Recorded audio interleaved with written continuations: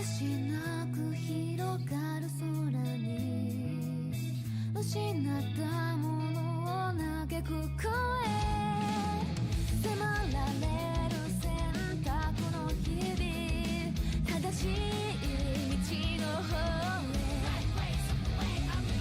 間違ってなかったと証明しよう。行き詰まって邪魔されても先を読むさ、この頭で全て手に入れる。高く高く飛べ、どこまでも行こう。不可能と思い込んでたものがなぜか小さく感じた見てる景色がそう先になったから叶うまで近い。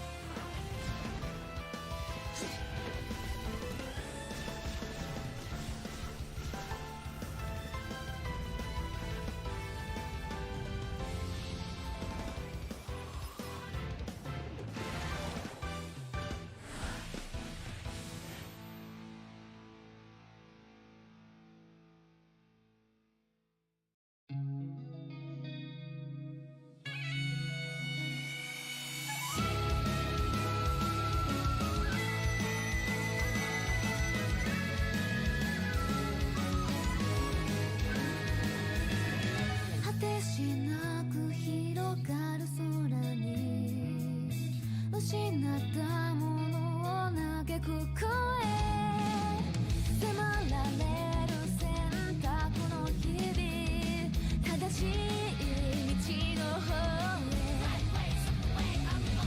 間違ってなかったと証明しよう。行き詰まって邪魔されても先を読むさ、この頭で全て手に入れる。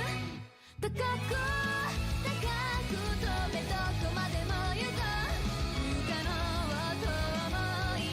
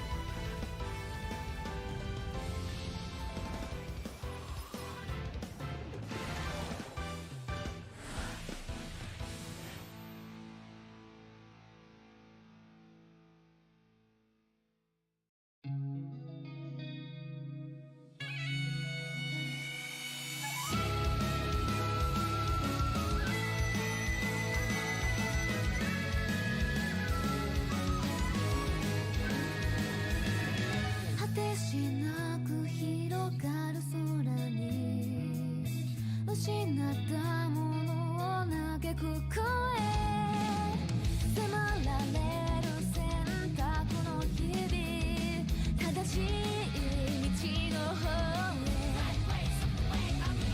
間違ってなかったと証明しよう行き詰まって邪魔されても席を読むさこの頭で全て手に入れる高く高く飛べどこまでも行こう不可能と思い込んでたものがなぜか小さく感じた似てる景色がそう先になったから叶うまで近い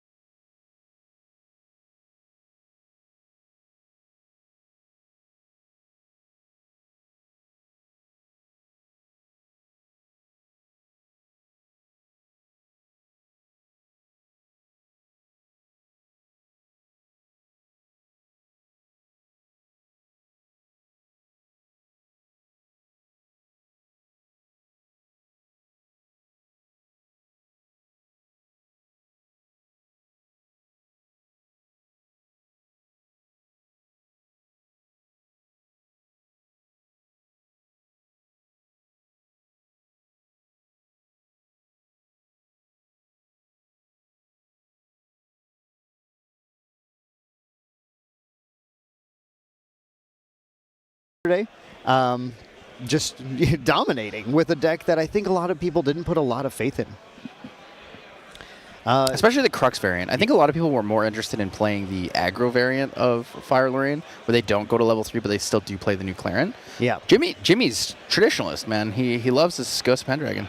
Jimmy really shows, I think, the viability of these level 3 decks when you know what you're doing, you know how to play the game, and you know how to manage your resources well to be able to reach those level 3 plays, get those powerful advanced element cards, when a lot of people really don't put a lot of faith in those decks. Yeah, it's just unique. It is. It's unique. It's a spectacle. It's wonderful to see, and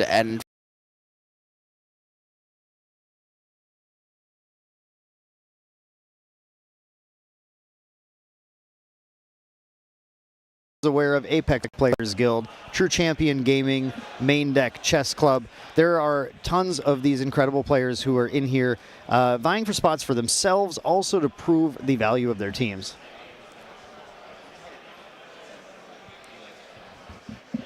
Oh, well, hello and welcome back. We are now here with audio. Good morning, everybody. It is day 2 of the North America Nationals here for Grand Archive. We're bringing you the best of content today. We're bringing you the best of players today. And we're bringing you a lot of interesting decks, interesting matchups. And I'd be interested to see some crazy upsets, because I know some of these matchups people are like, I've lost already. Yeah. And I would love to see them fight and claw back to get it. And I mean, the problem with that mentality is that the skill level of these players is such that you can't always just rely on, oh, well, this deck beats this deck, right? Mm-hmm. There is always an opportunity for these players to find lines, to find plays that you, in the average game, might not see. And so even when a match might look a little lopsided, we're not counting anybody out today, not a single player. And just in case we didn't have audio when we went over it, but let's talk, Tyler, about what the players are fighting for today. Yeah, so breaking down the event today, we have 6 World spots available and 12 Gauntlet spots. So that means there will be placements for Worlds up to 18, essentially. So the first 6 players will get their invites to Worlds fully qualified, and then players 7 through 18 will be making it to the Gauntlet, which is a last chance qualifier tournament the day before Worlds, where the top 16 will be invited to Worlds from that. Now keep in mind, with the Gauntlet, even if you do make Gauntlet and you get an invite, if people don't show up, it will not fill up extra slots. So if only 16 players were to show up, all of them would make Worlds. Yeah. I mean, I don't think that's going to happen. I'm pretty sure if you really make it to the Gauntlet, you're going to try to go to Worlds as much as you can. Or you maybe, unless you have some terrible, we had a plane de-icer hit one of our planes one time when we were trying to fly to Utrecht. So anything can happen, I suppose, but we hope that's not going to be the case. When the players make it to the last chance qualifier, to the Gauntlet event, then they are going to be competing not only for those spots, but everyone's actually, the cool thing about that event is everyone gets a cash prize from it as well, which is a sort of a way to sort of compensate them for flying, and even if they don't make it into Worlds. And then the half that don't make it in are welcome to play in the Ascent Worlds following that as well. So it's like a win-win situation, and all these players really want to hit those top 18 spots at the very least. And I believe on top of that, too, if you do qualify for Gauntlet and you show up, I think you get a super VIP package for Worlds, too. I think that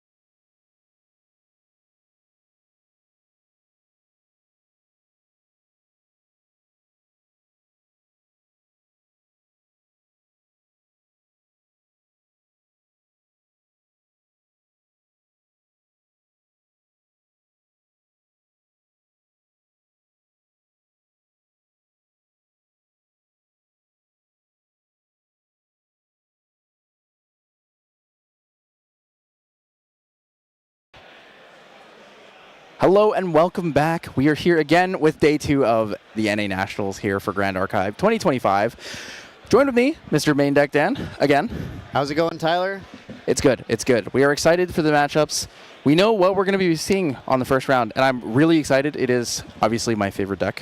Yeah, so we got a Wind Luxem deck piloted by the Rain Goddess, and we have the a really interesting Water Lorraine Merlin deck piloted by Sir Eek. We are going to be going live here very, very shortly here, going into, I believe they're going into Game 2 already. We did have a little bit of a delay on the stream. Oh. Okay, we're good. So we're going into Game 2 here shortly due to that delay in the stream, so we do apologize for that greatly, but we are going to be hopping in here and getting to see all of the action of this really interesting Water Lorraine Merlin deck against Tyler's favorite Wind Luxem. Yeah, my favorite Wind Luxem. So looking at the sideboards here, so the Wind Luxem's pretty standard for a lot of these things. We're going to be seeing a little bit of a difference though, 62 cards instead of the 61. We do have the one extra card here being the Zhangjiao Way of Peace. Now we've seen a lot of that in the Fractal deck. For this, it's actually it's quite a neat variable card, right? Yeah. Because it has all of those different modes based on how many cards in memory you have on resolution. You can actually use all four. You can use the 3 non-zero variants for the Wind Luxem deck. So you can either recover 4, glimpse 4, or in some cases, discard a card at random from your opponent's memory. Right. And that is something that we've speculated on its use in other decks. In fact, we've even, in the main deck team, we've tested decks attempting to use that memory rip and abuse it as much as possible, but find a lot of the time influence is the issue, putting down so many cards to play it, leaving you completely vulnerable. But how do you feel about putting that in a deck where your goal is actually to hit 10 plus influence? Perhaps as a way, you know, would you consider using this as tech against the mirror match once you get to that stage of the game to rip out their Lightweaver's assaults? That's kind of an interesting idea. It's a possibility. I think a lot of the time you tend to see the Lightweavers going into memory at fast speed. Right. So in response to my own Xander Blinding Steel trigger, I will activate Surveil the Winds, or Fairy Whispers, or I'll reclaim an ally, or 5 down for an Ensnaring Fume, something like that. So generally it's not going to be as impactful in the mirror in terms of the Luxem cards. I think what it's mainly focused on here is actually the Recover 4. It is like an earlier version of a Luxem site reveal. So you can use this to kind of get a better... we don't really have other ways to get life back, right? There's no way to remove damage counters in this deck outside of the Luxem sites. Right. So if you're playing a little more low to the ground, it's really difficult to get to that point. So having the option between Recover 4 or Glimpsing 4 just means you can find your answers faster. Right. And we have seen in other decks like Hanky's Wind Allies, he was running Zhangjiao's mostly as a way to gain that life as well, though did occasionally get glimpses as we saw on stream yesterday. So we are actually moving right into the match now finally with the Rain Goddess taking the first turn, getting that Spirit of Wind down. And Tyler, what do you think of this hand we're seeing? Surveil, Turbocharge, looks like a lot of action. Yes, there's a lot of very good opener, honestly. So Turbocharge is like one of the key cards for this deck. You're really trying to get the +1 off of that. Backup Charger into the Turbocharge does let you have 10 cards in influence a lot faster than normal. The Scatter Essence won't be super relevant, the one he just drew for turn in this matchup, but having the Sadie early in hand plus the early Surveil is really nice. Early Surveil is really underrated because Xander 2, Xander Deft Executor, the Proxy Vault card, says if you want to return... you can remove a prep counter. On enter, gain 2 prep counters. You may then remove a prep counter and return an assassin action or attack card. Now, having an assassin action or attack card in your graveyard already early on gives you the flexibility and option with using that. Right, that's exactly what you're looking for, and I love having the Turbocharge. Makes it pretty clear that a backup charger line is extremely valuable for building that influence like the Rain Goddess is going to be looking to do in this game. We do have Sir Eek moving to their turn, looking to take their first turn here now. As we mentioned, this is a Water Lorraine Merlin list, so we haven't seen one of these kind of at a high-level event, I think, since Utrecht. I think Utrecht might have been the last time we saw Chess Club Knoll bringing a variant of this, and Sir Eek has a really interesting version with a 64-card main deck, and some cards that you might not expect to see, things like, Tyler, your favorite ally in the game, I think, Sadie Blood Harvester in here as well. Yeah, Sadie, fantastic. I think Sadie in this deck is used for 2 reasons. One, water decks tend to have Korhazi Trappers, whether they're in the sideboard or the main board, so prep generation for that can be relevant. On top of that, though, Sadie is one of the most efficient allies when it comes to ally removal or board control, because at any point in the game, you can find a way to return her to your hand and regain that influence if you no longer need the pressure. Right, exactly. And Sir Eek did go ahead and just pass the first turn, a very common water tactic here. Moving on to the Rain Goddess's second turn, the backup charger, as we expected, coming down. Now they're looking at their hand and Triple just slice and dice. Yeah, there's a lot of slice and dice in here. And just going to figure out how to potentially do a turbocharge play here to draw some cards. Certainly looks like it's in the future, but before that, maybe Sadie, actually. There's a little bit of a debate going on here, what to put down and what to play, but I think you got to do the turbocharge right away. Yeah, turbocharge first is really nice because you want to draw into the cards and see what you can work on from there. If you draw a windmill plus a reclaim, if you draw another surveil wins. And another turbocharge. Yeah, so a lot of people tend to look at turbocharge as I only want one. I want to play it once, and then I want to see this card again. In these kind of high influence decks, it's not really as much of an issue if you see more than one turbocharge, because at the end of the day, you really just need influence. The number of cards in your hand is more important than having every single card in your hand be strong and relevant at every given time. I have moved up in some of these decks, especially like Wind Tristan, to also playing 2 turbocharge, making sure I increase my odds of seeing it. Here we go, Surveil into the Swift Recruit. Just going to be able to hold the fort, which is relevant here because Sir Eek's Lorraine Merlin deck is a deck that is playing a number of ways of actually getting some attacks in and dealing some damage. We do have the Inundating Clashes in there that can start to rumble right away. And then, like we mentioned, those Sadies, although... and Sadie's just fine here because you do not have the class bonus on the Agility 3 as you're not an assassin. So... just a thing that could potentially hold the fort down or just start dealing some damage because, of course, Tyler, like there's all about the slice and dice kill that you're looking for, trying to get the numbers right. Yeah, so the chip damage here is pretty important. Like we're gonna see the Swift Recruit here early on, right? Swift Recruit is gonna be turned to the side here. It's gonna actually attack. And then generally you don't do that with interceptors, right? You want to leave them up. Henke talked about that in his list. He's like, I was a little greedy. Turned my interceptor, died instantly. Yep. But what's really important here for Rain Goddess is actually to look for this chip damage. If your opponent doesn't level up right away, finding ways to push damage so that you can get the benefit of going to an early slice and dice kill. Now, in recollection here, Sir Eek actually chose to use a Refracting Missiles for 1 into the Swift Recruit because he wanted the Dungeon Guide. He had the 2 Dungeon Guides in his hand early on. Dungeon Guide will kill the Swift Recruit, and then he'll be able to use Merlin Memory Thief's ability and get a level counter immediately. So he's progressing his game state at such an efficient rate. This is like the iconic Merlin play. We always see Merlin players going from level 1 Dungeon Guide to 2, and when you see your opponent do something like put a Swift Recruit down there, it's sometimes, I would actually venture to say, sometimes a little bit of a misstep against Merlin, and one that I make quite a bit, which is putting an option for floating memory in there and giving them that line to go ahead and go, okay, if I take that out and level to 2 this turn, I immediately get to eat that, get that level counter. And the pace gain that Merlin gets from that is really, really massive because it means when the Merlin player goes to level 3, in the Recollection phase, they gain the additional level counter, they hit that even amount, they draw that extra card, and they make everything back up while their level has also progressed faster. Yeah, it's a little interesting. So these players actually do know each other. They're from the same region, and I'm a little bit surprised that the Rain Goddess chose to play a Swift Recruit, knowing he's going to be playing against a Merlin, right? I can say that I do that all the time, even though I play against Merlin players all the time, too. I just always make that mistake. Yeah, so we're going to see the level up here from Rain Goddess. He's going to banish the Turbocharge. Actually, a very lucky banishment there. He's going to lose the card that is probably the least useful to him in the deck. That was exactly what they wanted to see, 100%. Glimpse 2 there. We did see a Sirocco operative as well as an Ensnaring Themes. I believe one of those was bottom. The Sirocco is drawn into hand for turn. Still have those Scatters in here, which again are not a useful card. Another one that they'd be looking to banish on a level up. As far as the game plan here that the player's looking for, obviously, Tyler, can you speak to kind of what the end game is looking to be for the Rain Goddess if they're going to end up winning this game? What are they trying to achieve? Oh, heavy influence. Heavy influence. This is a Luxem game. You're playing against Merlin. You're going for Luxem. You're trying to have probably somewhere around 14 to 15 cards in hand. Slice and Dice plus a Lightweavers with an Incapacitate at minimum. And then potentially pushing damage with either Poison Dagger with allies on board. There's a lot of like different directions you can go. The thing is that you're going to have to deal with a Majestic Spirit, so you're probably holding your Incapacitates for all of these Incarnate Majesties, right? Yeah, exactly. And I would say it's probably a little bit of a tighter matchup and a tougher matchup for the Merlin player in this case, because especially with the Water Merlin deck, you don't have any of those like gigantic fireball kills that the Fire Merlin would have where they can kind of just go over the top.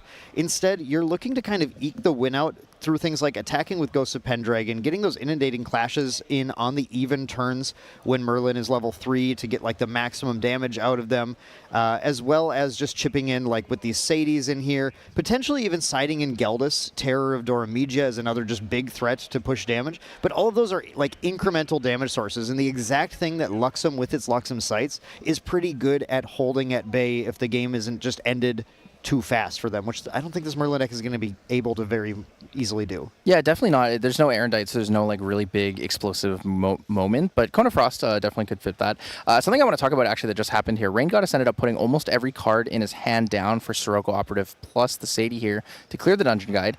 Sir Eek, which your pun was great, talking about eking out the... I caught on to that one. Thank you. Sir Eek had 3 cards in hand, so there was a huge risk for Rain Goddess to lose the Sadie there because he only had 1 card in hand, so no way to activate the ability. There are other ways around this, right? Xander does have preparation counters. You can take out the Mercenary's Blade and use that with the Sadie to kill the Dungeon Guide for a safer form of Agility 3. But he wasn't punished for that. Yeah, true. And that is something that, like, honestly, this Merlin deck doesn't have a ton of ways of having the fast speed removal that would actually deal with it. Things like Cone of Frost are actually slow speed. We do have the Cerulean. Yeah, the Cerulean Decree is a way that could have prevented the damage, but wouldn't have necessarily punished that. He could have just frostbinded the activation of Sadie, which is what I was thinking was going to happen. That's very much, yeah, that's very true. That's very true. That sequence was a little tight because the Frostbind was an opportunity too. Yeah. Okay, so this is interesting. Rain Goddess goes for the Poison Dagger on this turn. So Poison Dagger adds the math really fast on ally push here. So what we're looking at is going to be 1 from Poison Dagger next turn, 2 from Sirocco, 3 from Sadie. Return Sadie to hand, replay Sadie for another 3, activate Mercenary's Blade if you can get 1 more preparation counter, and then it's going to be Slice and Dice for 12, or it's 11 without it.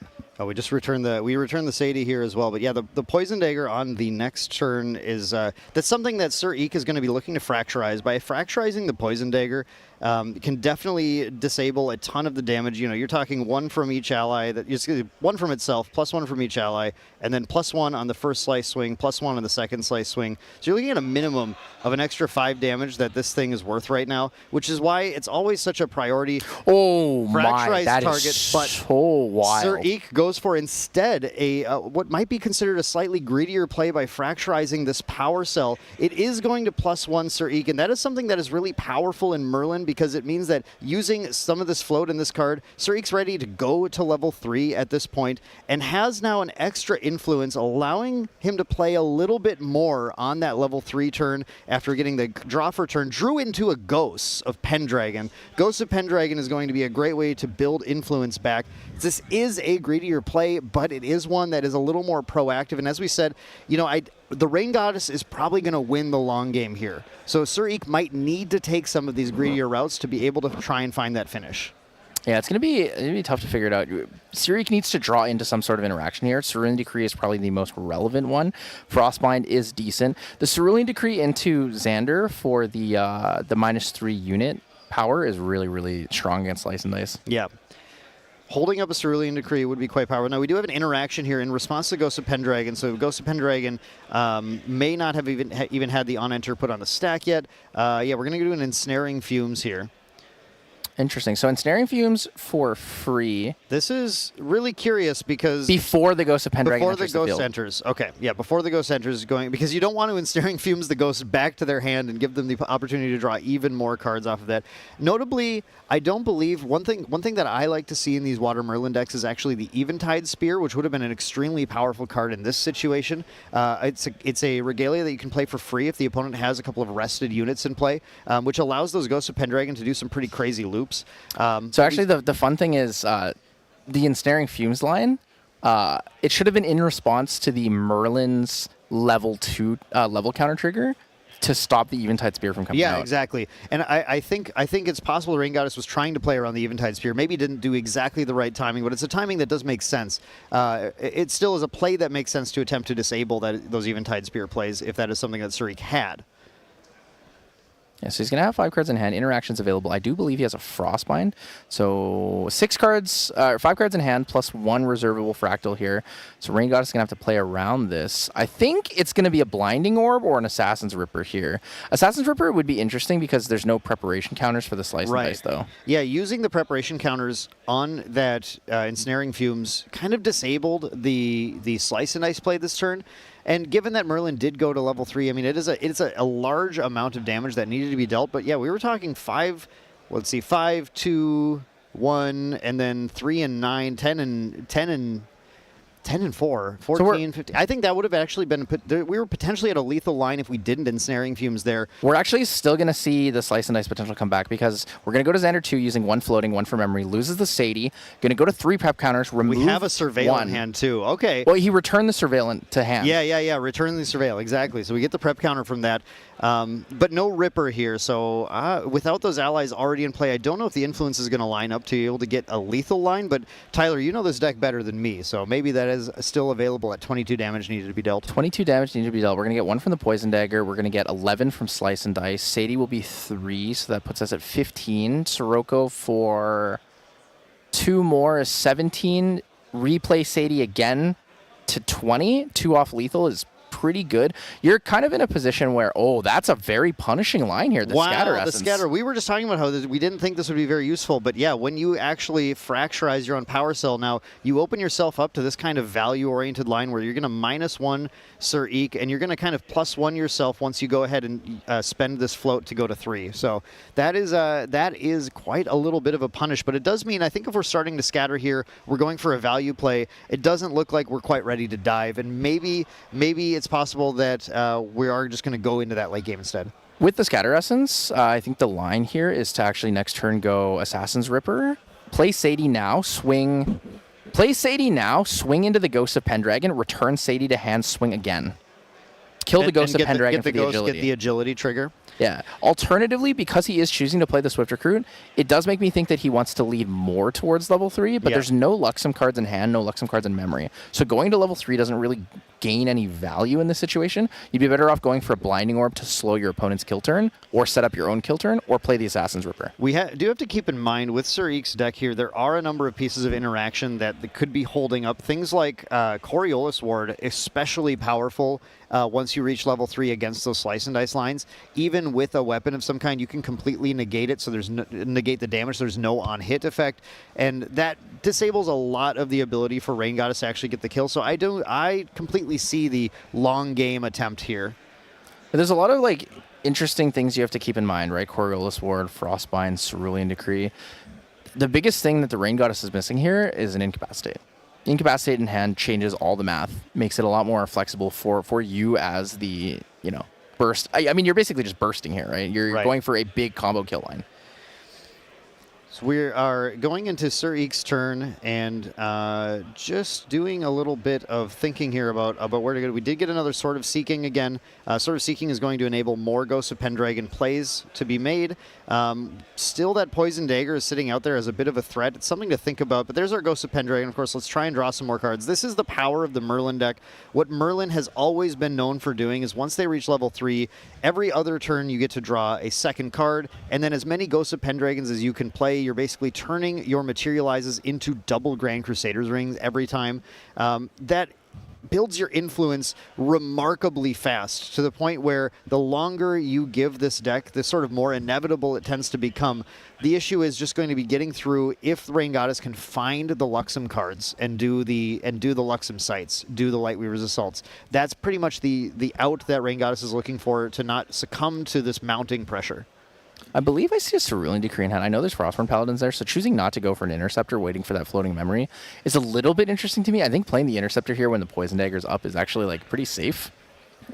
Yeah, the Interceptor would be a pretty safe play, but then there are things like that, the Ensnaring Fumes, that can completely disable that as well. And we saw how quickly preparation counters can be gained as well, especially if we find some more Surveil to win. So I do wonder if Sir Eek is worried about committing too much to board with the amount of Ensnaring Fumes these Luxem decks are running right now.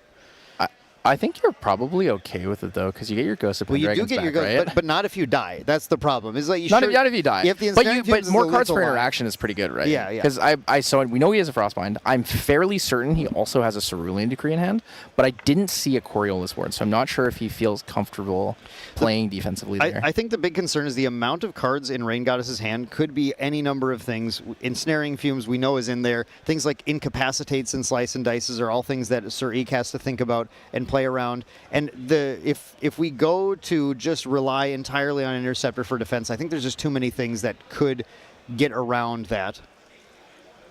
Interesting moment here. So we're going to go 1 down for a Fairy Whispers with 1 card in hand.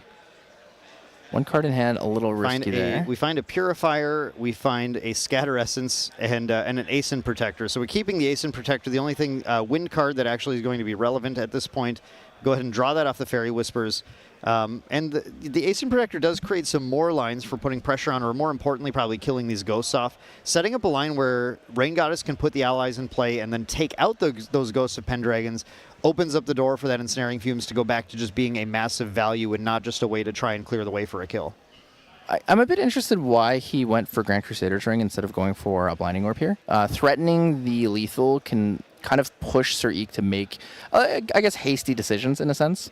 But we are going to see the Windmill Engineer here, showing he has another Windmill, because obviously we knew about the last one.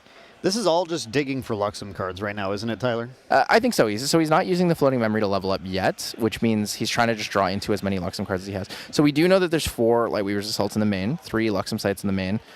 I think the attempt here is just to ace in the Windmill back and then maybe replay it. And instead of going for Slice and Dice lines here, we're probably looking towards just playing for a free Ensnaring Fumes.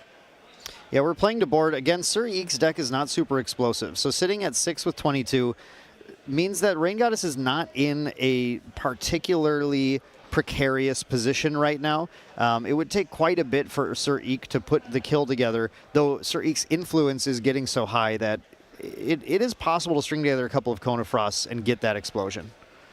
Yeah, the explosion would be really big. The thing is, Rain Goddess does have 4 cards in hand, so we can see the Veiling Breeze and also the ability to pay for a single Cerulean Decree or a single Frostbind. It does not take a lot for Veiling Breeze to stop the entire Cone of Frost damage.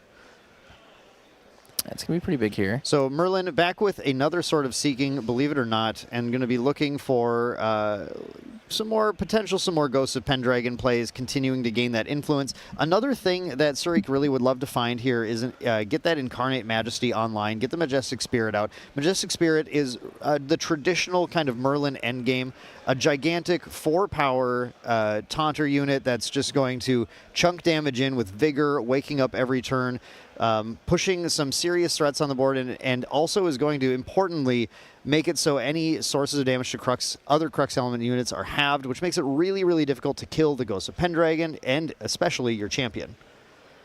So we're in an interesting position here, a predicament. Rain Goddess may want to play the Ensnaring Fumes to save the Ace Protector, but giving Sir Eek back the Ghost of Pendragon just to replay it onto that sort of Seeking is risky. Exactly. We used a Refracting Missile to ping that 1 damage on there. It would be obviously a silly play to Ensnaring Fumes at that point in response to the 1 damage. Now the Ghost coming in for 3 means that, yeah, what a choice that has to be made here. Giving back the Ghost with that sort of Seeking is rough, and Rain Goddess decides, no, that's not worth it. I can't give you another Ghost right now.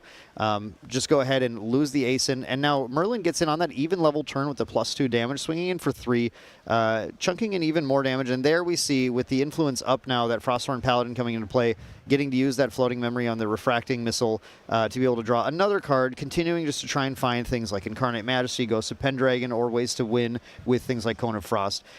Ideally, if Sir Eek can push Rain Goddess's influence enough to the point where he can play this Cone of Frost with the ability to Cerulean Decree or Frostbind any of the interaction, like the Veiling Breeze, that is how Sir Eek is definitely going to get that closer.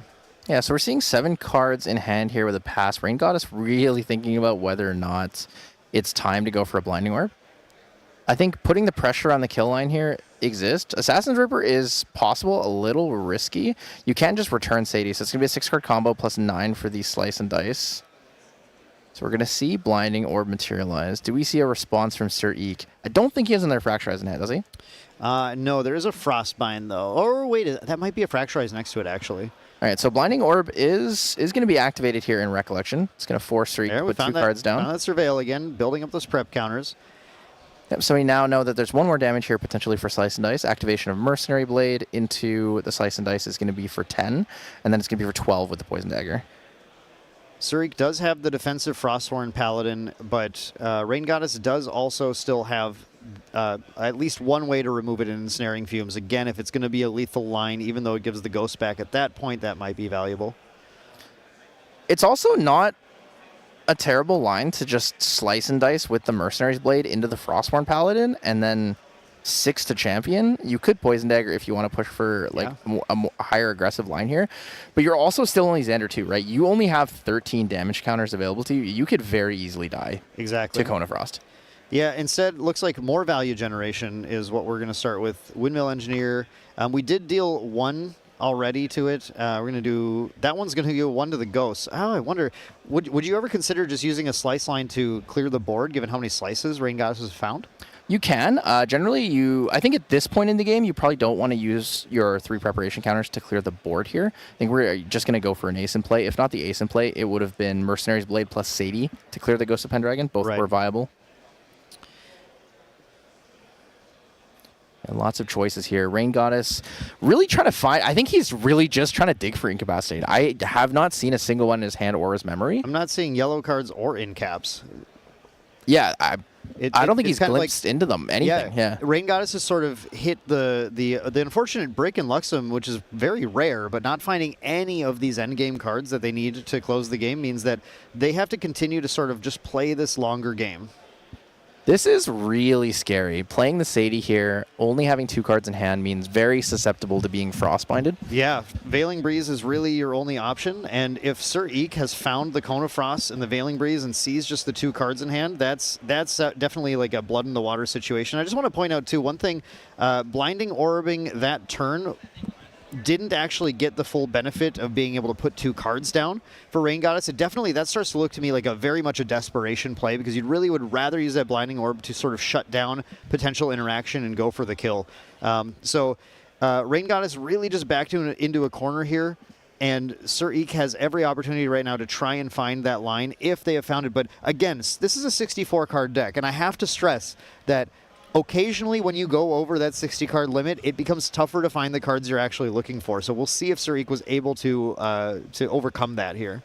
I think both of these players are really struggling to find their key cards. I finally see the Incarnate Majesty here for Sir Eek. So he does have that available. But, I mean, everything else, like, just not really seeing any more Ghosts of Pendragons. We're putting the cards down. We're doing math now. You can tell this is the math. Like, am I lethal if I play this into this? Can I hold up Frostbind and still get there? This is the moment, and at least we know that Sir Eek can smell that this is a good opportunity. We see a Cone of Frost in hand, so we're going to start with the Cone of Frost and see how Rain Goddess responds. If they're holding Veiling Breeze still, they have to use that at this opportunity, or very likely the game is going to be quite over for them. Yeah, it's really unfortunate that the Sadie went down there, because this. I mean, so this is going to get a Frostbind 100%. Yeah, there's the Veiling Breeze. Follow up with the Frostbind. The Cone of Frost is going to deal 6 damage. The Frostborn Paladin is 3 more. We have 6 from this. 3 from this is 9, 18. And then it's just 4 more damage. And that Incarnate Majesty, like you said, is in hand. So that is a lethal line once this Frostbind resolves. Yep, that's the Incarnate. That's the Incarnate payment there. This is the math for... This is Frostbind, and this is Incarnate Majesty. Yep. Bottom's already paid for the Cone of Frost, yeah. Yep, just making sure you double, you triple check. We are, again, vying for world spots here, so you don't want to miscalculate your math at any point. Yeah, the other option is you don't even necessarily need the Incarnate Majesty. There's a Frostborn Paladin in hand. Swing 1 with your champion. Frostborn Paladin, banish the Rising Tides. Will be 4 damage as well. Yeah, that's true. There's lots of options here. So we're going to see the Frostbind, and this is going to be the game here. So the choice to play the Sadie was really, really, really unfortunate. Yeah, they're just... Rain Goddess, like we said, was just in such a rough spot. The draws were really not coming up right. Without even an Incapacitate in hand, you could have at least... Interesting. Oh. Choosing to clear board. Okay. I am not sure what the math was here on that, but I do believe, I mean, we calculated the math out. I think we had a lethal line. It's always entirely possible that a player doesn't quite see Extricating touch. All cards down. Okay, now we need to recount the math. Slice and Dice is available. Yeah. Assassin's Ripper is available. Slice and Dice with Assassin's Ripper is Poison Dagger is 18 damage. 18 plus 7, 25, needs 3 damage. Sadie wins the game. I think it's lethal. I think the game's over now. I think so, and I can't help but think there was a miscalculation on the math there, because I don't think there was anything left that Rain Goddess could have even been holding on to not lose the game at that point. Yeah, everything was being sent, right? So 15, all we need is 7 more damage here. So 7 damage comes from the Frostborn Paladin for 3, puts him at 18, 4 away. You can... And you had swing and other Frostborn Any of the Paladin, yeah. Yeah. And he has Incarnate Majesty. So like options were fine. You swing for 1 to break one of your swords, your Incarnate Majesty is cheaper now by 1. That's an unfortunate situation, and it gets very complicated in a game like this, especially when like we said, we expect the Luxem deck to be the favored one in this matchup. So and there it is. Assassin's Ripper's coming out here. It's going to get paid with I believe, the Swift Recruit. And yeah, so that's going to come in for 15. So Poison Dagger for 1. Poison Dagger as a class bonus. Every time you take damage, you take 1 extra damage. And it's a replacement effect of whatever the damage sourcing is.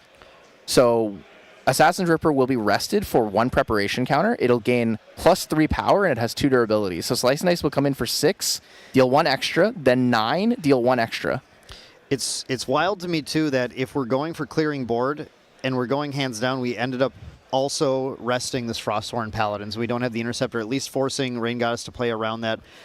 Even doing something like starting the turn with the Extricating Touch, if that's really what we're trying to do, to see like what's actually going to kill me in these cards, might have been sort of the safer line if you're trying to play that mid-range strategy. I think instead of the Extricating Touch, you just play the Frostborn Paladin. Even if you don't swing with it because you don't see the lethal, just leave it up. Yeah. Interceptors are great. Yeah. Henke talked about this. He said, this is the deck you need to leave an Interceptor up against, right? You get a little too greedy, and the punish is really bad. The clapback from these Assassin Ripper Slice and Dice lines are insane. Yeah. I have to point out, it's very worth mentioning that players of Win Luxem who are at the caliber that we're seeing here today are rare.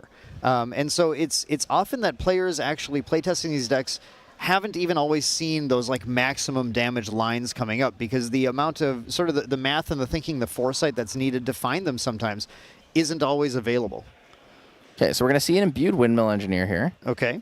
Now we do, given that we went Ripper, we do have to be going lethal still here, right? Poison Dagger comes in. The dagger. Okay, All right, so let's count it out. So 1 from the Dagger. 1 from the Dagger. This is going to be 2 now due to Dagger. It's +1. Yep. So this is 17 from the Slice and Dice prepared. And the Sirocco's the last piece of damage. Sirocco is going to be another 2 damage from that. And then, Slice and Dice prepared is going to be 6 on the first, +1 is 7. And then 9 + 1 is going to be 10. So that's our 17 damage right there. 17, 19, 21. There's our lethal line. Yeah, very unfortunate situation where I think it was just a missed math on the Merlin player's side. It's a little bit unfortunate. I mean, there were also lines earlier where Rain Goddess really could have pushed for like a very close to lethal. Yeah. Pushing Surik into a position where he had to expend his influence to stay alive. When you see so many Slice and Dices in hand, it is totally possible to just go, I'll start with a Slice and Dice, see what happens, and then do another Slice and Dice in the next turn if we do another preparation counter setup. There's a little bit of a worry from both players about like what's the clapback going to be. Do I need to be clearing board right now? And the math isn't always simple.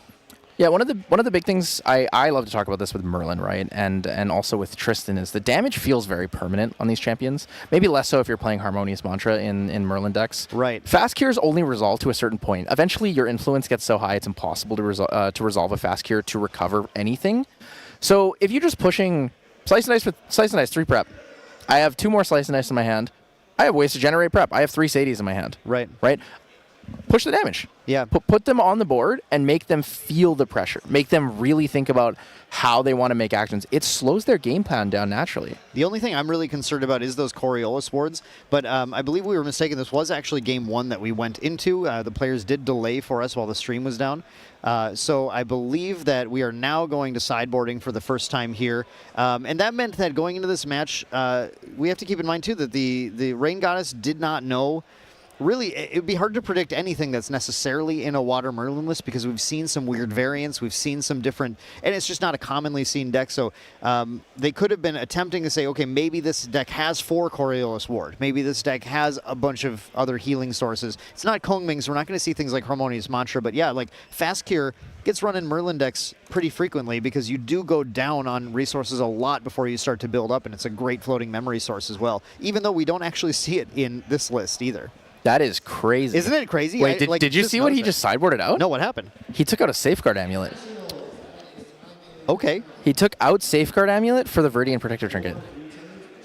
So Rain Goddess took Safeguard Amulet out against the deck that showed Cone of Frost was. I think he values the Terrafring more because when you're siding for this, generally you have to take out the Safeguard Amulet or the Terrafring. Right. Or if it's a really fast matchup, you would take out the Poison Dagger. And the Viridian Protective Trinket is going to be a really, really massive card in this deck because Sir Eek is going to be looking to hold up cards quite a bit just to interact and not get that kill line, especially if Rain Goddess's draws are a little bit better this time and is able to start to build up to more threatening board positions.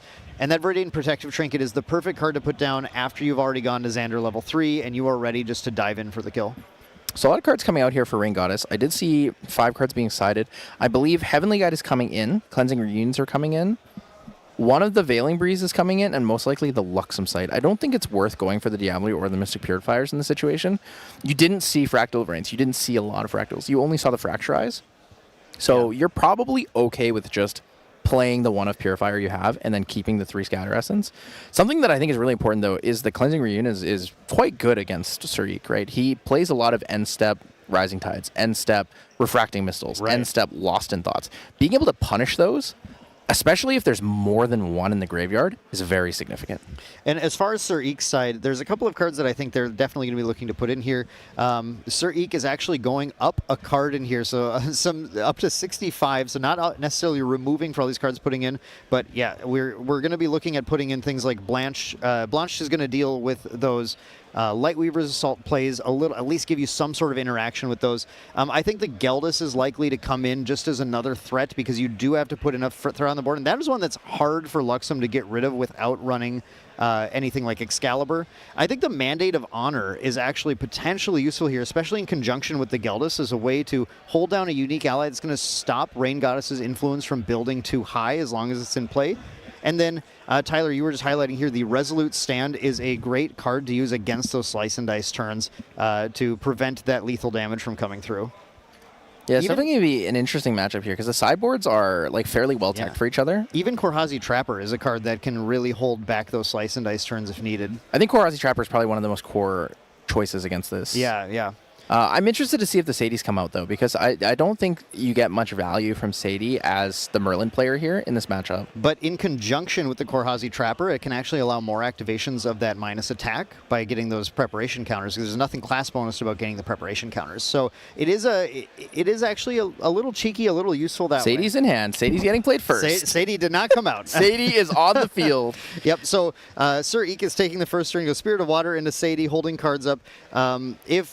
If he's looking at a Korhazi Trapper in hand, there's a potential here to gain multiple preparation counters, and despite not being an assassin, use that Trapper to kind of hold back any of that aggressive, explosive lines that Rain Goddess might be looking to take to win. So it does have the Cleansing Reunion in hand. I see Reclaims as well. I don't see a Windmill Engineer, though. I think Windmill Engineer would be like the goal to have. So we're probably going to see Sadie swing champ. Sadie. Yep, Sadie into Sadie. And swinging into Sadie is usually bait here, but they're going for it anyway. Does Sir Eek... I think Rain Goddess might have a second Sadie. Rain Goddess does have a second Sadie. Yeah, trading Sadies is good if you have two. The value of it's actually really good, especially if you know that your opponent's going to try to go for... Interesting. So he's going to return Sadie to hand here. Get the prep counter. Yeah. I think another interesting thing here is Rain Goddess did put down 2 Stifling Traps, and Stifling Trap is a card that could have been held to respond to the trigger. There's the Mandate of Honor.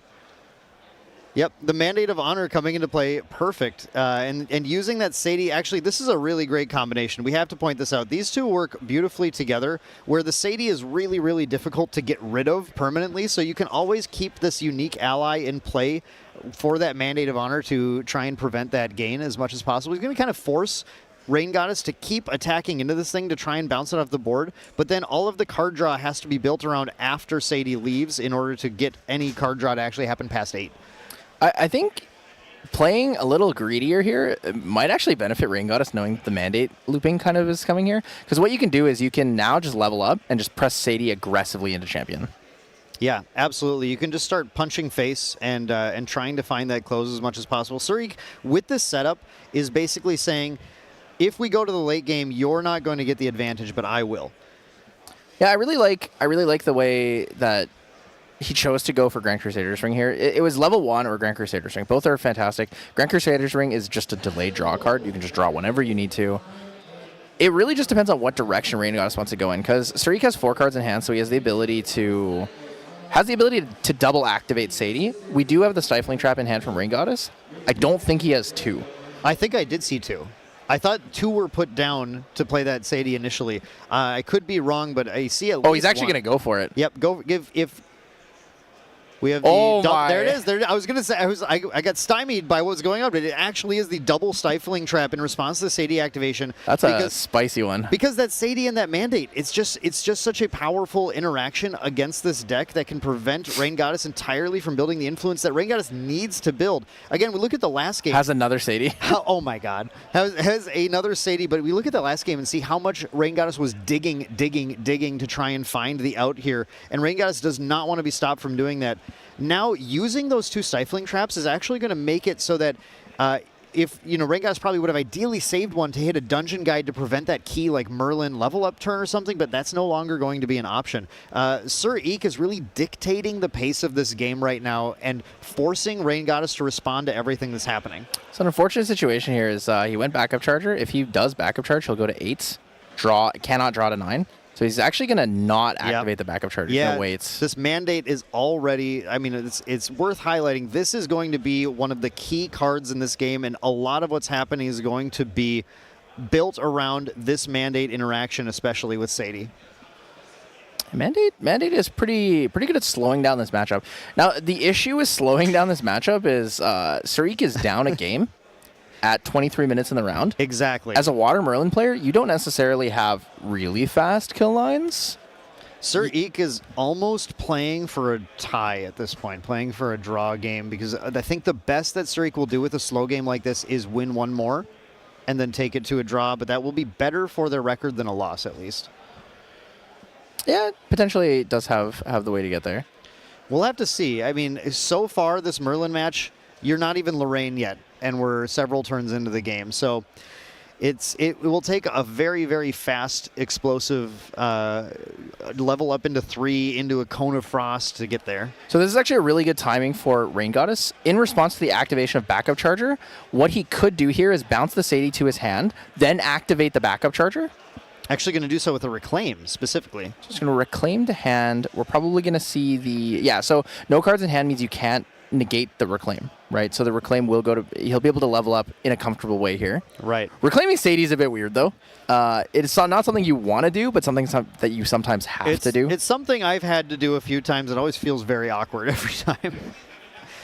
Oh, there it is, Trapper. And so this is a you cannot slice and dice me kind of angle for the game. Yeah, Sadie Trapper has now created a very, very difficult line for Rain Goddess to get any sort of early kills. With that mandate also slowing down, we still are keeping the cards in hand to return Sadie. Again, it's just dictating the pace of this game. Yeah, so it's playing a really slow, control-y matchup here. Rain Goddess not going to be... So can't go for slice and dice lines with the Korasi Trapper. It's very difficult because the Trapper's there. And then when we look at, the ability to play Luxem, it's going to be difficult because you won't be able to draw so many cards. You won't be able to get a double Lightweaver's line, right? You're actually going to have to chip with Reveal Lightweavers instead. Right. Which is such a slow win con for the deck to eventually get there. But Rain Goddess, honestly, is probably just looking to get to Luxem with 1 or 2 Luxem sites. Because stability here in a slow game when you're up 1-0 might be the only way to get there. Exactly. Keep in mind, you go up a game into this round. If we think Sir Eek's best thing they can do going slow here is to end up drawing the game, if the game doesn't end, then Rain Goddess is going to be up a game and win the match. Yeah, because extricating touches at slow speed, so as long as you hold some sort of fast interaction or you have a Sadie on the field, you're able to put down those Luxem cards on the Xander Blinding Steel trigger. Well, remember, extricating touch doesn't only hit memory. It can hit hand as well. The gamble, though. It is a gamble, but it is a gamble that Sir Eek is able to win. But if you have both, you just split them, right? 1 and 1, because you don't care if you lose one. You just need to have one. Well, what about the second extricating touch then? It would be a little wild, I think, if he drew both of them and played both of them early enough to have that impact. Yeah. It is possible. It's possible. It's possible. Also, double Reclaim in hand here for the Rain Goddess. Sadly, nothing really to pair into that, because right, you want to generally play the Windmill. This Mandate is probably one of the more crippling cards against this deck. It really is. It's just there's not a lot of decks that can utilize Mandate super well. Another important thing, too, is that this Korhazi Trapper now is also going to be able to protect this Sadie by just being able to -3 any attacks coming in, which is another layer of protection on the Mandate of Honor that we can expect to see.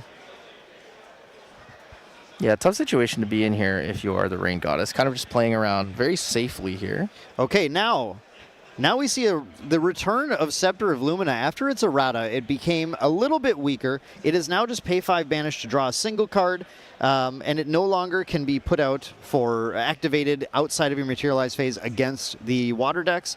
But still, in this Merlin deck, when we get to play the slow game, when we've already slowed down the game well enough with Mandate of Honor, with our Korhazi Trappers, now we can put out the Scepter at level 0 and get a total of 12 damage from this across leveling from 1, 2, 3, which is going to put a significant amount of pressure ultimately on the Rain Goddess to try and close the game, which Sir Eek is dictating the pace of this entire time. Yeah, it's tough because... Okay, also one more kind of neat thing with Scepter of Lumina. Since it's level 3, you can actually choose to banish it if you have Merlin 2 with the level counter. You could, but you don't get the damage. And I think the damage. I feel like the damage for Sir Eek is a very important part right now because again, this isn't a deck that can just super double fireball, do 1,000,000 damage. It's got to piece together its kill. Yeah, it's tougher there. So he does have the 3 Cone of Frosts. I think something that the Rain Goddess could consider doing here is, even though there's a Korhazi Trapper on the field, going for a Slice and Dice line with the Mercenary Blade means you still can get the on-hit effect because only 3 power is removed. Right, you still get 1, but it's going to be significantly hampered its ability to deal damage. We did see the level 2 to Deft Executor here, banishing 2 Reclaims, which is a very reasonable thing to hit, especially with the lack of good allies to return. And it looks like it's going to be the Stifling Trap? I think he might actually not return a card Just and instead go for the backup charger and then turbocharge later down the road. Because right now you do have the access to that Slice and Dice line that I talked about. Yeah. So he is going to return the Stifling Trap. No, we're going to get the Stifling Trap. I mean, paying 1 prep to go +1 influence is usually a pretty good trade still. Even if the Stifling Trap is the Stifling Trap now actually seeing the Scepter of Lumina might be a very relevant thing on that dungeon guide just to prevent any surprise kind of bursts from happening. Actually, I think a decent play right now is Stifling Trap into the Korhazi. Korhazi Trapper is a 1/3, right? So if you Stifling Trap the Korhazi Trapper and then you Slice and Dice it with the prep counter for the Mercenary's Blade, the 1 will kill that. You can get the kill and then on you can it. also go 6 into Champion. Yeah. It's actually an interesting way to put and pressure damage here if you wanted to. Yeah, there are definitely some interesting lines that the players have to come up with here to be able to get through this board that Sir Eek is building out.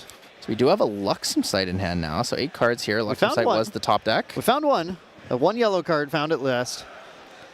The Rain Goddess has to be cursing the ability to find these yellow cards, but being up a game certainly feels okay for them right now. I think Rain Goddess is thinking about what to put down to banish to level 3. Because if you want to, you can actually play Sadie, put 3 cards down, level to 3, and then in response to your level 3 trigger, that's when you would utilize your backup charger. So you're going to regain your influence, you're going to put down the Luxem Sight that you want to put down to recover, and then on top of that, you also have the turbocharge in hand already, available to regain your influence back up towards that 8. Right. We have a Refracting Missile coming in, just going to chip a damage on the champ. Cleansing Reunion in hand. Is this when it happens? Cleansing Reunion in hand as the option could banish the Refracting Missile. Yeah, and force Sir Eek to take a random card to level. But it's also giving up a lot of potential value on the Cleansing Reunion here. But I think... What a debate. What a debate. I think it might be worth it to use it now. I think using it to cycle it out of your hand so that you can get other cards soon because of the Mandate of Honor interaction. Like, right. You're in a place where you can't really draw that many more cards, right? You have to keep playing things to be able to keep drawing with that Mandate in play. The only downside to using the Cleansing Reunion right now is that because it costs 2, you won't actually have enough cards to level up with. Sure. Yeah, we did go for it, though. That means Tariq is still going for the level, going to Lorraine level 1, just going to lose a random card, hoping it's not Dungeon Guide. Well, let's see if they have additional Dungeon Guides. I believe it's 2 Dungeon Guides. Probably 2 Dungeon Guides in hand. That'd be my guess. Yeah. There have been so many cards drawn that I think a second Dungeon Guide is quite likely right now. If that were the only Dungeon Guide, I could even see Sir Eek deciding not to level this turn, although I think with that many cards, it's reasonable to take the risk, especially with the pressure mounting from Scepter of Lumina. Yeah, we're in an interesting position, right? 5 cards in hand. Ideally, you would want 6 cards in hand here, make a fast action, and then be able to level up, use your backup charger on the stack of your trigger, but not quite available to do that right now. Yeah, not quite. And notably as well, as far as any Dungeon Guides plays, there are no floating memories in any graveyard, meaning that we could go to Merlin level 2, but we don't get that sort of like pace upgrade that we're really looking for. Instead, Sir Eek might be looking to do the traditional level to 2 in the materialize phase, then go Dungeon Guide to 3 to kind of spike 8 damage from this out of nowhere. Which, if Rain Goddess does not get that Luxem healing online soon, it's actually like they've already taken 11 damage, plus 8 from that 19. Like, they're so close to actually just being lethaled by Merlin level 3. Yeah, last turn really needed to be that Sadie. Needed to find a way to put 3 cards down, banish to level up, and then still hold the cards available for backup charger. It looks like Rain Goddess is going to use backup charger in end step here to level up, most likely. So drawing 1 to memory is a bit risky here, because you're not going to get... You might put like a Lightweavers down there. Yeah. It's entirely possible, and you know, it's actually, given that the players still have just under 15 minutes left here, if Sir Eek pulls together that like Dungeon Guide to 3 win next turn, then there might even be a chance to play out that third game and find that second win. Yep, 15 minutes here in the round. Still time available to win games. That Mandate really slowing down the pace and the setting that the Rain Goddess wants to play here with the Wind, Luxem, Xander deck. I think a lot of players have underestimated the power of Mandate of Honor. It seemed like a card that players were excited about when it was first revealed, but then it did not see a lot of play. But you see a game like this, and you see the interactions with Sadie, and suddenly that card starts to look quite a bit spicier in the right matchup. We do see that level to 3, Tyler, that you're talking about, the Blinding Seal. So here's the risk now, is if you don't have a fast way to activate... To put cards in memory, then you take the risk of, again, the Extricating Touch, right? The Extricating Touch at this point is risky. If you had gone in the opposite order with the Sadie down first, swing Sadie to face, lose Sadie, whatever it happens, banish those 3, in your recollection on the trigger of Xander, then you can put down your Luxosite. You get that first reveal trigger, you get that first heal trigger, and that's really important. You need to recover that 3. You're at a place where you are 11 damage off, like... Okay, you can take 8 from Scepter, 1 from Lorraine, and then immediately take 1 from Trapper. Yeah, that's 10 damage. You're 1 off lethal. Not getting the heal this turn, the turn you level, might actually be the most impactful thing, other than the Mandate of Honor in this game. Is that a Windmill or a Lightweaver's drawn into hand there? Looks like a Windmill. There's a Diablerie in hand, I can tell you that. Grand Crusader's Ring has already been used, so the Diablerie is not going to be valuable here. Unfortunate. I love a good Diablerie. It's a little unfortunate here. So thinking about reading Trapper here, wants to see if Slice and Dice is available as an option. Yeah, with only 3 preparation counters, we're not quite to a level where Slice and Dice is going to get there. Instead, it looks like we're going full hands down to get Sirocco Operative. I think maybe debating between that and the Windmill Engineer. Yeah, there's the Windmill Engineer play instead. Let's just draw another card because this could be a Luxem card. This could be what we're looking for. I think it was a Turbocharge. It looked like a Turbocharge. So not exactly what Rain Goddess is looking for, considering they just used their Turbocharge on their Power Cell. And then here we go. I am going to level to 2. Please choose 2 of these, and we're going to lose. Oh, Cone of Frost and a Frostbind. The Cone of Frost wasn't probably the best thing to lose. That might have been one of their outs to close the game off this turn. But they're holding the... We do see the Dungeon Guide in hand. Look at the amount of influence that Merlin was able to build by slowing down the game with Mandate of Honor. So we're going to go D-Guide. I think... Is that another Cone of Frost? Wait, it doesn't... Does he have a Dungeon Guide in hand? Yeah, there's a Dungeon Guide to win the game. Yep, we have Dungeon Guide. That's 4, 5, 6. Oh yeah, and the swing with the sword. Yep, That's lethal. That's lethal. That's Dungeon Guide for lethal. Sir Eek looking to close the game out here right now and move on to game 3 as quick as possible, and might actually have the opportunity to get that game 3. Assuming we attack face again. We need to attack face. We need to take the lethal line. Okay, there we have the scoop. The power, look at this. Scepter of Lumina. Again, another card, Scepter of Lumina and Mandate of Honor in this game. I would say 2 Regalia cards that have been very underestimated in recent times, just due to how the meta has shifted and how the Dex players are playing. But here we got to see a lot of raw power from those cards. Yeah, this also shows, like, I think this shows really well how punishing it is to make significant influence mistakes on Wind. Yeah. Wind really suffers from being on the back foot unless you're kind of more of an allies focused deck. So losing the 2 Stifling Traps at the beginning of the game means you cannot at any point stop a Ghost of Pendragon, a Dungeon Guide, anything strong with an on-enter trigger, right? So that's already a little bit unfortunate, but going down that low to kill a Sadie, to have the Sadie immediately replayed because there's another Sadie, is unbelievably, because now you have no way to clear that Sadie. I have to point out, though, that, like, I think there's a gamble that you're taking there. In a 65-card main deck, you kill one of the 3 of Sadie. What are the odds that the second one is in the hand, like on the opener, when we've barely actually progressed from the game? The odds were... the odds I would say were in the Rain Goddess's favor. It was unfortunate, though, that the second Sadie was there, and that Mandate of Honor just got to completely control the game at that point. Yeah, it's tough. It's tough. There's a lot of things that make it a little more difficult to get around. Mandate of Honor, I mean, it really made its mark there. That was a fantastic option here. Like, Sir Eek dominated that entire game because of the Mandate of Honor, because of Sadie. Yep. Right. Earlier today we talked about it, actually. I said I think Sadie is the best unique ally in the game. You did say that. In this situation, it is unbelievably strong. It is by far the best for this. It was remarkable. I think a lot of players after this are going to start looking at Mandate and start looking at Sadie and decks outside of Assassin even more.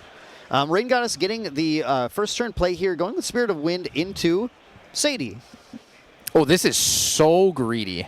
Yeah, look at this. Sir Eek passes turn, going to Spirit. I love to see that. And then we go Power Cell, full hand down. Sir Eek has no response. There was an opportunity to kill the Sadie there with no cards available to return it, but Sir Eek did not have what was needed to do so. I respect it. You're kind of in a place where you need to really, like, pressure the game, right? You don't have... Okay, so I see 2 Incapacitates in hand here.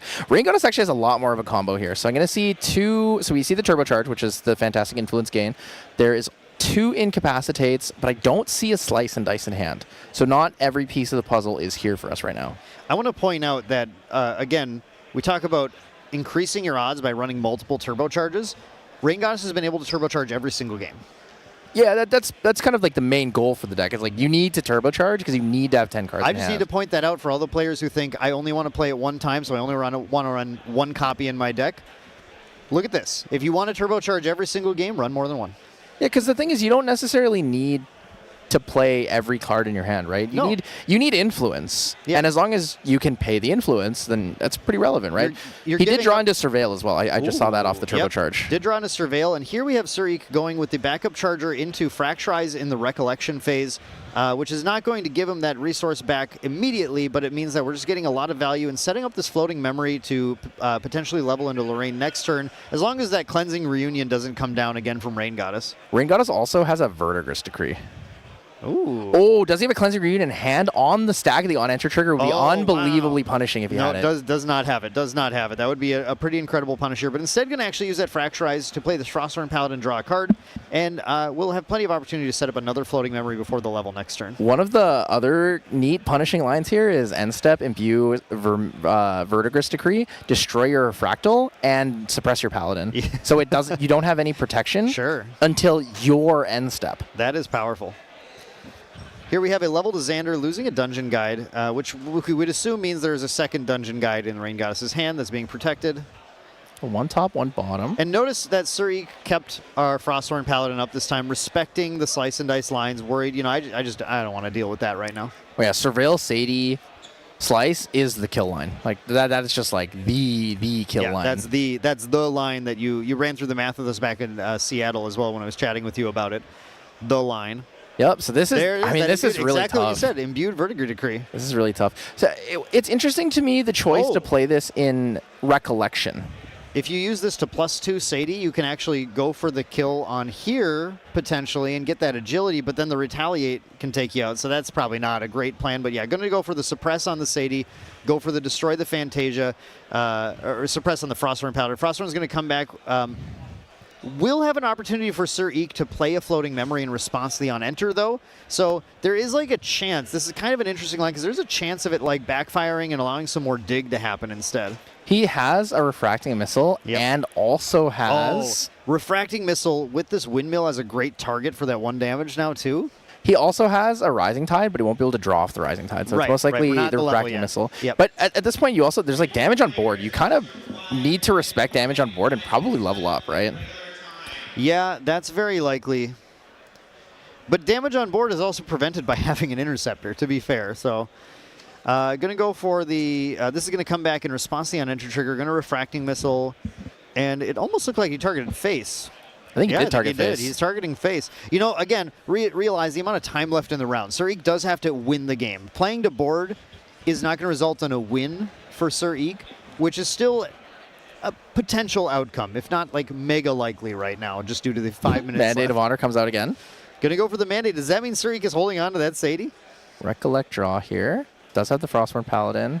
So this means that the Rain Goddess will not be able to draw any cards this turn. So most likely going to see a level up to 2. Nia. Nia instead. We're going to have to get a catch on what is being named with that. Yeah, so Nia, I think Nia named Slice and Dice is pretty good here. 1 cost Slice and Dice does change things. Incapacitate's not bad. Xander level 2 would be pretty good as well. Forces him to pay an extra from memory for that. Reclaim. Oh, triple floating down there is pretty neat. We're getting the name here in just a moment. Sir Eek is thinking about it. I think I really value Xander level 2. Xander Deft Executor is what's being named. Yeah, Xander Deft Executor. Because he's respecting the Slice and Dice, right? Yep. Xander Deft Executor is also just going to put pressure on Rain Goddess's influence a little bit as long as that Nia's in play. Yeah, Fairy Whispers is pretty cool here. Xander Deft Executor on the piece of paper there, covering the Nia. So we're going to see another Fairy Whispers, a Surveil. You're kind of actually at the point where I think the Surveil, you can either put it second or you can put it at the top. Play the Surveil to grab the Fairy Whispers if you want. Keep in mind that with this unique ally, the Mandate of Honor is active right now. So you cannot draw above 8 for Rain Goddess as long as Nia exists. Oh, true. So you can't use the Surveil to draw, but you can Fairy Whispers to put the top card of your deck into your hand, right? Right. Yep. The Fairy Whispers is not prevented. It is not a draw effect. Pretty solid here. Oh, there's the Slice off the top. And a Luxem Sight. Luxem Sight might just go to the bottom here. He could draw it to hand, but I think it's you just leave it at the bottom. And you take... Oh, he's going to leave all three? All 3 on top. Reveal Sirocco Operative. Not bad here. So I think what's going to happen is we're going to see level up to 2. Gain 2 preps on the stack, Surveil. Notably, we have to lose cards here or we don't get to draw for turn. So, yeah, I mean, a level to 2, and that's possibly Sir Eek getting some value from taxing specifically Xander Deft Executor. Oh, he's not going to have an action to make. Okay, so the Frostborn Paladin went into the Sadie. So to force him not to be able to play a Surveil or something on the stack here. Sure. Does he have any Assassin action in Graveyard? 5, 6, 7. Yeah, he's at like 9, 10 cards in hand, I believe, right now. I don't know if there's an Assassin action that's been played yet. I don't think so. I think it's double Fairy Whispers and the Windmill Engineer here. Yeah. It'll be a little unfortunate because he won't be able to get back. Yeah, again, this is the Mandate of Honor, and now the Nia just kind of like pressuring Rain Goddess, putting them into just an awkward position. Honestly, wait. You can just level up to Deft Executor, go to 4 preps, Mercenary's Blade, Slice and Dice for 10. And you have every other card in your hand. Because you have an Incapacitate. We're still on Spirit. Yeah, you have an Incapacitate in your hand as well, so you can literally just end the game with 6 cards. You don't have to take a card back. Let's see if Rain Goddess does the math and sees that there. Currently, there's a little discussion. They were just making sure they understood how this Mandate of Honor was affecting the ability to play cards. And actually, we just see a materialize of Mercenary's Blade here. Interesting choice. So just going to go right into the Mercenary Blade. Doesn't want to activate it per se. Sadie return slice does exist. It is... Well, you can surveil and just take the prep counter. You don't have to draw. You could just take and the prep prep counter. counter would open up the slice play. And the question here is, what's Surik holding on to? Because if Surik has a Coriolis Ward in hand, then that line does not work at all. Incapacitate, Oh, but you have the incap. You have Incapacitate. the incap. 2 Coriolis Wards. 2 Coriolis Wards could work. I think we are going to see Sadie. Or just Dungeon Guide. Dungeon Guide to 2 is pretty good as well. I mean, in the same way that Surik is trying to get that win really fast, Rain Goddess also needs to get that win to go above a draw and end up actually taking that win back. So Rain Goddess, with just 2 minutes left in the round before overtime hits, is certainly going to be looking for a safe, aggressive line to actually close the game. Now that Surik went with this attack that, again, Henke, I think, would have advised against, but is going to create an opening potentially for Rain Goddess to find a close to the game. I think we are going to see this. Yeah, so it's going to see the Dungeon Guide. The D Guide instead. Yeah. So he's gonna Dungeon Guide. Gonna see the Dungeon Guide to 2. I believe Surik has 6 cards in hand, right? Surik has, yeah, it looked like around 6. We're gonna go to Xander at level 2 here. Maybe in response to this, we're gonna see the Surveil here. The Surveil in response, that's gonna go down 2 cards. Yeah, then we should be able to draw. Because then you can return the Surveil to his hand as well. So like it does cycle the card, which is kind of nice. The Dungeon Guide gets around this tax a little bit, I guess. You lost 2 cards either way to do it. Well, because he couldn't draw for turn, so he actually needs to draw into the slice, right? Right. Yeah, so put it on top, but hadn't been able to draw it yet. So having to go down cards so you can activate the Surveil to get around that mandate to draw that slice and dice was critical here. But now that puts the cards in hand are low enough to just be frostbound on a slice and dice. It's true. It's true. It could be just a slice and dice next turn. Yeah. Right. This mandate, again, is causing a lot of problems. So 4 cards in hand, 3 cards in memory.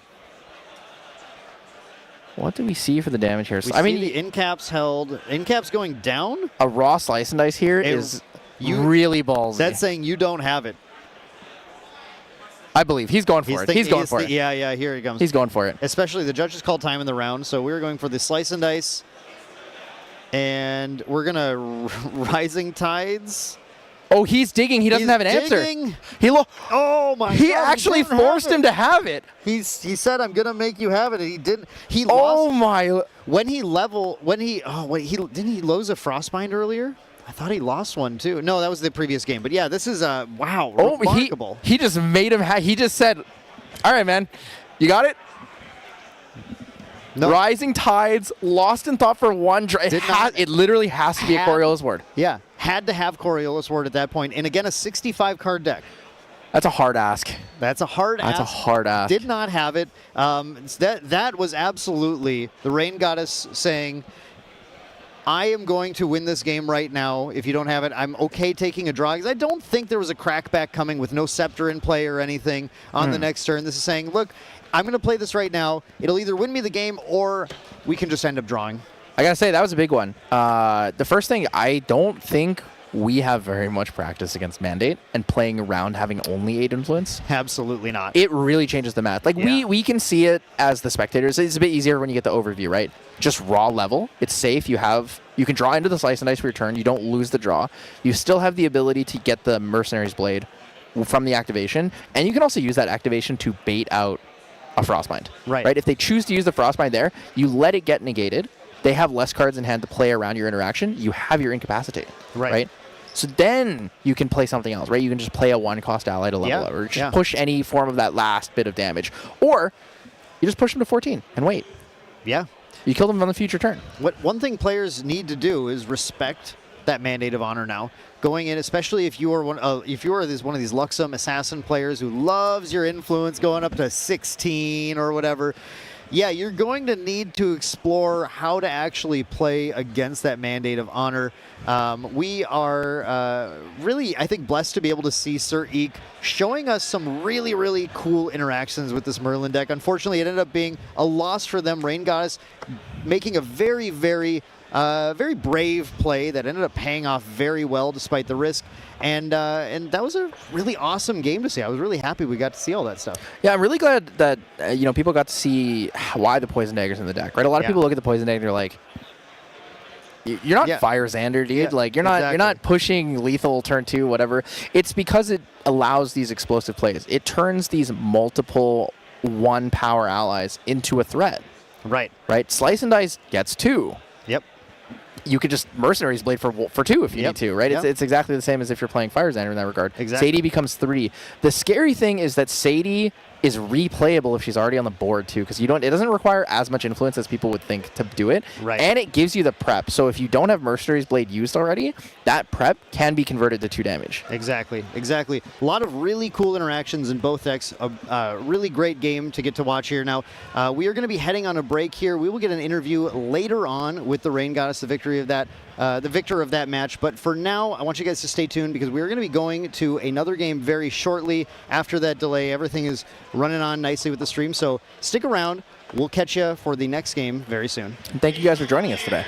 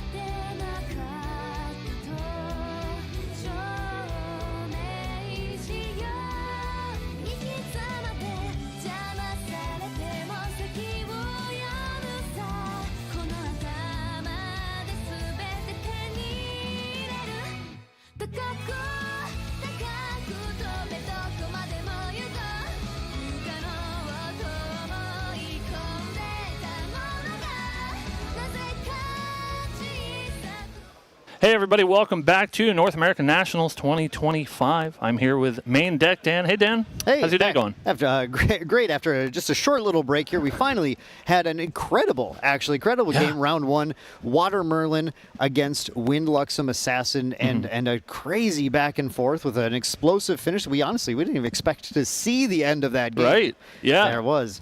Man, what you were watching that, Cam? What did you think of that? Yeah, I thought they were sort of barreling towards a tie, which you never want to see this late in the tournament. But I'm such a big fan of the make them have it attitude. It's like, well, I'll try to kill you, and if you have it, cool. If not, I'll take the game, and Rain Goddess did. Yeah, and such a couple of just really interesting discussions about the power of Mandate of Honor in that game, as well as some cool things like. Well, this was a 65 card deck, 64 into 65 after the sideboard. A lot of discussion, I think, could be had about the value of going up in cards to have access. What did we gain access to by having all those extra cards? Certainly, potentially a lot of other things. Yeah. But then at the same time, would we have found the answer when we were doing that last-ditch dig for the Coriolis Ward? If we were at a smaller deck size, I don't know. I don't know. I've always been one of those 60 card people. I want my ratios as small as possible. But there's been a pretty big trend in Grand Archive, in SEA specifically, where a lot of have been playing above 60, 61, 62. I see 61. I see 61 a lot. Yeah, 64 is a lot. Remarkably, in that match, we saw 62 versus 64. Yeah. So both players really being okay. Just, you know what? These cards are too good. Yeah, but hey. Round 9 Nationals, they know what they're doing. I can't argue. I mean, look, who am I to speak on that when I have never gotten quite that? Well, I guess I got to round 9 Nationals last year, and then I completely beefed it on stream. But yeah, definitely some incredible play, some incredible cards, and incredible players. And we are due for another exciting round here shortly, as players are now getting into the second round. Some players have taken losses. Other players are taking victories and starting to sort of count their blessings as they're looking towards how deep can I go? Can I make it into Worlds? Cam, of course, so much on the line here. Why don't you, just for people just tuning in, why don't you inform people what's on the line today? Yeah, not only is this the last Nationals, your last chance to get a qualifier for Worlds, but a very large portion of our players will. It is the top 6 players will get a direct invite to World, all accommodations, flights paid, hotel paid, invite directly into Worlds, and then our 7th through 18th will get gauntlet invites to be able to earn their spot to the World Championship and, get a little bit of prize support from the Gauntlet as well. Yeah, Gauntlet is a little confusing for people just jumping in because you think, well, okay, I do well at Nationals, I go to Worlds, right? But really the idea here is that to include as many people as potentially possible, great players into the game who maybe just missed a round at the end of Nationals, but they otherwise are incredible players. We have the Gauntlet, which widens the pool of potential Worlds players, but then says the day before Worlds, you have to score in the top 50% of this 32-player event in order to make it into Worlds at that point. So it's a little wider, little easier, I guess, to have a chance to make it in, but still fighting some of the best players in the game. And here we have our 2 players jumping in round 2. We have Jesse versus Joquel, well-known players in the game, and Jesse is going to take the first round here with starting on the Wind Spirit. And looking at, we got these Tristan sleeves here. Actually, still waiting on the deck list here, but I believe that very likely we're looking at a Tristan deck. Yeah, you see the Shadow Strike. Shadow Strike there it is. there. There it is. Yep. So we're looking at a Wind Tristan, a player after my own heart. It looks like Joquel is playing Wind as well, and we're going to take a look and see what flavor they're on. Quite a lot of Wind decks doing very well in this event, and it looks like, I think I saw a Byaku's Command in there. Yeah. Maybe a Seiryu deck? If that's not a Seiryu deck, then I don't know what is. What is playing Byaku's Command other than our Wind Seiryu? We also see the dungeon guide in here too, so yeah, I'm seeing the... Oh, how about this? This should make it pretty clear. This is the Beseech Fatestone. One of the cards from the set from Abyssal Heaven that I think was the most underrated immediately, as a lot of players just went, 6 influence, 6 resources, that's way too much. I'm not going to be able to pay that. Pretty easy first turn. Yeah, you can play it, and it does sort of look pretty anemic later in the game, right? But it is the ability to use cards like Baby Green Slime to get additional value out of this object that stays in play that really does make it pay its weight in gold. Yeah, absolutely. Ends up being an incredible card. One of the best cards, honestly, in the deck for ramping up your game plan. Of course, the goal of the Seiryu deck you're playing Guoja as our champion, one of the new champions from Abyssal Heaven, who's really made a mark in actually a number of different decks. We've seen throughout the weekend Fire, Water, and Wind Guoja decks doing well. And this time with the Arcane Seiryu from the Recollection deck. And the whole idea here is you're going to level to 2, level to 3, along the way collecting your quest counters from the activation of Seiryu's ability at the end of turn, as well as just leveling normally, playing things normally by banishing cards from your memory. Put out the dragon, and then a couple of options. Number one, if your opponent's open, just burst a ton of damage onto them by using Byako's command, Seiryu's command, and an Arcane Blast. Or number two, just punch them slowly. Yeah. It's sort of like what we were talking about before the match, Dan. It's that make them have it sort of approach where the Seiryu deck does lose a lot of their influence in order to put this Seiryu on the board, and then it's pretty hard to answer, and we see in Jesse's list, typically Wind Assassin is a deck that does have a fair number of answers to it, but not a whole lot of respect for Seiryu in Jesse's main deck, just 2 copies of Ensnaring Fumes to get that dragon off the board.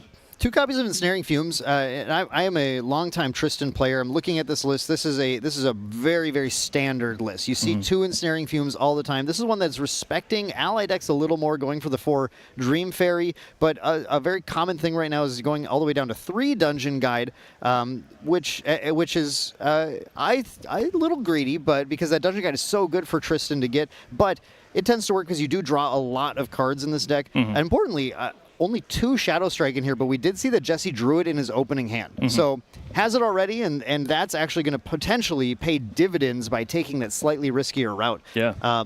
Now, one thing that's been an adaptation in these Wind Seiryu lists since their first debut at Ascent Seattle is they've started to gain more allies in the list. Yeah. They really are going, okay, you know what the problem is? You're going to use Ensnaring Fumes. That's fine. The only thing you can do about that is like run Incapacitate at a 4 reserve cost to deal with it, which is really tough to do because, like you said, Cam, you go so low on influence. Right. But instead, they just say, fine, Ensnaring Fumes. I'm just going to play my Windbrisk Trotters. I'm just going to play all of my other allies, my Delus. 2 in copies this case. of Delu, Yeah. We're seeing the Delus in here as well. Aeson Protectors. Swinging in with Baby Green Slimes that get Forest Caked or buffed by the Brisk Wing Trotter as well. Plenty of other ways to deal damage, so we're running a bit more of like a robust deck instead. A lot more options available to close the game rather than just saying it's all in on Seiryu. Right. And if you get that opportunity and the coast looks clear, you can go all in on that Seiryu. Exactly. But you don't necessarily have to, like you said, with those sort of preliminary decks that we saw at Ascent Seattle. So here we have a Fairy Whispers by Joquel finding that Byako's command, and that's kind of the line we're looking at here.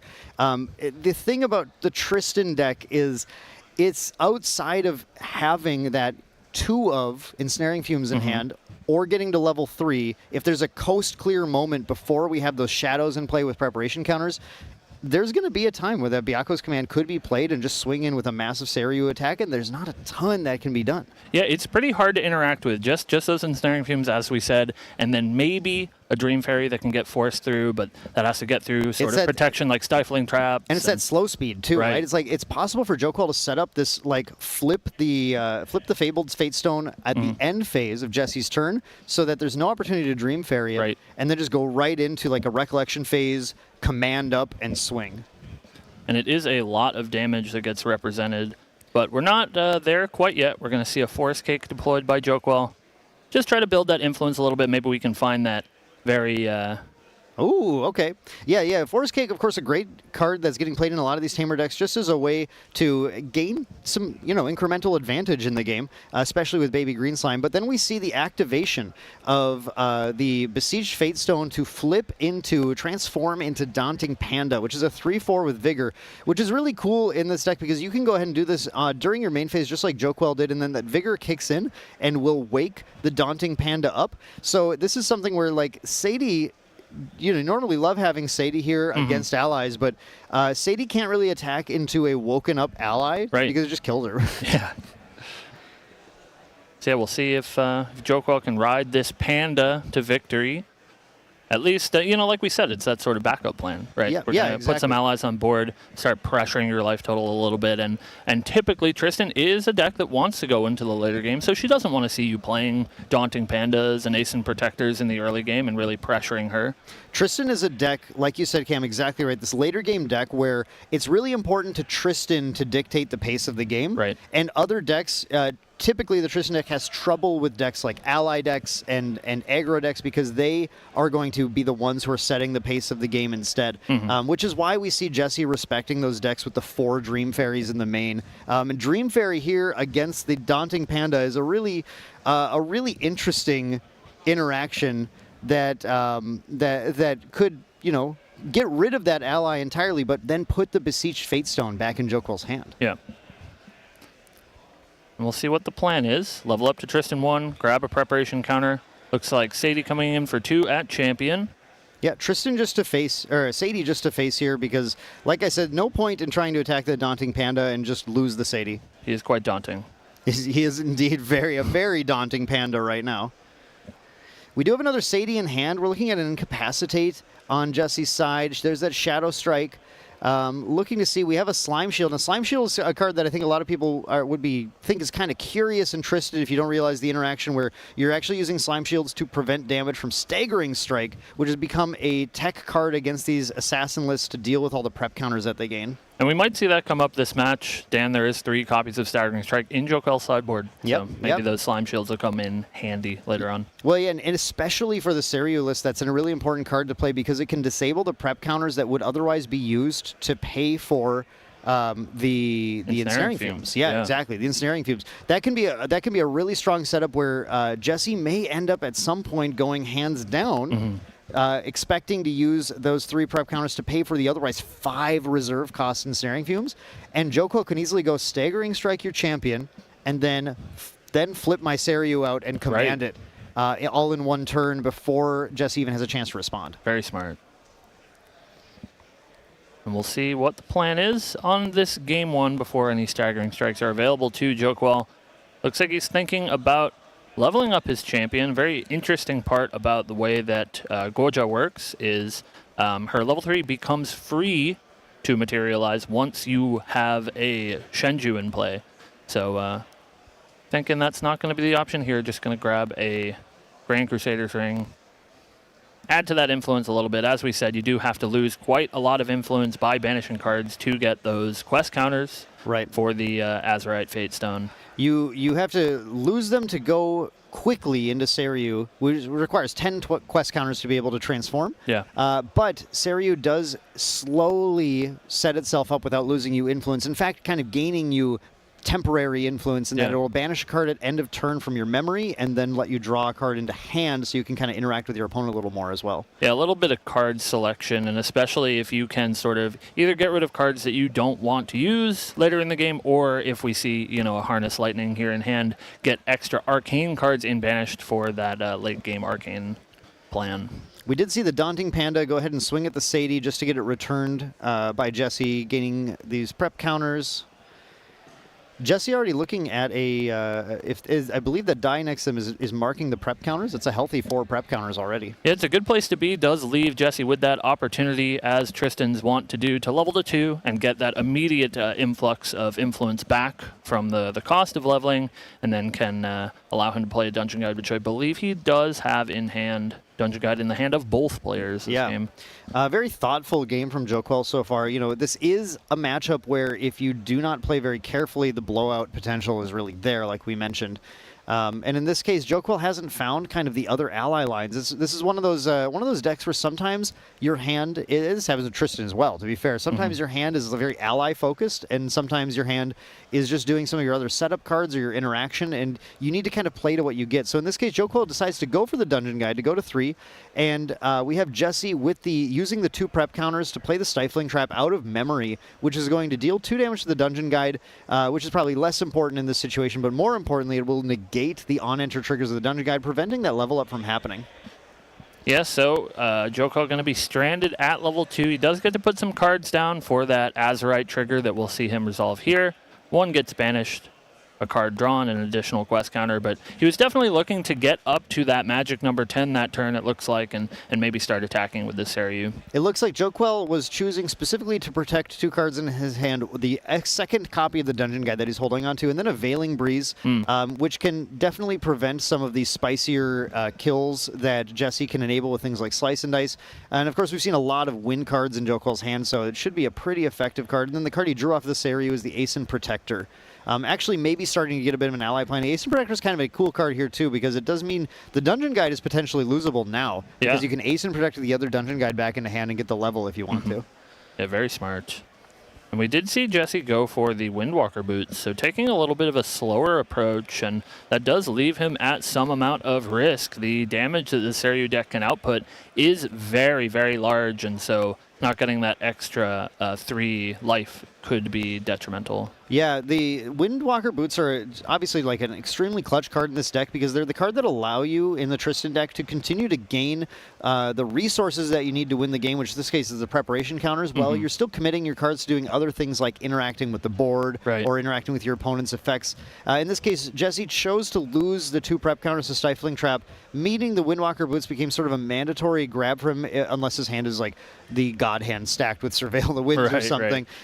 And that means that Jesse, with the Sadie in play now, is likely to be trying to go for the level next turn, then in response to the trigger, return the Sadie to hand to get that 4th prep counter, get the 2 draws, and then is set up to Dungeon Guide straight to 3 to Tristan. So this is actually setting up for a potential dive next turn, especially given that he's already committed 10 damage to Guoja. Yeah. The dive is looking very, very lethal. The math I always do is when you go to the 4 prep counters, go to level 2 Tristan, draw 2, when you go to 3, you get the 5th prep counter, and that puts you on a 14 damage swing with a Shadow Strike if you go all in prep on that. And 14 damage plus 2 damage from Sadie here, potentially too, that's already going to be lethal, even if he goes to level 3. So yeah, dangerous spot. The level 3 can recover 3, but it's looking at the quest counters on Joquel. The level 3 is, I'd say, more likely to put the Seiryu out, and the powerful thing about that is it will give taunt to the board. The unfortunate thing is that Shadow Strike is unblockable once prepared. Kind of a large influence here, though, from Joquel. We do know about an Incapacitate, at least, waiting in the wings in Jesse's hand. But there might be enough influence here for Joquel to at least force through some pressure. Yeah, something has to happen at some point. I do think it was interesting to target the Sadie with the Daunting Panda last turn. Often, if the player wants to, they will simply return the Sadie anyway, and it makes a little more sense just to punch face and let them do their thing without giving up the extra damage. And I feel like Joquel would have preferred to have a little extra damage on here to try and represent a little bit more of a lethal line when they're going to this Dungeon Guide to 3 right now. And this is exactly what I was thinking. When you're going to 3 with this Dungeon Guide, you're not looking to get their recover 3. You need to get your Seiryu online, or your win con is just not going to happen fast enough. And it is now online, 11 quest counters on Guoja, and there is quite the powerful stack of cards here for Joquel, but we here in the booth know that there is an Incapacitate that might make that a little bit difficult. We'll see if Joquel decides this is the turn he wants to go for it, or if he wants to wait a little bit. There's that return Sadie right now, because you have to return Sadie right now before you do any other potential interaction. Otherwise, you will leave your Sadie open to being killed instead. Yeah, I believe those Dungeon Guides were actually sent at the Dungeon Guides were sent at the Sadie. Yeah. Wow, Joquel really trying to force Jesse to do that activation. Now, the one thing that's kind of nice about that is you usually want to activate the Sadie after you level so you can control what you're banishing. And in this case, he's at least forcing Jesse to put cards down so that maybe he'll end up banishing to level not exactly the cards he wants to. Right. Yeah, I think Joquel really taking the role that especially with Tristan currently at 19 life, if he should get his game plan online, the damage isn't going to really matter. He's going to have so much that he can spend these extra attacks with the Dungeon Guides just to maybe make Jesse's plan a little bit more awkward, like you said. Yeah, absolutely. And I think that is a very reasonable route to take. The question is going to also just end up being, does Jesse have ensnaring fumes? Right. Because the whole extremely lethal line of Seiryu is really dependent on not seeing an ensnaring fumes. Yeah, it's sort of a two throng problem here, where not only does he need to get around an Ensnaring Fumes, but he can't walk into Incapacitate either because he really does need a card like Serious Command to resolve. We have the Slime Shield lost on level up, and then the Sadie lost on the level up. The second Sadie, the other one is in hand right now. So not the most devastating of losses for Jesse to take here. And now we have the thing where Tristan just feels broken. The draw to in Recollect, then look, we even have a beautiful Surveil the Winds, get another prep counter draw card. So we're looking at actually a 15 raw Shadow Strike, which is just straight lethal. Yeah. At this point, once Jesse goes for that Dungeon Guide, and again, we know the Shadow Strike is in hand. Joquel has to be holding on to that interaction in order to survive this. We do see the Veiling Breeze, but the Veiling Breeze is it. Now, the Veiling Breeze is going to prevent all of the damage from the shadows that are going to be dealt, because we're gonna go to level. We're going to then activate from our material deck the Shadow's Claw, and then we're going to use that to swing with the Shadow Strike and attack with the Ominous Shadows. So we know that the Veiling Breeze is going to at least prevent the 4 there, and then however other many win cards Joquel is able to figure out how to put down to increase that prevention. But yeah, the real problem here is I think Jesse does have the influence to not only present this Shadow Strike, like you said, Dan, but I think maybe have Incapacitate as well. Up as well. It takes 6 cards left in hand to do that. And that looks like a pretty tall stack. I believe Jesse's deck is triple sleeves, so it's a little hard to tell. But keep in mind, we can also, at this point, we have the preparation counters to pop the boots as well to draw another card. True. So it's seeming incredibly likely that there's a very, very hard lethal line happening. Jesse's only concern would be how many Veiling Breezes does Joquel have, but I don't know if that's a big enough concern to not go for the lethal kill right now. yeah, I mean, you have to think about the position that you're in if it does go wrong. And I think even if there is multiple Veiling Breezes on the side of Joquel, Jesse's still in a pretty commanding position, so he can probably afford to take the risk. He gets to attack with Dungeon Guide right now to test the waters a little bit, and then it looks like he is going to take the safer route. He's just going to do a simple attack for 1 with the Shadow's Claw, and then 2 each with each of these, because these shadows, the cool thing about Shadow's Claw is able to be used by both of these shadows, and each time they use it, they actually just +1 the durability on it, so it doesn't actually cost you any durability to use that with them. But yeah, he's going to give another lease of life here to Joquel, it looks like. Going instead for the very sure thing, going for the Mastermind Scheme on this turn, giving him up to 12 preparation counters, and then giving him Agility 3, which lets him pick 3 cards back up into hand in a turn. So Jesse, after pushing this damage, is taking the safe Tristan route, which is still very powerful, saying, okay, now if you can flip your Seiryu, I have enough prep counters to just redirect it to one of my shadows. I don't really care. I also have a million cards in hand to interact with anything you're doing. Joquel is going to do now the Guoja very famous thing of putting out Incandescent Reliquary, which we also like to call Merlin at home. The ability now, as long as your influence is under the opponent's influence, you're going to get to draw an extra card every single turn, and Joquel is going to use that to his advantage and just keep playing things as Jesse is trying to sit on higher influences Tristan to try and put some pressure on. Well, speaking of cards drawn, Dan, it looks like a second copy of Seryu's Command was the draw. And if we're worried about Incapacitate, 2 Seryus might be enough to get through. It's hard to see what we're looking at here. At least 1 Seryu's pulled to the front. That is the power card that you're looking for. It does allow your Seryu to trigger 3 times when it attacks. This is actually really cool, because with all of these cards in hand, even through that Incapacitate, there is some pretty powerful stuff that can happen. The 2 things that we're going to be looking at doing is Seryu's Command allowing a triple activation of the on attack on Seryu is going to make it so Arcane Blast becomes a lethal line, and there's nothing you can do with your Shadow tokens to prevent Arcane Blast 11 damage from coming on.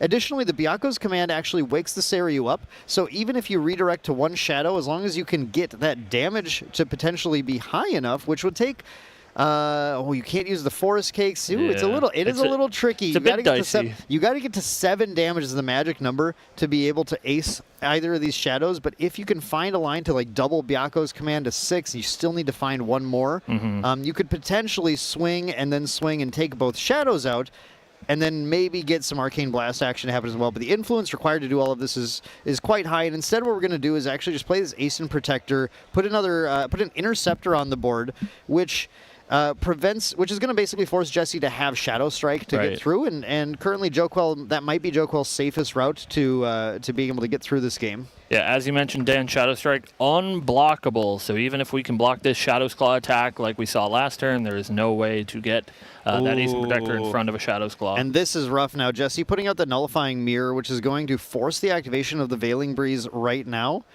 Which is exactly what's happening. Otherwise, the Nullifying Mirror can stop the Veiling Breeze effect entirely. So we're going to Veiling Breeze and prevent 2 from everything. Now, that does negate the damage from the Shadow tokens, but that basically puts Joquel out of interaction, and I think Jesse knows that all that's required right now is that buffed up Shadow Strike to take the game. Yeah, just these 12 preparation counters alone would be enough damage to take out Joquel, not to mention the 4 extra from Shadow Strike itself. And I think that's exactly what we'll see, is a Shadow Strike coming here for lethal. Yeah, the 2 prevention means 4 plus 6, 7. So you need to do 7 preparation counters, or actually just 6 preparation counters, and that's a lethal one. Yeah, and here it is. We see it. Going to cash in all 12. But you know what? Yeah, just go for broke. Why not? Go for the Shadow Strike for infinity damage, unblockable when it's prepared, which means that Ace and Protector is not intercepting anything. And that will be the game one. That's scooping up game 1. Jesse, that's a very, very just traditional Tristan game. Good to see. Good, you know, Tristan fundamentals to watch and see if you're a player out there who is interested in playing. You know, this is one of the Recollection decks that was released in Mercurial Heart First Edition, and it's coming back in Recollection Deck Light. Yeah, exactly. It's coming back in Recollection Light with the release of Mercurial Heart Alter Edition at the end of the month. Actually, just in a week. Just next week. Next week, right around the corner. And if you're seeing this Tristan deck at play and you are excited, you like the play style of the shadowy assassin, striking from the shadows, putting out these shadow clones and doing a ton of damage, all you have to do is pick one of those up. And then that will give you the basis of the deck. There's a few more cards. You want your Sadies. You know, you want some dungeon guides. You want to get that stuff, but it will give you a lot of these key cards that this deck needs. Yeah, surprisingly close is the deck list, especially now where a lot of Assassin players have shifted back towards Sirocco Operative. We don't see that here in Jesse's list, but it does make it a little bit closer to that Recollection deck out of the box. But looking at sideboards, we talked a little bit about Joquel's sideboard during the game. To see what would be coming in. We do have those 3 copies of Staggering Strike, which, as you said, Dan, I think will be integral to winning this matchup. Absolutely. Bringing those in. Wind Resonance Bauble and Terrafring, all cards that are likely to be coming in. Things like Safeguard Amulet, not actually important here. Water Resonance Bauble obviously can go, and I think those are kind of the obvious grabs. Nullifying Lantern also isn't doing anything, so... you could throw in Beast Spawn Boost, but that doesn't do anything, I guess. So Joquel definitely going to suffer just slightly from having a material deck that has too many options that aren't useful in Tristan's specific matchup.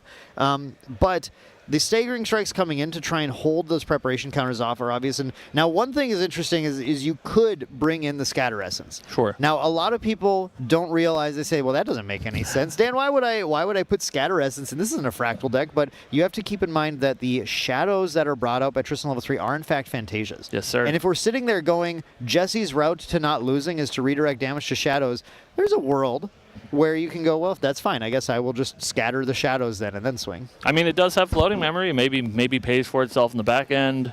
Gets one of those pesky shadows off the board.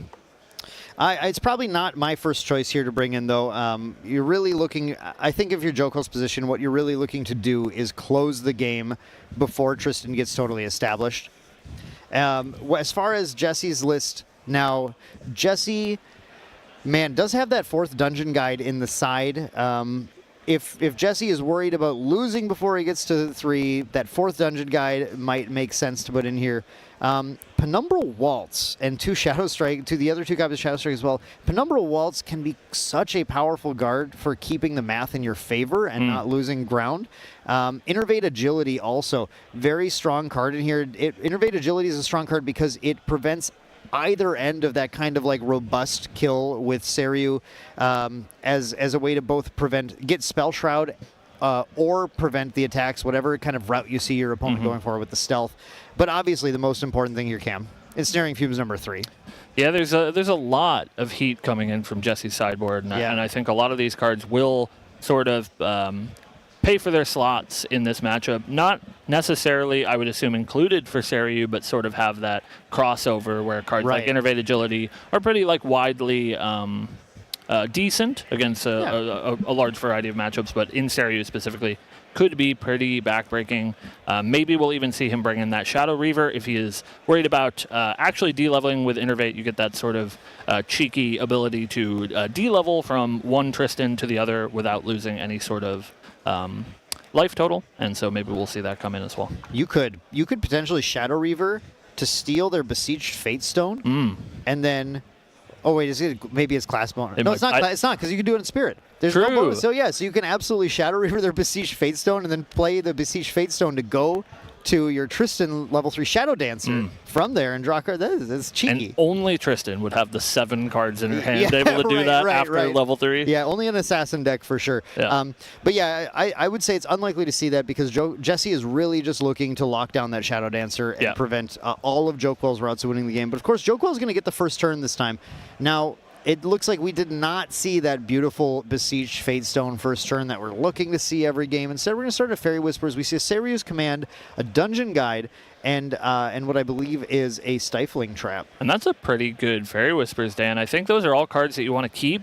And it looks like just 2 going to go on top. He's going to show the Stifling Trap to the camera. 2 top, 1 bottom, reveal Stifling Trap. And if we didn't see a Dungeon Guide in hand, it's certainly a Dungeon Guide that's kept. Yeah, we see Seiryu's Command in hand as well. So the Dungeon Guide has got to be the one that Joquel is looking to draw now in the next turn and be set up to try and get the pace advantage that he needs to close the game.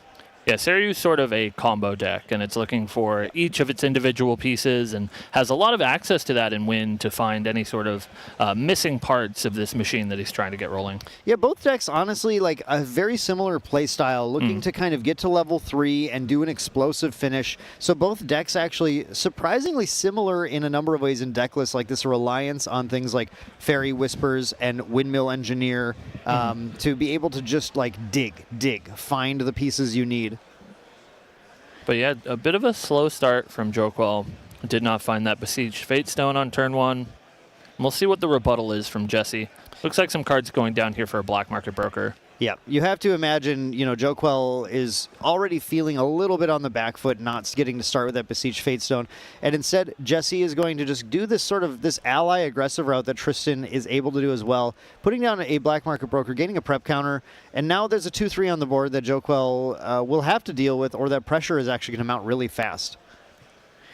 Jesse, importantly, Jesse's a 4 Slice and Dice deck. That is not something you often see. I see 3 and occasionally 2 Slice and Dices, but the Jesse really going, I really like the early kills. Yeah, there is a lot of opportunity here, especially with a pretty defense-light deck in Joquel's Seiryu deck for a early Slice and Dice to close out the game. And maybe that's what Jesse's looking for here, with a bit of a slower draw from his opponent and a little bit of this ally pressure that he's deployed already. Yeah, you think about like some of the cards in hand, it's like there is a little bit of this awkwardness in Joquel's deck where cards like Byako's Command and Seiryu's Command just aren't doing anything until the late game, and then when it's time to do it, they're stipulated around the context of the game, whether or not they can even be used and swung with. Joquel just going for this Forest Cake, continuing to draw cards, found another Dungeon Guide actually, so very, very lined up on those Dungeon Guides, even to the point where it's possible, because of the power of that Incandescent Reliquary, for Joquel to think about doing a double Dungeon Guide turn next turn, potentially instead just materializing something that like a Grand Crusader's Ring at the start of the turn to go up on that influence a little bit, and then follow it up with that Incandescent Reliquary in the next turn to start to level. It's possible if Jesse goes for anything other than level 1 here, that Joquel could get to level 3 while Jesse's at level 0. Yeah, and that is one way to get around all of these assassin shenanigans, but unfortunately won't be available to Joquel this game. We're going to see Jesse level up to Tristan level 1, turn on a lot of that important class bonus. We saw him reclaim his Black Market Broker just to get that float and keep his hand size pretty large. Yeah, you have to respect it and go to that Tristan level 1 right now, and it's really important to, especially because you get that prep counter here that lets you replay that Black Market Broker that we reclaimed and actually get that stealth turned on now because we have the 3 preparation counters. So no longer can Joquel even find an attack to deal with the Black Market Broker.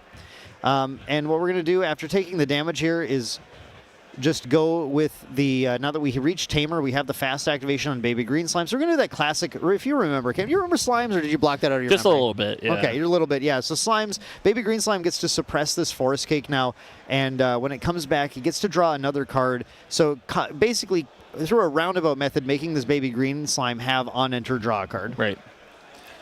And does leave that 1/1 body behind as well. We're going to see him level up to Goja level 2 immediately. Get a few more quest counters, we have to assume. Not only 2 from his Fate Stone, but the optional trigger to get 2 additional from Goja level 2 as well. The card draw is so tempting, but in the Seiryu deck, you really don't have an opportunity sometimes to take that card draw, and those quest counters are going to be a better sort of pace setter for you. It does look like he's thinking about it. And maybe you're right. Maybe the card draw is just too tempting. It is, oh man.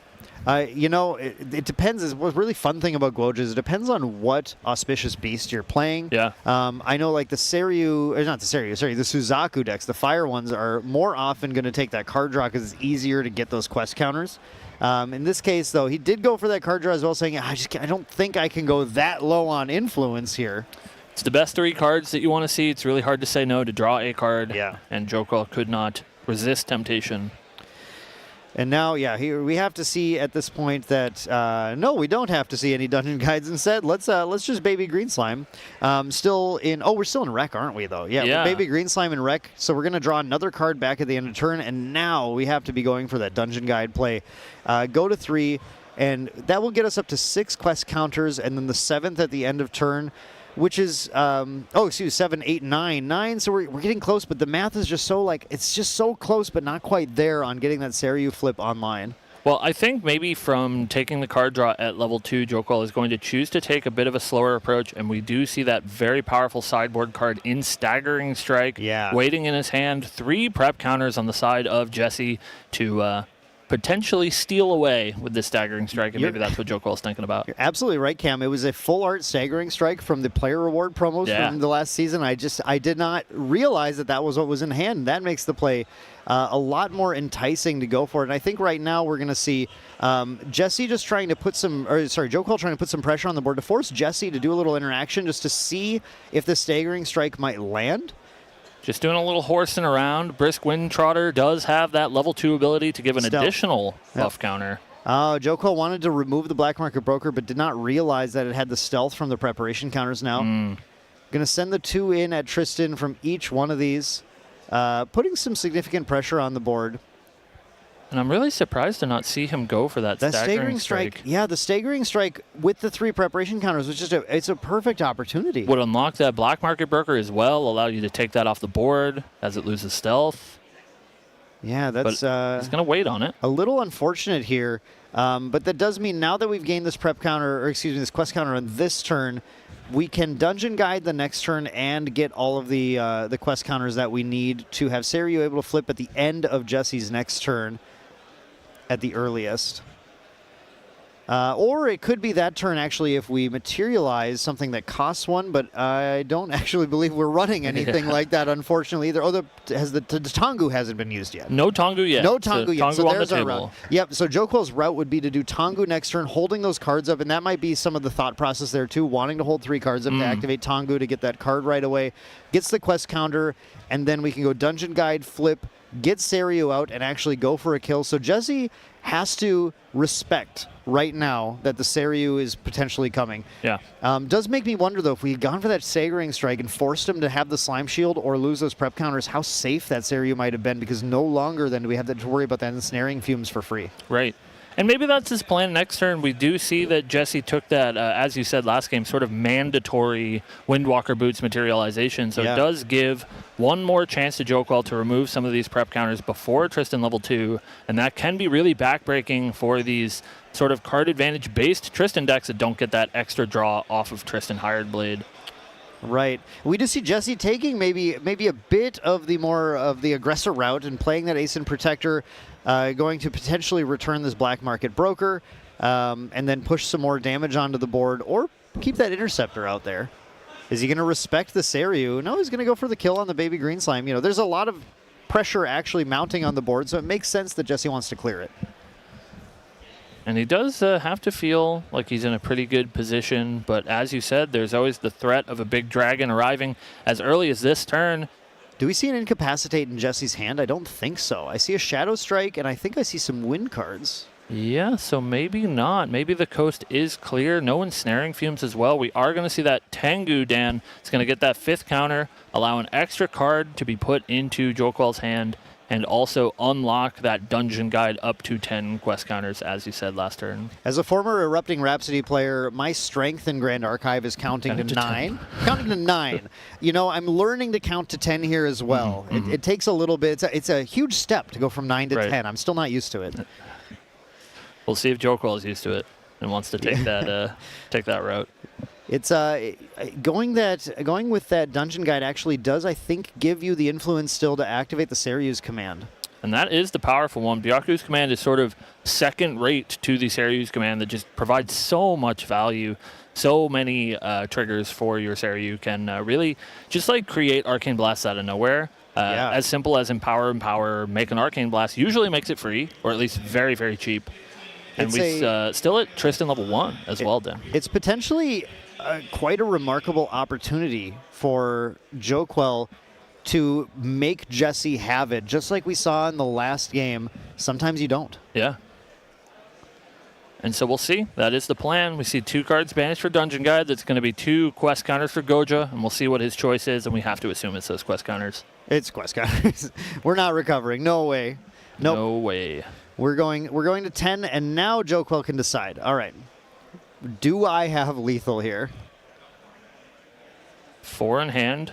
4 in hand for both players right now. Representing Incap, representing Ensnaring Fumes, but I think it might be no dice. There's so many, there's so many like potential problems that I don't think Jesse is holding on to. But will Joquel respect that, or will Joquel just go for it? Yeah, it looks like Strike, Dungeon Guide, Slime Shield, Black Market Broker in the hand of Jesse. And so that means coast relatively clear. We could see a Slime Shield protect a little bit, but it's up to Joquel to go for it. But he's just going to go for this staggering strike. And this is exactly what you're saying, Cam. This is where that Slime Shield is going to be massive. Huge. Yep. So Slime Shield going to prevent 3, which means that Staggering Strike is blocked out completely, and the ability to remove those preparation counters is on hit. And so no damage was dealt. Preparation counters will stay in control of Jesse. Now that Slime Shield either way was, I think, going to prevent the lethal line from happening, even if Joquel had the cards to be able to Seryu's command and play an Arcane Blast. But it does mean that Jesse is now under a lot more pressure. The Seryu is ready to flip out, and Joquel will be able to go into the turn with Incandescent Reliquary, drawing 2 more cards, going to 6 Influence, which is enough for the killer combo. And it looks like he's really thinking about flipping it. He's going to flip this Seryu right now. Maybe use it to take out this Asim Protector and play a little bit more defensive. It is pretty hard to deal with this Seryu, but something that you mentioned, Dan, is this does open up your big game-ending dragon to something as innocuous as a Dream Fairy sort of ending your run. Now, we'll take 2 Dream Fairies, remember, because we have Goja level 2's Lineage Release available to negate the trigger of the first Dream Fairy that gets played. But again, there's the respect. The 4 Dream Fairies in Jesse's deck might make it pretty complicated. It looks like digging a little bit he just got a Grand Crusader's Ring instead of leveling up, just trying to find some more of those answers now that this dragon has sort of revealed itself. Would much rather have the Ensnaring Fumes to deal with the board right now. Goes for the Dream Fairy, and we do have Joquel remembering. It's important to remember. Sometimes it's hidden in there, but the Lineage Release to negate the on-enter of Dream Fairy targeting Seryu, meaning that a second Dream Fairy, and there it is, the Zephyr. A lot of Tristan players cutting Zephyr these days, but look at the power of this Zephyr coming, making it, after he passes turn, end of turn, Dream Fairy returns, and now that on-enter trigger is going to happen and get rid of that Seryu. And so devastating here for Joquel. You get set so far back, you can't even really realistically materialize your Fate Stone ever again, so you're basically stuck to this Delu backup plan, which, thank God, is there. There is a backup plan in this list for Joquel, but it is not going to be an easy route. No, I think Jesse feels pretty confident at this point. Joquel wanted to make Jesse have it, and Jesse had it. Hey, sometimes they have it. It's 50%. Either they have it or they don't. That's I think that's the kind of math that I can do, Cam. Yeah. Either got it or you don't. 50-50. Brisk Windtrotter about here to put some buff counters on this dungeon guide. So the dungeon guide going up now to be a 3/5, a true rumbler of the dungeon, ready to get in there and deal the damage. That's a big girl, giving Ace and Protector a run for his money. Yeah, hey, eat your heart out, Ace and Protector. 3/5. Pushing the damage in now. Jesse has been playing slow and did do that ring play to try and find, I think, digging for the cards he needed to get that answer off. And that means that currently has only 8 life remaining. And we'll see him go up to a little bit more. We're going to level up to Tristan level 2, get that 2 additional cards off of Hired Blade.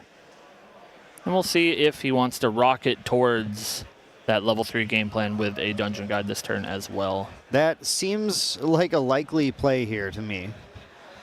Holding on to that Shadow Strike again, remember. So the lethal line is certainly available. There is at least a little bit of interaction available to Joquel. He does have a Stifling Trap for potential dungeon guides here. Yeah, that could be huge, actually. Stifling Trapping the dungeon guide might keep Tristan off for game just enough. And he's presented the option. Going to survey what he wants to do. He does also have that baby green, so if he just wants to play for a little bit more card advantage, he can take that route as well. Going to get one option, but not both. And he's trying to decide between the two. He says that's okay. He's going to let it happen. He knows the one thing about Stifling Trapping a Dungeon Guide is that Dungeon Guide still does put 3 cards down here, which is enough to just level on the next turn. I think Joquel sits there and goes, I don't think he's going to dive this turn anyway, so what am I actually preventing by preventing the Dungeon Guide? Yeah. If Joquel can't find a 11 damage line on the next turn, you might as well just play for influence instead and hold on to that Stifling Trap. Looks like Shadow Reaver did come in from the sideboard. I did not think that was going to happen, Cam, but you were right. The Shadow Reaver coming in, and that's going to steal a bunch of cards. Now, what you're looking for with this is always, other than some crazy game-ending cards, you're looking for cards that just draw cards. Yeah. Tristan gets to take 4 cards from the top of Joquel's deck, and now can activate them regardless of their elements. Obviously, in matchups like Merlin, the insane thing is to take Ghost of Pendragon. You get to draw a lot of cards, but here we did see at least 1 Forest Cake that was taken, and then we have a Innervate Agility. That's actually pretty gross. That is pretty gross. Not only did he bring in his own Innervates, assumingly, but he gets to play his opponents as well. Yeah. That Shadow Reaver, with those cards that it took, might have just closed all avenues for winning the game off for Joquel. Yeah, it looks like it is all up to this lonely dungeon guide, 3 damage at a time, but that is a long, long road for her to take, and yeah, all of these doors might be closed ahead of Joquel. And for people unaware, the cool thing about Tristan Shadow Reaver is that even though it's your level 3 Tristan, it has the ability to level up into another level 3 Tristan. And when you do so, you actually even get to draw 2 cards back. So it's sort of netting you a bunch of potential advantage in the cards it steals, and then you can still go to Shadow Dancer and do your kind of Shadow Protective or Shadow Diving lines. Yeah, such a just overwhelming amount of value that this deck can generate, and especially in a situation like this, where this sort of combo deck and Joquel Seiryu deck has been taken off kilter. That value generation that Jesse is employing here is really going to be probably enough for him to finish out the game. Yeah, I'm trying to figure out what Joquel can even try and find as an out at this point. But it's just going to be difficult. Here we get to see Jesse actually considering, I think, going right to Shadow Dancer as well, using those 3 cards, which will draw quite a bit. Draw 2 more cards back in the hand, and then he can start activating some of those cards he stole if he wants to. We're going to start by, we'll just take a little bit more damage. Joquel is going to do what he can, pushing the damage in here.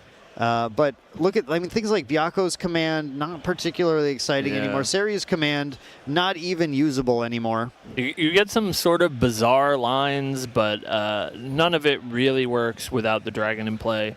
Even, cards like Harness Lightning could potentially be good, but you're not allowed to cast them without Seiryu on the board. Right. Just very difficult position for Joquel to be in.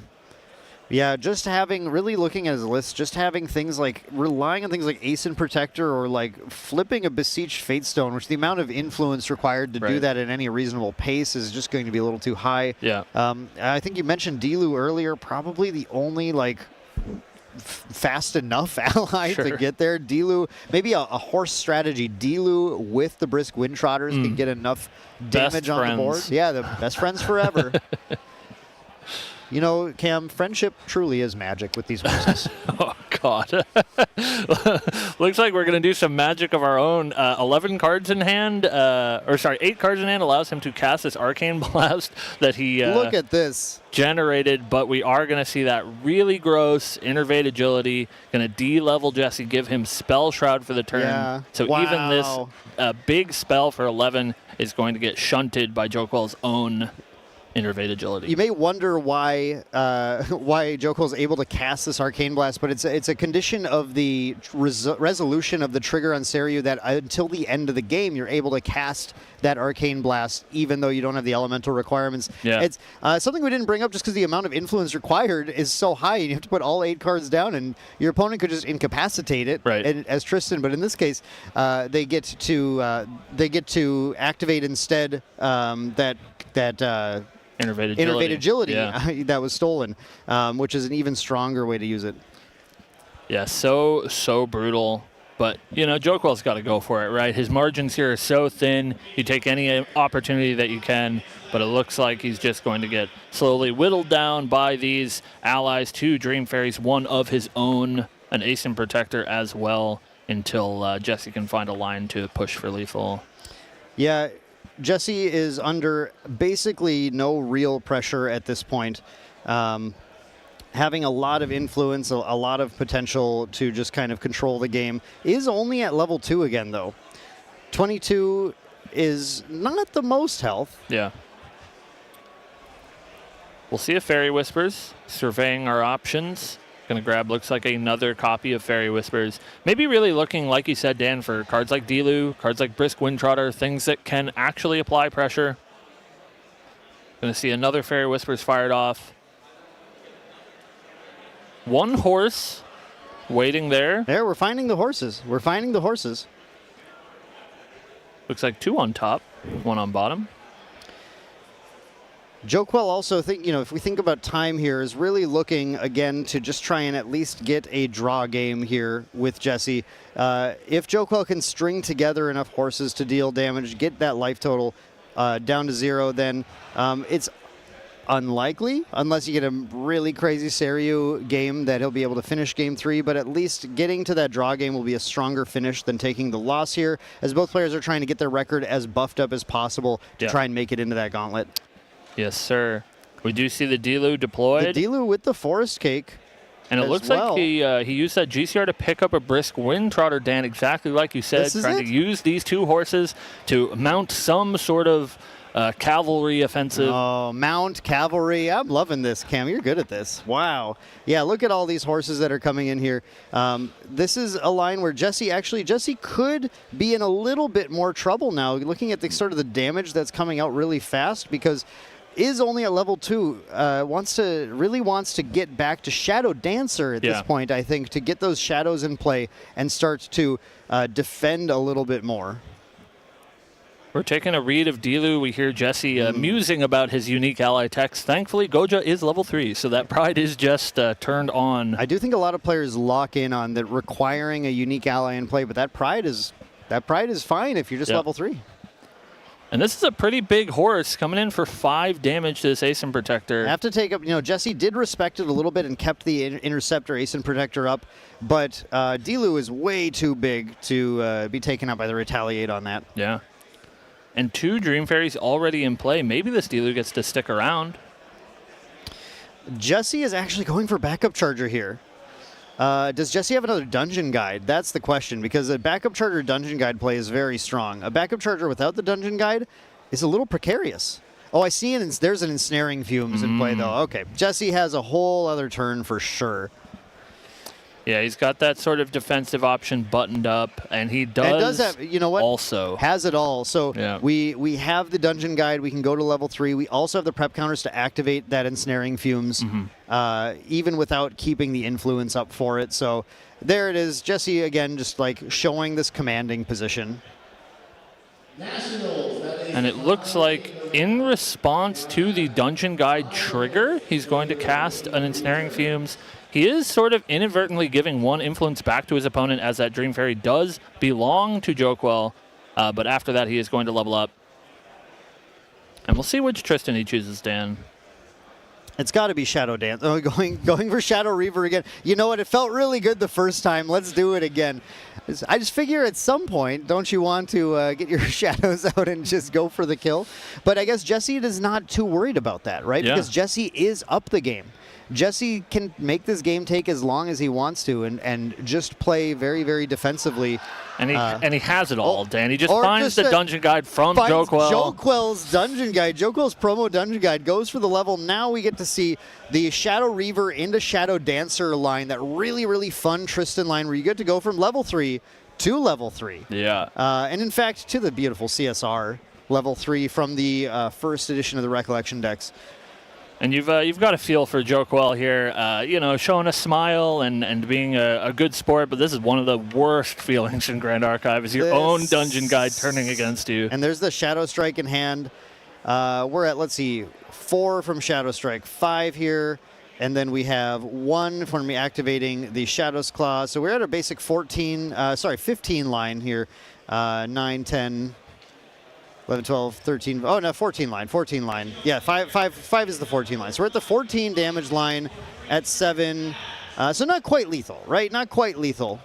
Yeah, but an attack with Shadow's Claw this turn. Yeah, we're just going to do, just like the last game, the basic single attack for 1 damage there, and then 2 from each of these for a total of 5. And now we are at lethal next turn. Yeah.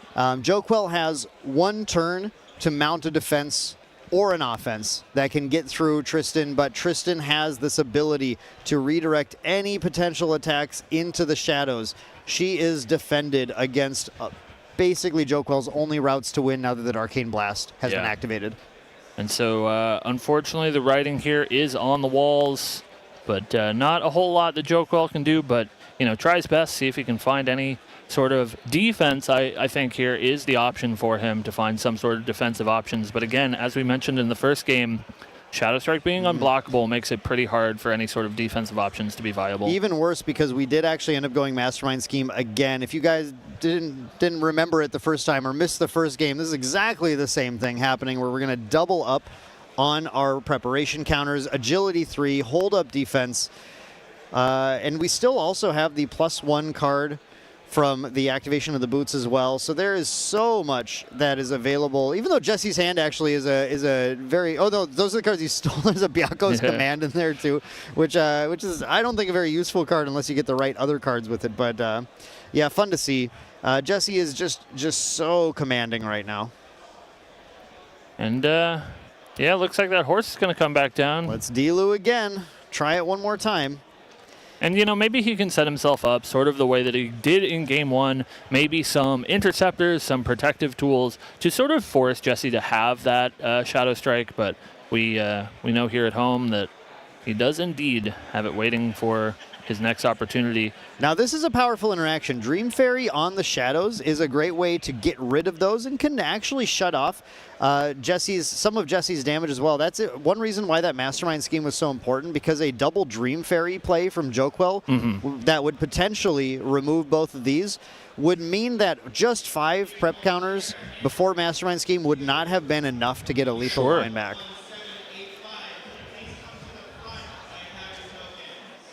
All right, looks like revealing a Stifling Trap and then casting it. Just going to go ahead and activate that Stifling Trap from the memory, or actually from the hand in this case, and take care of that Dream Fairy. So, yeah, I mean, all the answers, right? Yeah. Jesse's just got everything. Joquel is really, really floundering to try and find anything that can stick to the board. Yeah, that's what makes this Tristan deck so powerful. It has so many tools. If you look at the list here that Jesse has or any of the other lists in the tournament, they just sort of have an answer to everything. So as long as they can find them in the right time and the right order, they can really just button up most of these more aggressive, more maybe fragile decks like Seiryu. Yeah, fragile is a pretty good word for the Seiryu deck, and it's become more robust with more of those ally additions, but it's been very much like a glass cannon style deck. When it works, it's crazy. Right. But when the opponent is playing into your game plan a lot, it can be a lot tougher to get there. Mm-hmm. Yeah, I mean, sort of a calculated choice, right? That this sort of Seiryu strategy is very, very good into decks like Fractals, and there's a lot of those in the room, but you have to assume if you're Joquel, you are not happy to be sitting down against a This Tristan is player. probably one of the matchups. This and Luxem, just Assassin in general. Wind Assassin, not what you're looking for. Right. And we'll see if we can have a lethal line presented here. All of the options available to Jesse. He just needs to take one. Just like a traditional Tristan deck, we're playing our second Forest Cake. Traditional Tristan deck, yes, sir. And then we'll see a prep slice Actually, and just dice. going for, when you have all these prep counters, the safer line is always the slice and dice rather than going all in on the Shadow Strike. It does more with less. But the problem with the slice and dice line is actually more vulnerable to Veiling Breeze, which is exactly what Joquel was holding on to. But there is that nullifying mirror. But the nullifying mirror didn't matter. We did not have a second Veiling Breeze. We didn't even have the influence to activate it. So it was, that was rough. A little bit of a rough, and it almost looked like Jesse was toying around a little bit more with Joquel at some point. But it looks like the players are in good spirits and having fun. Very funny to see the Forest Cakes being played. Very funny to see all of the cards banished with the double Shadow Reaver activation. Yeah, it does just go to show that enormous amount of value that you can generate with this Tristan deck. 2 Shadow Reavers that game, 3 Dungeon Guides. Yeah. Like so much that you can do with this deck. And she sort of, gets to that point where you have so many interactive tools that once you get towards the late game, you have so much access to your deck and to see so many cards that you can always sort of find what you're looking for. Yeah, it's a deck where if you like to play Grand Archive, you like to play out the game, that is something that you get to do a lot with the deck. A lot of card draw, a lot of just kind of tricky interactions, fun giant lines to close the game out. And then when you do play the Shadow Reaver variant, sometimes you don't just get to play the Tristan deck. You get to also play whatever your opponent's deck is too. Yeah, so brutal. I've been on the receiving end of my own Dungeon Guides being played against me many times, and I can tell you it does not feel good. So everybody, give a warm hug to Joquel if you see him. I've been on the giving end of that more often than the receiving end, and I can say it's pretty fun. Highly recommended. But yeah, a really fun, at least, showcase of the 2 decks. I just like in Seattle, I wish we got to see the Guoja deck do a little more popping off. Yeah. But in a matchup like that, it was going to be an uphill battle from the start. Like you said, Cam, I think you were spot on about this. This is a deck you take when the room is Fractals. And this was a smart deck to take, and we saw it did well for Joquel. In day 2 of Nats, and I don't believe knocked out necessarily contention for Gauntlet yet either. All Joquel needs to do is pair up against a couple more Fractal decks, or similarly, or just perhaps in general less uphill fights. And it's still on the table. Yeah, I think there's quite a few in the room. We see lots of Fractal decks. We see lots of like fire aggressive decks, which the combination of cards like Ace and Protector and Veiling Breeze can sort of stem the bleeding long enough for you to get this big Seiryu out. And something to consider that doesn't come up super often, but if you are on the defensive, Seiryu is a 4/12 with taunt. Yeah, exactly. It does block basically every sort of attack that any of these aggressive decks can throw at you, Rending Flames, what have you. And so that's probably what he's looking for, is more Fractals, more fire aggro, and there's plenty of it in the room.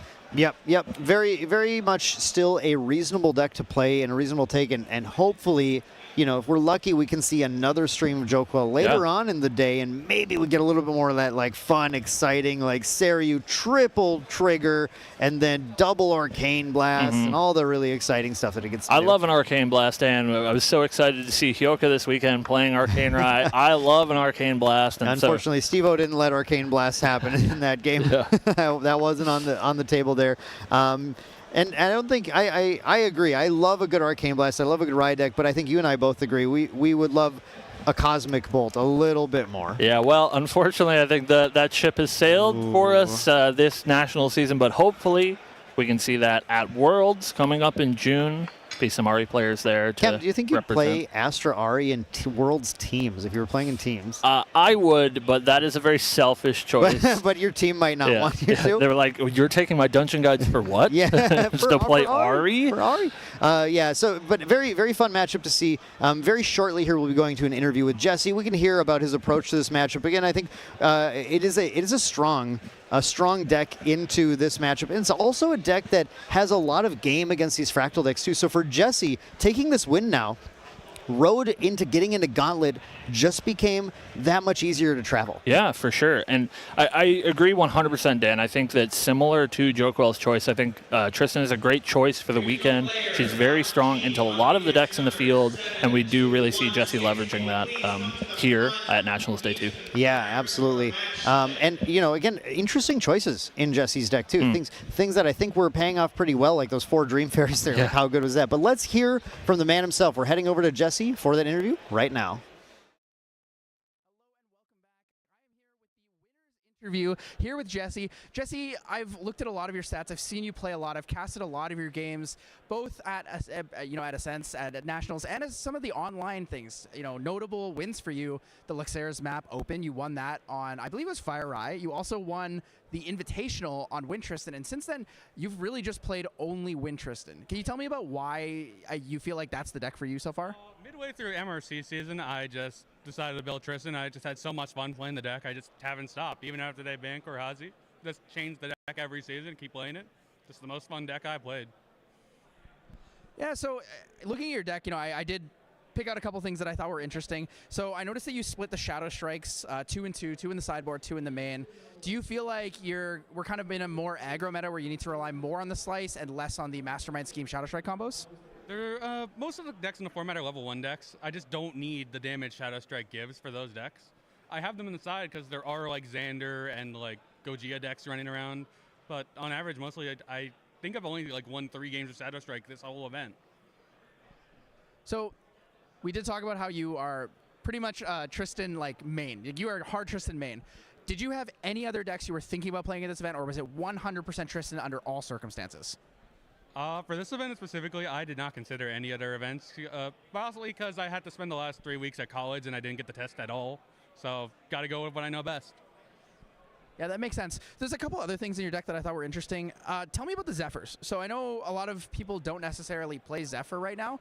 What are your main targets for that, or what are the kind of ideal matchups you're using those in? Zephyr, there's a lot of Fire Lorraine going in, and a lot of them are playing the on-enter deal 4 to themselves dagger.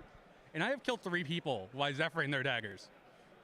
Yeah, so Zephyring the, I believe it's a Forge Light Blade on enter, take 4. True, I mean, at that point, it's not like a removal or a defense. It's just an offensive wind burn spell at that point, right? It's like using Tempest Downfall, but a little funnier, right? Because if they hone by fire or they try to get lethal with that, you can actually just turn the tables completely on that. So in the last matchup there, I walked by and I saw something that I don't think I have ever seen in my entire life.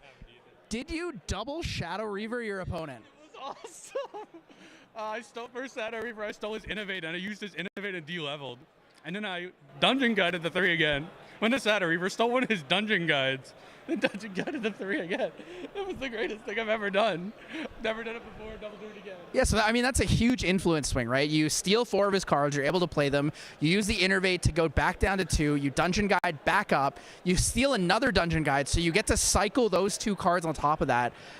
When you're in a position like that, surely you're sitting there like, there's no chance that I lose the game, right? Oh no, I was digging. I had no attack card to close out the game, so I'm just chipping away at him for most of the game. And then I mean, I did steal mine his allies, so I thought, yo, if I don't find an attack card, I can just play all his allies and try to kill him with his own allies now. So when you're looking at this Win, Seiryu, Guoja list, is this a list you're afraid of? Is this a list you're super confident in? I know Assassin has things like the Ensnaring Fumes, Dream Fairies, Arrow Traps. There's lots of options. So how do you feel going into that matchup? I definitely think Seiryu is my easiest matchup at the event. Like, I'm probably like 80-20 in the Seiryu. Yeah. So if you're super confident in Seiryu, what do you feel is like your hardest matchup? It's got to be Fractals or Genbu. What in Genbu scares you so much? Actually, I'm curious about this. Well, I'm not on the version that plays Nullifying Lantern or the card that turns off Float. So I get milled super easily. I just didn't have the space for those. I'd rather just play the Trinket, and that helps me beat the Fractal matchup. So it's mostly getting milled, because I can't respond to that. Yeah, that makes sense. Not having the Nullifying Lantern or the Sensor of Restful Peace to turn off abilities in the graveyard. Plus, they'll have C-sides that you can't turn off as well. So that does make sense for why it's a bit of a tougher matchup. So you just won what is round, I believe, 10 of the tournament here. So are you like, you're just going all the way? No IDs all the way, right? Maybe if I win next round, I might offer the ID, but I might just be too tired the last round. But I kind of want to play it out at this point. Yeah, makes sense. Makes sense. So knowing that there's going to be a slight format change for Worlds. We're going to have MRC Alter included, but it also means that we're going to be getting the new card. The new outlook, basically. How confident do you feel going into like that kind of meta? I love the new card. I will win like 80% more games on turn 3. It's so much better. I get to go back to playing 4 of the new card. Add more Sharpen's Blade, because I do it on turn 3 now. Add more Ace, and I'm like, I will win. You will die on turn 3. All right, thank you guys so much. Thank you as well, Jesse, for joining us for this interview. Congratulations and good luck on round 11. We'll be seeing you guys back shortly.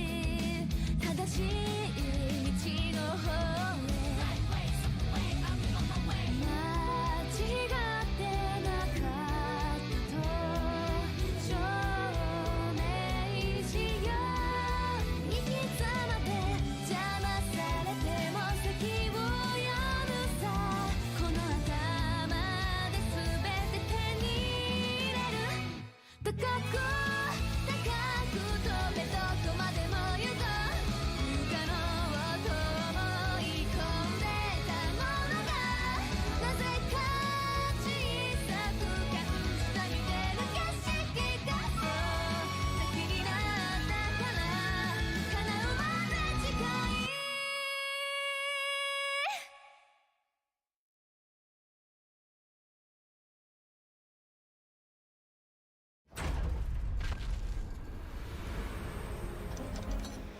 Welcome back to North American Nationals 2025. I'm Cam, back in the booth with Tyler Once in Love. How you doing, Tyler?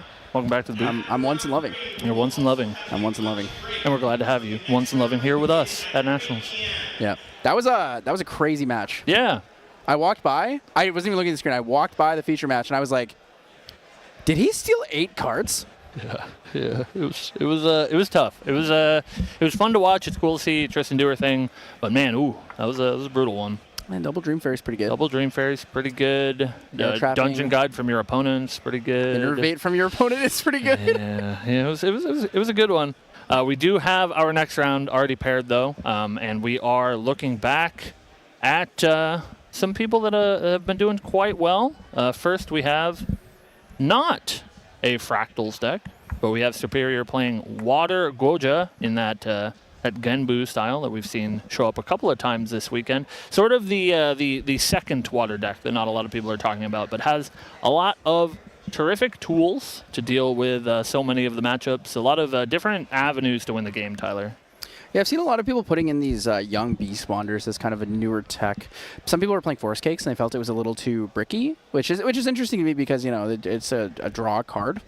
Mm-hmm. But when you look at Young Beast Wander, it basically says put 2 buff counters on an ally, floating memory, and that is pretty powerful in a deck like this. Yeah, for sure, especially when so many of your allies are these like big threatening either Genbu or Frosthorn Paladins, or even things like Tidestone Bovines. When you make them larger, can become quite an issue. Yeah, another cool thing is if you look at these Pelagic Fate Stones, when you use them for to pay a memory cost, and you are already Guoja, you're able to transform them and get the Slick Torrent Rider. Now that comes in as a 0/3, so it does not have a power stat. But if you Young Beast Bonder it, suddenly you can take it to a 1/4 or a 2/5, and that becomes a very difficult ally to remove off the board. When you're dealing damage with an ally, it becomes a problem for some people, right?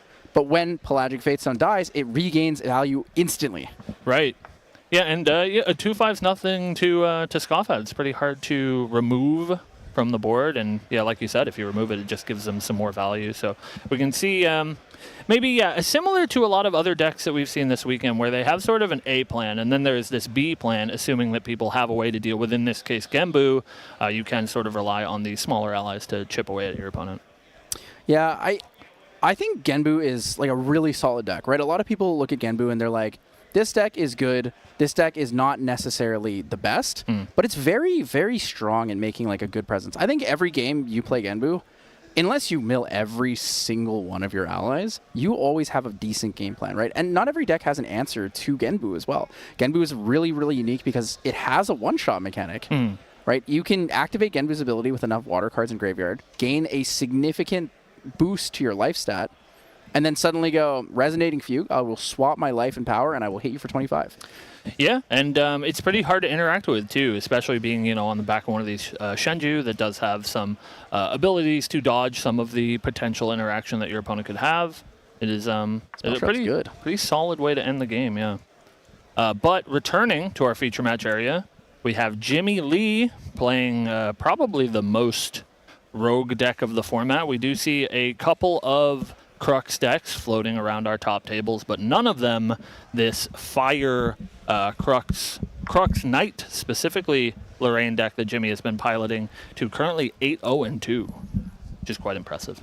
Yeah, this is quite the deck, and I think, yesterday when we talked about whether or not Jimmy would bring in the Nullifying Lantern against Chessie there on the Fire Djinn, this is definitely a matchup we're going to see the Nullifying Lantern. That is like the key piece of this matchup. Nullifying Lantern is a very strong answer to Genbu, and if it is fracturized, there's no real way to, it doesn't remove the ability of it, so it's going to take multiple pieces of interaction for Superior to get through that. He does have the Unbroken Mustangs, but this is like the key post-sideboard setup for Jimmy. The other thing to keep in mind, Jimmy does have Expel the Departed in his list. I think Expel the Departed, this is very, very good because it allows him to stop the extra mill from the Fractals of Rain. Yeah, and that's huge. Those, Fractal of Rain really does add an amount of value to especially these Genbu decks that are looking not only for the potential floating memory, but the water cards in their graveyard to sort of accelerate their game plan. So I agree. I think that'll be pretty huge. Yeah, definitely an interesting deck, and we've talked to Jimmy a little bit, and he's fairly confident into his Fractals matchup, but I wonder how he'll feel into Genbu, which is a little bit more resilient, I think. Yeah, so looking into his Genbu matchup, we have Crystallized Destiny, Nullifying Lantern, and Expel the Departed. These are going to be 3 super key components to the deck post-sideboard. When we look at the main board, this is the big one here. So the Spirit Blade Ascension paired with the Scatter Essence is going to be massive when we look at the Prismatic Edge down here. So what's going to happen is on enter for the Prismatic Edge, both players will reveal their memory. I mean, Superior is playing Water Genbu, so water cards are going to be available in the memory there. Jimmy also has fire cards to deal damage. Now, because this is not a spell, like Prismatic Edge on enter is not a spell, it can actually target Genbu. So a Spirit Blade Ascension can kill a Genbu after it's been fugued. Now that's something that Superior is going to have to really keep in mind. That is a potentially very cheap trick that Jimmy could just sleight of hand in there and just, oops, goodbye your Genbu instantly. And if Superior's not thinking about it, it can really catch him off guard. And even if he is thinking about it, just the sort of existence of a play like this means that he will have to play basically the entire matchup differently. He can't sort of rely on that quick Genbu kill that maybe he could in another matchup because he knows that there is a direct answer to it. Yeah, it's gonna be a very tough matchup for. I actually think this might be a tougher matchup for Genbu than a lot of people would initially think. Right? We look at this concept of Fire Lorraine, and it's like, okay, well, Water does really well into Fire, and Water does really well into like these aggro-focused decks, but Jimmy's playing like a value-focused deck, right? It's a little bit different. We're going to be starting in just a moment here. Players needed to re-sleeve, so it's just a short moment before that. But I want to go over probably what I think is like the most controversial card in a lot of these lists is playing the Conniving Plans or not playing the Conniving Plans. Interesting. I didn't realize that was like, such a... That's like the flex spot, I think. Yeah. I think that's the spot a lot of people are like, okay, do I want to play Conniving Plans? Do I want to play Stratagem of Myriad Ice? Sure. Do I want to play extra Mustangs? Do I want to play extra Beast Spawn? Something like that, right? I feel like that is the one that is probably the most different between lists, Conniving Plans and Stratagem. Sure. And it looks like Superior's sort of taken the tempered approach where he is playing Stratagem and Conniving Plans, splitting between them rather than going all in on one direction or the other. Yeah, so I'm actually seeing he's only playing 3 Primordial Ritual, which is kind of interesting to me. Usually that one is like a super key. You want to play 4 of these because if you are able to get the Slick Torrent Rider on the field, getting the value of Primordial Ritualing that specific ally is really good. And in this matchup where Jimmy does have the Lorraine Blademaster on kill effect, Primordial Ritual will stop that on kill by removing the ally before the damage can go through. Yeah, and he does still have access to it, but you're right that a little bit less access to it could really end up biting him, especially when it becomes important in a matchup like this that's going to be so value-oriented, right? Yeah, so looking at these, I mean, I'm really not sure which way this is going to go. I think this is like a very, very toss-up for a match between these two. It's tough because, having spoken with Jimmy, he is so confident. And so it's hard to not believe the man who feels so confident in the rest of the matchups in the room. But, I definitely think that this Genbu deck has a lot of tools and a lot of ways to navigate this matchup, which maybe he hasn't been seeing all day. And so we'll see if Superior can leverage that sort of versatility of this water strategy to pull one out over Jimmy Lee here. Yep, so Jimmy Lee is going to be opening up here. What do we see for the opener for Jimmy Lee? Do we see the classic something plus Cremation Ritual? Go to get the draw there. Well, the Scatter Essence in hand early and a double Dungeon Guide and a Ghost of Pendragon. So he actually has like the end game set up in his hand already. Right. He's not drawn this quite like a Fire Lorraine player. He's drawn it much closer to an advanced element deck, and that can be pretty good in this matchup. Like you said, I think those scatters are going to be super important. And speaking of super important, we have Superior start off with that Fractal of Rain, which the value that's going to provide over the course of the game is really going to add up. Yeah, so he's going to, I believe he drew triple Tidestone Bovine off the start of the game. That's pretty good. That is pretty good. That's pretty good. He's going to start with the Bovine here, and he's going to go and mill himself here too. Does he hit the double floating? 1? Ooh, just one. One in a fugue. One in a fugue. Don't want to see the fugue go, but the one floating memory in refracting missiles is pretty good. And these Tidestones, especially having drawn 3 in his opener, are just 1/2s, a little bit on the weaker side, but those numbers will start adding up as he pecks away at Jimmy, who grabs a backup charger for his first materialization. Yeah, so Jimmy's going to go for that off turn to start. Doesn't quite have... I mean, we talked about it. His opening hand is mostly the end game. Needs to get through to the end game. No creative shock available. He's missing that cremation ritual setup. Obviously, Stalwart would have been fantastic here. Actually, maybe not Stalwart fantastic here, actually, because the Tidestone would have hit, wouldn't get the kill. Sure. Wouldn't clear the board here, and would still be able to mill for free. Yeah, we'll see what he can find with Hasty. I don't know if he has a float to discard. Don't think we actually have his graveyard quite on camera here, but at least a good way to start churning through that deck, maybe get rid of some of these cards. He could even potentially get rid of that Scatter Essence if he's really hard up for the float here to level up. Yeah, Scatter Essence wouldn't be too bad. You know, we're in day 2 here, so the deck lists are open. Players do know what is available there. So it would be no surprise to Superior to see it get played at some point here. Right. So we're going to see the level up. Guoja 1 here. It's going to show off that whole material deck. Sees the Faded Keepsake, I believe. Faded Keepsake, kind of big, right? Or was that the Tengu? No, it was Tengu. It was Tengu. Yeah, I There's believe no that was Keepsake. Tengu. Faded Keepsake would go kind of crazy. Faded Keepsake is really good in this matchup because Rending Flames is not a viable option to use. Flame Sweep does have somewhat limited damage, but it's really there for the Rending Flames. If you have a Dev Blow, Devastate, you know, that was popular back in the day. Back in the day, we're really looking at this classic sort of deck, Tyler, and so we're getting back into the old ways of Rai the old ways and Ghosts of Pendragon. Still holding their own, and speaking of classics, we have the Frostworn Paladin going to eat a Bovine out of the graveyard. Ooh, drew into a Pelagic, though. A little unfortunate, but did manage to mill one off of the Fractal of Rain plus the Genbu. A handful of floating memory, Tyler. Looks like 2 copies of Lost in Thoughts, a Refracting Missiles. So he's going to banish a Vanguard to level up to Lorraine 1. He's going to bring out, that day 2 Sword of Seeking promo earned from this event, NA Nationals. And it's gorgeous. Beautiful, beautiful card. Superior does have an Unbroken Mustang. I'd be interested to see whether he takes the Unbroken Mustang into that Sword of Seeking or not. Removing an extra sword off of the board for Jimmy means 1 less target for Ghost of Pendragon. It's pretty big to keep them off the sword for Ghosts, for Spirit Blade Ascension, and any sort of extra materialize that you can make the Lorraine player do is in your favor. We'll just see, you know, if it's worth that pretty big influence cost. Yeah, so a lot of floating here available for Superior. He actually did go for a Refracting Missile in Jimmy's Recollection here, targeting the Hasty Messenger. So both Hasty Messengers have been removed from the field. Jimmy, I'm interested to see if this is the Dungeon Guide to kill play here. It looks like you are exactly right, Tyler. Dungeon Guide's going to come down here, level Jimmy up to Lorraine. Blade Master, get that very powerful on-kill, draw a card, as well as a buff to her attacks for the turn. Yep, that's going to be it. The 1 and the 3, and he's going to turn the whole slab over. He's going to knock over all the dice and take out that Frostborn Paladin. So Frostborn Paladin off the board is really good for Jimmy. That is the Interceptor. That is the one that stops a lot of things from coming through. And huge value, too, being able to draw that card off of Blade Master, especially with this double Dungeon Guide hand. And we see a Cremate take care of that first Dungeon Guide to just add a little bit more influence to Jimmy's arsenal.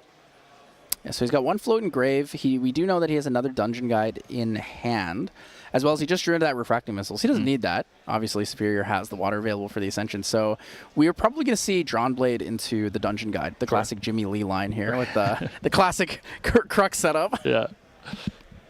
So we're going to see Superior here banishing the Pelagic Fatestone and the Refracting Missile go to Guojua 2, Bless Scion. Most likely going to draw the card, I think. Sure.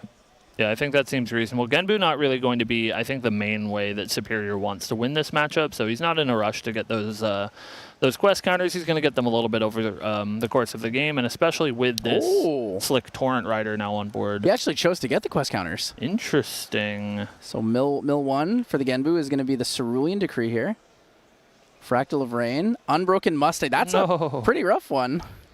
And the Torrent Rider, another Cerulean. Ooh, so he's lost 2 Cerulean Decrees and a Frostbind. That's actually very significant information for Jimmy because it means he can potentially go for greedier lines. And be less likely to be punished for these. Going to get That's the seaside huge. to hand, too. Draws the seaside. You're supposed to put the floating memory on top of the deck for anybody watching at home. That's what you want to do. And we'll see if he can do that with this Tidestone Bovine. Going to mill 2 more cards. Tidestone Bovine in for 1. He's going to mill the Fugue. And the My Cerulean Decree. God. Is that all? No, he is playing 4. he's So got one one more more. exists. But, I mean, But that's... man, a Fugue too. It's just only cards that fugues. he wants to see in his hand are the ones going from the top of his deck into his graveyard. And then the cards he wants to mill are in his hand. Yep. You see the Pelagic Fatestone in hand. I believe there's also a Seaside Ringleader in hand, so it's a little bit unfortunate here for Superior. But that is the life of being a self-mill player, isn't it? Yeah, it's always got that ability, right, to have you draw sort of the wrong half of your deck, and that's sort of what we're seeing in this game. Doesn't mean that Superior is out of it quite yet. Definitely has that Genbu coming shortly and plenty of cards in hand, but yeah, definitely been a little unfortunate for them so far.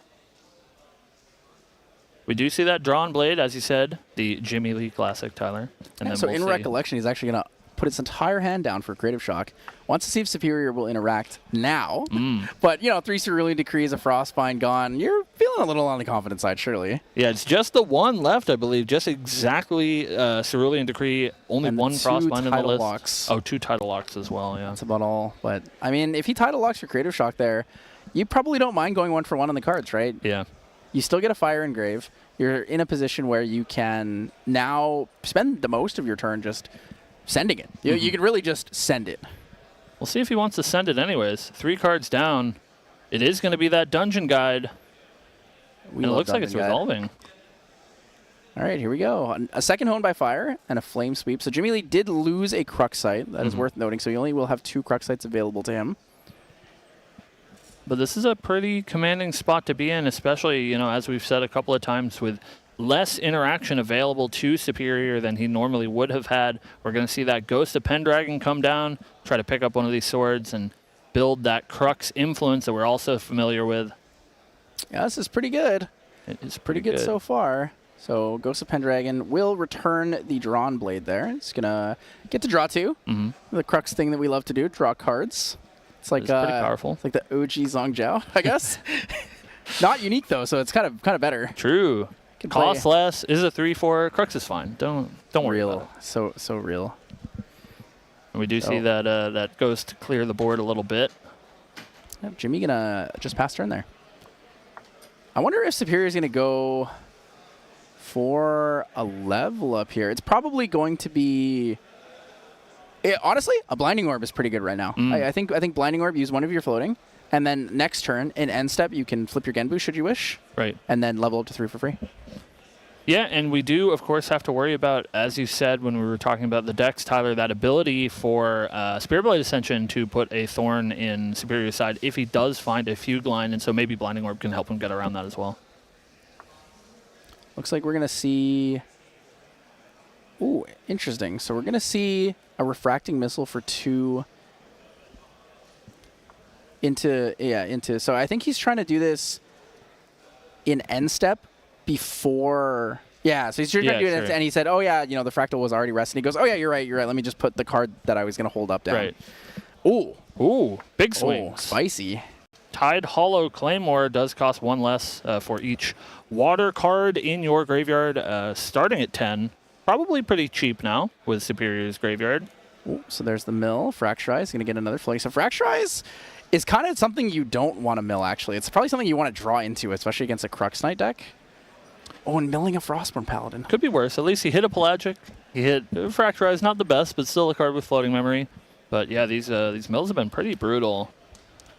Yeah, looking at this this materialization of Tideholder Claymore here, my headcanon for this... Oh, he actually just drew into the Fracturize after I talked about that. My headcanon for this is really funny. Guoja being this very, very small, dainty girl who has these giant mythical beasts swinging around a gigantic water sword.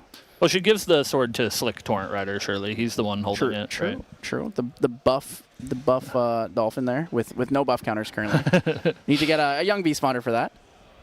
We will see yet another Dolphin join the mix in Seaside Ringleader. It's a Dolphin Party. Dolphin Party coming in for 2. Again, not exactly the type of card that you want on board. You see that? Ascension in hand. Ghost of Pendragon in hand. Rending Flames in hand. I think those are pretty good. Drawn Blade. in Rec, Ascension, pull out the Prismatic Edge, Pendragon back the Sword of Seeking, Rending Flames with the Prismatic Edge. It's quite a lot. I don't know if it's lethal. That sounds like 18, I think. It's looking pretty good, though. But that is pretty good. And right you are. I hear Ascension from Jimmy in his Recollect. Picks up that Drawn Blade. Ooh, and the beautiful thing about Ascension here is Jimmy's just going to get to draw a card for free every time. He Yeah. deals 3, draw a card.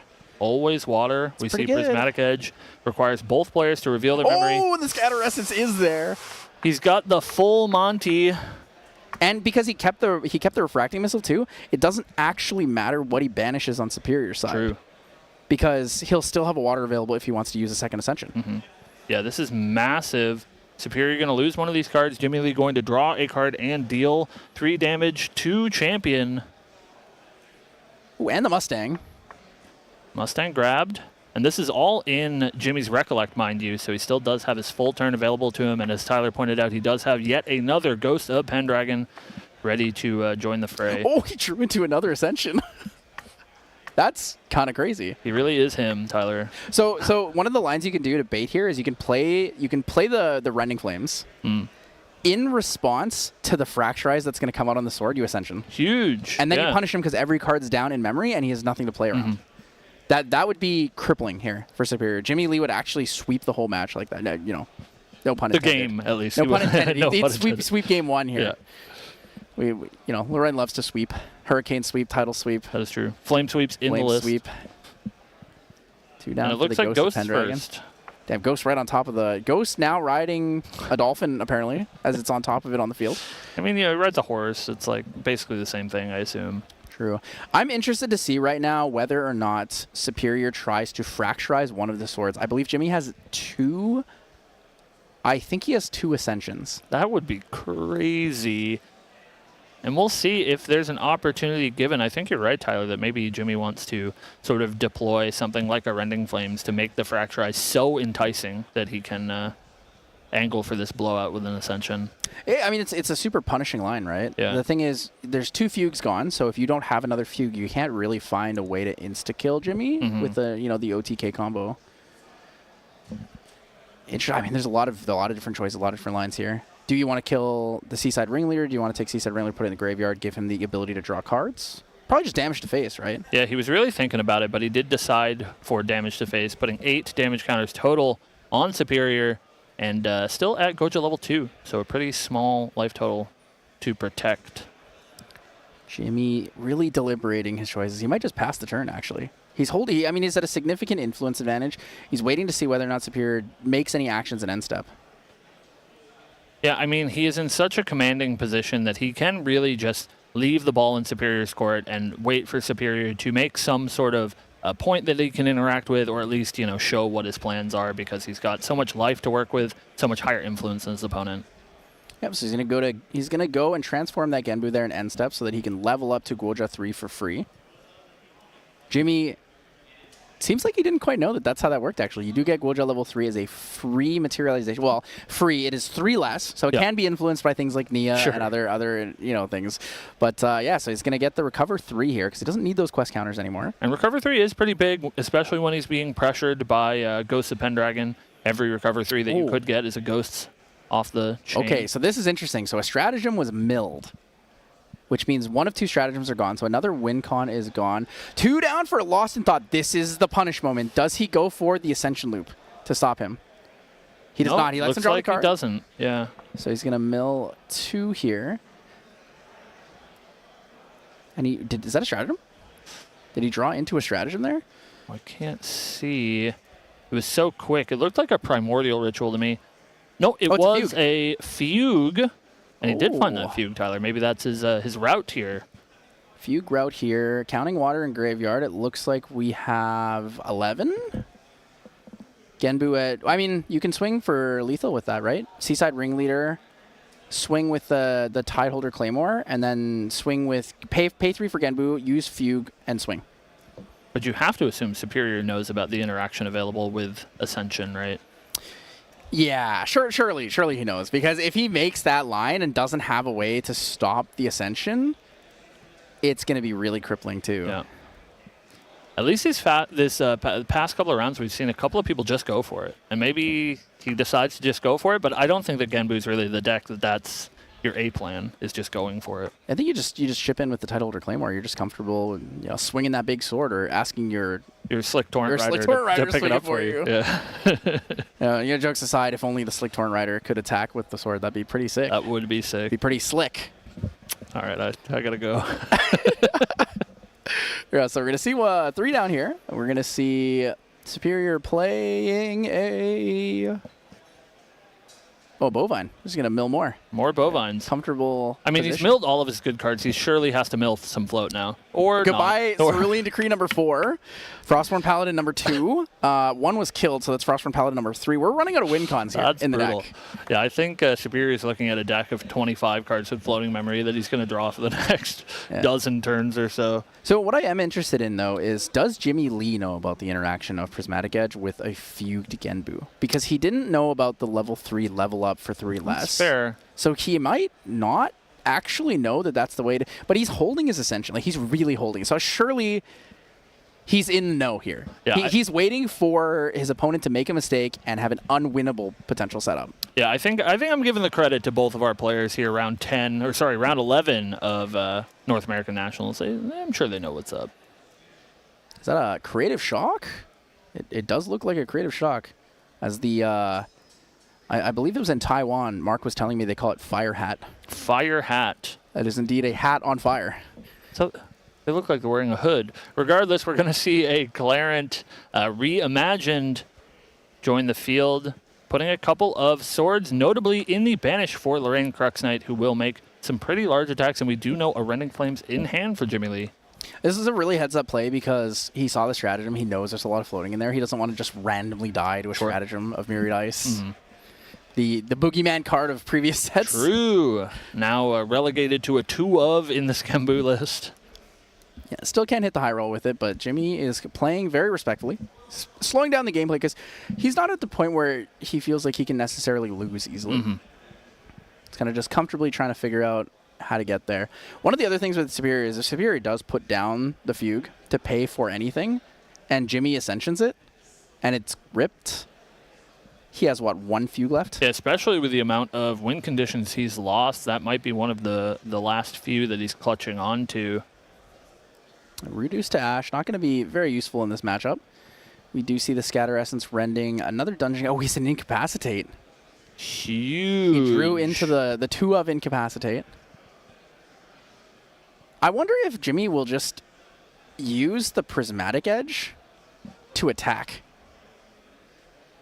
Just 3 down for rending. Yeah, it is tough looking at this Genbu, but you can, trade your rending for that Genbu. I mean, it's going to be good. 8 doubled, 16. It's pretty good damage. Yeah. I'm just curious if he's going to try to kill the Genbu with just regular damage. Mm-hmm. Maybe that is the plan. Looks like he's just going to play Stalwart, ship it back to Superior. We'll see what the materialize is. Jimmy has 10 cards in his hand. Casual. It's Crux moment. Crux moment. Crux kind of good. Ooh, Smoke Bomb. So it looks like Superior might be attempting to go for it right now. So the Smoke Bomb's on the Shield Mate here. Going to get the damage in from the Seaside Ringleader, putting Jimmy to 11. Tidestone Bovine putting him to 12 means only 16 off. 5 from the, 5 from the Title Holder Claymore. Saw another stratagem build there? It looks like it was another stratagem, and he lost the Revitalizing Cleanse too, so he can't actually play defensively with that. Mm-hmm.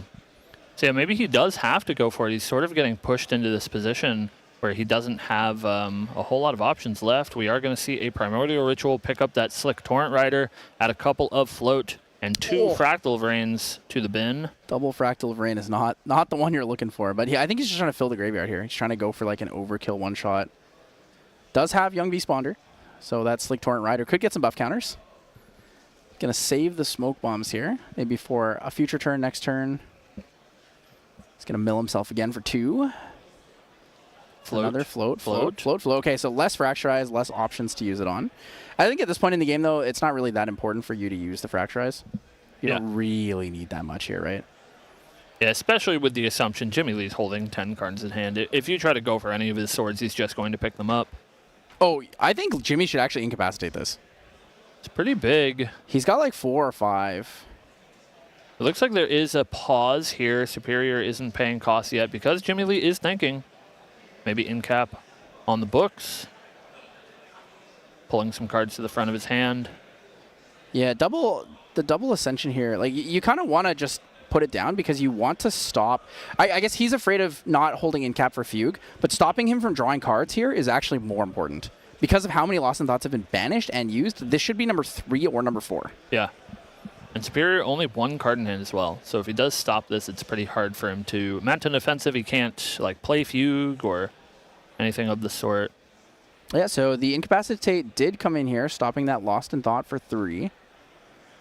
It's a really heads-up play, right? Lost in Thought, we've talked about it many times. It is a late-game engine card to regain a lot of influence, right? Superior is playing on 4 influence with a Fractal, and he does have the Smoke Bombs to draw 1 card, but other than that, Right. he's kind of suffering a little bit. Yeah, I mean, Jimmy has more than double Superior's influence in his hand, let alone in his influence total. So Jimmy just really leveraging that Crux advantage. Going to grab a Drawn Blade, draw yet another card. Yeah, so Jimmy's kind of in a tight predicament. He doesn't have the Nullifying Lantern, so he can't stop the Genbu ability, really. However, I'm pretty sure that because Superior has 1 card in hand, 1 Fractal, and also has that Smoke Bombs, right? So he's holding the Fugue as his... Oh, he's not holding the Fugue as his last card. Oh, no. And we're seeing the Ascension here. 3 copies of Rending Flames. One of these going to get banished at random from Superior. And if it's a Fugue, that's huge. It's the Pelagic Fate Stone. Okay. Does he do it One again? more chance. Just resolving our Ascension. And Jimmy thinking, if I rip that Fugue, how good is that for me? Is that one of the few win conditions Superior has left? Yeah, it's definitely interesting. There's actually a world where he can bait a really neat line here. So he says 3 damage to Genbu. Genbu takes 3. Then you Ascension again. If he tries to banish the Smoke Bombs and use everything to activate the Genbu ability, he can actually kill whatever...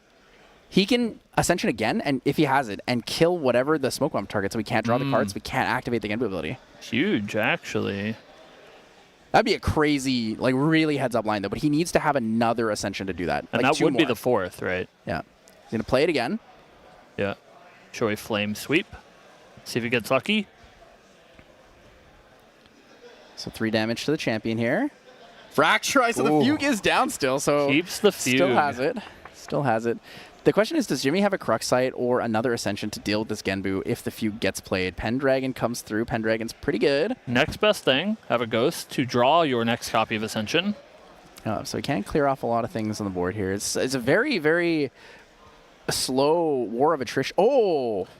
That clears some things off the board, Tyler, I think. Oh! And that gets through Genbu as well. Not going to be enough damage to quite close out the game, but... That's pretty good, though. Yeah, it does clear the board. Smoke Bombs. And he's going to let him get the draw, and then he's going to use the ability for Genbu. Yeah, I think that's totally reasonable. We'll see where the Flame Sweep's coming, see if he's using that Prismatic Edge or not. Is that why he's pushed the Drawn Blade forward? Is that our target for the attack? No, it's the Prismatic Edge, I believe. So it's looking like a 31 health Genbu. It's pretty big. The question is, does he retaliate?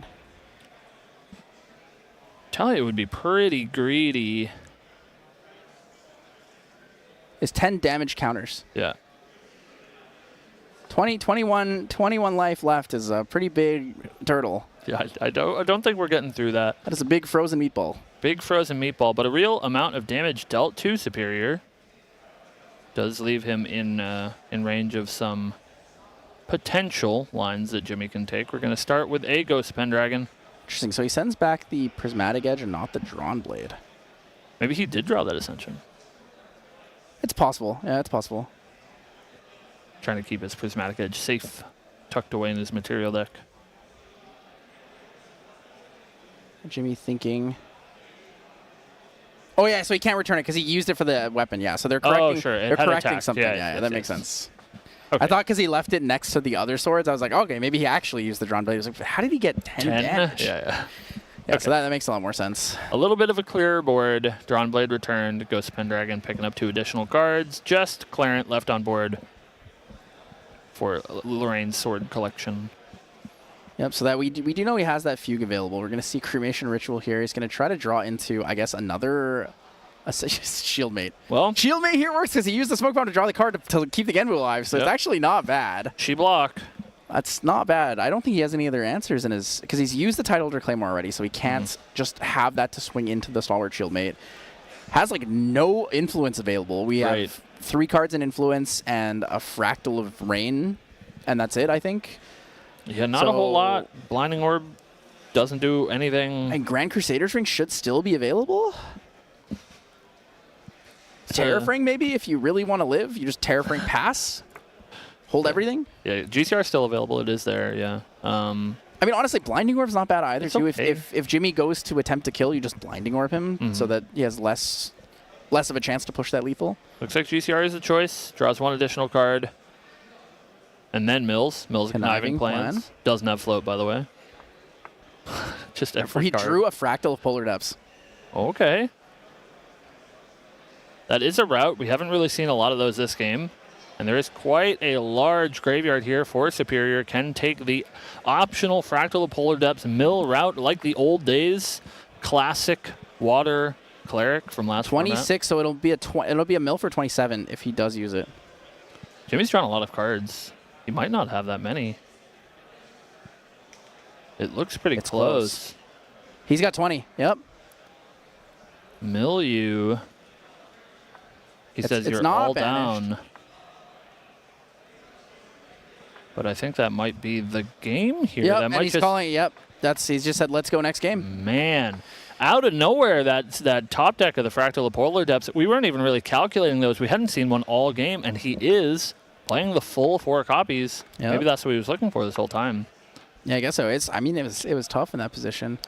You're basically waiting because you can't get around the Genbu, right? So you're Right. waiting for your opponent to find a way to basically lose the game for themselves. Right. And Jimmy Lee just didn't have an answer, right? He doesn't have the Resolute stance to stop himself Yeah. from drawing. He knows that if he plays an Ascension on the Prismatic Edge, he'll have to draw off that effect if there's water. And then he doesn't run the Smoke Bombs, right? Not Right. running the Smoke Bombs means you are weaker to these Interceptors and stuff. Yep. But, I mean, we talked about it at the beginning of the match.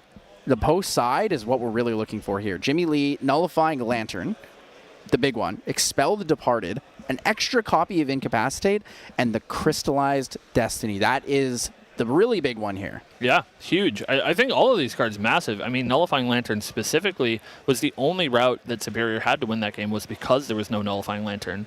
And so I think Jimmy will be clutching onto that one pretty tight. And I think those 2 Crystallized Destinies will shut off a lot of the potential Fugue lines, which is also really good. So it looks like Jimmy is gaining a lot. We can take a look at Superior. Does have quite a spread of cards here, but I don't know if any of them are particularly going to be very useful. All 3 Song of Frost. Does have 3 copies of Song of Frost that will shut down any sort of big Flame Sweep, Rending Flame shenanigans. He took out a Conniving Plans, a Pelagic Fatestone, and something else. Yeah, for those I 3 think songs. an Unbroken Mustang. But I'm not 100% sure what that third card was. Yeah, Mustang is fine in this matchup, but not at its most integral. So that makes some sense. Could take out Young Beast Wanderers. Sure. It just depends if you think like Stratagem is a win line for you. I think taking out the Unbroken Mustangs is probably... I would just straight up take out 3 Unbroken Mustangs. Just go more water cards. Sure. Give yourself that chance. But Nullifying Lantern. Unbroken Mustang does take out the Nullifying True. Lantern. So That I'm is actually true. completely incorrect on that. We keep the Mustangs in under all circumstances. Right. Absolutely need those. But that means that Jimmy Lee won't have access to Rending Flame. So his big finish is not as explosive. Yeah, per and se. a lot of these decks that Jimmy's faced against, he's looking to be sort of the value-oriented late-game deck, and it is really hard to do that better than a deck like Genbu. And so without those big finish cards like Rending Flames, he might have difficulty closing out the game. Yeah, Kruxite. We actually didn't see him use a Kruxite. He did banish one for a level up at some point, but yeah, no Kruxites to bring back those Ascensions. That Ascension loop would have went crazy. If he resolved that 5 times, 15 damage, that's really big. Lose 5 cards.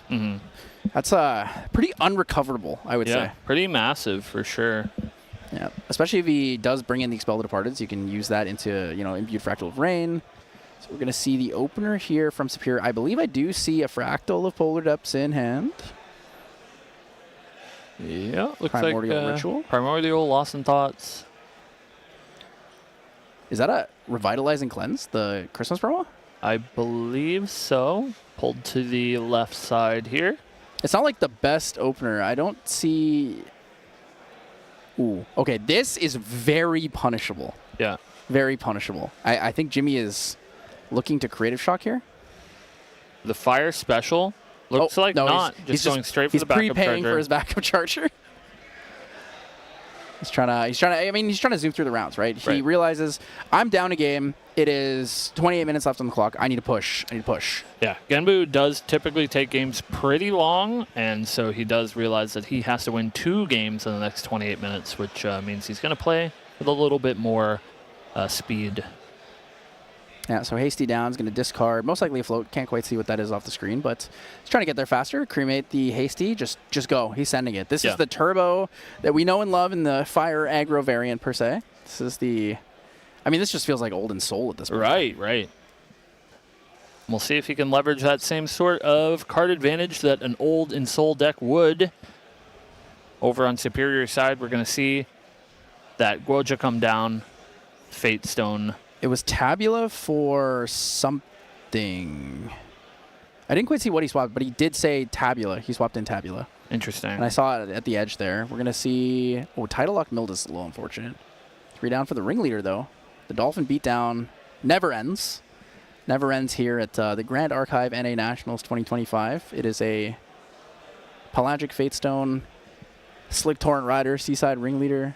Dolphins are scary, man. I know. Totsugeki has ruined me. It's scary, man. It's scary. So we're going to see the sort of Seeking brought out again here by Jimmy Lee. It's kind of classic setup here. Do we see Jimmy Dungeon Guide to 3 kill the Seaside Ringleader draw card yet again? Maybe he's put 3 cards down. I don't know if he drew for turn, though. This might be in rec. In rec Creative Shock. Oh, okay. We're main phasing. Flame Rune. 2 to you, leaving that Seaside Ringleader on board. Doesn't really want to give him the value of putting it into the graveyard. I think it's good because both players are going to like leave this up, right? Like if you leave the Flame Rune up, he doesn't get the floating. Oh, okay. Primordial, though, is going to put that in the graveyard. And another Seaside Ringleader Mill, so he's got the Seaside. 2 Seed Sides in there is kind of big for a potential future turn. Not quite this one yet, but it's looking like a good potential future. If Jimmy draws into this Expel the Departed, though, it's going to really punish that Fractal Polar Depths early on. But we'll see if the damage has been done. Does he go for the Grand Crusader's Ring? Yeah, just wants to draw a card, rebuild that influence. Draw before the mill. I have no clue what Jimmy just milled there. Yeah, if we could get Jimmy's graveyard on camera, that would be ideal. It's hard to see from here. We did see an Unbroken Mustang milled for Superior, unfortunately, leaving him less outs to that Nullifying Lantern. Yeah, it does have the Tidal Lock in hand. The Seaside Ringleader, being able to pay for that with the Grand Crusader's Ring, not needing to use the Fractal Polar Depths is like quite nice. It's quite nice. Oh, Tempered Steel. There we go. Oh, he milled a Tempered Steel. That's huge. That's massive. Turns out Genbu is indeed symmetrical, and sometimes you do just gift your opponent a floating memory like we saw here. Yep, Jimmy Lee the GOAT showing us on stream what he actually is milling in the Graveyard of Banishment. So we're going to see there's 1 float available. Could go for Drawn Blade. Might not have to go straight to level 2 here. Yeah, no enticing targets for Blade Master's ability, so we might see him just take a slower approach. Clarent Turn. Clarent Turn could be pretty big. Clarent Turn is always good value, to be honest. Yeah. It just puts something on the board that your opponent has to interact with if they want to. Or the opponent just says, okay, I can't kill you this way anymore. I'm not going to even try. Yeah, it seems like Jimmy is trying to slowly close all of the doors available to his opponent to finish out this game. Okay, what we saw. something interesting and notable here. Yeah. Jimmy chose to banish the Prismatic Edge off of the Clarent instead of the Sword Saint's Vow, which makes me think that he's going for a Hone Rending play in a future turn here. Potentially level 2 Hone Rending for lethal. Interesting. Because Sword Saint's Vow is really big damage, right? So it's Right. it's a 0/1 sword that says whenever a sword craft is used on this, give it 2 durability counters, and you get 1 power for each durability counter on it. So if you Hone by Fire this, it gets 2 durabilities from the craft activation, and then you also get 1 from the Hone, so it becomes 4 durability with a +2 as a bonus. So now it's going to be 6, rending for 9, double damage 18. That's big. That is big. And it looks like we might just see a regular rending here. Regular rending for 4 is not bad. I mean, 8 damage on board is good. 8 damage. Force your opponent to interact. Yeah, would put Goja to pretty close to her threshold. Not quite there, but still a pretty big chunk that Superior does probably want to interact with if he can. He's got a Sunk Frost in his hand. He's really thinking about not using it. That's massive. That's crazy. He's thinking about not using it. He's taking the I'll 8. take 8. That's Holy moly. That's a difficult choice to make. Of course, as we said, not lethal, but Superior, a stronger man than I. Oh, Revitalizing Cleanse for 5. Makes up some That of that makes more damage. sense. Yeah. Yeah. Respectable choice here. Oh, and he's showing him the Song of Frost too. That's some kind of Chad energy. Yeah, very Chad energy. Says that next one, don't worry about it. I got it covered. Next one, I got you. Revitalizing Cleanse is a fantastic card. It's a little underrated these days, I think. I think being able so. to draw a card off of that is just kind of nuts. Mm-hmm. Kind of nuts. Also, your favorite champion, one of many. Kongming? Christmas edition. Yeah, super cute. You end up getting one of those merchandise boxes? I did, yeah. They're really nice. Bought it for the cookies. Real. Ooh, pretty good mill there. So it does get the Primordial Ritual, but I think milled a fugue. But, I mean, he also showed a fugue in his memory off of the Revitalizing Cleanse, so he's not in the worst of places here. He's got 3 floating available, I believe. Awesome Thought for 3.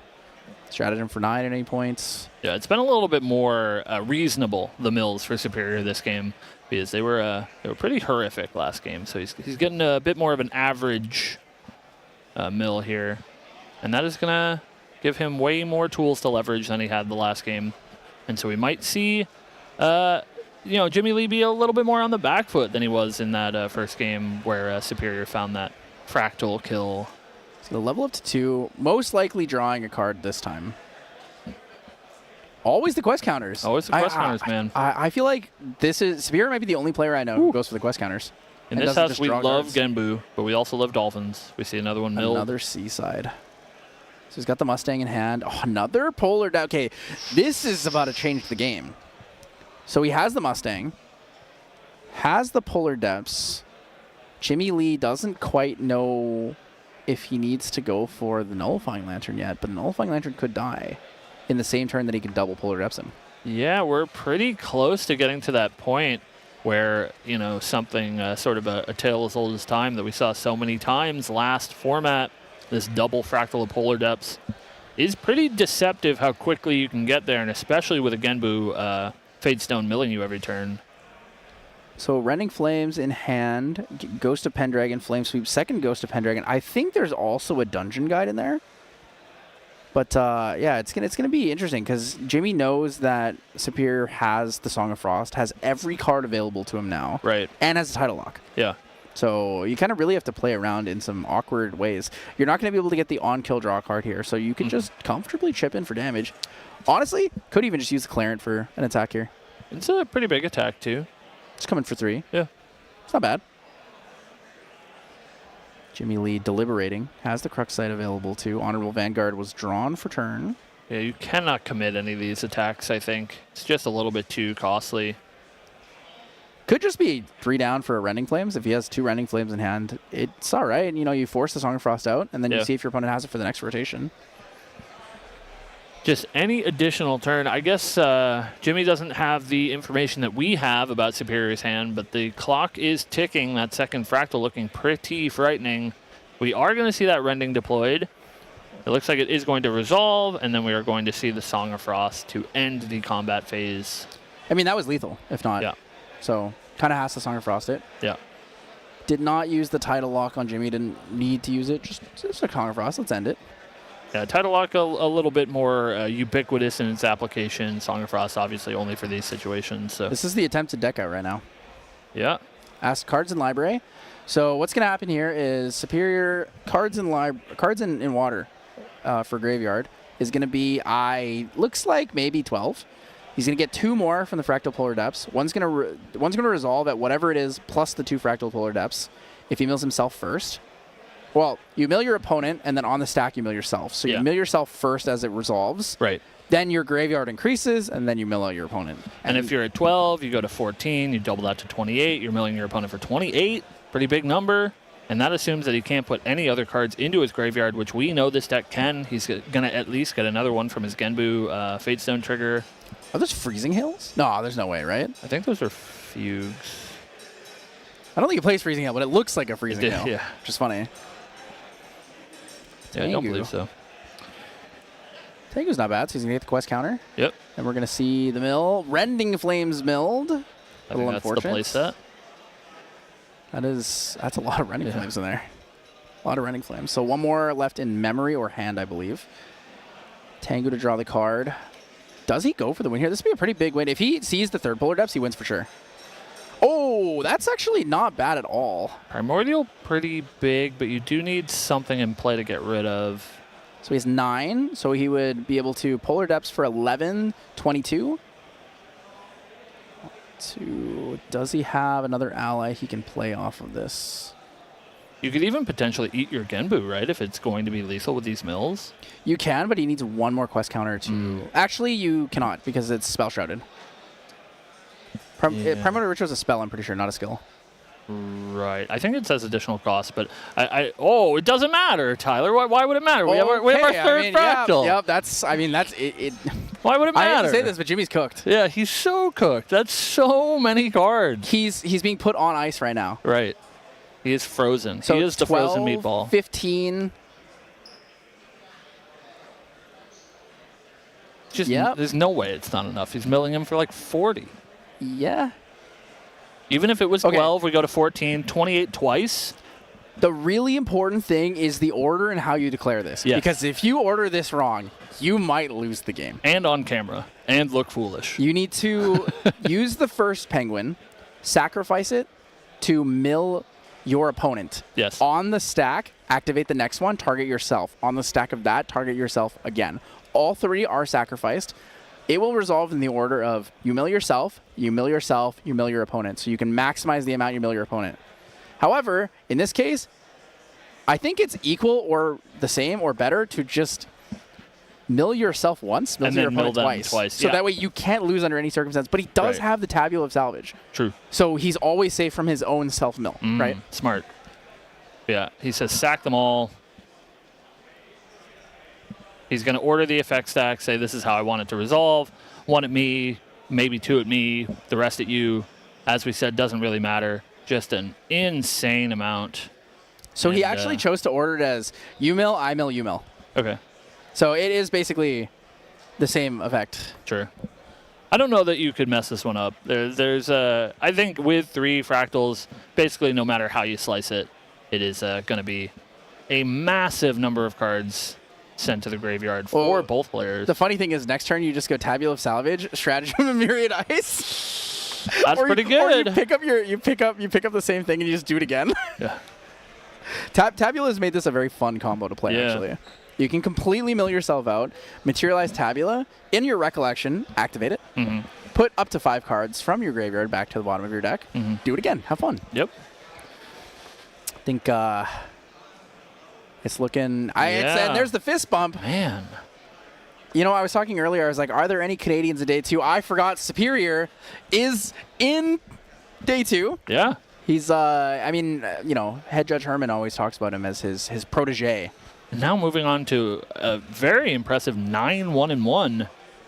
He's in a very good spot for the rest of the day. And 9-1-1 is going to be 28 points. That That's guaranteed. I That's think guaranteed he is top locked 8, in. 28 points is guaranteed. If he takes the draw on the ID for last round, he'll get a 29 points.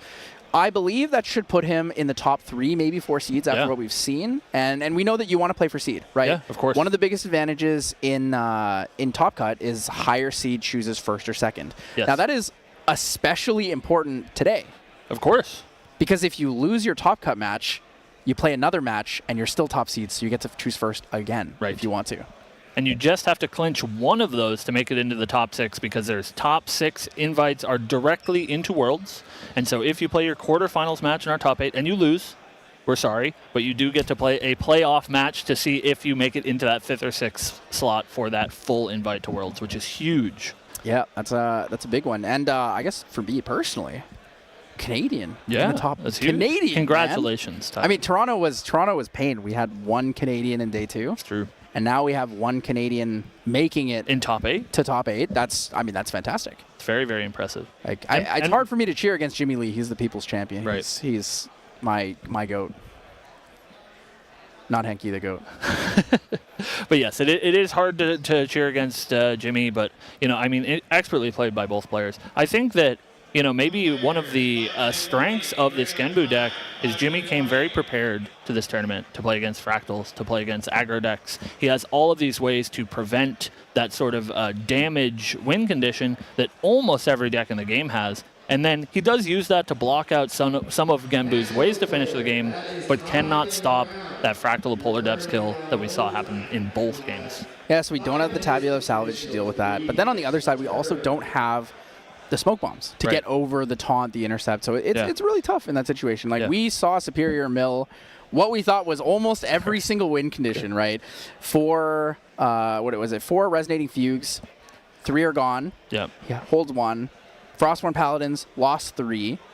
Stratagem of Myriad Ice lost both. Cerulean Decree lost all 4. Yep. Lost the 1 Frostbind he has. Lost one of the title locks that he had. And he milled both the Revitalize and Cleanse. So, like, combat damage there was very viable, or even non-combat damage, knowing that Jimmy's playing the Ascension setup. Right. And all it took was 1 Fractal Polar Depths. And then it took it down, and that just shows the power of this Genbu deck to be flexible. And I think flexibility is so important, especially when you're playing at the highest level like our players are today. You know that your opponent is going to know what's up. They're going to be prepared for their matchups, and the best thing that you can do is play a deck like this Genbu deck where they can't be prepared for everything. You have too many avenues to win the game, and one of them is sure to sneak through. And it's also really heads up of Superior to play the Tabula of Salvage as well. Because it's not, the Tabula isn't there for if you mess up and you misorder the mill or anything. It's there because if they have an answer like Resolute Stand, alternate cost, so I don't draw a card, don't deck myself out and lose, you can Tabula of Salvage, pick up any additional win con, and just win from there. Right? That's going to be, I don't know, Stratagem of Myriad Ice if you want to banish floating for damage. If he has the Clarion available, it might just be all 4 Frostborn Paladins back in my deck, and something else, maybe a few. It's young Beast Bonders buffing up your Slick Torrent Riders. Any way that you can get over the finish line is, really heads up to play that sort of, like, not even a backup plan, but you're like C, D, E plan. Right? Exactly. Everything's covered. It's whatever their backup plan is. This is my counter to their backup plan. Right. So if you don't have the Title Lock or the Cerulean Decrees, the Frostbinds to stop that alternate cost Resolute or stop something that makes them not have to draw a card, then that's what it is. Yeah. But, I mean, we're going to hear it from Superior live himself soon here, so I hope you guys enjoy that. We are here with Superior, the winner of round 11 against a fan favorite player, Jimmy Lee. This is an incredible victory. Obviously, we saw Jimmy crush on the stream earlier today, but here we saw the power, Superior, of that Water Genbu deck. How are you feeling after playing Jimmy? I'm feeling really good about that. Like after, this is actually going to be my first top 8 coming for just in general. I never really made it this far for an Ascent, so really means a lot. Big shout out to, all my friends who, got me here because I practice a lot with, my Eternal Return friends. It's like a friends from a different game that I play. And, all my Canadian friends as well, right, from Gannon Peak. Big shout out to those guys. It's just a good feeling. Yeah, I'm sure. You said this is your first event where you've done like this well. When did you start playing the game? I actually started playing at Mortal Ambition, so Toronto Ascent was actually my very first event for any TCG like related thing. Well, for like in-person TCG, because I did play like a bit of like some other card games like online, but yeah. Yeah, so that was your first Ascent, and what an Ascent to start it. That's a real gauntlet. How was that? How was your Vanitas experience? Well, I just got like a list from a friend. Like, so basically, my friends traveled to Toronto, and I was like, you know what, I'll just come as well. I'm gonna try the game out, and I fell in love with the game then, and I've been playing it since. I think I was on Water Allies then, Water Lorraine Allies, and yeah, Vanitas. Vanitas is Vanitas in Toronto. It is what it is. Well, it's a testament to the game that you went to Toronto as your first major event and still fell in love with it afterwards. When it was, yeah, it's a super fun game. Now today, just like you were playing Water then, but you played Water today. This time that Mill Genbu instead of the Ally deck. Now, your list, I was taking a look at your list and thinking about some other Genbu lists we've seen. There's a little bit more of that sort of like proactive, aggressive game plan with that Tideholder Claymore in the material deck. Can you talk about why you chose to go that route? I think Claymore is a really good card for those slower matchups where you need that extra attack damage, especially into Fractals. Fractals, it's great to pull out. You just have that 15 damage. You could just keep swinging, keep pressuring them on board. It's pretty good into like Tristan as well, so you could maybe sort of pressure some damage, get some prep counters off. Just in general, I think it's a good card if you don't really have anything to do, because sometimes you just don't draw into your allies and you don't really have that attack damage on board, so you kind of need that extra push there. Yeah, absolutely. Now, you did bring it out that first game. We got some swings in with it. We're putting a lot of pressure on Jimmy there, but you still ended up getting the mill victory in both games, and actually get that game too, the triple polar depths. Yeah, that was a play after my own heart. We loved the Penguin Mill all the way back to Ascent Santa Clara, but I've seen a lot of Genbu players were getting a little greedier with those polar depths, cutting down to 2, or actually I've seen some people not even playing it. How do you feel about playing 4 in your deck again? I think 4 is correct, just because having that mill win con, especially into really slow matchups like Wind, Luxem, Xander, that's another deck that's really picking up in popularity. I think really the only win con for you there is the mill out win con, because you can't really Genbu swing. They're running 4 ensnaring, stratagem as well. They're a win player, so it's a little hard to get through that damage. So I think the mill win con is definitely one that's should be looked at and should be threatened for other players. They should definitely be scared of it. Yeah, absolutely, and just like we saw there, it was critical for you taking that victory against a very storied player. Now, both of you doing super well going into our final round here. Obviously, wishing both you and Jimmy Lee some luck here, because it's going to be quite a fight for that top 8. You want to get that placement. You want to get in there. So good luck in the future rounds. I want you all to stick around. We're going to have a break here, and then we're going to come into round 12. And at round 12, that's going to be the final chance for these players to try and vie for those top 8 and gauntlet slots. And you're not going to want to miss it. So stay tuned, and we'll see you real soon. Thanks so much. Take care.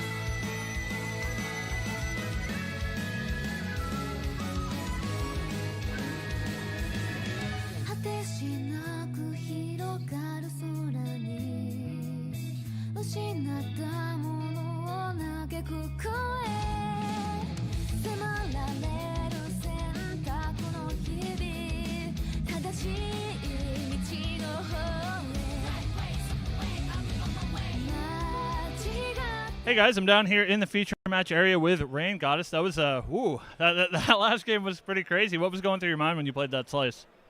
It was definitely down to the wire, and I was just trying real hard to play around the crazy tech that my opponent had. Mandate of Honor, I had heard of it, but I didn't think anybody was insane enough to play it, and credit to my opponent, he played it very well. I had to have DG specifically in order to make that play work, and I mean, it paid off. Well, yeah, interestingly enough, I would assume that no one would be prepared for that matchup, but I understand that you and Sariq are locals. Is that right? Yeah, it is actually. We're local to LA area. We play each other at almost every big event, which is kind of funny. He beat me out at Seattle, so I had to pay him back by winning here. Sure, of course. And I also wanted to talk to you a little bit. We look at your player profile, and you've been playing Win Luxem, and obviously very successful so far this weekend. But you're typically a Fire Sander player, and that deck is also pretty good right now. Why did you choose to play Luxem this weekend? I have a lot of respect for Faiza. I think it is probably the best aggro deck in the game. Fire Lorraine, if you open good cards, you win, but if you open bad cards, you kind of lose. Faiza gives you a lot of options. You have a lot of tools as an aggro player to win. But in my opinion, it's more important to do in order to do well at big events, you need to have the tools to compete against good players who respect your damage range. If you play as an aggro player against someone who is playing well and respects your damage range, you will have a very hard time to win. So I felt like playing a deck that gave me more tools, like Win Luxem does, gives you mid-range options as well as late-game options into the grind against any range of decks. That deck gives you the best options for success, in my opinion. I think it beats out Fractals. Fractals just happen to have very high-rolly games. Sure, yeah, I think that makes a lot of sense, and I think that mindset seems to be doing you well so far. Just a couple more, and we'll see, how the rest of the day goes for you. I know. I'm hoping we get four Win Luxem in top 8. So look forward to that, guys. Yeah, we will see. So thank you for taking the time to chat with us. And we took that one pretty long, so you have to run off to your next match. So go right now. Yeah.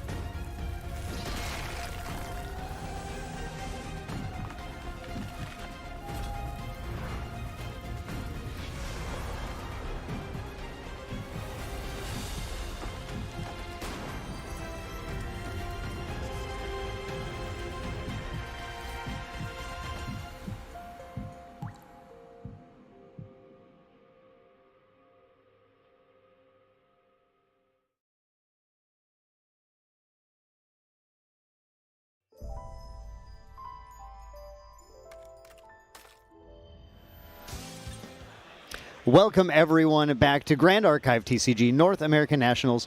This is round 12, the final round of Swiss before we go to the top cut. I'm Main Deck Dan, and I'm joined by Once in Love. How's it going? It's going. It's going. That last match, I was like really confused how Superior was going to win. And then I was like, oh. Yeah. Oh. Yeah. I was like, yeah, if he's got 2 Fractal Polar Depths, that'll work. I'm like, oh, he has 3. I guess it's unlosable now. Yeah. Yeah, once you put the third down, it's okay. Do the math. It's all over at that point. That's a classic mill win con that we've seen going all the way back to Ascent Santa Clara, right after the release of Mortal Ambition. We saw the water mill decks rise to dominance, and really, that game showed how the Guoja deck is really just kind of like an evolution of that deck, but it was doing a lot of the same stuff. The Tideholder Claymores, the Fractal of Polar Depths. It was good stuff. I just remember from Ascent Santa Clara, you going Icebound Slam, and I said Underfire. Yeah. And then you did it again, so I underfired it again. Yeah. And then you Icebound Slammed me the third time. Yeah. And I was like, okay, I guess I'm just dead. Finally got you. I guess I'm just dead. But yeah, I mean, then the reminder of that, it's like these, self-milled decks still have tons of effective ways to get to that win condition, even with Icebound Slam now being in Category 3. Right. Losing Slam certainly took a little bit of the edge off, but it is a potent deck, and obviously Superior's been doing a great job piloting it there. Now with new tricks like Resonating Fugue, which we never got to see. We saw a few milled, but it never quite came up. But the ability to flip the power and life stat of Genbu and just do a massive amount of damage, another way to close the game. Really, it's still a deck that you need to be aware of and need to be playing into. It was unfortunate to see our friend Jimmy Lee with that Fire Crux Knight Lorraine deck taking a loss there, but both players still very live, ready to play. Yeah, it's a tough position to be in right now. Jimmy, I believe, is 8-1-2 now. It's a pretty good place, right? 8 wins is 24 points. He's 26. 27 is probably pretty good to take the ID, but the question is, will his opponent also want to take the ID, or will he want to play for placements? Because we talked about how valuable placements is. We've been talking about it all morning, right? When you go into Top Cut, higher seed chooses first or second. And in this game, it really does feel like first or second is really important based on what deck you're playing. Sure. Some decks really want to go second. Some decks really, really want the materialization order, right? If you're looking at an aggro ally list into someone who's not really going to be able to deal with that, going second can be really effective. You get an extra card, and you can attack on that turn, right? Yeah. You have the champions on the field, so you can attack it. That can be a significant advantage for one player or the other to have that, especially, we look at the potential of seeing a bunch of fractal mirror matches coming up for some of these players, depending on who makes it in. And there, you can't overstate how important it is to figure out who is the one who gets to start the game. Now, going into this, we're just getting our matchup really soon here. But this is, like I said, this is going to be an extremely impactful game for these players, I'm sure, for either for position or potentially just making it into the top 8 at all. Yeah, I'll be interested to see what we get, actually. I really have no idea. So, there's a lot of cool things. I'm pretty sure we're going to get a Fractal match. I think that's my first guess. What do you think we're going to get here? Well, it has been a little bit since we've seen Fractals, and if we're looking at some of these players who are really trying to eke it in, there's certainly a high likelihood that those Fractal decks are showing up. It has simply been the most popular deck in the room, so the likelihood is always a little bit higher, but it is one of those matchups where it is an extremely skill-testing matchup, especially for the opponent, who is attempting to figure out how to navigate through those kill conditions and those glimmering refusals to end up scoring their win. It's gonna be really difficult to figure out whether or not you need to take certain cards in your glimpses, right? The glimpses are, I think, probably the biggest impact in that matchup. Is how effective are you at glimpsing? Glimpsing is something that I think is very overlooked in Grand Archive. People look at it, they're like, oh, I can just put cards on the bottom, put cards on the top. But when you look at it, it's like every glimpse you make impacts every decision you've made past that. So, if you have one bad glimpse, that can really, really snowball to a bad effect. Right. And this deck is one that has a ton of glimpsing built in. Sometimes it comes down to how much of that you see in the beginning, though. That's the power of Dissonant Fractal, the new card from Abyssal Heaven. That's probably the card that has impacted the strength of this deck the most, because that ability to glimpse 4 when it enters, allows us players to, especially the good players, really showing their skill by figuring out exactly which cards from those top 4 need to stay on top and which they don't want to see right now. Yeah, and then paired with other things too, right? Like when we look at Crystalline Mirror. Crystalline Mirror's class bonus is only for the destruction effect, but its default bonus is that you get the ability to glimpse 1 every time a Fantasia enters the field. Not just a Fractal, but a Fantasia specifically. So even the Fantasias like the Jianyu, Fate's Premonition, that allows you to call a card activation so that it will cost more based on the number of Fantasias +2. You can also use it for Captivating Opulence, which allows you to, well, one, draw a card into memory, but also being able to glimpse that and then draw if you want to can help you dig one more card deeper, right? Yeah, that's quite a bit of power in being able to immediately glimpse that and see that. And these players are also using these glimpses to set up things like Fractal of Rain Mills, so that they're going to make sure they're only going to be discarding from their deck the floating memory cards when possible, to snowball that into a lot of advantage. You know, one thing that I think a lot of Fractal players and opponents of Fractal players don't necessarily realize is that there's this route that the Fractal deck can take when things aren't quite going the way that they're looking for, or when they're being answered, where they can just set up that floating memory to get a big Lost in Thought to draw a lot of cards. So it looks like we're about to see some deck lists here, so really looking forward to, there it is, Sky Sama is going to be our first player. Now, this is a classic Wind Lorraine Allies list that we're going to see play. This is the kind of the new flavor since Abyssal Heaven, with Hwaji and the ability of Sunsa, Weapons Master, to allow your Hwaji to get pumped up, as well as allowing your unique warrior allies to attack with your Hwaji. So something unique about this deck, because we've seen Henki on stream already, something unique that Skysam is doing here is he's utilizing automatons. So we have the Automated Gardener, the Andronica Eternal Herald, and the Eternal Magistrate, plus the Rose. Now, the reason I want to point these out specifically is that Andronica, if you imbue her, her on-enter allows her to gain... on-enter, she gets the +1, so basically a buff counter. But also with the imbue, she's able to put a buff counter on 2 target automatons. Now, having this many automatons means that the Rallied Advance has a little bit more value, and same with the Brisk Windtrotter. So this is not necessarily a wide board, but this is kind of like a re-stand, wake-up focused deck here, right? Yeah. We're going to play the Rallied Advance to wake up an ally. It's not going to play the Second Wind, because we do know that the Second Wind is weak to the Incapacitate, right? Yeah, and one of the powerful plays that we get to see this making is actually doing backup charger. We create that power cell, and often we think about, okay, that power cell is just going to be used to play a turbo charge and draw some cards, but you'll notice here that we don't have turbo charge anywhere in the deck, because instead what we like to do is give +2 to any of our automaton allies, and then use this Rallied Advance to attack with that automaton ally twice. The +2 lasts until end of turn from the power cell, which creates some gigantic swings. So we're looking at a pretty aggressive, pretty powerful deck here, where the players are going to be attempting, where Skysam is going to be attempting to use those automatons and create some spiky damage swings, as well as using that Abyssal Heaven line of Sunsa, Hwaji, and new things like Shang Chang as well, to create another kind of more robust line of attacks.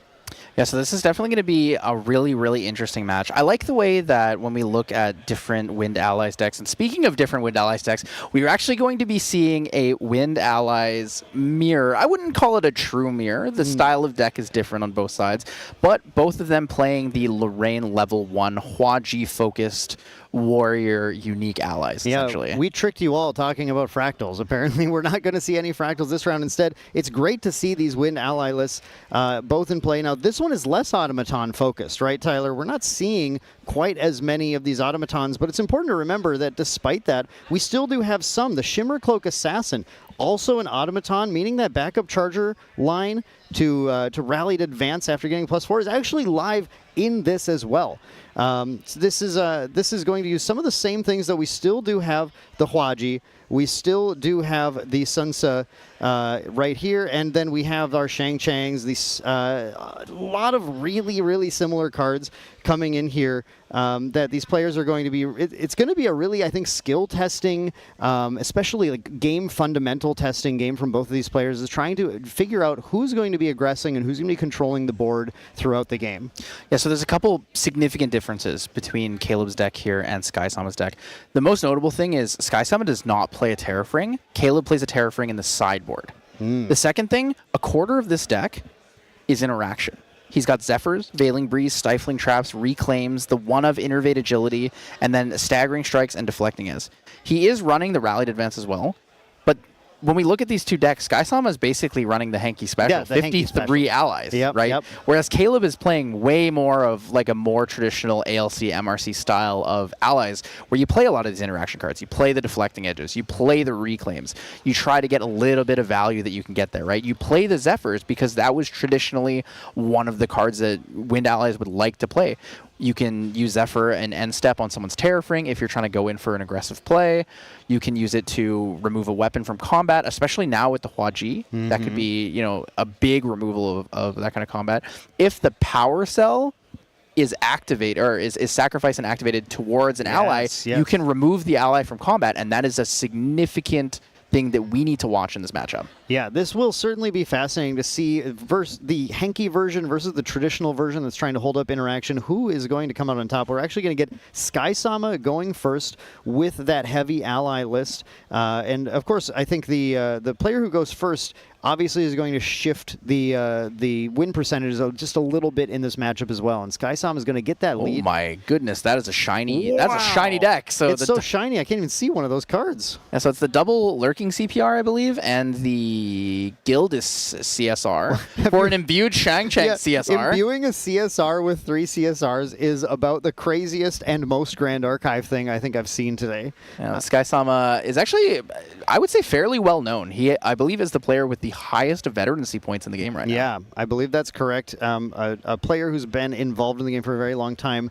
and playing, you know, really showing that, like, I think a lot of people think of these allies list as maybe like early decks that you play in your journey of Grand Archive, but it's one that it's always potent. It needs to be respected. It needs to be played against, and it can be played at this top level, even vying for the highest echelon of gameplay. So starting off with that imbued Shang-Chang is going to be a pretty actually cool advantage here because it requires, in order to take it out, it's going to prevent non-norm damage dealt to it. So it's going to require that Caleb finds norm element sources to deal that damage if he wants to try and control that side of the board.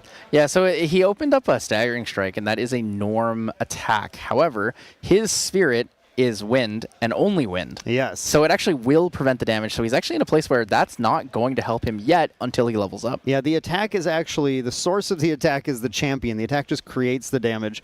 So that is an interesting interaction to be aware of. And here that means we're going to go Windmill into Aeson Protector, which is a line we've seen a lot throughout the weekend of just a sort of way to build influence and put something to the board. And it looks like we are maybe passing turn and leaving the Aeson Protector up as well. Something that is notable here is Caleb chose not to attack Spirit. Yep.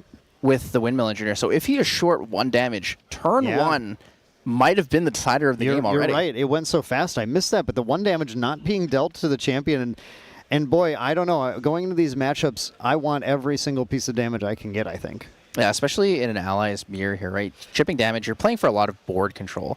So Skysama does show a lot of respect to that Windmill Engineer. Knows it's been returned to hand. He's going to go for the Nullifying Mirror. Nullifying Mirror will stop the imbue if he uses it before the card is activated. So specifically, you cannot use the Nullifying Mirror in response to the activation of Windmill because it's already being imbued.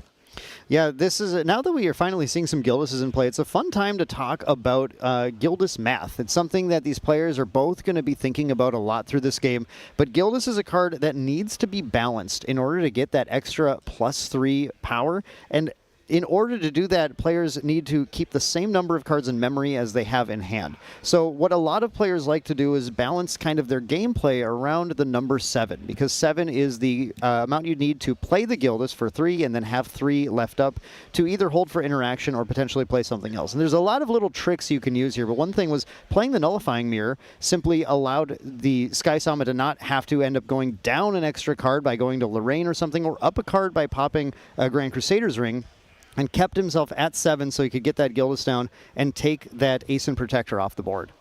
Yep, so in response to the materialization of the Grand Crusader's Ring, the first point of opportunity on Caleb's turn, Skysama is going to rest and activate his Nullifying Mirror. He's trying to get it into a position where basically he says, look, I know you have a Windmill Engineer. You can play it if you want, but you can't draw off that at all. Yeah, disabling those Windmill Engineer draws is going to be one method that SkySom is going to try to accrue a little bit of advantage in this game. And currently, it's early in the game, but the pace is in SkySom's favor, having kept an ally on board, one that is difficult for Caleb's. Looking at Caleb's hand, look at the amount of wind cards in his hand. It's just making it's going to be very difficult to get that Shang off the board, and having that Nullifying Mirror now is going to shut down Caleb's ability to try and dig for more of them. We found a Shang, but as a 2/3, just one Shang isn't going to be quite enough. This is the only card you can actually imbue, I believe. Yeah. Because of the Nullifying Mirror. Yeah, that's Norm true. Imbue works. Nullifying Mirror shuts off Wind Imbue because it makes everything Norm element. Ooh, the Brisk Windtrotter. This is interesting here. So this is kind of a situation where it would be nice to have a little more interaction, because using a Stifling Trap on a Brisk Windtrotter is really good value. Hey, interestingly, Caleb could have put down wind cards and revealed them to the Imbue, correct? Because of the Nullifying Mirror? Yep. Yeah, so put it on anything you want. We did see Caleb put down exclusively Norm cards, but I do wonder if there's a line where you put down some of your wins so you can play that Sunsa or something. And it's not, I guess it's not great right now. We might wait for that for another turn. But in the future, something to think about while this Nullifying Mirror is in play is that it doesn't have to be the Norm, the printed Norm cards. Ooh, Deflecting Edge. Ooh, the Deflecting Edge. Yeah, okay. Deflecting Edge pretty big there. There was another line here. Caleb did have a Zephyr in hand. I was interested to see whether or not he would attempt to Zephyr the Shang, because when it re-enters, it can't be imbued. Yeah, because the imbue has to be when you're activating the card exclusively. So the Brisk Windtrotter into the Shang was a pretty strong way to try and fight back on that, and that's one way that these players are going to be attempting to sort of jockey that position on the board, using the power of cards like Brisk Windtrotter to try and get the kind of the superior board presence and control the opponent. So here we see, again, we're talking about Gilda's Math, right? So a lot of players like to play Grand Crusader's Ring, pop it during Recollection phase to immediately draw a card, but you can play Grand Crusader's Ring and then simply draw for turn, go up to 7, and you can see if I drew a Gildas, then I can play the Gildas, I can balance it, and then I can pop my Grand Crusader's Ring later. SkySlow does have a Dream Fairy available. Dream Fairy into the imbued Shang would be pretty good value, because you can also use the Dream Fairy to take out the Brisk Windtrotter afterwards, get the board control, and still have something that's difficult to remove off the field, and can swing face with the Shang there. It can go directly into Spirit. This could be one of the big differences that we're going to see in this game, in that Skysama does run 4 Dream Fairy main, Caleb runs 3, and it is a small difference, but also 3 in a 61 card deck for what it's worth. I like to point that out, but these... one of Innervate Agility, most likely. The one of Innervate Agility, yeah. But finding these Dream Fairies, this goes all the way back to Ascent Houston. The finals there, we saw the Team True Champion players going back and forth on their Dream Fairies. Like, this sort of Dream Fairy, your Dream Fairy line of play is something that comes up a lot as these players, like I said, are just trying to become the dominant player so they can take the aggressive position in the game. A Dream Fairy, I believe, still on Cat 1, one of the strongest cards in the game. Yeah. It really defies a lot of the kind of mechanics you would think that are difficult to deal with. Dream Fairy is a fantastic card. We're going to see the Zephyr in response to the Dream Fairy targeting Shang. So that Zephyr is going to prevent the Dream Fairy from actually sending the Shang to memory, but instead is going to bring back the Shang suppressed it's suppressing it, so it comes back at the end of the turn, but like you said, Tyler, it's not going to be imbued, but it is going to be in play.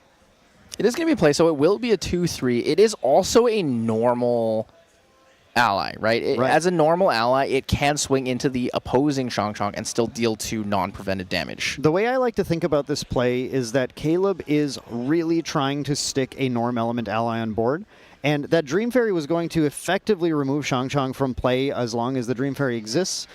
Okay, so this is a really pivotal moment. If he banishes the Sun Ce, this could be really, really detrimental to his game plan here. This could be huge. Oh, no. That is not great. Okay, so you banish your Sun Ce. Do you still take out Huaji then? Oh, wow. The Huaji still is going to allow Shang to take out the other Shang, correct? Correct. He does have the Sword of Seeking available, so he could choose that and still swing Lorraine in because the damage won't be prevented. Yeah, that's true. You can use the Lorraine as well. But that is crippling. That's got to be the worst feeling. You have, I No, believe think it's 7 still, cards I in think memory. it's still Hwaji. I like the Hwaji here using the Shang-Chang. Yeah, the Hwaji is going to be allowed to be. You can attack with the Shang-Chang using the Hwaji, get that 3 damage, take that out. I mean, I think I still like that, and there's still the possibility you draw a Sunset as well. So I think you play into that out. I think the other interesting line is if he goes Sword of Seeking, although the Dream Fairy didn't actually resolve the on-enter trigger onto the Shang-Chang, what Correct. he could have done is he could have swung Shang-Chang into the Shang-Chang for 2, rallied advanced with the Sword of Seeking to kill the Dream Fairy just to remove the ally off board, wake up your Shang-Chang and still clear board that way, right? Yep. Like that was a potential option in that setup. That's very true. Now, the thing I was going to say, and I think the thing we're going to see like come into play as this game goes on now, is by Zephyring that Shang-Chang, Caleb was able to set himself up to have this play to get rid of the Shang-Chang in play.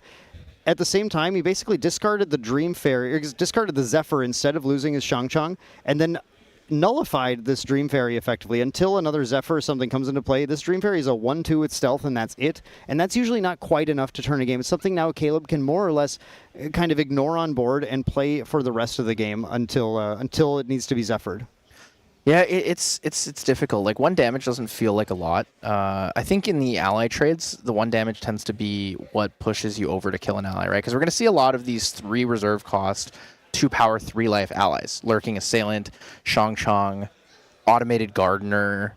I mean, all the classics are here, right? Right. It does add up, and it's going to be still an advantage for Sky Sama to have, but not having one of his cards stuck under it is probably an essential trade in this case. Yep, no Windmill Engineer for Sky Sama. Didn't play that early on. Caleb did, however, do that, so he was going to get the increased value of that first turn, right? He cycled for 1 ally and then was able to ACEN to return it. So his influence overall is still pretty good, pretty healthy. Sky Sama most likely going for a backup charger this turn, but could potentially go to level 1. Yeah, the backup charger makes a lot of sense. And remember, Sky Sama's deck is so packed with allies that it's a pretty clear route right now just to be able to play another ally. And like you were saying, Tyler, use Dream Fairy in that ally to potentially. Well, I guess you can't use Dream Fairy. That's the thing about the Dream Fairy and the Shang-Chang, right? Oh no, this one's not imbued. It's not imbued. Not imbued. This So one's it not actually imbued. can be cleared. So play the ally, use the new ally, and use the Dream Fairy to clear the Shang-Chang that is in play right now. Is a pretty solid turn, and then with that backup charger now, I think Sky Sama is sort of like, for now, giving up on the Guildless Math, saying it's okay, I don't need to worry about the 7 right now. Should then have the influence to play a second ally afterwards as well, and we know that this deck likes to run things like the Trained Hawk, which is a nice stealth unit that could easily deal with that Shimmercloak Assassin as well. Excuse me, True Sight unit that can deal with it. Yeah, we do know that he has 2 Lurkings, because we saw that on the imbue for the Shang-Chang originally. There, but actually, that ACEN. We'll just go ACEN. The ACEN into the Dream Fairy is an extremely strong play now, turning that Dream Fairy back live again, as well as taking out the Shang-Chang here. Yes, this is good value. The 1 damage from Dream Fairy went to Champion, and then because he knew he had the ACEN Protector, he was able to push the damage into the Shang-Chang here because it's not imbued, so there's no prevention, and then can still replay the Dream Fairy onto the Shimmercloak afterwards. Right. But no, this deflecting edge, stopping any damage from coming through at the Shang-Chang. It's the players, like I said, just jockeying over this board position, trying to be the one who has the superior position. Dream Fairy is going to take out that Shimmercloak Assassin. Now, that means Shimmercloak Assassin cannot be played as long as the Dream Fairy exists. And because Lorraine went ahead and put out Hwaji instead of that sort of Seeking, the lines to try and get rid of Dream Fairy are getting tighter. So we do know that Caleb has the Rallied Advance. Sky Sama doesn't know that because I don't think he saw it off of any form of imbue. Caleb should most likely go for a Sword of Seeking Just put here. the Sword of Seeking out raw right now. Use 2 the damage Rally in, right? Yeah, actually, that means you could attack with Shang-Chang for 2 here. Rallied Advance using Sword of Seeking to deal with the stealth unit, and then wake up the Shang-Chang and do 2 more into the ACEN, which completely clears the board. It's a board clear for 3 influence. That's really good value in a matchup That's a deal like this. that I would take. Yeah. He's got the Veiling Breeze in hand for the future turns. So thankfully, we have a Gildas in here too, and it looks like Wind Trotter as well. Still have that staggering strike. Yeah, the Wind Trotter is something that that still is going to come down and I think be in some way a game decider as well, just as in the way that it starts to make these allies get out of range of being cleared. But the players are just going to keep. You see the players just kind of inching damage at each other as they're trying to make sure neither player's board gets out of control. It's going to be a continued game of inches in that way. And they really have to respect that. I think we might actually see a balanced Gildas first into a rallied advance afterwards. Yeah, that sounds pretty good. I like that line too. It is. I mean, it is fit the Gildas math perfectly, right? 4 cards in hand for Gildas, balanced, then 3 cards in hand for rallied advance. Yeah. So this Gildas might just take out the ace indirectly. Yeah, okay. So then, and actually that means, well, we can't wake up. Yeah, we're still going to probably wake up the Shang-Chang, but doing Gildas math with rallied advance is possible, but tricky. Yeah. He might actually hold for interaction here instead of playing the rallied advance. Yeah, I guess just isn't too worried about playing that Shimmer Cloak again. It's just the 1/2 on board is a threat, but it's a smaller threat than everything else going on right now. Going to finally get the level on Skysama's side, banishing that lurking assailant, and now going to go and get a Hwaji of his own. Hwaji of his own. I think he actually got that for me at Seattle. I remember he asked me for one, and I was like, "Oh yeah, I opened a second one. I got you, man." Is that a regular, or it looks it's like a foil? It's a foil. Yeah, I opened 2 foil Hwajis. It's a beautiful card. Beautiful card. And I know Skysama loves this deck, which is, I mean, as we can see, is really, really high rarity. It's got the beautiful CPRs, all the foils. And I'm curious what he's going to play here. Does he have the... He does have the Sunsa. Oh, man. Ooh, Sunsa's going to be big here. Sunsa is going to be a game. This is a card that just absolutely shifts the momentum of the game when you get the combo out here with the Hwaji, because the Sunsa is going to put a durability counter on the Hwaji, and then is a unique warrior ally to use with the Hwaji, and makes the Hwaji +1 power as well.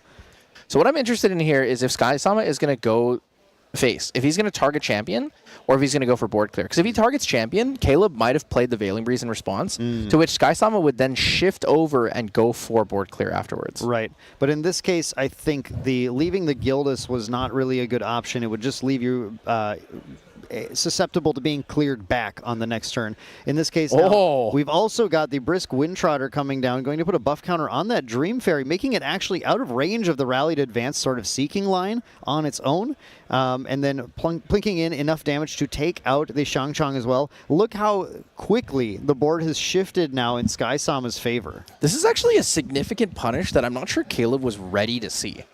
Like, this means that, so now he has a dead ally in his hand. We know he has tons of interaction, right? He's got a Windmill Engineer, he's got a Brisk Windtrotter, he's got a Veiling Breeze. But Nullifying Mirror means that the Veiling Breeze doesn't do anything. Right. The Veiling Breeze, you need to have 2 Veiling Breezes to kind of get one through on the Nullifying Mirror. And in this case, Skysama's just put such a commanding presence on the board now. Well, actually, he can still clear. He has the Staggering Strike still, right? Caleb does have the Staggering Strike still. The Staggering Strike can clear the Dream Fairy, but loses out on some of that advantage of being able to wake up an ally and kind of clear something else a little more easily as well. You're kind of overkilling the Dream Fairy in this case.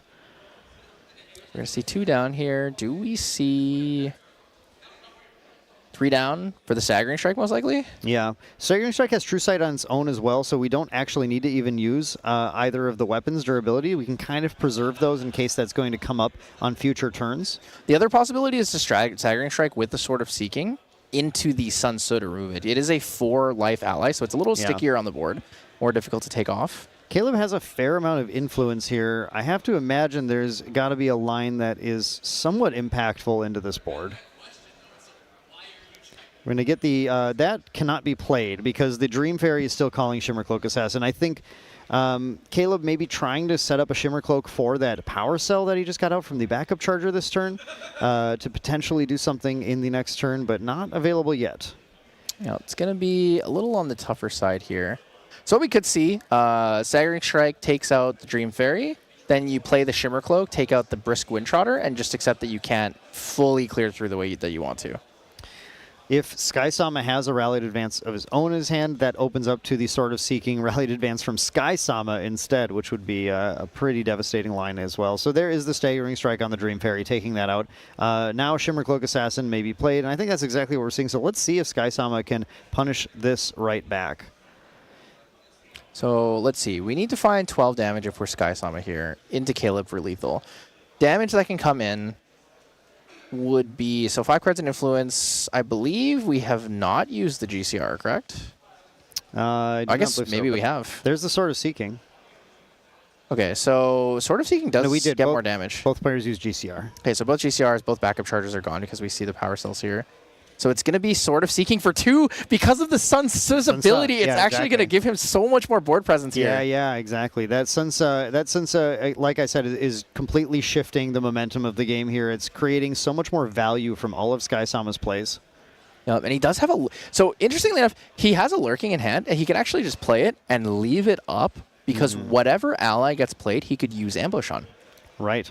Oh, Automated Garden. We're going to go with the Gardener instead. This new card from ALC Ultra Edition, which is just a 2/3 for 3. 2/3 for 3, but it's an automaton. Yes, that is the important part, and that the power cell can be applied to it. So there are these really explosive lines opening up for Skysama now that he's been able to hold a Hwaji. Basically, this is kind of what you look for in this matchup. The players trade allies back and forth turn after turn until one player sticks one. And once one player sticks one, you start to see the snowball begin. Yep, so we're going to see the smoke bombs here materialized by Caleb. Doesn't really have too many other options. Sensor of Restful Peace not going to do a lot for him in this matchup. Could have materialized it, but it's kind of whatever. Losing the Windmill Engineer is not so bad, though, because you know you can't really imbue it due to the Nullifying Mirror. Yeah, Caleb, I think feeling a little bit on the back foot now. That Nullifying Mirror shutting down those Windmill Engineers probably lost him a lot of opportunity to build up the advantage that might have helped him find what he needed to get through this. But let's see, might still have a line. We still do have the Hwaji in play, and plenty of other weapons, things that we can do to add some damage together and clear this board. It still is ultimately just 2 allies in play that are the real problem. Shang. This will be technically imbued no matter what due to the Nullifying Mirror being activated. It is technically imbued, although I still think Caleb doesn't realize that. It's interesting, too. I think a lot of people wouldn't. I think he's thinking about... Oh, so no, it's just not imbued. My understanding here is that given that we're not showing it while reserving, I think Caleb just doesn't realize the Nullifying Mirror. We think a lot about Nullifying Mirror as just, that's going to shut down our ability to, imbue our basic element cards or our element cards. But yeah, it is a May ability, so he is free to not show those cards, and I think he just doesn't realize that they are norm element. Yep, it's a bit unfortunate for him. Especially since he knows and realizes that it turns off his Windmill Engineer, right? But he's going to pop the Smoke Bombs on his Shang to draw a card here. He's going to draw a Zephyr, so he does have interaction available. He could also go for a Rallied Advance. Yep, and I think that's exactly what's happening here. That's going to do 2 with the Sword of Seeking into the Sunsa, wake up the Shang, and then the Shang can finish it off. Yep. Do we have a Deflecting Agile for Skysama here? We do not. We do not. Yep. See, those are the plays. The players are just going to keep doing this. Keep on jockeying that position. Yeah, both players down to a very low influence count. They're kind of struggling the war of attrition against each other. Skysama does have 8 additional damage counters dealt to Caleb, though, so he is in a pretty commanding position. 7 away from lethal. Does have the Sword of Seeking on board to represent 1 damage under all circumstances right now. 1, 2, 3, 4, 5, 6. So we do need 7 would kind of be the number that we need to get a power cell rallied advance kill on an automaton. Oh, 8 actually. You have to activate the power cell as well. So yeah, our influence is just a little too low for that. But the players are still, going to be attempting to find a route either to gain that influence or to get that damage through.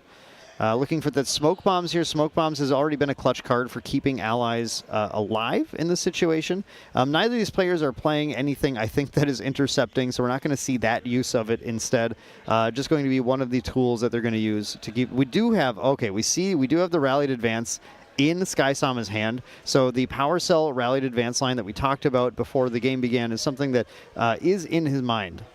It's also tough, too, because Skysama has an Andronica, but doesn't have enough cards to imbue it. He only has the 2 Rallied Advance. He needs 1 more wind card for that. If he plays the Lurking Assailant here, keeping it awake might be better value since it has stealth while it's awake. Oh, but he's just going to send it.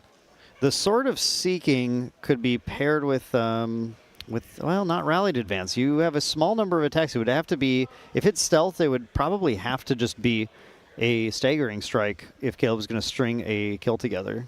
Yep, so he does have the Smoke Bombs available to protect the Lurking Assailant should Caleb not have a way to kill it through, direct combat damage with the Sword of Seeking there.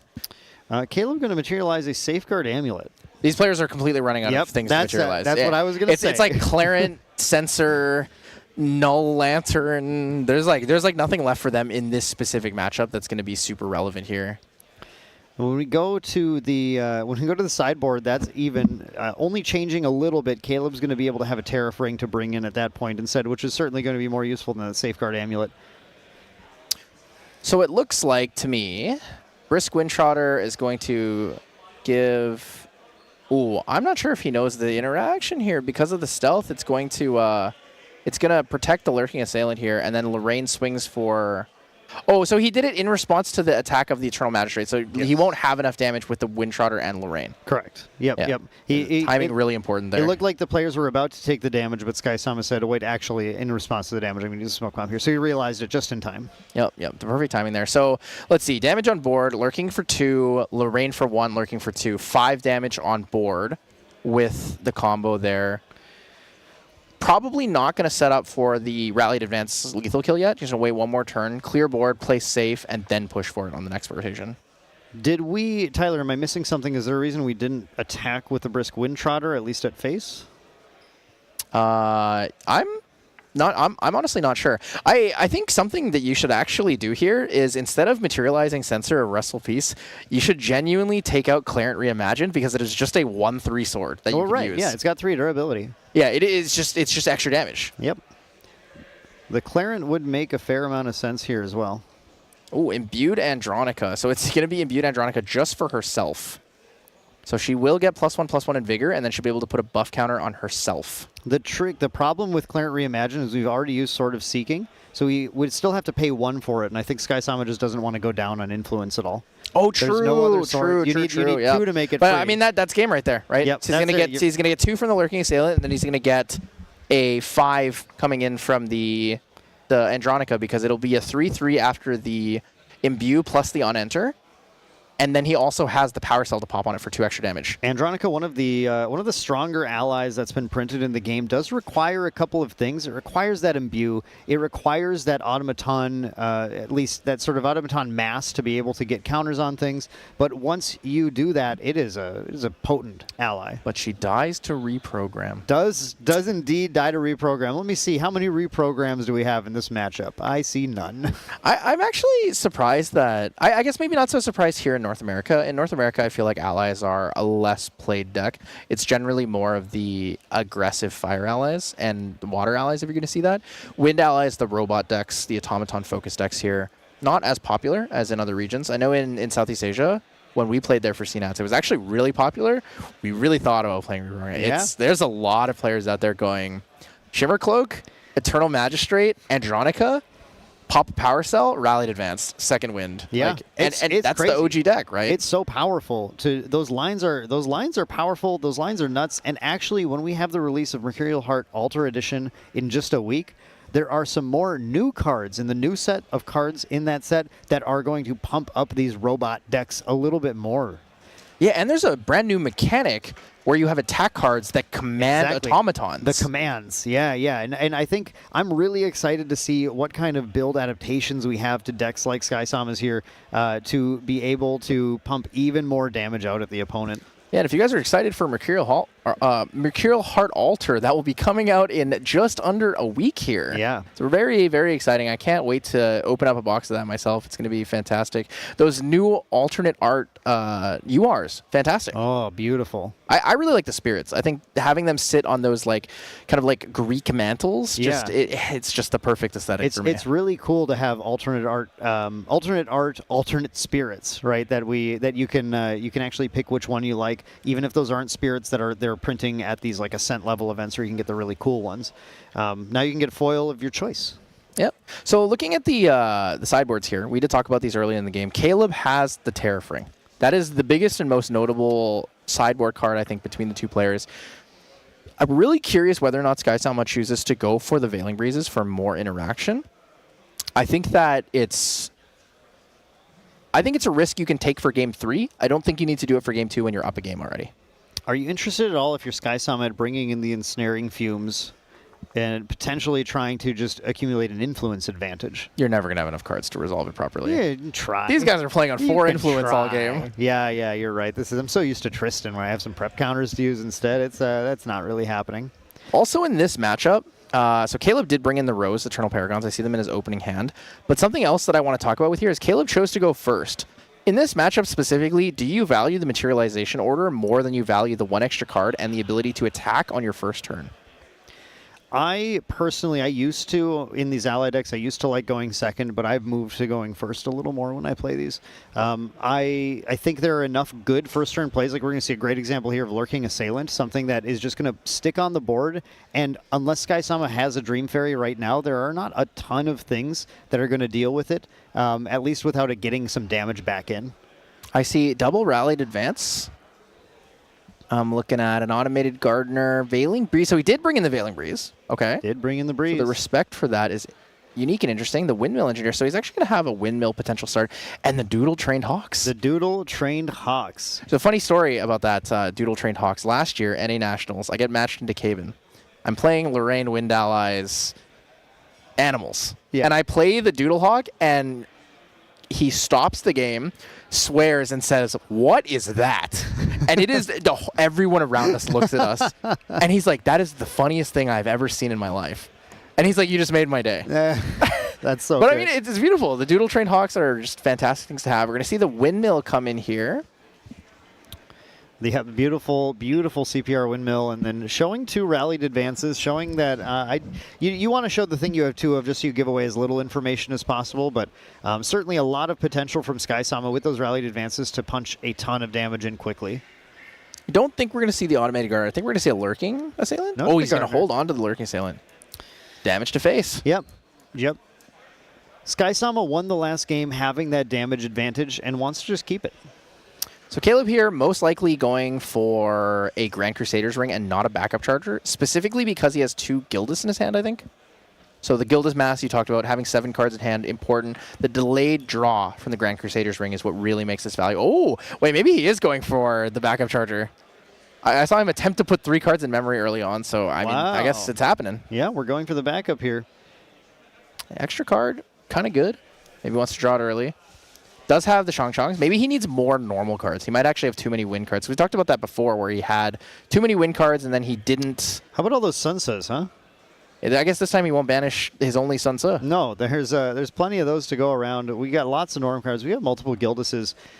This is an interesting hand because there are a lot of duplicates. Doubles. It's like Go Fish.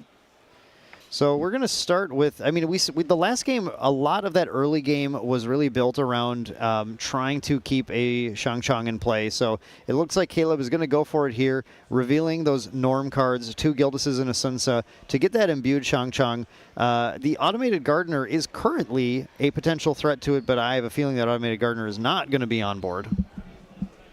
Yep, 1 card in hand for Sky-Sama is not going to be able to do anything with that. There's no 1 card fast interaction here, unless you have a sword out. Without a sword in play, right. Yeah, unless you have a sword out for the deflecting edge. And following it up with the Esteemed Knight, cracking in for another 2 to take out the Windmill Engineer, and suddenly, so this is why I like going first, being able to have that Lurking Assailant puts this board now into the point where Sky-Sama needs to find 9 damage and divided correctly in order to clear the board entirely. Not only divided correctly, but 3 of that damage has to get through this imbue, which means it has to be norm element. So it's tricky. If he has a Sun Tzu, then it's going to be Lorraine, Huaji, Sun Tzu Swing, and then Rallied Advance, and that's like a whole, that's almost, no, that is a board clear. 1, 2, 3, 1, 2, yeah, that. It's 3, 3, 3. Okay, that would do it. That would do it. That would be crazy. If he has that, that would be crazy. To go from 3 life allies on board, I would be thoroughly impressed. I think he has it. I think we're about to see exactly that line. Similar to what we saw in the last game, though. This is the... He does have it. This is the powerful play that we got in Abyssal Heaven. This is why Sunsa shot up in popularity in these lists. Sunsa and Huaji just became this, like, you see this and you go, oh, wow. Like, that is what I want to be doing. This might be the most punishing line you can see as an Allies player. I think so. So that's going to clear the Lurking Assailant, wake up the Sunsa, and then Sunsa is going to swing, kill the Esteemed Knight, and that's going to be the whole board gone. Now, it uses the Huaji entirely, but we take those trades. And we take those trades. So Sunsa will die this turn, though. So if Caleb chooses to level up, it's different. If he goes Grand Crusader's Ring, he has the ability to play the Gildas balanced, kill the Sun Tzu, then activate the Grand Crusader's Ring to potentially play another ally. So he Right. still will be in a pretty commanding position from board state perspective. Only down 3 life with the 3 damage counters there is not really that big of a deal. In a way, it's kind of nice to think about this line that Caleb took as sort of like forcing out the Sun Tzu rallied advance line so that he can stick a Gildas. Sticking a Gildas and then maybe being able to even protect it now with something like Deflecting Edge could be a huge game changer. Yeah, and he's also not on Lorraine level 1 yet, so he hasn't used his Hwaji, and we know he has that Sun Tzu in the memory. And I believe he had 2 Sun Tzus in the memory, right? Or was it 2 Shangchangs? It was we saw 2 Gildas and a Sun Tzu were revealed earlier. I didn't catch if there were a total of 3 Sun Tzus in his hand or 2. So he's going to go for the Lurking Assailant after the draw from the Grand Crusader's Ring. So he does. It's actually 3 Sun Tzus. Interesting. So we're going to be looking at an interesting line here. Sky-sama, does he want to go for a draw card here? He doesn't have cards in hand for a backup charger. So this is kind of an interesting thing that Caleb did as well, which is leaving the Lurking Assailant up. Leaving the Lurking Assailant up gives it stealth while it's awake, and then also it allows it to use its ambush ability once he reaches level 1. So right now, it looks like Caleb's just positioning and saying, I want this in play, I want to use my resources, but I really don't want it to die right now. Oh, so he's going to go with the Clarent Reimagined. He's going to banish a Sword of Seeking and a Clarent Sword of Peace. So he's just going to have a nice 1/3 sword. If he has the Sun Tzu, though. Losing the Sword of Seeking is interesting because it can be so powerful in this matchup against things like Dream Fairies. He might just have another Sun Tzu and looking for 3 damage here. Yep, just be going for it. And just taking the durability over the Sword of Seeking, that's an option. It's looking like that is a Shang-Chang. Yeah, I mean, it's still going to be 3 damage to clear the Gildas either way, right? Yep. It's not imbued, though. No. Sky-sama did not imbue the Shang-Chang, so it is going to be weak to whatever Caleb's got. Yeah, interesting situation both these players are in right now. Caleb is really ahead, to be honest. It looks like he's a little bit behind because he hasn't leveled up. He's taken 3 damage. But his board state presence is looking a lot stronger right now. Yeah, you have to keep in mind what Sky-sama's used so far, right? Going through that Hwaji line, going through that Sun Tzu line. And with Caleb's hand that we've seen so far, he's just sitting on a lot of the more powerful cards, where it looks like Sky-sama is actually, like, when we see you go through that turn, playing Clarent to play a Shang-Chang to just kill one thing, it's nowhere near the power level of some of the earlier plays. It's on the weaker end of turns that these players could be taking. Yeah, the sad thing is, I mean, Sky-sama had to clear the board, right? If he didn't clear the board, 6 damage every single turn is super significant. And you get to the point where you'll play some allies, instead of 6 damage to board, he'll just clear your board every single turn. There's a reason these players are never letting the opponent keep anything in play. This is a very, very classic allies matchup gameplay. They can't let either player snowball too much. So Caleb did have another Gildas. We saw that before when he had the 2 Gildas off of the imbue, but it looks like he wanted to level up. He's going to go for the Sun Tzu setup. Oh, man. Okay, now Caleb gets to do his cool thing. Yep, so Sun Tzu in for 3, and then Hwaji just face for 2, potentially. Yeah, Hwaji face for 2.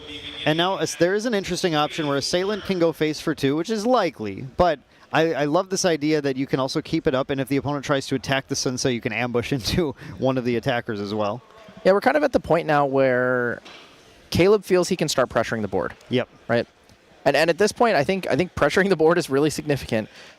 2 cards in hand. Deflecting Edge does exist. However, big however, does Sky-sama draw into a Gildas here with that Grand Crusader's Ring? I want to point out that Caleb actually chose not to attack with the Hwaji, preserving that durability. Dream Fairy.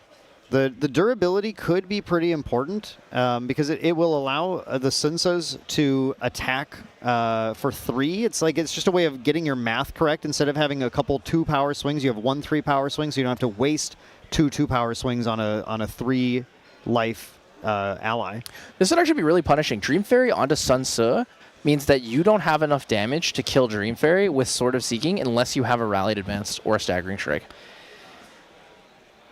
Yep, that is exactly what's happening here. Caleb has not used Sword of Seeking yet, I believe. So I think that still is on the table to find a line with one of those attacks. Oh, Windtrotter onto the... Windtrotter on a Dream Fairy. Yep, that Staggering Strike is looking like what we would like to find the most. But these two are going to go to attack in the Dream Fairy and the Windtrotter into the Lurking Assailant, taking that out as well. Pretty good. So Sky Sama does manage to clear the board again, kind of sits to an equal state here. Caleb does have a higher influence, but knowing how many Sunsus he had and not being able to play that because of the Dream Fairy is actually quite crippling to him. Yeah. Yeah, Dream Fairy is one of those cards, like I said, the 4-3 is something that can very much matter. Sky Sama is the one who is running 4 Dream Fairy in the main and did find it. So Sword of Seeking here for Caleb. He is going to choose to use that. What does he draw for turn, though, here? Draw for turn is going to be really important. Does he get the Dream Fairy? He's going to draw a Rallied Advance. That's what we're looking for. So we're going to play an ally, get down an ally, and then Rallied Advance is a perfectly reasonable play that'll clear. Oh, I think he's just going to play Rose. Just play Rose. Okay. Rose has True Sight as well, so Rose with Hwaji. Rose is a warrior ally, unique warrior ally. Oh, don't need to do that. We can also just... we can do Rose with the Sword of Seeking to clear the Dream Fairy as well. With the Hwaji. The Sword of Seeking lost the durability. The Hwaji still has too. Because he chose to attack with Lorraine instead. If Rose wants to attack, it has to be with the Hwaji, because I believe the ability to use the weapon is on Hwaji specifically. Yes. So he chose not to attack with the weapon. With the Hwaji with Rose. Just to preserve the durability because of the Sunsa. Correct, yes. So next turn is going to be the big combo turn here, right? Right. It's going to be Rose with Hwaji, so Rose swings for 4. Sunsa swings for 3. I mean, it's basically the Shang line, right? It's like the same thing. Yeah. It's going to be kind of big. Both players are finding pretty explosive, powerful turns to keep taking things out. We see just this game, a lot fewer damage has been incremented on the players as they've been each just spending their entire turn dealing with the board every single turn. Yeah, it's going to make it a little bit slower. So game 3, if it does come up, it's going to be a little tougher here, right? We're getting to that time where game 3 might end up in a draw, pending time, but we're going to see an Ace and Protector here. Yep. Bring back that Windtrotter. Aeson into Rose to take her out. We have a sword in play. Do we have a Deflecting Edge for free? I'm pretty sure it only has a Zephyr, but 2 cards in hand means he's going to lose the Rose. That's unfortunate. Sky Sama with the top deck Aeson Protector, I believe, for that turn. Yeah, Aeson Protector with the Brisk Windtrotter in play is threatening actually a 4-5 next turn by putting the buff counter on it, which is starting into the stat line where it takes an awful lot to get rid of it, and it's going to be hard to keep up with the rest of the board Sky Sama builds while Aeson Protector's in play. This is an interesting position to be in. So that Terrafring that we talked about earlier from the sideboard is very, very advantageous here. Caleb has the ability to play the Sunsa, right? Sunsa give it durability to most likely the Hwaji. However, the Smoke Bombs will prevent the damage going into the Aeson Protector. At max, 3 damage can be dealt if it's the Sword of Seeking plus a Rallied Advanced. If he has the Staggering Strike, he can push for lethal on that, but it's very difficult. Yeah. And I don't think he has a Staggering Strike. Yeah, the Smoke Bombs is going to make this a challenging line. Just being able to keep that Aeson Protector would be a massive advantage to Sky Sama and being able to close this out. But the influence difference here is pretty big too. Caleb has a couple more cards in hand than Sky Sama, and a lot of stuff in play to utilize. Sunsa will re-enter the field here. What weapon will gain a durability counter? It's actually going to go to the Sword of Seeking. Yeah. Caleb kind of respecting all of the stealth that he's needs to make sure he can deal with it. Sky Sama thinking needs to actually pop the Smoke Bombs in response here before the damage is dealt. Because we know that Lorraine can swing in with the Sword of Seeking there for 2 damage. So he is going to use that. He's going to target his Aeson Protector, draw a card. And no damage will be dealt. The combat will fizzle there because it is no longer a legal target now that it is stealthed. Yeah, like we saw in the last game, you stealth right away to protect yourself. Sky Sama getting down in that material deck. Not a ton of great options soon. We still have that Nullifying Mirror, although this game, there haven't been quite as many Windmill Engineers flying around to respect with it. Nullifying Mirror is still decently relevant in the matchup. We do know that the Veiling Breeze existed before. I don't think he saw Caleb with the Veiling Breeze. Yeah. But now with it out, Caleb doesn't have that as an option. So do we see the Tariff Ring here popped in Recollection? Doesn't look like it. Looks like Caleb's just leaving it up. He's not too worried about that. He has a Zephyr. So I'm interested to see whether or not the Zephyr comes out targeting the Ace and Protector when the Ace and Protector goes to attack. Zephyring an Ace and Protector on an empty board is pretty powerful, as it'll come back in on its own with nothing to return to hand, so it'll have to return itself to hand. But, so we could do that in response to the activation of this Windtrotter, but then they would still just return their Windtrotter. Yeah, there isn't really a good line. As long as Skysama plays an ally first, he's safe from the Zephyr being very effective. And Caleb thinking about it, whether or not he wants to Zephyr this. Does he want to go down in influence? Because if he goes down in influence here, right, and goes down to a total influence of 5, his Gildas won't be balanced. He doesn't have any more draw abilities, I believe. So he's used the backup charger, he's used the Grand Crusader's Ring. What he is going to go for, he's going to Zephyr targeting his Sun Tzu instead. Yeah. That's what I like quite a bit more than this. You really don't want an Ace and Protector to return the Brisk Windtrotter to hand again, and you're just setting yourself up to be in the exact same position. Where if you Zephyr the Sunsa, it's going to leave play. It'll enter play again. It'll get to put another durability counter on something. It'll be available to do a nice board clear line next turn, especially if Caleb's got that rallied advance. So 1 damage to face here with the Brisk Windtrotter. Is he going to go for a rallied advance? Wake up the Ace and Protector? That is a very, very powerful line that'll put a lot of damage on the board, but even though it looks like it with this Zephyr here, the Sunsa should currently not be in play, not going to be a target that can be chosen if it does get attacked again. Was damage marked? Did I miss that? He was 4 up to 5? I think I did miss that. Automated Gardener coming in for 2 here. Showing him at 7. Sunsa now comes back into play, is going to put another durability counter on something, as long as the trigger is not missed. There we go. Choosing between Hwaji and Sword of Seeking again. I like the Hwaji line here because you were able to keep the Sunsa in play, so you really have that sort of like powerful, if I can play another unique ally, I can swing with that Hwaji 3 times this turn and get the damage. I think you need to either clear the board or maybe start pushing a little bit harder. So if he has 3 Sunsas here, does he swing Sunsa with Hwaji into Asen for 3, Lorraine with Hwaji, or actually Lorraine with Sword of Seeking with 2 rallied into it? Does he have a rallied advance in hand? No, I mean, I don't know yet, actually. I was going to ask if he actually just plays another Sunsa on top of it, sacrifices the old one, gets another durability counter on the Hwaji, swings into the automated Gardener to clear board, and then all you have is the Brisk Windtrotter left. That's not a terrible position to be in. We have an Asen Protector here as well.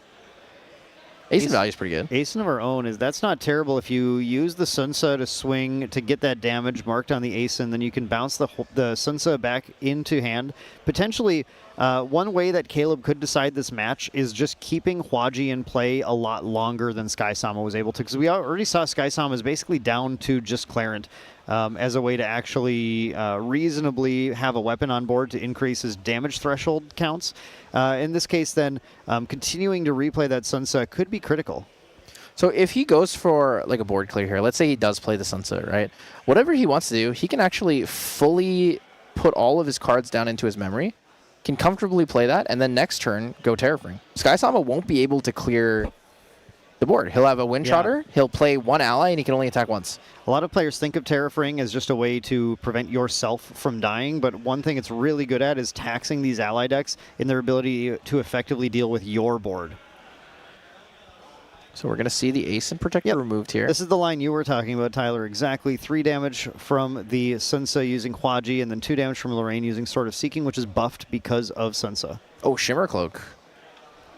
Caleb finally can play that Shimmer Cloak. I think he really wants to play the Ace and Protector, though. The Ace and Protector line is pretty sweet, but the Shimmer Cloak is another very difficult to deal with ally with that stealth. Unable to use any of the cool weapons, unfortunately. Oh, interesting. He's going to pop the Power Cell. Power Cell it. Yeah, it can wield a Power Cell well, getting +2 damage from that Power Cell, which gave it the threshold that it needed to be able to clear the automated Gardener. And like you were saying, Tyler, left with just the Brisk Windtrotter in play.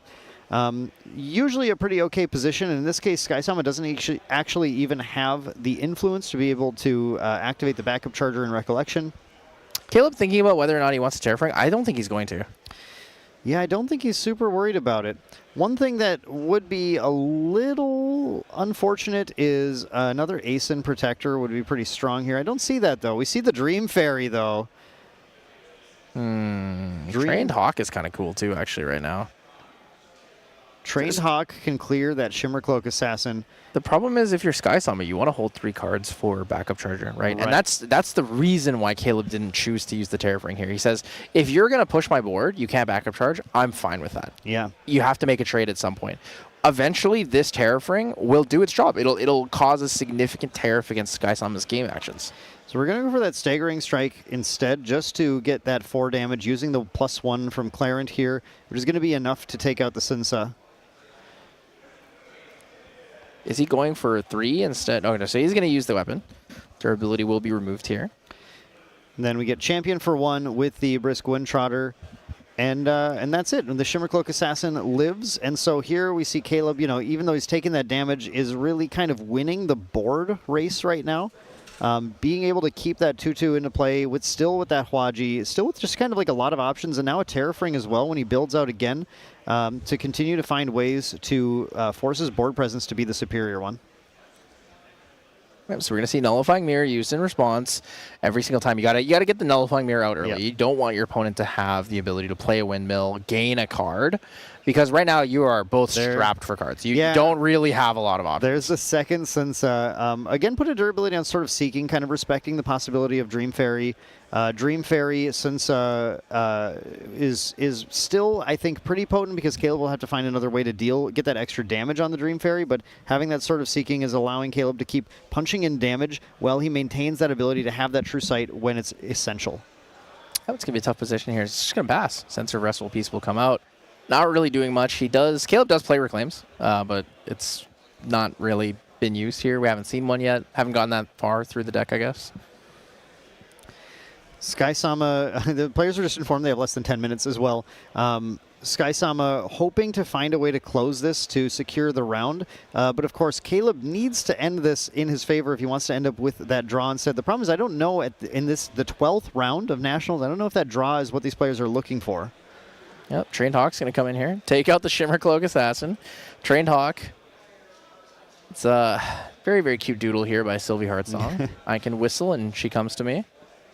Does have True Sight and Vigor, so it will wake up at the end of the turn. This was a box topper in the first year of supporter packs. In case anyone's wondering about where that art comes from if you're new to the game.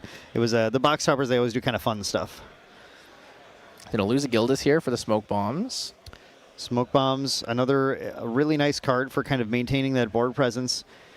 Caleb definitely doesn't want a loss here. A draw is still preferable to a loss, but the players need to find a way to close that game. And you really would think, a lot of people think these ally decks is like aggro decks. You think they would be faster games, but ally versus ally is one of the grindiest matchups that exists in Grand Archive. The, 2-3 hour finals, Caben versus Isaac? They went on for a long time. Very long time. Oh, Asen to bring it back. Okay, that's kind of big. There we go. And Asen just going to push damage. Asen pushing damage. That Sunsa is going to come back. That Hwaji is, I think, never going to leave. Well, you also know you can protect your Asen here, right? Because you have Smoke Bombs, you have Terrafring.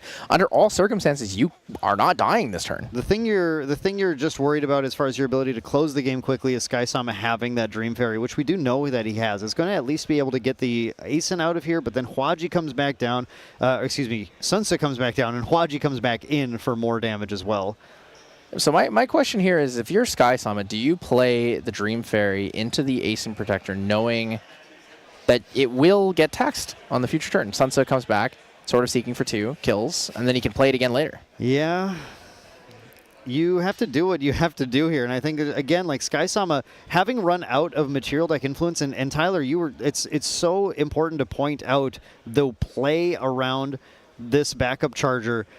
Skysama wants desperately to activate the backup charger to get to that one more influence to be able to do a little bit more on the turns, but never has an opportunity to because he's constantly forced to respond to what Caleb is putting into play to avoid that snowball from happening. Yeah, something I was interested there is Caleb did not want to use the Smoke Bombs to draw the card. He actually wants to use it as a field protection effect. I think it's more important right now to protect the field. Now that a Dream Fairy has been played too, it's like, how likely is it that Skysama has another one? The only way he's going to clear now is going to involve attacking things in all likelihood. And that both the Terrafring and the Smoke Bombs, Caleb's been really conservative about those, waiting for the exact opportunity when those have the most impact on keeping his board alive. does go for that, exactly like you said, Sunsa, putting the counter onto that sort of Seeking so that Lorraine can attack the Dream Fairy for 2, clearing that off the board. And Sky Sama back, still in the position where Backup Charger just not activatable. So Caleb's actually in like kind of the ideal gameplay loop against Sky Sama, right? Sansa, ace in it. There's another Dream Fairy. That's crazy. That's correct. Okay, now this is actually way more significant. Yes. Because removing the Sansa from play removes the important aspect of the gameplay loop, which is the ability for Caleb to kill the Dream Fairy. Yep. To really just keep using these durability counters, but the pump and it all works perfectly to be able to deal with that Dream Fairy. So now Caleb's got to have an attack card of some kind to clear the Dream Fairy to get the loop back online. That Ace Protector was almost so clutch because it just protected the Sunsa previously from being Dream Fairied and took the hit instead. Now that Ace Protector is playable again, there's still certainly threats. He has a Stifling Trap. He has a Stifling Trap. That is so key right now. This is Repeat the gameplay loop. Yeah, this is fascinating because one of the things that we see with this Henki version is that we give up on as much interaction like Stifling Trap, but Caleb is going to prove the value of still playing that interaction in your deck. Oh, Caleb has a Deflecting Edge in hand too. So whatever he plays, he can just like full send it and not worry about it at all. Yeah, Caleb is so protected on his allies right now. 5 minutes left for these players to close out the game, but is looking in Caleb's favor, heading towards a potential draw for the 2, which is again the favorable position for Caleb to be in, at least in terms of potential for making it into this final cut. I believe neither player would make it on a draw. They would go to 23 points, which is, I think, too short to make top 8. But they could put themselves in a position where they get the top 18 and make it the Gauntlet. The Gauntlet is what they're aiming for, at least to get a draw. I think you don't want to take a loss here because I think there's a potential to, I haven't done the math, but a potential to bubble out of the Gauntlet at a loss. Okay, interesting here. So Caleb does have Smoke Bombs to protect the Lurking Assailant. Clarent is not the Sword of Seeking. No. So it's a little bit unfortunate in that situation. So he's actually going to materialize Clarent and lose a card for this. So he just wants another weapon. Those weapons have been so clutch for Caleb this lost game. the Sunsa. The Sunsa... Does he have another Sunsa? Oh, Brisk Trotter's kind of good. Trotter, yeah, nice. We can push some more damage this way. And then it looks like having the access to the Terrafring next turn might be one of the key parts. Caleb found so many Sunsas this game. Should be potentially lethal on board. 3 with the Wind Trotter as well. 3, 3, 1, and 2. So we're going to deal 3 with this using the... it's killing that, actually. So that's not going to be damage there. But then 1 to face. Okay. And then 3 to face from the Lurking Assailant. And then 1 more from Lorraine. All the way to 18. 2 more from Lorraine because of Sunsa. 2 more from Lorraine from Sunsa, yeah. So here's the Terrafring Recollection. The game's over now. I don't think there is a way for Sky Sama to clear it at that point. Has to do everything just to get one single attack off with something. Yeah, it's going to be a very tough position for both these players. Sky Sama passes. Does have Gildas. 6 cards, though. So not a great position says, do you have 3 Deflecting Edge? So 1 damage coming in. There's a Veiling Breeze. Caleb not playing Nullifying Mirror is double Veiling Breeze. Being a little bit so punishing funny. Here. Double Veiling preventing 4 from everything.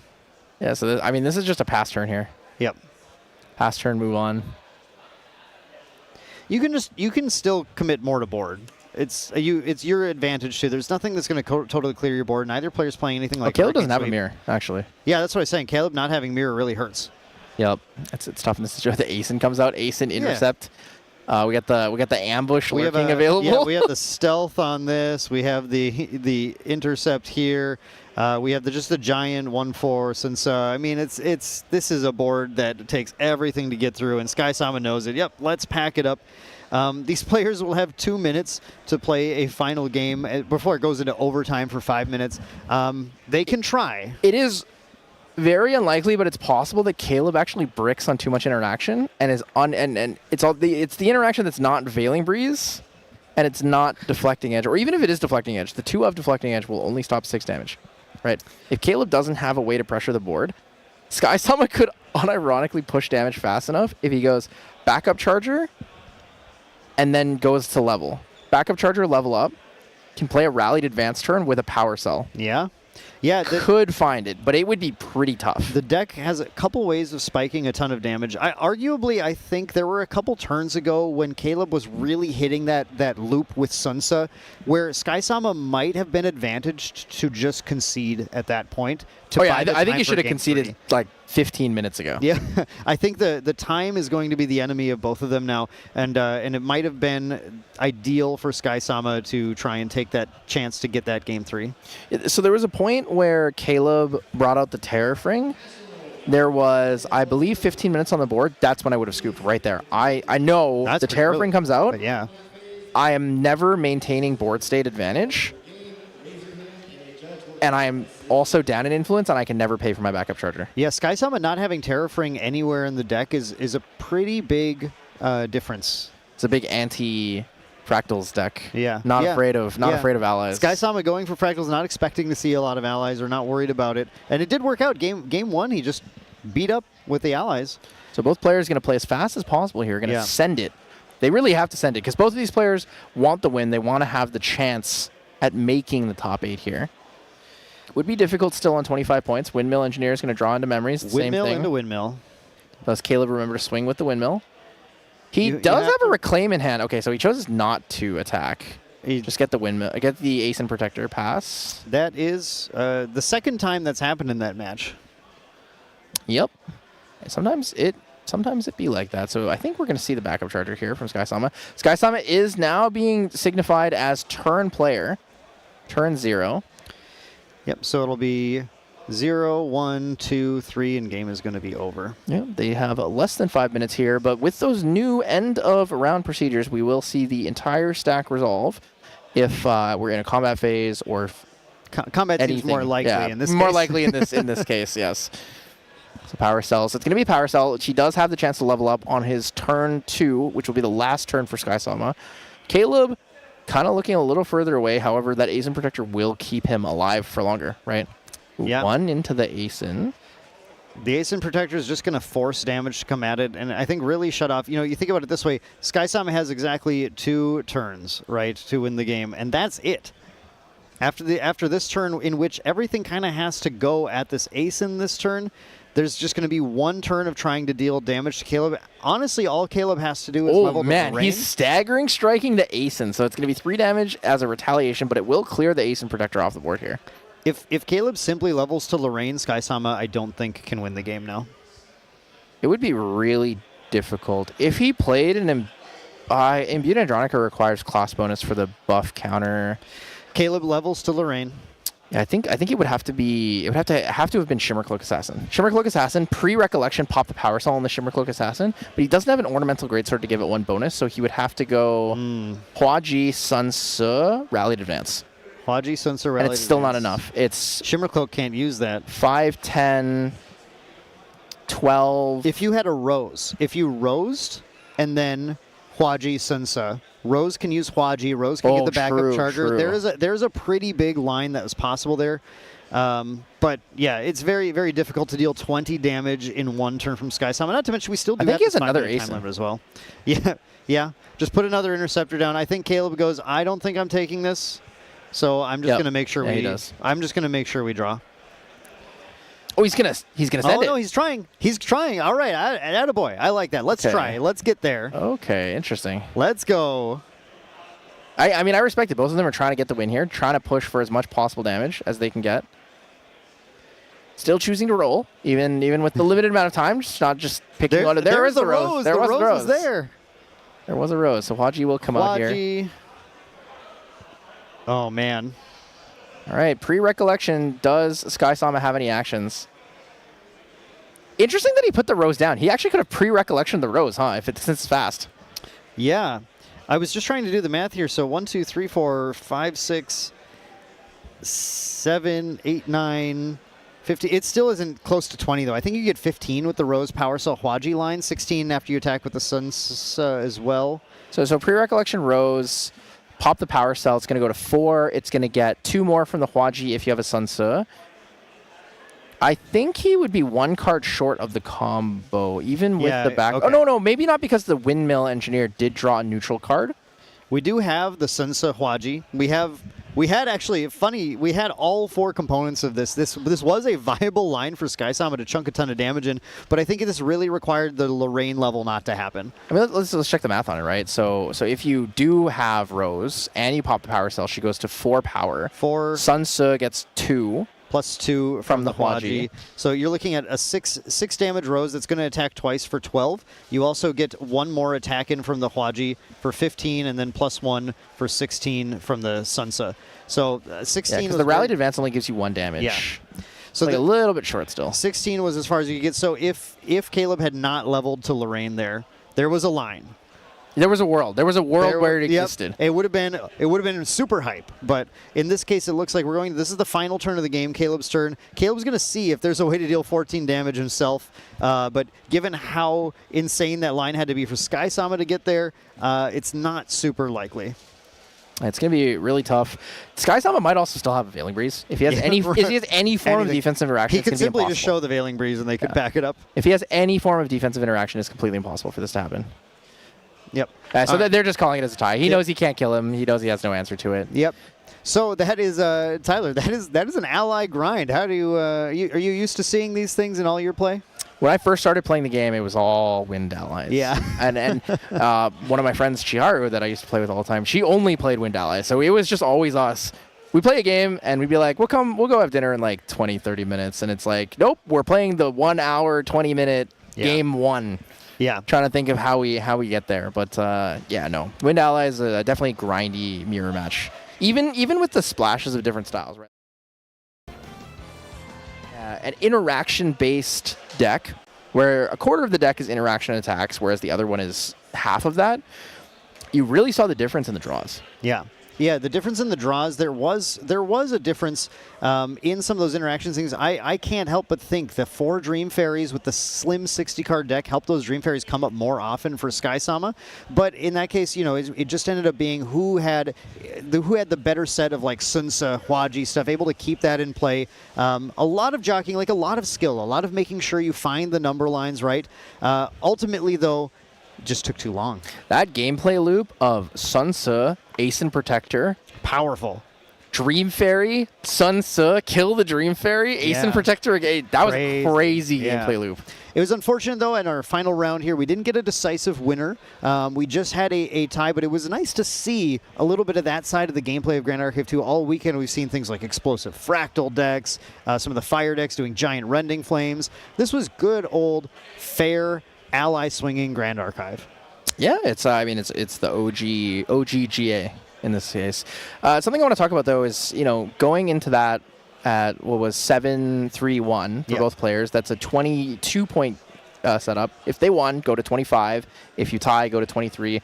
23 points in a 12-round tournament is actually still very viable for Gauntlet Spot, right? Yeah. And I would venture to say it probably is a Gauntlet Spot, but I haven't checked the rankings to see specifically. I'm not 100% sure myself. I would not want to venture the guess as to whether or not it actually is, but I don't think it's impossible at all for that to make it in there. And one thing that's interesting about the Gauntlet is it's top 8 team instead of top 16. And I'm very used to a lot of these events having a just kind of a hard bubble at 16, 17. No, it's 8 and then 16. 16 is the cash prizing. 8 is the spirits. Yep.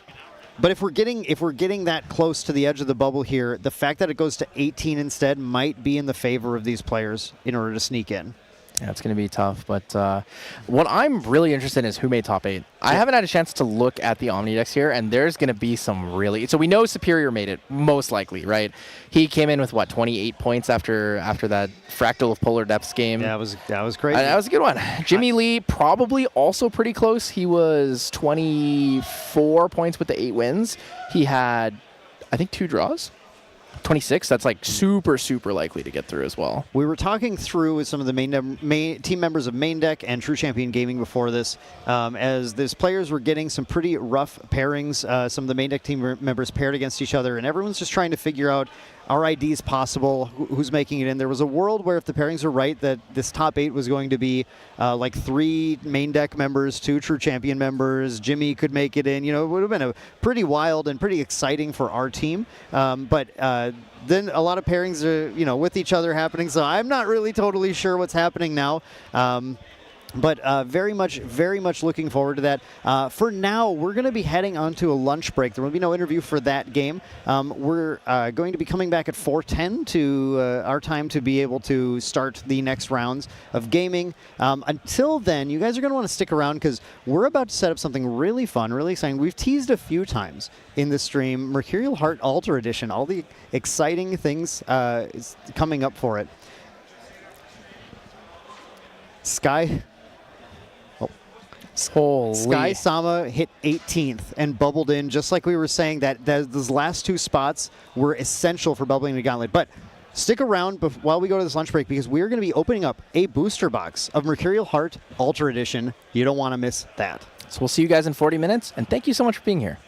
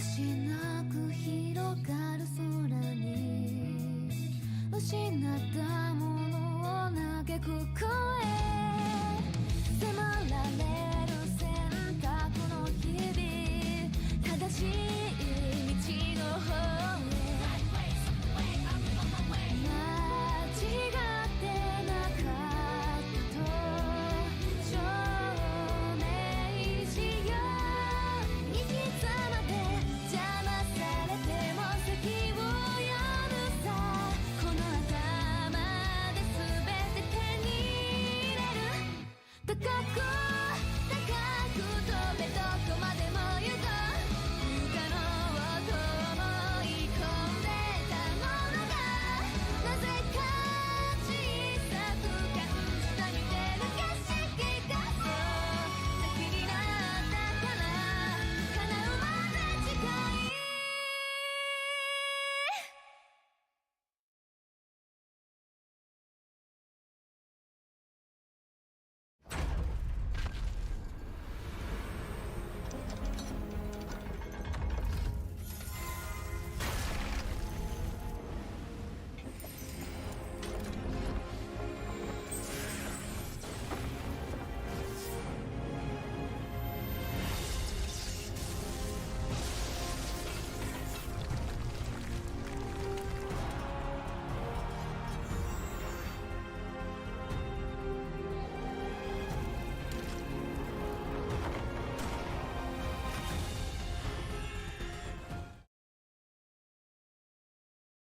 Math. Yeah, so So it's all math. Math is happening. Unfortunately, Yep. someone's going to miss. Who knows Yep, who it is. yep. So. We don't know what's going to happen. Fingers but- crossed. Yep, absolutely. Very excited, obviously. And then, okay, we are live. We are live, everyone, with, look at this, box of Mercurial Heart Alter Edition. This releases next week.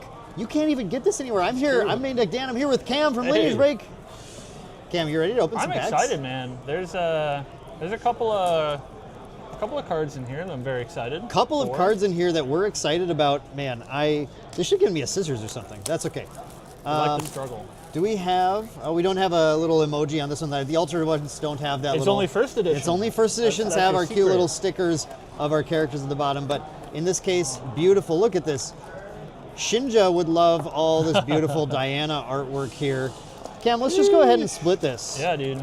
We're going to crack open. There are 20-pack boxes again. This is our first Ultra Edition of a small set, which is kind of interesting, That's actually too. very true. So these are a smaller number of cards per pack. And I'm really curious to see about this, like the extra slot for the new cards, how that all works here. Let's crack our first ones. Go for Good it. luck. Oh yeah, absolutely. Cheers. Cheers, man. Cheers. If we're really lucky, we will see one of the new CSRs here. I don't know. CSRs are easier to pull in the small sets. True. Because there's a smaller number of boxes. Statistically easier. I actually have a foil in my first pack. What? I have a foil in my first pack, if you guys are ready for this. It's a foil new card. Foil That's 10 to actually land.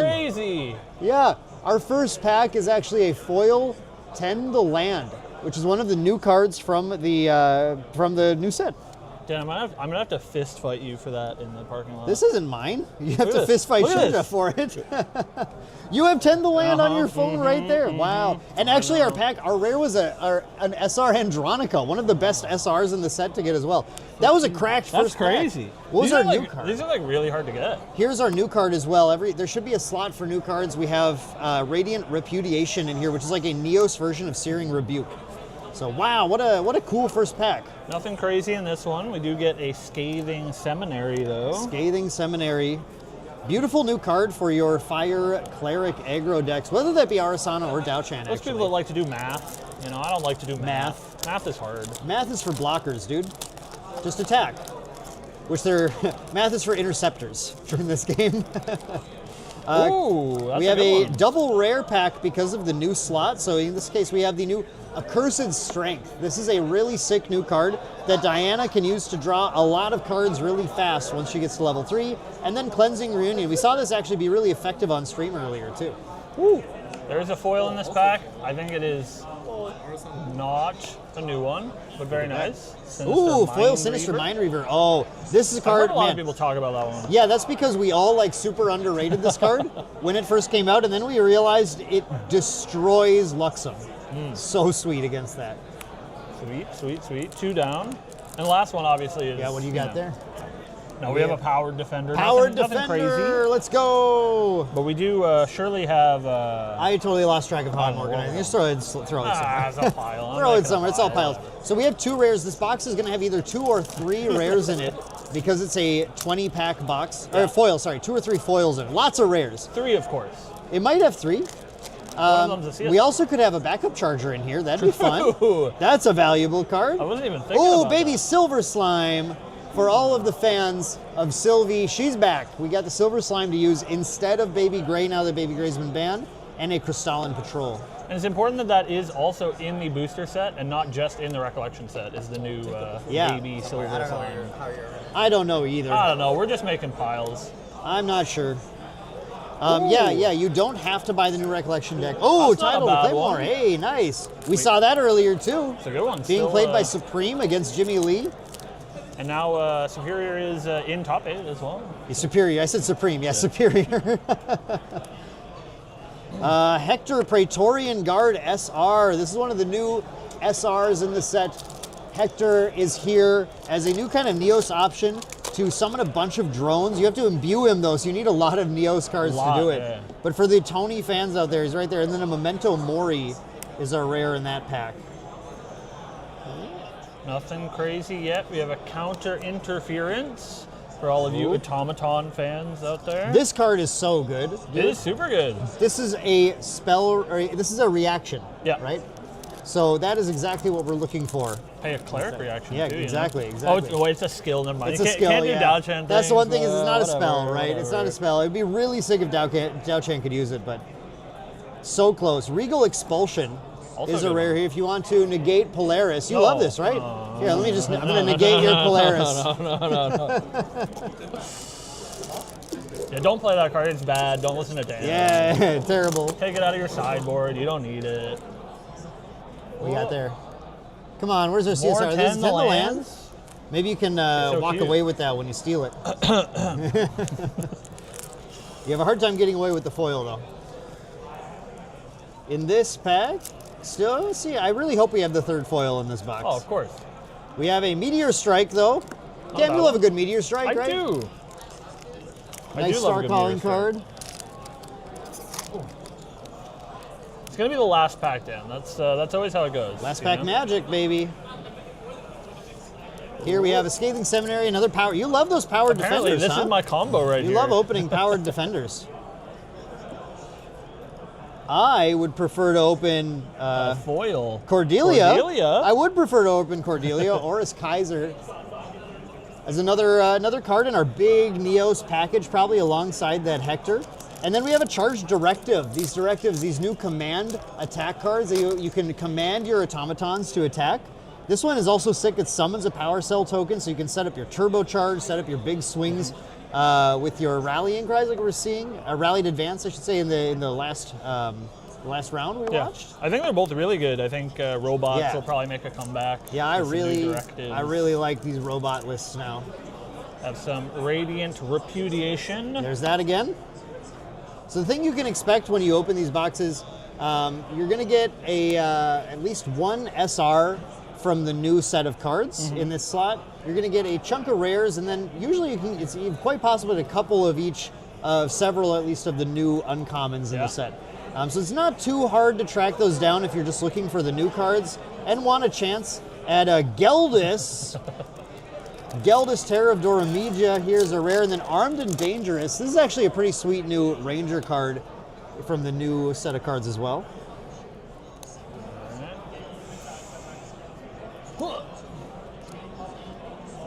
No stuck foils yet. Just checking. Ooh, Sadie! That's a good one. This is a though. good box. That's This is a good big box so money. far. Wow, Sadie. We got a Sadie and we got an Andronica in here, and then a foil new card and a foil Mind Reader. We got the Claymore too. No backup charger yet. Not yet. Boss man. Backup charger is just a rare. And we got the Eternal Directive as well. There's the second directive. That one's a rare one, right? Yeah. Good one. Nice. Yeah, put a buff counter on the attacker and then wake it up when you rallied advance and then attack. That's spicy. Pretty big. That's spicy stuff. Ooh. We have a Windblessed Lookout. Hey, She looks familiar. Yeah. Tristan fans, start slotting this in your deck to get that easy prep counter gain that you can easily reclaim. That's really sick. And then an Echoic Guard rare. Here he goes, the one. There it is. Oh! Ooh, we got another foil. Bishop. We got another So we did foil. get our Hey, three we did get a foils. 3-foil pack. This Powered Bishop. Our third foil. Shield Fragmentation. It's like Blazing Shield Throw. True. If you get those shields in play, throw your Vapor Jet shield. What was at your rare in somebody. that pack? Well, I lost it. A Reflect the Skies. A Gearstride Academy. Come on now. Put some respect on Gearstride Academy's name. Well, What the heck? And then this is the second to last pack. We got another 10 to land, and then our ultra rare is the new art of Final Ooh. Stroke. actually huge. We did get our ultra rare, and there's that new art showing Tristan killing a guy. What you'd expect. Our last pack. No Come foils. on. Maybe a backup charger. No CSR. Backup charger. A decompose. That's pretty cool. Decompose. Okay, yeah, that's the first one of those. And then our crusty long. crusty old longsword is our last rare in this pack. But I mean, looking at this box, check the bulk. Cam, check the bulk. Check the bulk. Check the bulk. Here we did have a Final Stroke UR. We had a couple of pretty solid SRs in Andronica and Sadie, Cordelia, Meteor Strike, Tideholder Claymore, not bad either. But then this Hector is our new SR, really cool He's SR to super hit cool, as well. yeah. Yeah. Very solid. We do love that now that in every box of this, you're going to get that guaranteed SR here. So this is a nice, honestly, a 6 SR box with 3 foils. I like that. Dan, I had no idea that worked that way. So Yeah. everybody open your MRC Alter next weekend. Get your SRs for the new set. Yeah, this is going to be a lot of fun to open. Those backup charters adding value. I mean, Sadie's Andronicas. Unfortunately, you can hit the banned Icebound Slam.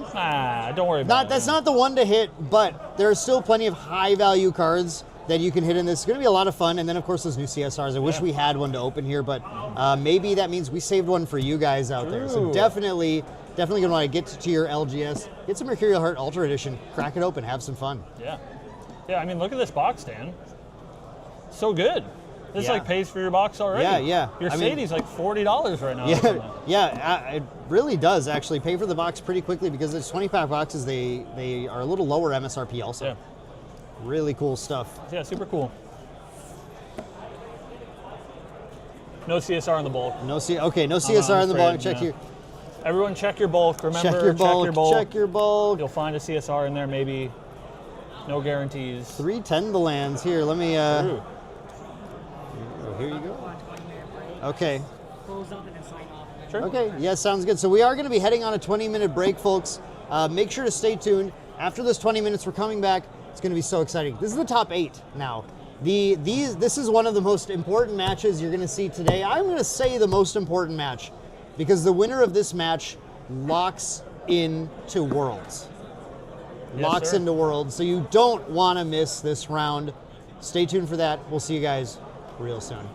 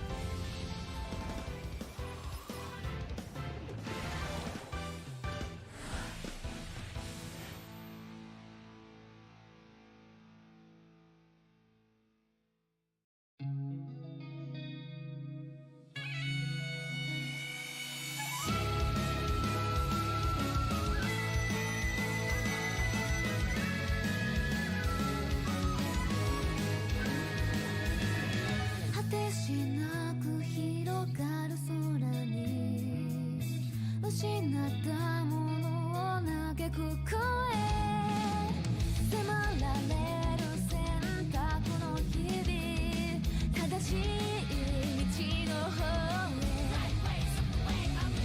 間違ってなかったと証明しよう生き様で邪魔されても席を読むさこの頭で全て手に入れる高く高く飛べどこまでも行こう不可能と思い込んでたものがなぜか小さく感じた見てる景色がそう先になったから叶うまで近い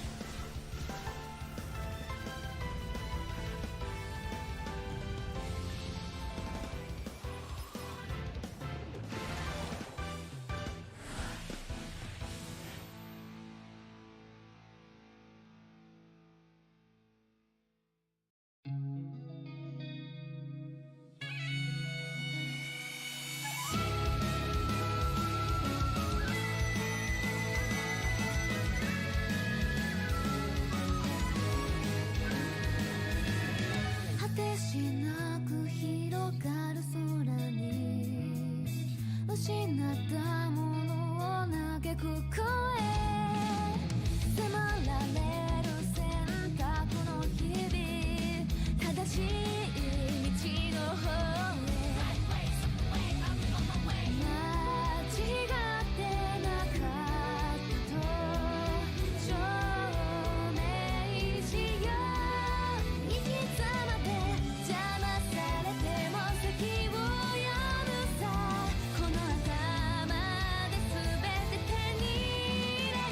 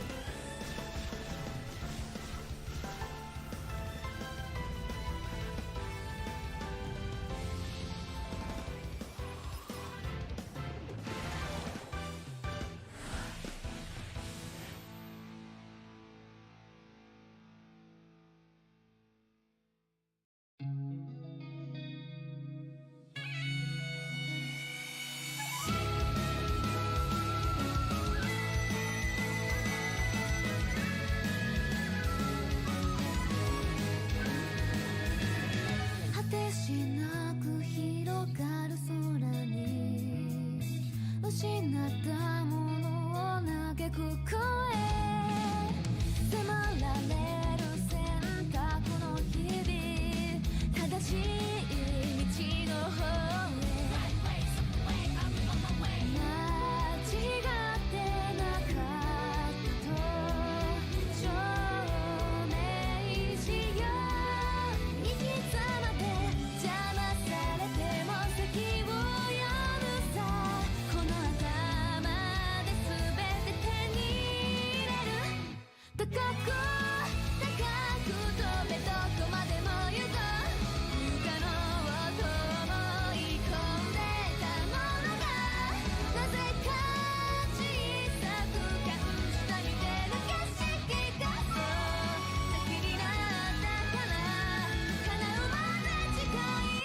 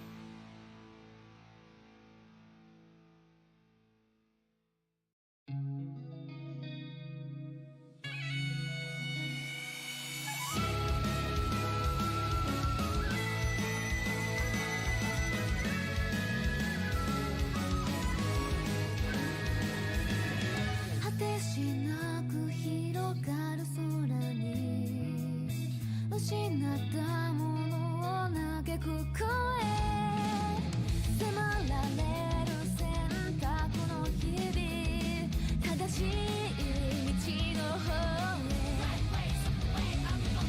間違ってなかったと証明しよう行き詰まって邪魔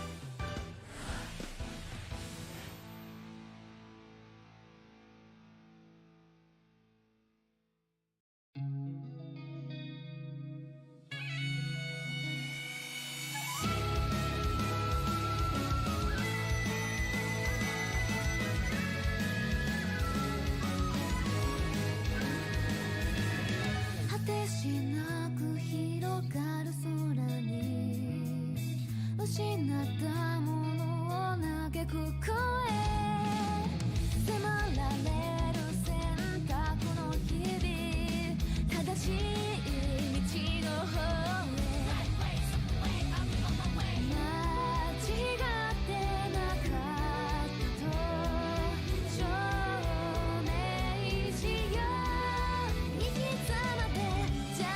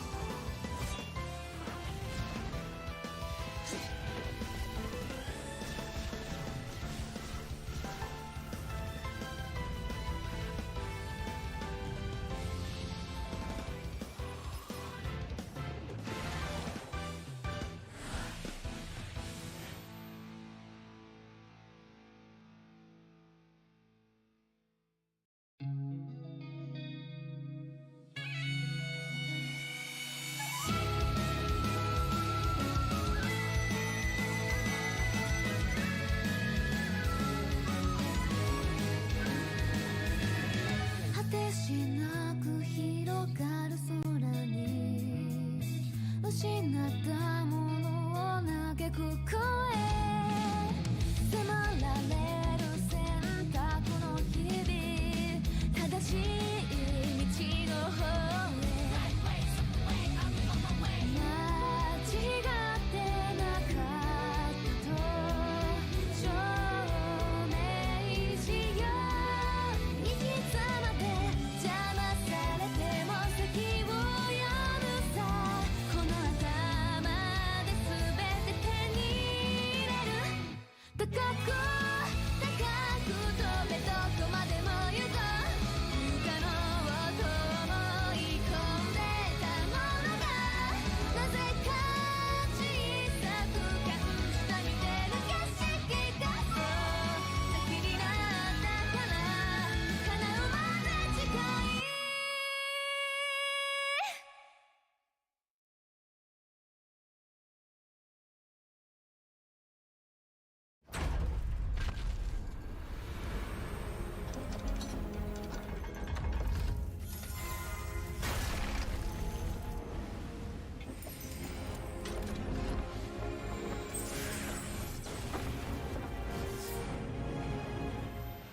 Hello, everybody. Welcome back to North American Nationals 2025. We are here for the most exciting part of the day, Dan. I am here in the booth with Main Deck Dan. We're here for our top 8 of Nationals. Yeah, this is really the match right here, right? Because the way this works is that the top 6 players are going to go straight to the World Championships, and then everyone down to 18th from there is going to have to fight it out in the gauntlet. Yeah. But that means we're at a top 8 cut. True. So this round is actually going to determine who gets locked in for Worlds. Yeah. Anybody that wins their quarterfinals, of course, they move on to the semifinals, which is very exciting for those vying for the new North American National Champion, but also just locks them for Worlds. And I think that takes a lot of pressure off of your back as a player. You win your quarterfinals, and of course, there's some very high-pressure games to come, a lot still on the line, but it does sort of check that box, right? Yeah, it's an incredible amount of pressure, though, in this round as these players. Yeah. Certainly, having locked in for Gauntlet now, there's a little bit off, right? They know, okay, I'm going to Worlds. I don't need to prepare for teams. I can focus, well, not yet. It might still need to prepare for teams, but I can focus on that Gauntlet and making it into Worlds from there. And then even if they end up, not doing well, then they can just focus on that. Right. Yeah. So it's I think for the first time probably in Grand Archive, this is going to be a very high-stakes quarterfinals match, which is not something that you're used to at a big tournament like this, right? Exactly. Usually in these ascents, it's once you make it into the top 8, you got the high value, you got the card, you are ready to rock and roll. But this is going to be a real fight for these players. Yeah. And there's still, a lot more on the line, that World's Invite, but also cash, copies of Eternal Magistrate, depending on where you finish. Yeah, valuable card for sure. So beyond that, though, we have a host of some incredible players who have made it into the top 8. I don't quite yet know what our match is going to be for the quarterfinals, but we have a number of players from Team Main Deck. We have a number of players from Team True Champion Gaming. We have Korax, one of the strongest players that we saw with a triple Ascent top 8 performance earlier in the year is absolutely crazy. He was just on a tear for a while. And then several more players have really been proving their worth today, all fighting it out.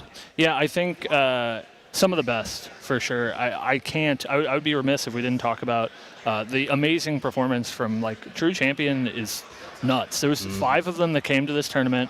All 5 of them made day 2. 3 of them are in top 8. It's insane. Right. And then, Main Deck, of course, we have Mitch and Taylor both in, who are, very accomplished players in their own right. And like you said, Korax, we have Joe Facha in our last place as well. Yep. Yeah, it's a super, super stacked top 8. But that's what we've been talking about all weekend, Dan, right? Such a difficult room, so many talented players in the room, and so it's no surprise that these sort of players have come out on top. Yeah, and they have been playing their heart out all weekend. Yeah. But hopefully they've preserved some of their mental energy for this. Right. This is the challenge. Now, as far as what decks we're expecting to see, one thing is clear from this top cut. Yeah. Fractals is good. It's pretty good. In case you didn't get the memo. 5 Fractal decks have made it into this. Partially at fault for that, as 2 of those are Main Deck. 2 of those are True Champion Gaming as well. Yeah. But these players are going to be potentially knocking some of each other out in this quarterfinal match, and then they have to face against some of these other decks that have faced a gauntlet of fractals all weekend long and have come out on top.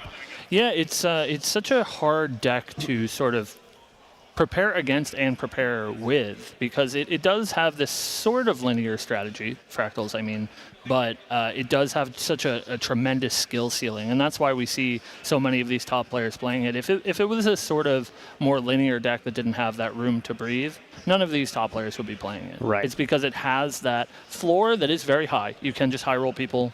That happens sometimes. You win on turn 2. But like, it does have that tremendous skill ceiling that you can sort of leverage. And as the tournament gets later, and especially into our top 8, it's going to be way harder to leverage that skill gap because all of these players are so very good at what they do. Yeah, I'm reminded of the interview that we had with Main Deck Steve-O yesterday, where he had pointed out that, you know, he was asked a very poignant question, which is, why aren't you playing Fire Aggro? Having done his performance at Worlds last year with Fire Aggro as well. And it's so good in the format right now. But these players, a lot of these players really appreciate the level of skill expression that is allowed by playing a deck like that, where we talk about, you know, the prioritization of cards as you're glimpsing. We talk about trying to, you know, maneuver around all of the many ways that hate is being introduced in the format as players are trying to just figure out how to secure those burst asunder wins. And these players like that the deck has the ability to high roll. It does have that, like, started with 4 fractals, you didn't level, here's another couple fractals, and then I'm going to win the game. Right. But it also has the possibility to just go late and play a really intricate game and get there on, like, raw skill. And I think that's what we're going to see in a lot of these matches, is those late game situations. I think it's going to be a lot harder for any of our players to get, like, sort of bamboozled and caught off guard by these quick fractal starts, because they're so familiar with it. They've been playing against it all weekend. It had a high conversion rate into day 2. They've been playing against it all today. And many of them are playing it themselves, right? So. Yeah, many of them are playing it themselves. Many of the players who aren't playing it have played it as well. Are just, you know, there's going to be so much familiarity. Very, very little is, I think, going to really surprise opponents, especially because we, of course, have open deck lists, and everyone gets to see exactly what their opponent is running and what they're up against, which means a lot of this is going to absolutely come down to the players' raw decision-making, and, of course, that little element of variance and luck that we love about TCGs. Yeah, for sure. So I know we can't, it's like picking a favorite child. I can't ask you who you think is going to win the tournament. But what deck do you think is going to come out on top? Do you think it's going to be one of these Fractals players? But I have to say Fractals, because I guess everyone's playing Fractals. I'm required to say that.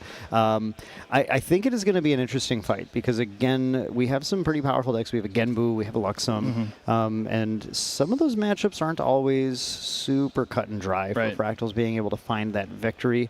And so I do know that our players are going to be fighting for it. There's even some interesting stuff, like if you know, obviously can hope that someone like Main Deck Taylor gets to go all the way. Of course. But back at Santa Clara, his run got cut short by none other than Korax. Yeah. So I know he's hoping to have a game at some point where he gets to maybe have another chance to prove himself against one of the strongest players in the game. That redemption, for sure. Yeah, so you know, if you ask me, I have to say Fractals. Of course. But I think there are some really strong decks and players, and I wouldn't be surprised to see any of them take the top. Yeah, it's so hard to pick anybody, right? Some of the greatest to play the game are here in the top 8. And I think, you know, I think Fractals is a safe bet. Obviously, it's such a large portion. You're going to go 5 out of 8 chances. Right, exactly. better than a coin flip. But I think if I was these Fractals players, I would be really worried about Korax playing Wind Luxum. Not just the player. He's been on such a tear this year. Yeah. A tremendous year for him. But also, that deck's pretty scary to play against if you're on the Fractal side. Yeah, that is one of the most challenging matchups that Fractals has to face. Some of these players are bringing tech specifically to be able to have a different shot. You know, we've talked to some of the other Main Deck team members about that Orb of Hubris, a card that they like in that matchup because it replaces some of the cards that aren't super useful. Like, well, a lot of them aren't running Viridian Protective Trinket at all now to find the room for it, but then you can bring out any of the other cards like Nullifying Lantern that aren't necessarily super useful, and bring in that Orb as a way just to dig deeper to be able to find that kill before Luxum can totally, like, restabilize and take you out. Yeah, I think that one's going to be very interesting. Like, I think if anybody, you know, if you looked outside and you asked somebody on the street, and you showed them all the data, you'd be like, what is the card of the weekend? They'd be like, oh, it's Burst Asunder. Everybody's playing that card. But I think the really interesting points for Grand Archive, especially at the end of a format like we're at here, where so much people have had time to, as we've said over the weekend, refine their strategies.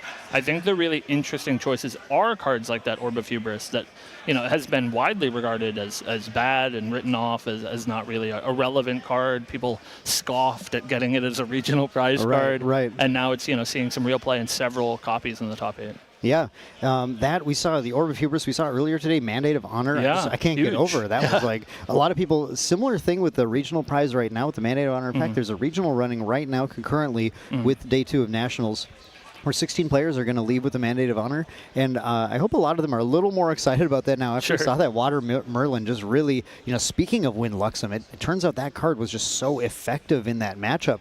I think there's a lot more tech that can be done if you're worried about this Win Luxem deck as well.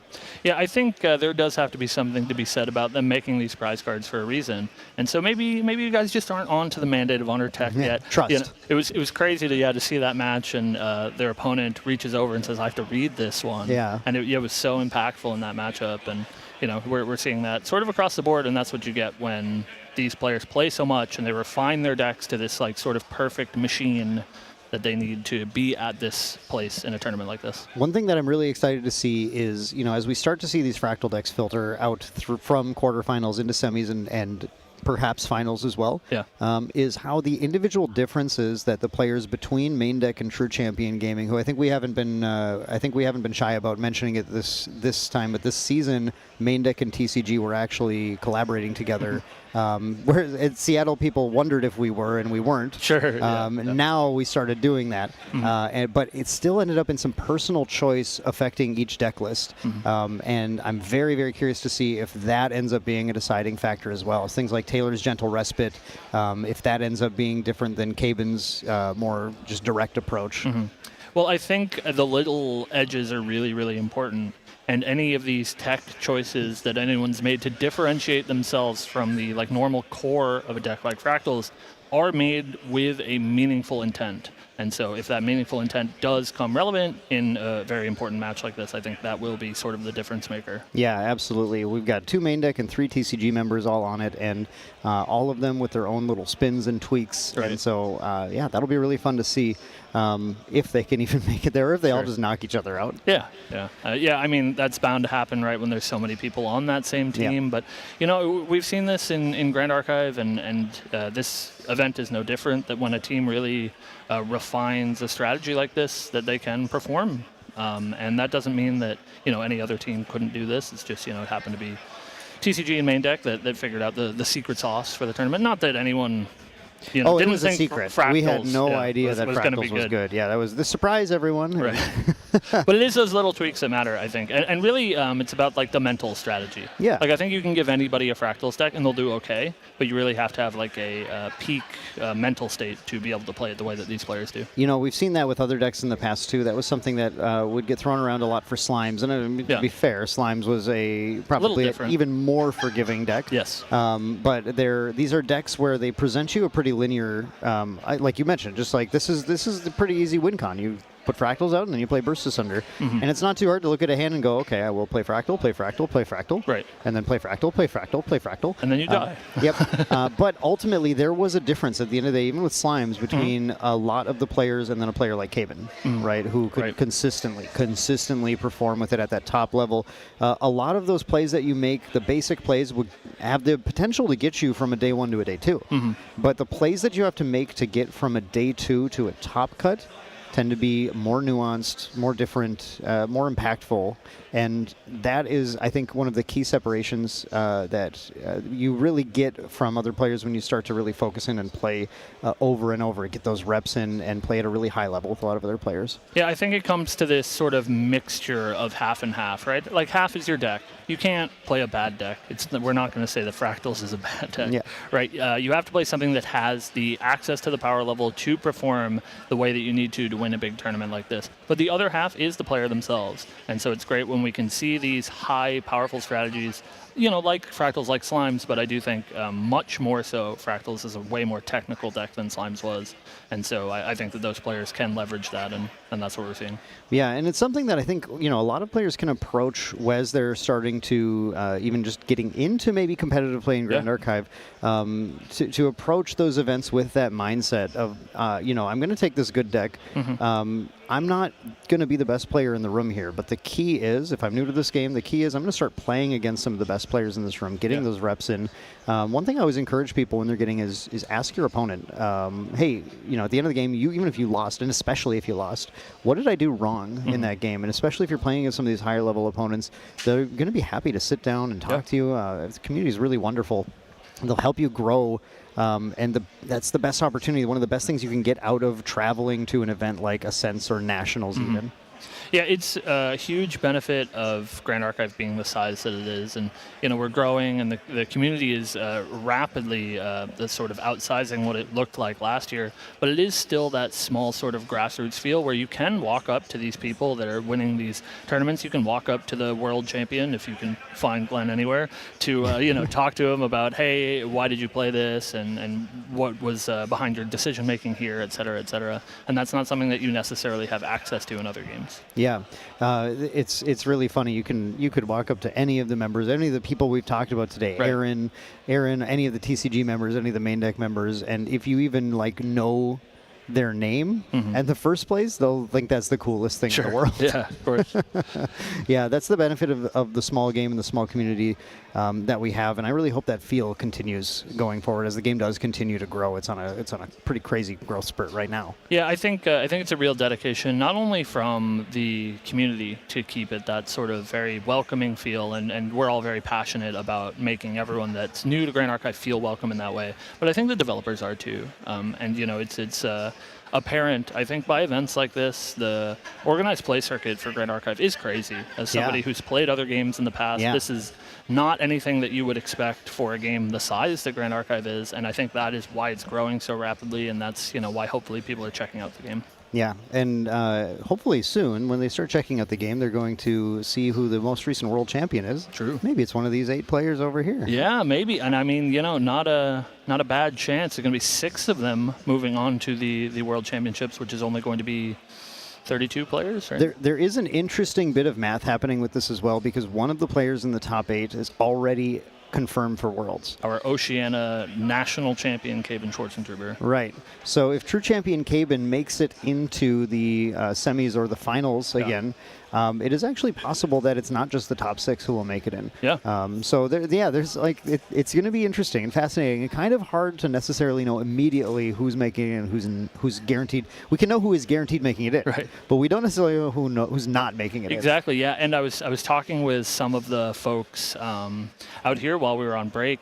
It goes twofold as well. Of course, we're all focused on our top 8 and who's going to make that invite into Worlds. But as we mentioned, there are several players that earn their spot into the gauntlet, and those also pass down. Right. And so there are, as of right now, 3 players, I believe, that do already have at least a gauntlet invite, and so that means that there are some other people that are in contention below that 18th place, which is really interesting. We did say 18th the whole weekend, but there's the caveat there where it's a little more flexible based on how many of those spots are being taken up double by one player. Yeah. There's going to be a lot on the line, a lot to look at. Now, Cam, I think you asked me about Fractals, or what you asked me what the winning deck would be, and I said Fractals. Sure. How about you? What do you think? Like I said, I think Fractals is a safe bet. You don't like the Luxem, huh? I do really believe that if anyone is going to make the run through these best Fractals players in the world, honestly, right? It is Korax. I do have to say, has the skill set to do it. I'm a little afraid of it. Yeah, I think that's understandable. As the team coach, I'm a little nervous about the Korax factor. It was one of those games where back at Santa Clara, when Taylor finished that round, that clutch kind of winning in for Korax, or for one of the 2 of them, he came back and said that was the worst beating I've ever had in my life. Didn't even feel like I played a game. Yeah. Felt it was just a pure outskill at the time. But it's been a lot of training since then. So we are actually about to finally get our deck list here. Let's take a look at who we are seeing in this round. Oh, and speaking of, it's like I knew. Oh, look at that picture. I love this. this. Korax with Wind Luxem Xander. What an absolute champion here. This is a powerful, powerful deck to see. Looking at what we can expect here, there are a lot of things we've seen this weekend, and we kind of know what to expect. Clutch things that this deck runs, kind of iconic things like the 4 Ensnaring Fumes as a way to gain a lot of value. We've talked earlier about this list with the 1 of Zhang Zhao as well, which is a great way to keep life against those fire aggro decks. But a lot of this stuff is a lot of just, what we've seen and what we expect. Yeah, I mean, we were talking about fractals, and we were talking about options. Talk about options. That's what this Xander deck has. It has so many tools to be able to get itself out of any of these situations that it can find itself in. And, if anyone's going to do it, is Korax, one of our most accomplished players from SEA this past year. Yeah, we have tools like Crystallized Destiny, the 1 of Mystic Purifier, the Unbroken Mustang, and that Zhang Zhao. The 1 Zhang Zhao, yeah. And then we have ways to find those. They scout the lands in here, and of course, all the card draw we're going to get with our Surveilling Breeze, our Fairy Whispers, the 2 copies of Turbocharge. Talk about that all weekend, and I think if there's anything that happens after Nationals, it's that players are going to stop putting in 1 Turbocharge and more often put in 2 Turbocharge. But yeah, this is a powerful deck. Now, as far as if Korax has obviously had to go through a lot of Fractal decks, and if he has to face more of them today, we do have a number of pieces of tech against that. The 3 Scatter Essence, the 1 Purifier main deck is going to be obviously a pretty clutch card when we combine it with things like the Ensnaring Fumes. One thing I'm not seeing here that is a pretty powerful card in this list, though, is Verdigris Decree. Verdigris Decree in conjunction with Mystic Purifier is a really powerful way to actually ace 2 fractals at one time. Yeah. Not seeing that means that I think Korax felt good enough already. Yeah, maybe felt pretty confident into the matchup. I do think, like you highlighted, Dan, that 1 Mystic Purifier is so important, not only for Ensnaring Fumes, but we're so used to hearing, Windmill, Reclaim, these sort of card advantage-driven plays. But reclaiming your Mystic Purifier in a matchup like Fractals is so huge and can generate you so much advantage and really give you a leg up. We also have to mention those 2 copies of Stifling Trap, integral to stopping Zhang Zhaos in their tracks. Yeah, the combination of the Scatter Essence, the Stifling Trap, the Mystic Purifier is really Korax's route to making sure the Fractal deck doesn't get too far ahead. Outside of the board, you're going to be looking at things like the Blanche. You're going to be looking at the additional Mystic Purifier coming in here. Those are probably the key cards and maybe possibly the only sideboard cards that you would be interested in bringing in against Fractals. Yeah. And anytime you see there are only 2 sideboard cards for the most popular deck in the room, you know that this player has already prepared their main to deal with it. Yeah, and they definitely have to. I think anybody that's playing in this top 8, Korax, no exception, had to be prepared for this Fractals matchup. And I think you're right, Dan. I think maybe he was feeling pretty confident, and that is indicative through the choices in his sideboard. Yeah, this is it's been really fun to see this deck kind of come up in popularity, specifically this version that we've seen since Ascent Seattle with the Sirocco Operatives. Yeah. This card that I've always felt since the release of the Tristan Recollection deck was like really, really overlooked. It's just a card that does so much on its own, and then when you get to do things like do that Reclaim, or like I mentioned, that Ensnaring Fumes to bring it back, or Ace and Protector in here as well. We have the combination of, the value from Sirocco Operative, the value from that Mystic Purifier that you can get, the Zhang Zhao, the Unbroken Mustang, and then, of course, importantly, the Dungeon Guides in here are all great targets for Ensnaring Fumes, so you can get all of these on-enter effects and then return them all to your hand and get all that influence right back as well. Yeah, such a just well-tuned list, I think, is what it comes down to. And Windmill Engineer. Yeah, I mean, it's not that important, but yeah, the Windmill Engineer being one of the key cards from Mercurial Heart that turned on that entire strategy. Yeah, I mean, Luxem Xander, in any sort of fashion, yes, this Wind deck is a little bit more mid-range than we're used to, but Luxem in any fashion is, at its heart, a card advantage deck.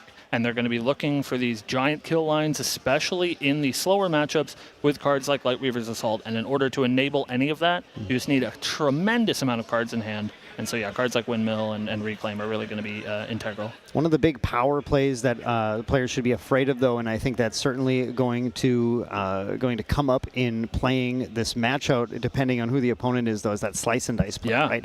One of the things that really differentiates this Wind Luxem deck from the old Fire Luxem decks that we can actually look back to the past Nationals live stream, and we saw those at play then, is that the ability to actually just get early victories through building preparation counters and then using Xander Deft Executor to get the influence, get the preparation counters needed to just go ahead and slice and dice for game. But our opponent is actually going to be Joe Facha, with this wonderful Water Genbu list. Yeah, Wow. we spent much of our preamble of the top 8 talking about fractals, but neither of these are going to be your fractals deck. We do have Joe Faccio playing our one and only Genbu list in the top 8, and that is a deck that we have seen not so much actually on day 1. We saw a lot on day 2 because the players that are playing this deck know how to convert. It has so many different ways to end the game, and I think that's really where it differentiates itself from the other decks in this top 8. Yeah, one of the true strengths of this deck is that you can't easily pin down its way to stop you, right? Yeah. So we saw earlier today, we saw the Fractal of Polar Depths coming out. And it actually, in fact, ended Jimmy Lee's streak with a triple Fractal of Polar Depths mill victory, just like in the old Ascent Santa Clara days. We also have one copy in this list, and that's always like something that's a little different list to list, of the Stratagem of Myriad Ice as a way to end the game. Of course, we have Genbu in conjunction with the Resonating Fugue. This is a combination where you're going to flip and deal a ton of damage to your opponent, and all the while you're just going to be milling Floating Memory. You are going to be attempting to gain value, but the cool thing here is these two copies of Buried Grief. Yeah, Buried Grief, such a cool card that really hasn't seen any play. It does give you that sort of ability to set up the top of your deck, and usually with the intent to mill these important Floating Memory cards, but most specifically I think they're looking to put like Pelagic Fatestone on top. Yeah, you can set up mills with this. You can also reuse key cards. Yeah. If your stratagem didn't resolve, you can get your stratagem back. There's some potentially very, very powerful things that you can do. Yeah, and I think, again, the story of the weekend and the story of all of these decks that are relevant right now in Grand Archive is the access to tools. So many tools here for this water deck to sort of get itself out of whichever position you need to be in. You know, stuff like Revitalizing Cleanse, Song of Frost, all making an appearance in the main deck.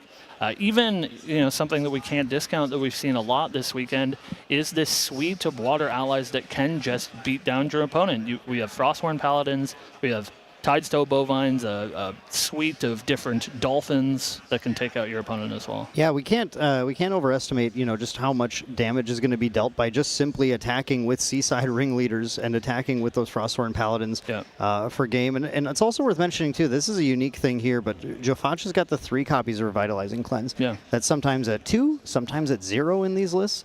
3 is a lot of respect for that need to recover. It is a pretty flexible piece of interaction.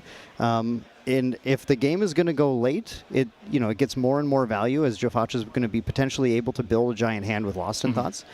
Once the game goes late enough in this Luxem matchup, though, the question is if any of that interaction is going to be enough to get through the Lightweavers. Yeah, I think Revitalizing Cleanse specifically is like a real note of respect to not only understanding the Fractals matchup, but being really prepared for it, because a lot of those games come to chipping them out with Refracting Missiles and Shimmering Refractions. But I think you're right that in a matchup like Luxem, it's going to holistically, I think, come down to 0 to 20, right? We're going to look for these giant Lightweavers turns that are sort of just going to burst Joe Faccio down, and so who knows if that Revitalizing Cleanse is going to be good enough. No, but instead, Korax's goal is going to be not milled out by Joe Faccio, right? Of course. The strength of Genbu and why it's typically a pretty good matchup into the Wind Luxem deck is because it runs that Fractal of Polar Depths manipulation.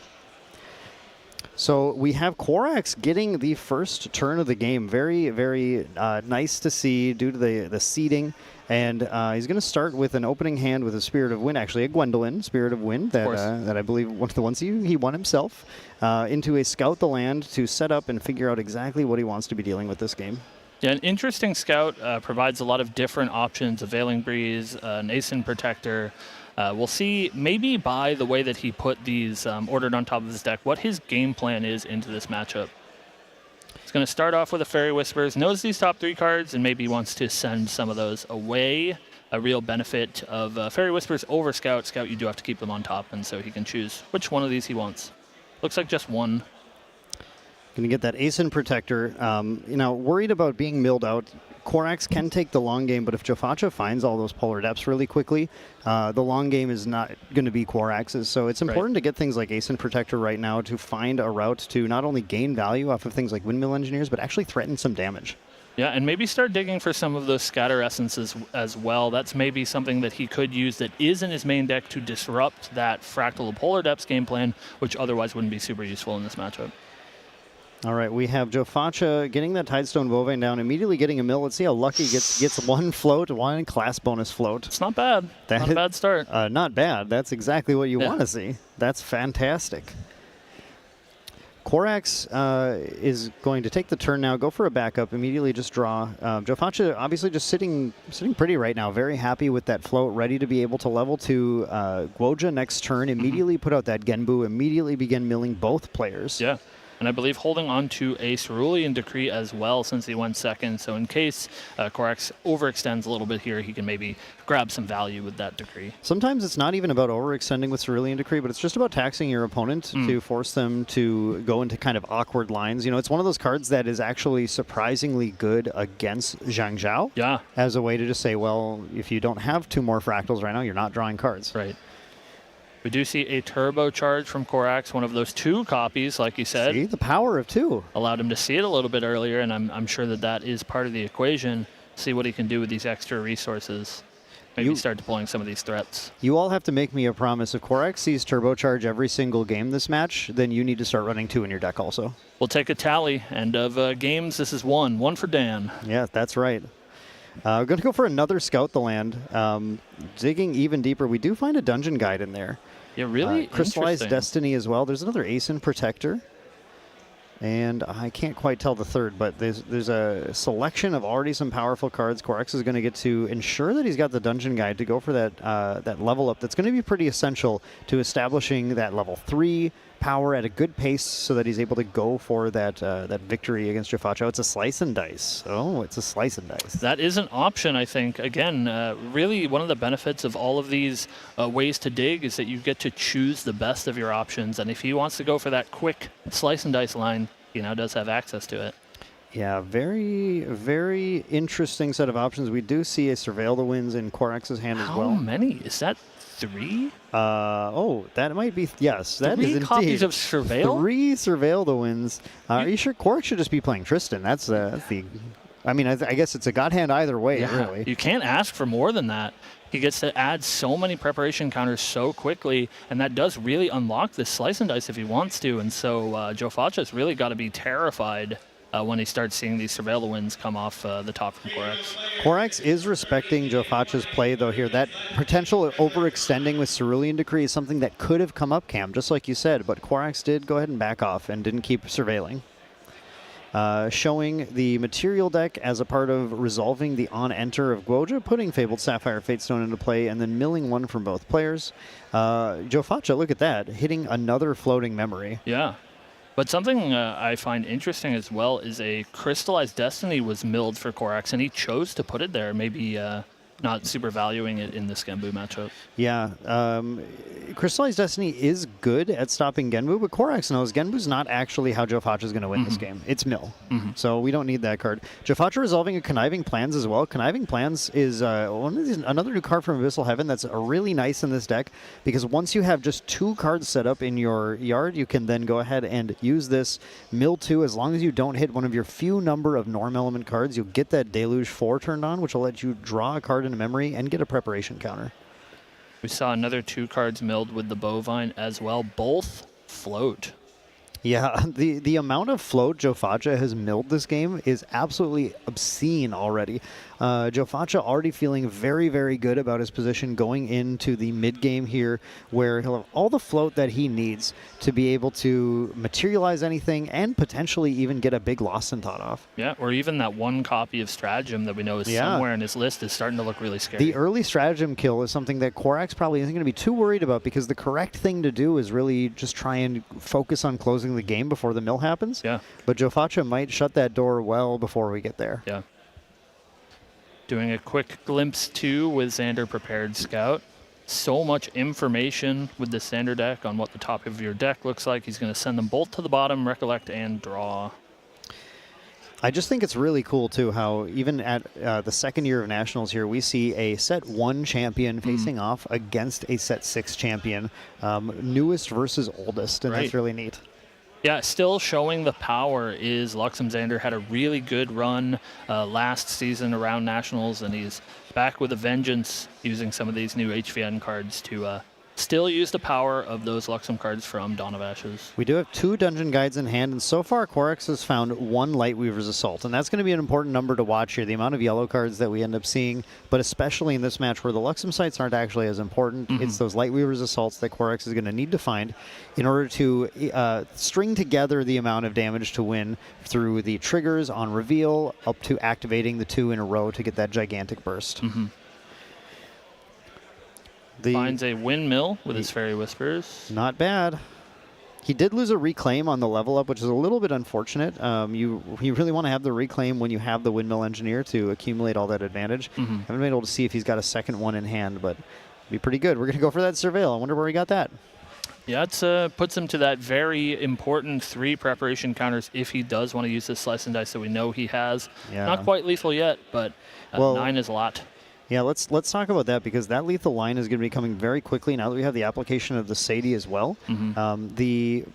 The reason this is going to become lethal is when Corax goes ahead and gets an Assassin's Ripper out. Yeah. That Ripper is going to be able to add damage to both Slice and Dice attacks just for the low cost of 1 preparation counter activation, leading you to going from a 3 and 6 damage attack to a 6 and 9 damage attack, or 15 damage from that alone. You get 2 from Sadie and 2 more from another Sadie swing, and that's already lethal on Jofacha unless he properly respects the possibility of this happening. Yeah, it's sort of an ethereal way of pressuring, right? Because there's no way for Jofacha to know it's coming until it happens, so he just has to keep an eye on what Corex's sort of play pattern is, and if it looks like he's trying to angle for a Slice and Dice kill. But Jofacha very smartly keeping all of his cards available to interact on Corex's turn. In this case, Corex actually took the Sadie and went at the Tidestone Bovine, getting that kill, agility 3, letting Corex go into Jofacha's turn with more action, and given, one of the ways to think about this is when you are able to return cards from memory to hand, you kind of extend your turn a little bit, and when you have cards like Surveil the Winds that you can activate on either player's turn, that really lets you take advantage of that to sort of get more actions per turn cycle than your opponent. Jofacha's mills this game have been crazy. We see a Seaside Ringleader milled with that Gambu trigger. Absolutely insane to see an activation of the Seaside Ringleader immediately as well, drawing another card into memory. Look at the amount of influence Jofacha's been able to gain, and with, I can't even keep count, 7 or something full yard maybe. Crazy. At this point. It is absolutely a wild amount. We have a Fractal of Rain looking to be spent here. Looking to be played. Okay, there we go. So we're going to imbue this Fractal of Rain with a Pelagic Fate Stone and a Fracturize. That's going to help get a little more mill activation to potentially turn that Genbu on faster if that is something that Jofacha feels might be a route. Another thing that Jofacha can do, though, and it's kind of strong against Luxem, is just start targeting his opponent with the mill. At some point, you might just hit the Lightweaver's Assault.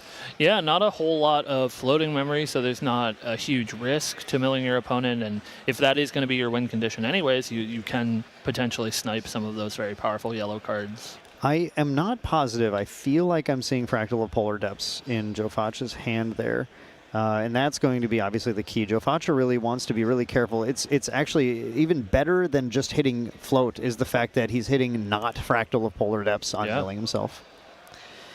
Something else that we should take note of, as you said, Dan, keeping an eye on how many copies of Lightweavers. I believe that is the 3rd copy of Lightweavers just added to Corex's hand. Well, I don't think we're going to necessarily mill Lightweavers anymore then. Corex is getting very, very set up then, and of course that is all aided by the Surveil the Winds, letting him dig deeper and deeper into the deck. Goes for the Grand Crusader's Ring, so not seeing a line necessarily this turn with the Assassin's Ripper into Slice and Dice. See if we can take a quick peek at the hand. Fairy Whispers. How about we dig some more? Some Dungeon Guides in there, and yeah, the Lightweavers are everywhere. There's at least 2. It looks like 3. Yeah, though. That's 3. Yeah, 3 Lightweavers in hand. A tremendous start for any sort of Luxem deck, especially when facing against these very controlling water decks. You'll need that big burst at the end of the game. Yeah, just considering now, the players are, of course, in this round, and it is untimed now. So they are just going to be taking as much time as they need to make their decisions. And in a match like this, it's really important to make sure you are taking the correct approach every turn. There's no problem with giving Corex a little moment to think about that. Yeah, I mean, both such complicated decks, and one of the downsides of a large tournament like this is that round clock, which is really constraining for some of these more controlling decks. So now that we're in our top 8, our players get to take all the time they need. Korax considering another play after getting that swing in with Sadie, chipping finally 2 damage in on the opponent. I'm sure he's thinking about a couple routes. He's got a lot of influence. Like, at some point, do you just Dungeon Guide? But in this case, no, it's time to put down the Asins into the Windmill Engineer, which is really interesting because the Asins are quite good with the Windmill Engineer. Yeah. But that is a high cost turn. Mm-hmm. Yeah, I think just really making sure to not overextend and realizing that he does have some time. There's no polar fractal depths in sight yet, and so he at least has a few turns to sort of set up and work towards that end game. One thing that Joe Foch is going to be considering, though, is holding on to those polar depths until it's time to go for game, because he knows that Korax has the Scatter Essence and the Mystic Purifier main. Yeah. If he drops those 2 early, it's possible that they're just not able to get the mill that he needs in order to get the win. We do see a Revitalizing Cleanse in Joe Foch's hand as well, and that is a really key card here because it does turn off a lot of the Slice and Dice wins. Mm-hmm.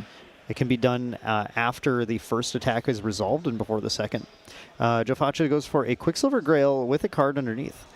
And it is a fair question as to what that card is. Yeah, I'm not sure what he grabbed. It kind of looked like he pulled a Terrafring to the front, which would be a very interesting choice. A Terrafring is a cool card because you can actually use that when the opponent does something like plays an Assassin's Ripper. Right. Pop the Quicksilver Grail to bring the Terrafring out to suddenly say, actually, I don't think you're going to quite get there this turn.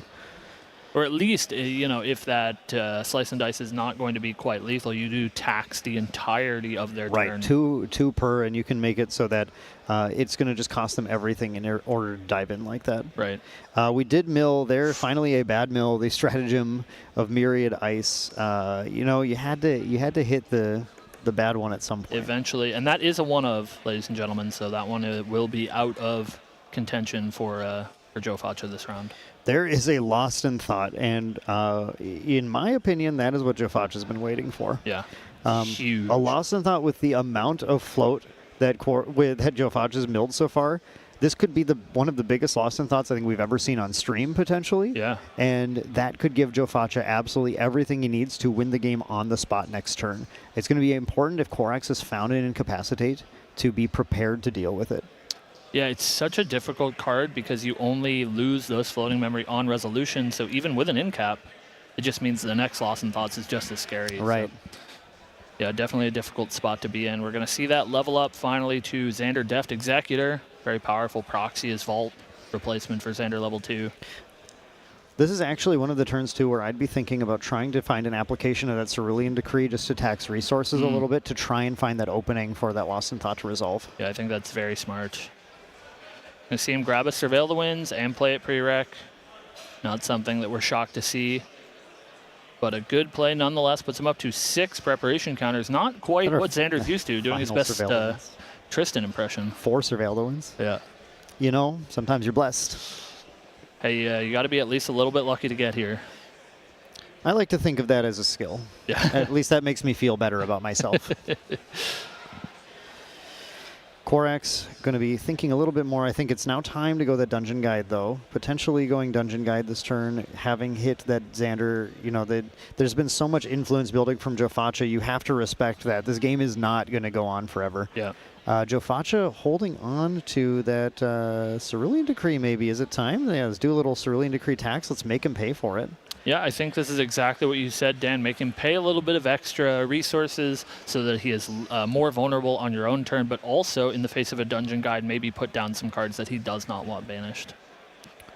There we go. So going to imbue the Cerulean Decree, choosing to negate and draw into memory. Korax is going to pay the 2. And following this, we get to see if Joe Foch has any other additional follow-up. Look at that. You can see Joe Foch is still holding on to that Lost in Thought, so really trying to get that clean moment to play that.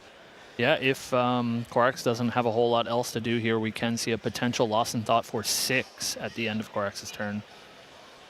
Provided there's enough float, but I think we're well within that range, Dan. Yeah, there's actually 1, 2, 3, 4, 5. We're going to do that actually instead of end of turn, we're going to do it right now because it could find more interaction. Yeah, so it's going to be 5, keeping Song of Frost in hand. Drawing 5 cards is so massive. It's insane, and you have to keep in mind, too, this is really calculated math because that Lost in Thought's going to go into the graveyard. It's going to have, there's a Polar Depths. It's going to have the float that allows the Tamer class bonus of banishing a float to make that Song of Frost free to activate. That is absolutely huge. Really good math there. And look, exactly what we're saying. Jofacha finds another Cerulean Decree, continues to tax Korax's turn, and we did find at least 1 Polar Depths. There is like so much going on in Jofacha's favor right now. This is exactly what he's trying to do to close this game out, get a massive influence, draw everything he needs, and tax Korax relentlessly. Yeah, it puts Korax down to just 2, maybe 3 cards in hand for Jofacha's turn. So like you said, Dan, if he can find enough to sort of push one of his win conditions on his next turn, he can do it pretty safely, knowing that there's not a whole lot of interaction that Korax can have. We're going to go to the wake up here and draw. I could not tell you what the influence is. Oh, let's tell you. 3, 4, 5, 6, 8, 9. I actually lost count. 12, 13, I 12, think? 13, somewhere something like that. In that realm. Some ridiculous number. It is an absolutely obscene amount of influence that Jofacha is holding on to now, plus a fractal of rain in here as well, just as a little +1, just in case you wanted a little more. His influence is so large that if he wants to pay costs for a memory cost, he can probably overhand shuffle his influence. 13 is the number that I'm saying. Yeah, you can overhand shuffle, absolutely. And we're going to go for a Materialize here. Going to get out that Safeguard Amulet. That card is going to just help stave off the Lightweavers potentially a little. We did mill Luxem or Lightweavers. That's the last one. Yeah, the final Lightweavers did get milled as well. Little does Jofacha know the other 3 are in hand, but Lightweavers hit, it's got to feel good. Yeah, that does not feel terrible. That Genbu, that Fabled Sapphire Fatestone, doing a lot of work in this game. Yeah. And here we go, the infamous Genbu count to see how many cards Can I are in have there you instead. count your deck, please? Yeah. We don't quite know the number of cards that have been milled for Jofacha so far, but it is a pretty solid amount. 1, 2, 3, 4, 5, 6, 7, 8, 9? Just 9 so far. 9 is getting to the threshold that you're looking for, though. I think one of them is actually Norm, so it's maybe not quite there, but you're looking for the triple Polar Depths at about that stage, which allows you to get into the 40-50 range. But, of course, Korax has drawn so many cards here that the threshold is a lot lower. Yeah.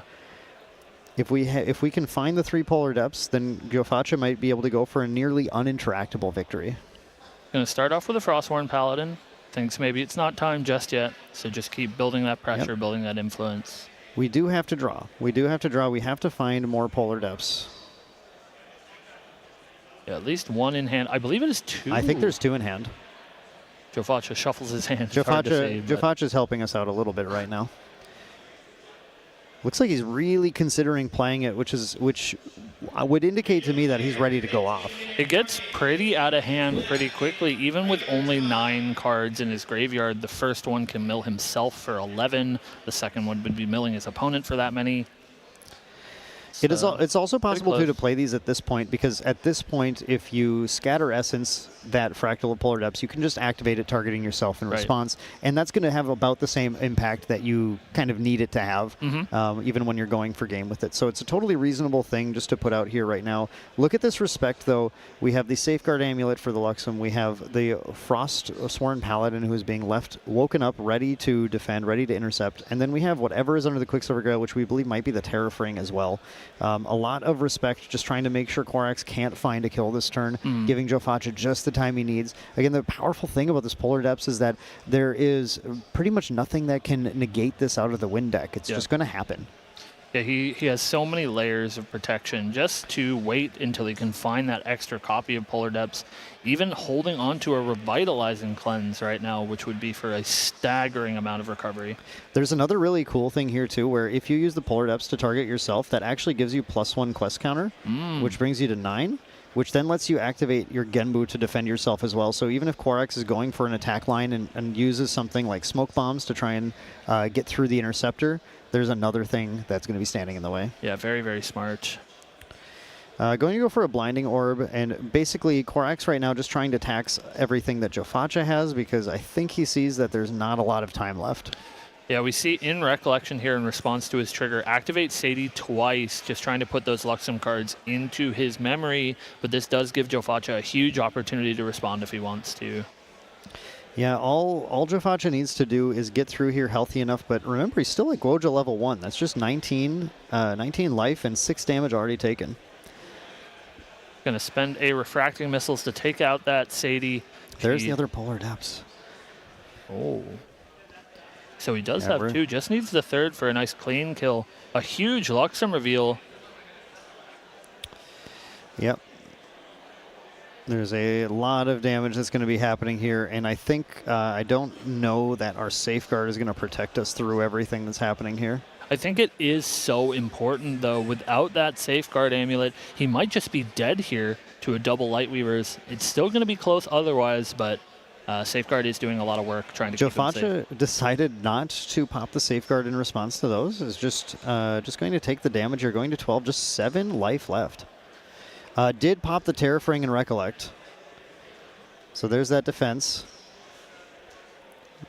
But it's a double Lightweaver activation, each one dealing 8 damage, and that's actually going to be lethal without anything else from Jofacha. Yeah, the double Lightweaver activation, so each of these is going to deal 8 damage to the opponent, 8 plus 8, even if we have activating the Safeguard Amulet. That's not going to prevent enough. Yeah, and that'll be our first game going to Korax, and this is something that is so important for us to talk about, Dan.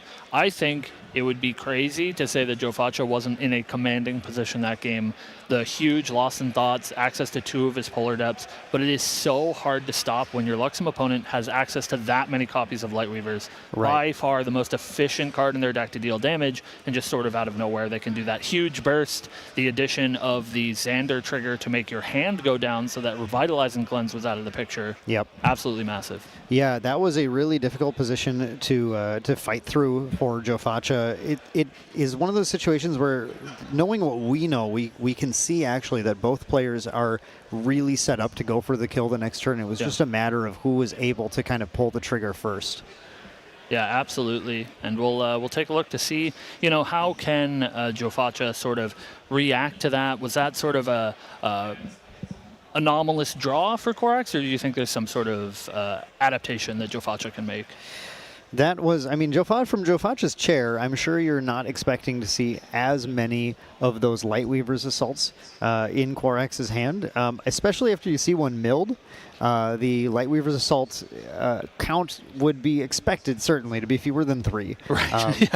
So I don't know if I call it anomalous, though, right. Because Korax scout the land twice. Fairy Whispers, I don't know, 3 times, I think. The 3 copies of Surveil the Winds. He rebought one of those with his Xander level 2 trigger. There were so many extra cards. many Surveils resolved that game. So many cards drawn in Jofacha's favor. That was making the mill easier and easier as well. Right. But the problem is, at some point, you draw half of your deck, you find the Lightweaver's assaults. Right.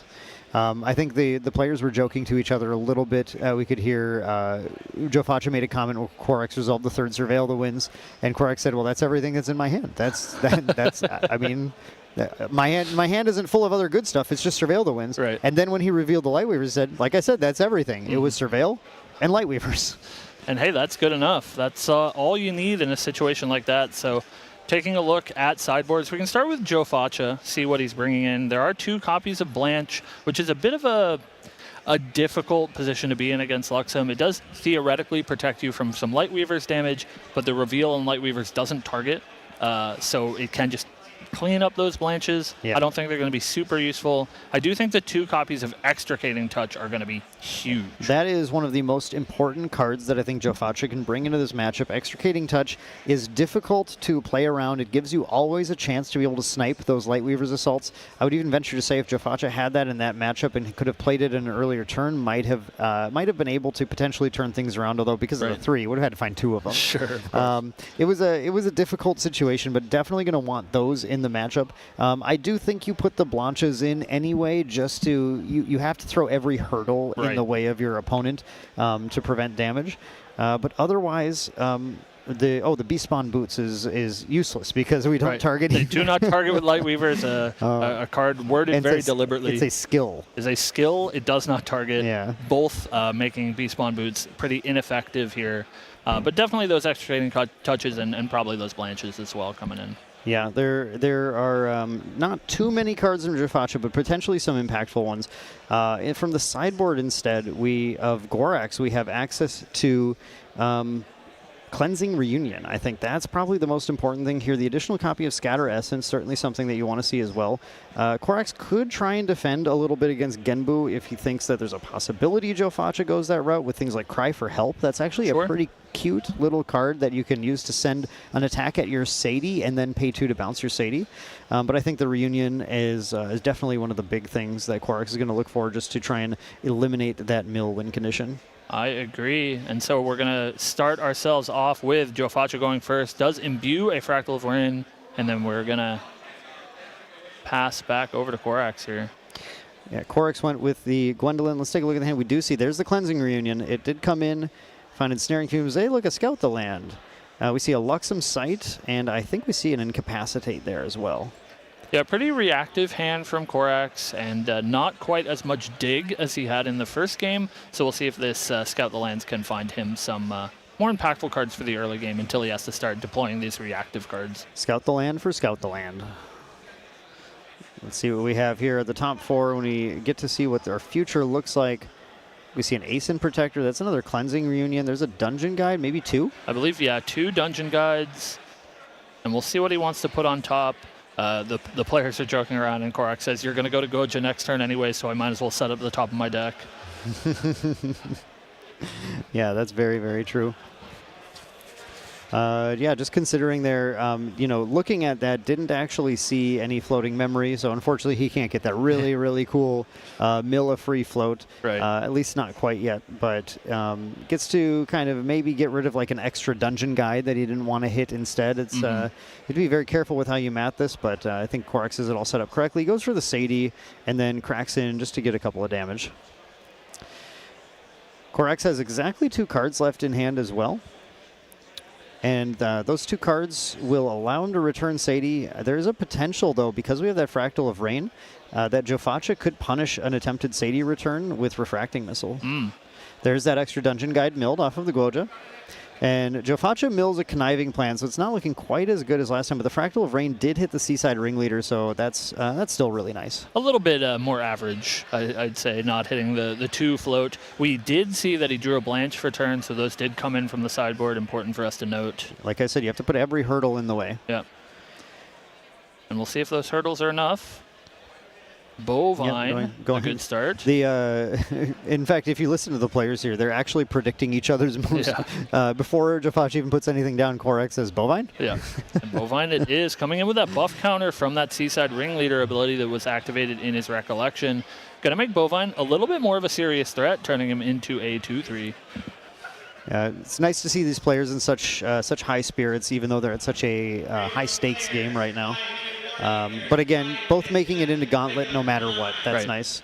Gets 2 mills on there. We do see a Fractal of Rain, which isn't great, but then a Bovine, which is quite good. Yeah.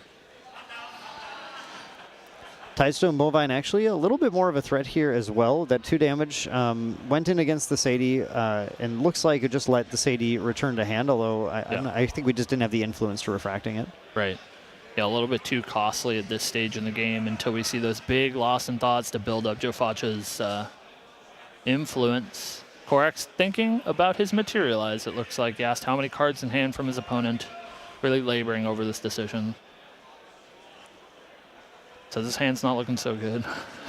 So maybe that needs to change his strategy a little bit. You know, that's one thing about Scout the Land is a lot like an Idle Thoughts play. Sometimes you look at the top 4 and you go, I don't actually want any of these. And you're stuck with him. You get to rip one off the top, and a big thank you to his opponent for allowing him to mill one more, but that doesn't deal with those other 2 cards that you left there. No, yeah, looking at this hand, you know, this is, as an experienced Tristan player, this is the exact opposite of something that I'm looking for. You want to see these allies that can accrue you value. Like Korax would get anything right now for a Fairy Whispers or a Windmill Engineer especially, just to start to build something. There are some cards that will do things. Like the Cleansing Reunion will do things, but it's at this point, unless Korax can build enough influence, it's not going to do quite enough to just hold Joffacha back a little bit. Right. It's all about that card advantage and losing losing sort the of in cap too. That was a rough loss on the level. One of the few cards in there that Korax definitely wanted to hold on to going into the late game. I think maybe the best card in his hand, Dan. Possibly, yeah. But we do have the Xander 2. The nice thing about, the Xander 1, the Xander 1's Glimpse 2 is going to allow, let Korax go ahead and move some cards that he didn't want onto the bottom and potentially now start to find the cards he is looking for. Korax doing something interesting here too, which is spending a prep counter to put the Mercenary's Blade out. Yeah, and I think this is all to set up his Sadie, give her the opportunity to get the kill on this Bovine, not only for that Agility 3, but also to remove this pretty threatening Bovine from the board, accelerating Joe Foch's game plan in both directions, both by attacking and by filling his graveyard. Oh, the Primordial Ritual that Jofacha held back, though. Look at that. Getting a huge benefit now to making Korax spend everything at attacking that. Korax hoping to get the Agility 3 with the on-kill, but is not able to because of that Ritual. And I don't know that he would have, but he did lose the Incapacitating. Not necessarily a good play, but just kind of funny to note. No longer an option.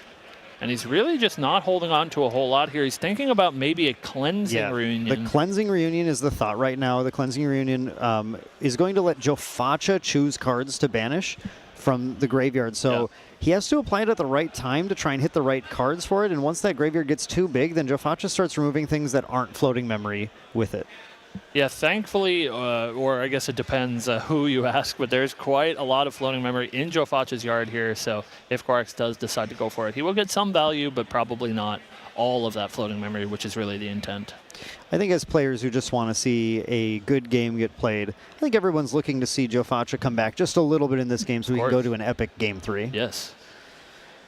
We're going to go and banish 2 and go to Goja level 2.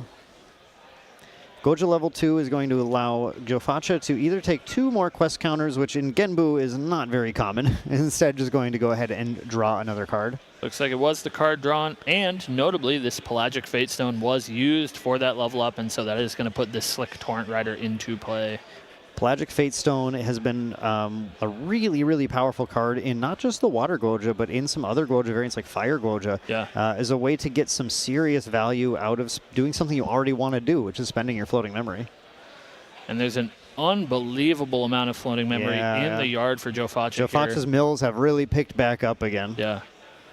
So really looking to find something like we saw that last game with a big loss in thoughts to bring him at an influence advantage over Korax. Remember, Joe Focha is really trying to find the mill right now. And those polar depths need to be found. So Joe Focha needs to be making plays in order to dig deeper. And there are interesting questions about like when to do things like apply Lost in Thoughts to get the cards. Or do you just wait? How long can you wait? And with Korax holding back that Cleansing Reunion, it could get a little awkward if Joe Focha doesn't build enough of a buffer in that graveyard. Yeah. Looks like there was some thought there from Joe Focha about casting a Buried Grief to set up his mills for next turn, but really just valuing keeping as many cards available for his opponent. Yeah, that's one of the big problems is just you only have so many actions that you can apply each turn. As soon as you put too many cards down, the opponent can sense it and dives in a little harder than you're ready to handle. So taking the tempered approach, and Korax has had a pretty slow start this game as well, so definitely time is on Joe Focha's side. We found a Surveil the Wins, though. Korax is ready to show Joe Focha that he's still got it. It's time to play a Surveil the Wins. No? It's time to play Surveil Wins soon. Oh, interesting. Looks like Dungeon Guide's been pulled to the front. I think it looks like a potential play to go Dungeon Guide, and then in response to the Dungeon Guide, or to the on-enter of the Deft Executor, you can then play the Surveil the Wins. Sure. Looks like Surveil now. I think that line would have been a little weaker to potential negation from Joe Focha, just going that deep in it, where instead you can play the Surveil and immediately draw the card right now, and then go for the Dungeon Guide and still have enough cards to pay for anything like a Cerulean Decree. Sure. One of the trickiest things about these assassin decks is there's so many things that you can activate at fast speed, and you always have to be really careful. It takes players, even newer players, a little while to get used to things like the Sadie, when to activate, when to pay 2 or when to play a card, and your good opponents will always catch you off guard a little bit if you activate it at the wrong time. So passing on to Jofacha. Jofacha has had an opportunity now. This is where just by not going with the Buried Grief turn, we can instead just make sure we are able to interact and or backup Charger. The strength of this card is truly in your ability to not ever ultimately pass your turn until it's been used, because it lets you immediately get value on your next materialize phase if you still have cards up. Yeah. We did see a good mill of another refracting missile there from Jofacha as an important key. Jofacha just still... Oh, never mind. What I was about to say was incorrect, because we did finally see a Polar Depths get milled. Yeah, it looks like we're about 1 in 3, getting 2 floating memory, 1 pretty impactful card that we don't want to see go away. Looks like we're just getting our power cell for our players trying here. to find our power cell. Power cell ended up in the material deck just as because it ended up re-sleeved here. But still, so 1 Polar Depths found, but still 3 potentially in the deck that Jofacha's going to need to dig up. There's a huge draw here from Jofacha. Did draw a copy of Lost in Thoughts that we saw played to such effect last game, and it could be a huge boon for him here, as he's not really under the same amount of pressure that he was at this time last game. Right, that is what Jofacha is looking for right now. Has the opportunity potentially to get a massive influence this turn. How good does he have to be feeling, having seen that Incapacitate hit earlier? Maybe is a little worried that Korax put it down because he had a second one in hand, but as we know, we have not seen the second one show up yet. Yeah. Korax does have a huge amount of influence up. It looks like instead this is maybe the turn where we're going to go for the Buried Grief play. Just going to draw some cards and probably put that Pelagic Fate Stone back on top, as he has ended up with it in his hand, and you definitely want that card to hit the yard. You can set up that mill, and setting up the mill is so good too, because you are just making sure you don't hit a key card like a Stratagem or a Fractal of Polar Depths. Although, because of the Pelagic, we actually have a mill here, and a mill here, and a mill here. So you don't make sure, but you lower the odds, at least. At least that first one's clean. The next two, can't really control those. But we'll see a backup Charger grab by Korax cracked as well. Interesting choice right now that Jofacha could make to activate a Lost in Thought during this kind of opening during the Recollection step, when the Recollection phase, when there's only a few cards left in hand, but goes ahead and passes. Just wants to keep that those options open, respecting the power of the Assassin deck. Yeah, I think really important to notice a couple of things about the way that Korax has been playing this is, first of all, he's always been keeping up that Cleansing Reunion in case a big Lost in Thoughts or something similar comes through. And we also see with his draw step, he has kept in the Scatter Essences, probably due to having to respect those Fractal of Polar Depths. It's even just fine if the opponent has a Fractal of Rain in play. It's something we may even see Korax do right now. It looks like that just go ahead and scatter that Fractal of Rain, say, I'm kind of tired of you having that advantage.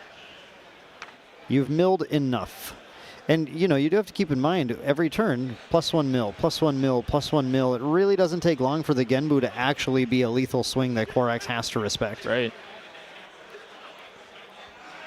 Just going to pass the turn back over. Now 2 copies of Scatter Essence in the graveyard, so a nice clean level for Korax next turn.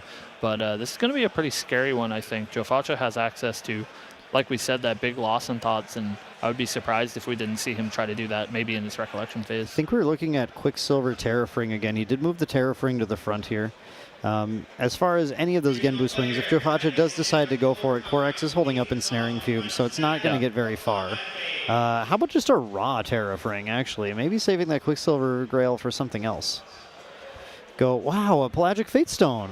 Crazy. That was lucky. Who would have thought? Yeah, the one that was set up, of course. And then what else do we have? A Frostborn Paladin. And only the 2 there. Actually, maybe Korax doing Jofacha just a slight solid, making sure he doesn't mill that potential. Let's see what he would have milled, actually. Looks like the draw step was resonating. It was a resonating fugue, yeah. Well, I think in this matchup, Jofacha's fine losing that resonating fugue, unless he can really catch Korax without any cards in hand. Yeah, like he said, don't want to walk into a big Ensnaring Fumes, and we can see with the amount of cards that Korax is holding up, he is ready to play that if he needs to. We're going to see a Fractal of Rain replacement after one was unceremoniously destroyed last turn. Then we're going to see Jofacha pass back over to Korax. That's 1 Polar Depths in hand so far, still trying to find the other 2 copies. There's Surveil, and players laughing a little bit. Hey, I'm finding him this time. See if he goes for the level up. Yeah. With 3 preparation counters now, with Surveil in there, you can go for the level. With Deft Executor, you can actually take the Surveil back and continue to dig even deeper. This is the kind of situation where Joe Faccia does have a great way to win the game, but might not be finding it as fast as Korax does in this slow game. Yeah, and that's sort of what we saw last game, right? We thought that Joe Faccia was in this sort of commanding position, and then Korax snuck the game out of nowhere, and he might have the opportunity to do this once more. We are going to see that level to Xander Deft Executor. Gets 2 preparation counters, spends 1 to pick up a Surveil wins, which I assume we'll see played. Looking at Korax's influence right now, I'd say currently it's not looking good for Joe Faccia. It's very likely that Dungeon Guide's going to come down and go to 3 this turn, and that means just like last game, this could be a lethal turn next turn. Yeah. So Joe Faccia has to be thinking, I might have only 1 turn left to win this game. Yeah, it really depends on the amount of Light Weavers available, and I believe currently that answer is 0. But if you're Joe Faccia, you can't assume that. You saw what happened last game. You sort of have to put your opponent on having it, otherwise you might put yourself in too dangerous of a position. Here Joe Faccia has to make a decision, and Joe Faccia, I think, was really thinking about Lost in Thought there. Yeah. Again, with only 4 cards left in hand, Joe Faccia has to decide if an Incapacitate is in there. And now Korax actually didn't have one, but Joe Faccia chose to not go for that Lost in Thought right now, potentially risking Korax actually drawing into one instead. Getting a quick count on cards in hand, as I believe Slice and Dice was the draw. And so maybe just contemplating what that would look like. Still no Incapacitate, it looks like. Yeah, Slice and Dice in there. And no Pop Terraforming in Recollection phase either. So yeah, just thinking about his options. He has this Luxem site pulled to the front, maybe because he's looking to use it to pay for a Dungeon Guide. As you said, those are pretty unimpactful in this matchup. It looks like he's paying for something. This looks like Dungeon Guide thinking to me. Yeah, this is just deciding what you're most willing to lose right now. Putting down 3, and it's time for the Dungeon Guide. It's pretty clear that that Joe Faccia is going to get ready to try and win, although I think we have only seen the 1 Lightweaver so far. So, yeah. But regardless, getting it down there starts to put pressure, put out that win condition. And we'll see what Joe Faccia wants to do about that. Last game, he went ahead and taxed it multiple times with Cerulean Decree. Now he's looking for an influence count and deciding with that Cerulean Decree we see in his hand if that's going to be the same route that he takes. Yeah, a little bit harder. It looks like 8 cards in hand for Korax, so it's going to be pretty hard to tax this, but I think something that you mentioned last game that's really important is these Cerulean Decrees usually aren't actually going to negate something. You just want to use them for the highest value that you can. Going instead for the Lost in Thought first, declaring the number here, he actually puts down the Cerulean Decree. I was wondering if he would hold on to that specifically as a something to be able to activate afterwards. Goes for just a Lost in Thought for 2, actually. I believe 3. I think 3? he tapped the 3. Fractal as well. Yes, and the Rested Fractal. Absolutely true. Yep. 3, and then draws into the Polar Depths. That's a big one. Oh, man. Okay. Joe Faccia might have a way back into this. All it takes is a well-placed Polar Depths or 2, and to think if you can find the 3rd one, that's basically just lights out. The way Joe Faccia keeps manipulating his hand, it's been difficult to actually be 100% certain whether there's 1 or 2 Polar Depths in there. Looking for a count right now, though. Korax realizing that he might be in danger based on what Joe Faccia's been able to find. Yeah. 1 Polar Depths there in the graveyard, and so that's worth noting. I believe there's 1 in the hand of Joe Faccia in addition to the 1 drawn. But finding that 3rd one's going to be pretty tough. Only 1 left in the deck. Getting a deck count here as well, because the triple fractal Polar Depths is the win that you need when you have exactly 10 cards in yard. But once you get to 20 cards in yard, especially with the amount Korax digs and draws, that actually might be lethal with just the 2. Yeah. And there are lots and lots of ways for these players to get this. Like, keep in mind, there's already 3 on board that are going to happen unless the Slick Torrent Rider is killed, which Korax realizes that has to happen. So he's looking at doing this and getting that agility trigger, taking out that Torrent Rider. Does Joe Faccia, if Joe Faccia found a Primordial Ritual too, that would be pretty absurd. That damage coming in, you don't ever want to have to attack the Pelagic Fatestone because it is putting a floating memory back into the yard as well. It is like, the interesting thing about this is that this was going to be +1 card in yard. Now it's also +1 card in yard. Yep. this is really a play that's saying perhaps Korax saying I'm actually not going to win next turn because by deleting this thing, I'm trying to save for the second turn, trying to not take 2 cards in yard. And yeah, it is pretty tough. The only Luxem cards we see in hand is 1 copy of Lightweavers and 1 copy of Luxem Sight that he's going to cast now. He's going to go for the Sight. Yeah, I mean, you don't need to heal in this game. Might as well just draw instead. The Recover is not super useful in this matchup. Xander's not worried about that. Hey, look, a Surveil. The players both laughing about it again. The amount of Surveils we've seen this game. It's pretty good. I think it's 7 across the match, which is pretty high. Yep, Surveils found 7. Okay, here we go. And Jafacha digging through options here. You know, things like Portentous Tongu would be interesting just to try and dig for a win, but it looks like we're just going to do a respectful play. I'm going to guess that's Safeguard Quicksilver this time. I think I would not take that bet, Dan. I assume it is 100% Safeguard Amulet. We're going to mill... Oh, Pelagic Fatestone also. Wow. That one actually is lucky. Yeah, that one was lucky. That one was absolutely lucky. Keep in mind, too, that this Fatestone here has been actually milling Korax the entire time as well. Yeah. Like the amount of cards needed to mill out are to the point where I would think, based on pure vibes alone, that Jafacha is looking lethal this turn. Yeah, or at least pretty close to it. And the interesting part about the Polar Depths kill from this Genbu deck is that Korax basically has no way to interact with it. Incapacitate, their best reactive card, cannot do anything about this Fractal. Yeah, exactly. That's the true power. 36 cards in Korax's deck right now. Jofacha counting the yard. 36 means all you have to have is 18 after the activations of Polar Depth. That's 16 beforehand. That feels pretty good to me. He's going to maybe pad it out just a little bit by doing things like playing this Fracturize in the Recollection phase. That gets another water card in the yard and actually doesn't put him down on influence at all, so that's a huge play.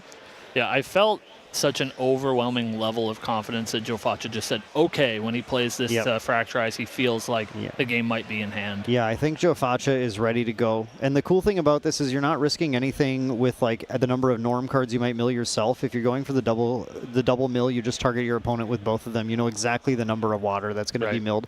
Outside of the fact that Korax is hanging on to those Cleansing Reunions. Yeah.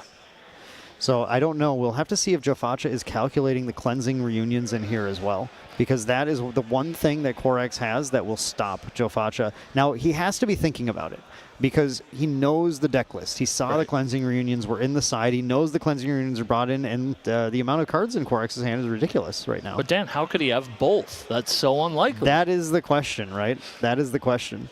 So the math might be in Jofacha's favor right now, but on resolution, that's when everything's going to actually come to bear. Yeah. So we'll see. 2, He's 3. really laboring over it. See if he wants to go for it, because sort of once he goes for this, he doesn't lose any influence, but he does sort of lose his most reliable way to win this matchup. I think it was 14 water cards that I counted, which is exactly the amount that he needs. Yeah, 14 up to 16. 16 times 2 is 32, and that's what we're looking for? Yep. But that's going to be an unfortunate problem for the Cleansing Reunions that Korax is holding on to. 1 Fractal? Yep. 2 Fractals. 2 Fractals. Well, what he would need is the third one. Goes for a Tidestone Bovine. He's gonna pad this out a little bit. He's gonna get the extra mill. Tidestone Bovine, attack a champion, gonna mill 2 more. That's 2 more water. I does believe, unfortunately, remove the option for him to play the Cerulean Decree, Actually, which could really come in. If he targets himself and then Korax, that'll do the same thing. It doesn't matter. The math always works out either way. I think either way, these cleansings are going to be pretty brutal. We can't Cerulean Decree now, and Jofacha is certainly going to respond with those cleansings. Says this is we don't know if it's enough math. Korax doesn't know if it's enough math. He's just going to say, get rid of 12 of those. Yeah, 2 imbued Cleansing Reunions is to banish 12 water cards out. Well, 12 cards from the graveyard. Now, there's some norm ones that he'll want to remove. Yeah, 2 Buried Griefs, so it'll be 10 water cards removed. And 2 Buried Griefs. But that is probably enough, I think, to stop this from being lethal. The one reason Jofacha might have targeted himself and then Korax is just to potentially build for like another Lost in Thought if he does get to survive another turn, which he has a lot of defense and he's able to. But still, by targeting Korax with both of those, he's going to at least put Korax's deck in a precarious position. And it's possible that he mills all of the Lightweaver's Assault out of Korax's deck. True. And at that point, Korax is just going to rely on the single Lightweavers he found to get the kill. So nothing is really quite known right now. We don't have a solid resolution on this game either way. Yeah, I mean, the second Lightweaver's Assault is sort of necessary. The third, insult to injury, but you do need that second one. Right. And so if he can manage to hit all three of these other copies of Lightweavers in Korax's deck, he could have a route to victory just through combat damage. None yet. So that's, that's none. That, I believe, was the first. Yeah, that was the first mill. And doing it one more time. He's just doing it all separately, just in case. And we'll see the So I damage. think if I counted right, this was a total mill of 22, but I'm not positive. We have 1 Lightweavers. Yeah, pulling was 2 Lightweavers. Oh, no. Well, 1 left. And the one in hand, of course. Or did we mill one earlier? He says, I have It was a loading. Luxem site earlier. It was a Luxem site Yeah, I earlier, believe it was a Luxem site. Yeah, I have floating. Yeah, great. It's really useful right now.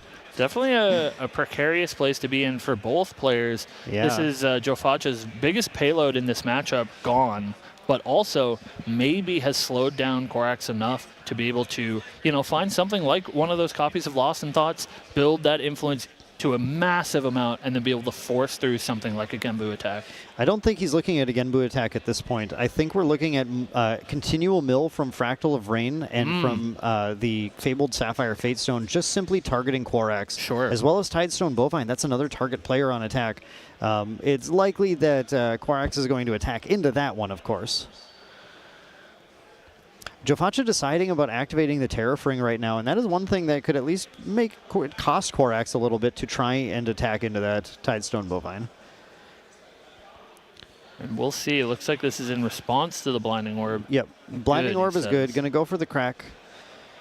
And Jofacha is going to put down the cards. Not that he wasn't going to anyway. He's got the we have the Luxem reveal here as well from Xander Blinding Steel. That'll cause him to put down that last card. Korax says, I used to play water.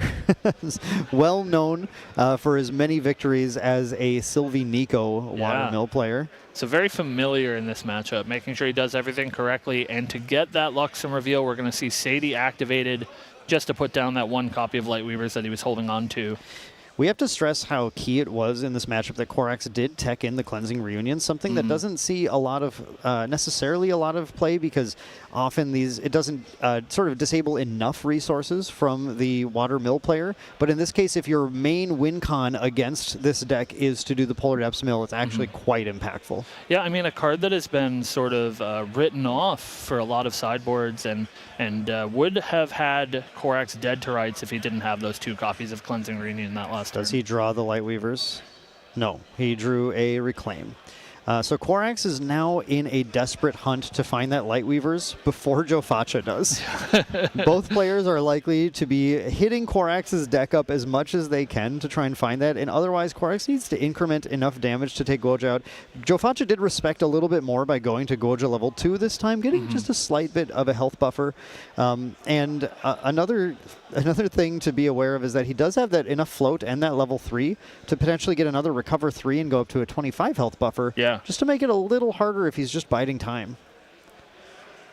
And I think you're right, Dan. I think that must be the name of the game here, is to bide his time and see if he can be the one that finds that Lightweaver's Assault off the top of Korax's deck. Now, Korax doing some important math on what outs Jofacha is looking at for things. Found that Song of Frost that Jofacha has, knowing that, of course, there are Song of Frost in the list. Yes. Things he has to be aware of. Just the one from the sideboard, and then one in the main. So still a potential Song of Frost somewhere.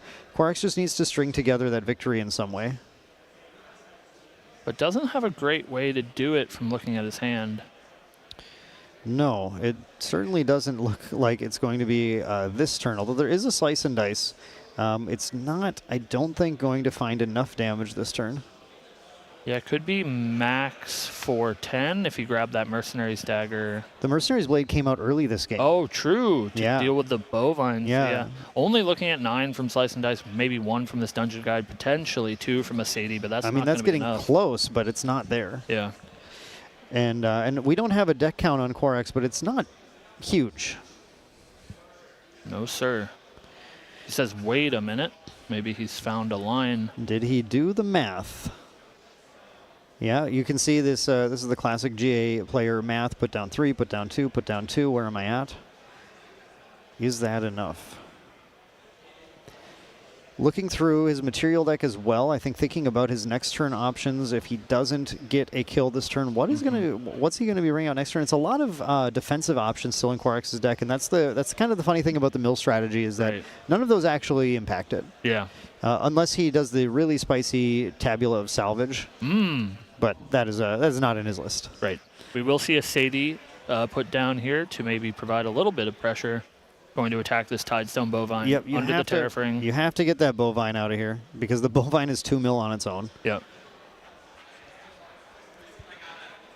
We still have a 2 mil from Joe Facha's Recollection phase to look forward to, as well as whatever he can find in his hand. And there are a number of cards in this deck that you can surprisingly direct at your opponent in order to get mill. And Joe Facha's material deck looking quite a bit more useful actually right now. Even things like Smoke Bombs are just a simple way to be able to draw a card. It's actually unfortunate having the Smoke Bombs out before that Bovine would have been really cool because you could have stealthed the Bovine to protect it.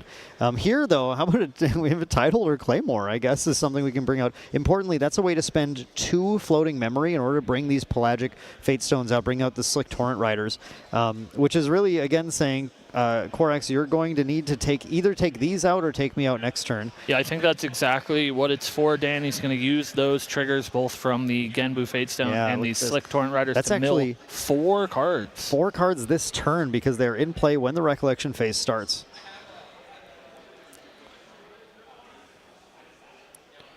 All right. Going into the turn, another Bovine, actually. That's really nice to see. More of that incremental mill that he can use to try and piece together the win. Tideholder Claymore can at least be used to attack Sadie, I guess, to force him to return her.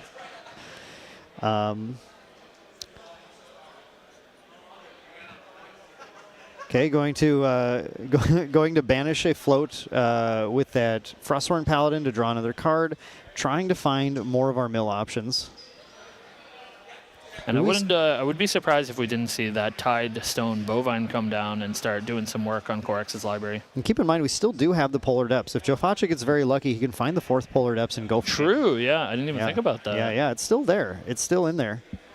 Yeah, very, very few cards in deck for Corax. The Frosthorn Paladin actually is quite a key card here, too. Looking at Joe Facha's hand, we do have a Song of Frost as well. It's going to be really important. I think one of the most important things is that Joe Facha actually keeps 1 float in his graveyard to be able to play that Song of Frost without having to pay any resources because Corax is going to continue to try and tax his hand as much as he can to make it so he's just unable to interact with. Right. Yeah, it's this sort of delicacy that you have to take to this matchup at this very precarious time for both players. There We're is seeing lots of counting of decks and there's a couple float. We have a couple float in there. Importantly, too, there was a swing with Guoja using the Tideholder Claymore into the Sadie. The Sadie was returned in response, and the important thing to know about that interaction is that these durability counters aren't going to go down if the attack doesn't go through. Right.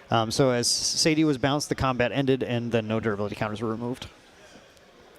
Save the Claymore for another day. Yeah, it's the Claymore is actually kind of cute here because it can just keep forcing Corax to bounce the Sadie, which prevents just a potential resource optimization line that involves keeping Sadie in play to get the swing off before you return her and replay her again or something.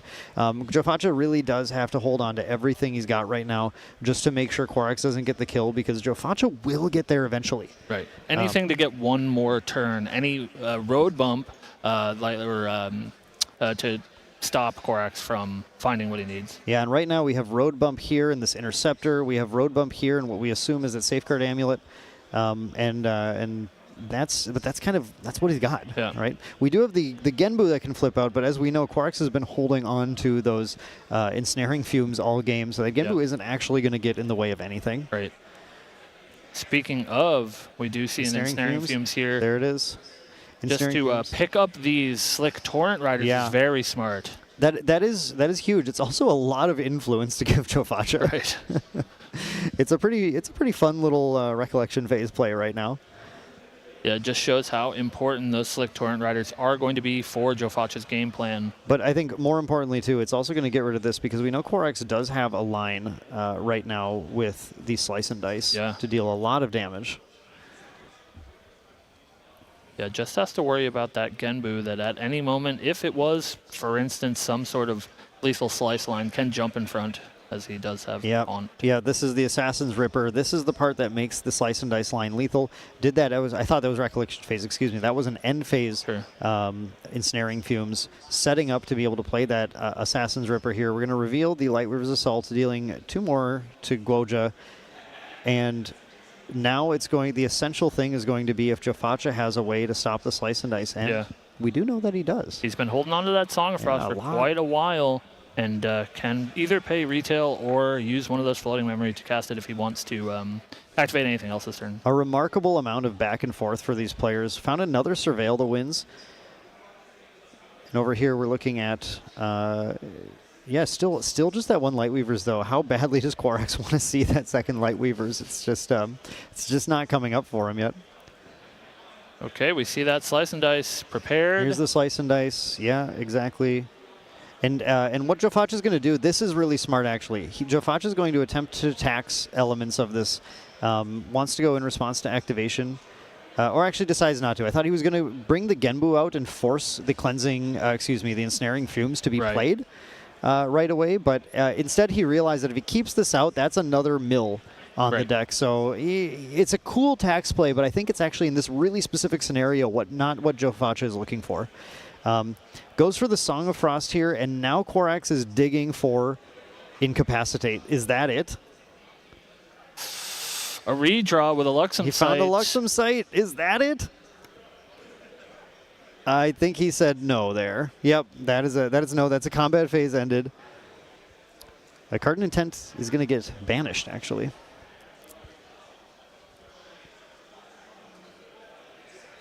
Yeah, sorry, that's resolved. Excuse me. Yeah, that was a mistake. But yes, in the combat phase, it goes to discard, but anything else on the stack would be banished. Had to hear the judge interject there as well. Yeah. Still no sign of that Lightweavers. Yeah, no sign of the Lightweavers. That's making me very nervous for Quarax because eventually it comes up. Quarax has no other ways. He did find another Surveil. What's that Surveil count up to, Cam? We're at 8 now? 8? I think that was 8. I believe the clean 8 now, yeah. Yeah, clean 8 across 2 games. Jofacha is ready to... Jofacha lives to see another day. Another morning, wakes up, and let's see what happens. The Portentous Tongu is going to be huge here, actually. Another way to draw another card, attempting to find that 4th Polar Depths. That 4th Polar Depths would just close the game out right now. Yeah, both players looking for one copy of a card. There goes the Lightweavers. The other Lightweavers is gone now, but keep in mind, Jofacha's other Song of Frost is now gone as well, so Jofacha has got to look for a way to close this. All right, pay 3 for Tengu in Recollection. He's trying so hard, he says, to find a way to close this game out. He wants to find that Polar Depth so badly. We do have a Revitalizing Cleanse, actually. That's pretty big. That's massive. That Revitalizing Cleanse is kind of what Jofacha wants. He's got to be a little afraid of Incapacitate right now, too, but he knows right now Quarax does not have it in hand. Yep. I think you're going to be looking at, I would, okay. How about, no. You're not going to slice and dice me anymore. Here are the Frosthorn Paladins to stand in the way.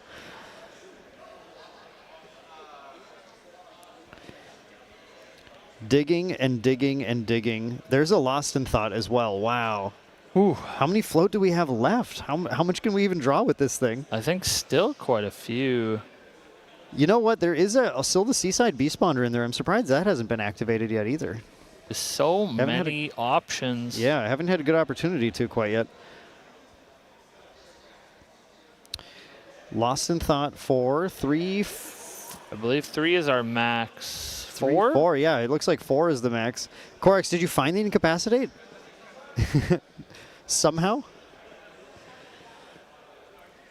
4 in hand. Thinking about this last Lightweavers does deal damage equal to cards in memory, so he can do some damage here. I just don't know that it's going to be enough. No, I don't think. I think he knows it's not enough, and there's no point in spending it if it's not lethal. 3, 4. Oh. Still no Polar Depths. We have a Primordial Ritual as well. That's more potential mill. Dangerous, though, if he does hit that Polar Depth, and that is what he's looking for. That's another Frostworn. We can Frostworn again. We have a Lost in Thought now in Yard. We can Frostworn again. But it's just going to pass. It's going to keep cards up. You know, that Revitalizing Cleanse. Excuse me, 2 cleanses in this game. So many cleanses. The Revitalizing Cleanse is going to be potentially Jofacha's safety from any other potential gigantic swings that can get through these Frostworn Paladins. Now, those Frostworn Paladins feel like a good defense for Jofacha, but because of that Ensnaring Fumes, they're going to be out of here pretty quick. Yeah, a bit of a loosely veiled threat to Corax. He's going to grab a Nullifying Lantern. Oh, Nullifying Lantern shows up now. Yeah, that's something that could have stymied the Polar Depths potentially earlier. Corax was very focused on his game plan of getting to level 3 and getting under the Polar Depths. Of course, it's not a huge thing because Unbroken Mustang is in here as a way to deal with it, and Corax can't really do anything about that. Going to go for the Lightweavers, reveal the Lightweavers, deal 2, and then force Jofacha to put a card down, and I believe Jofacha still has the 6 cards required to Revitalizing Cleanse. He's waiting he's looking at what was revealed in the Recollection phase. Has to decide the right opportunity to use that Revitalizing Cleanse. You have to worry a little bit of your opponent finding Incapacitate, though.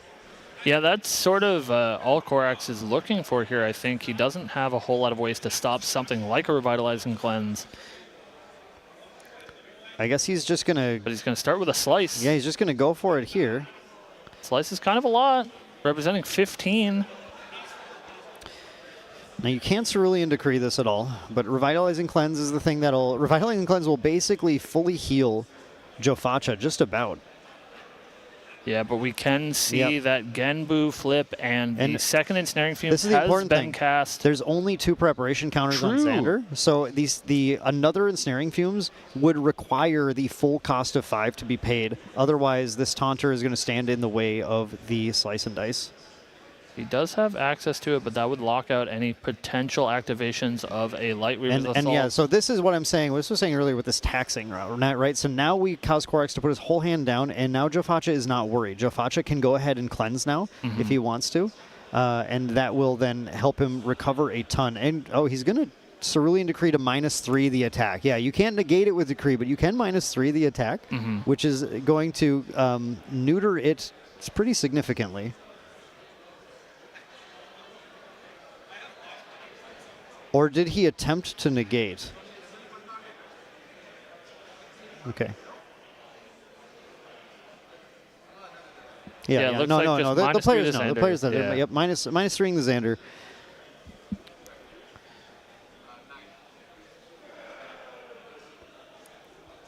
So he's going to take 9, actually taking both Slice and Dices, going all the way to 21. Wasn't the Cleanse a bit of a safer play there? Maybe, yeah, but calculated, right? There's not a whole lot here that Corax can do. That is indeed a calculated play going all the way to 21. Unbelievable. Yep, Corax says, pass the turn. And Jofacha, look at the number of cards. Where is the Polar Depths? Now it needs the Unbroken Mustang as well, actually. I'm not positive that that's in there. These players going all the way to the end of this game. Playing as much Grand Archive as they can. Now, there is actually the Tabula of Salvage in the Jofacha's material deck as well. That does mean if Jofacha does mill himself out And maybe that's been part of his goal here as well. He can materialize the Tabula and actually put the Polar Depths on top of his deck and go for it that turn. And now he's going to need to. He did mill the Polar Depths there with his Fractal of Rain. We are going to see a big Revitalizing Cleanse, though, to sort of reset this game. Looks like a Recover 12. Yeah. Jofacha is only worried about having to draw a card with the empty deck. As long as he gets that Materialize phase, puts the Tabula on, it'll be easy enough to find Unbroken Mustang, a way to draw 2 cards like a Lost in Thought, Unbroken Mustang, and then the Polar Depths to get the game. Yeah. So it's very calculated, very, very calculated all the way to the end here. However, he's just hoping that Korax doesn't, Korax says, all right, it's over. Yeah, I think that was sort of an unwinnable position there. Yeah. And it looks like we're just going to move on to Game 3. I think the win cons were completely out of Korax's deck at that point. Jofacha with the Tabula had just a guarantee at taking it. Yeah, a pretty big shout out to Tabula, which was basically the only way that he did have a way to get his win conditions back, especially after milling that Fractal of Polar Depths. So.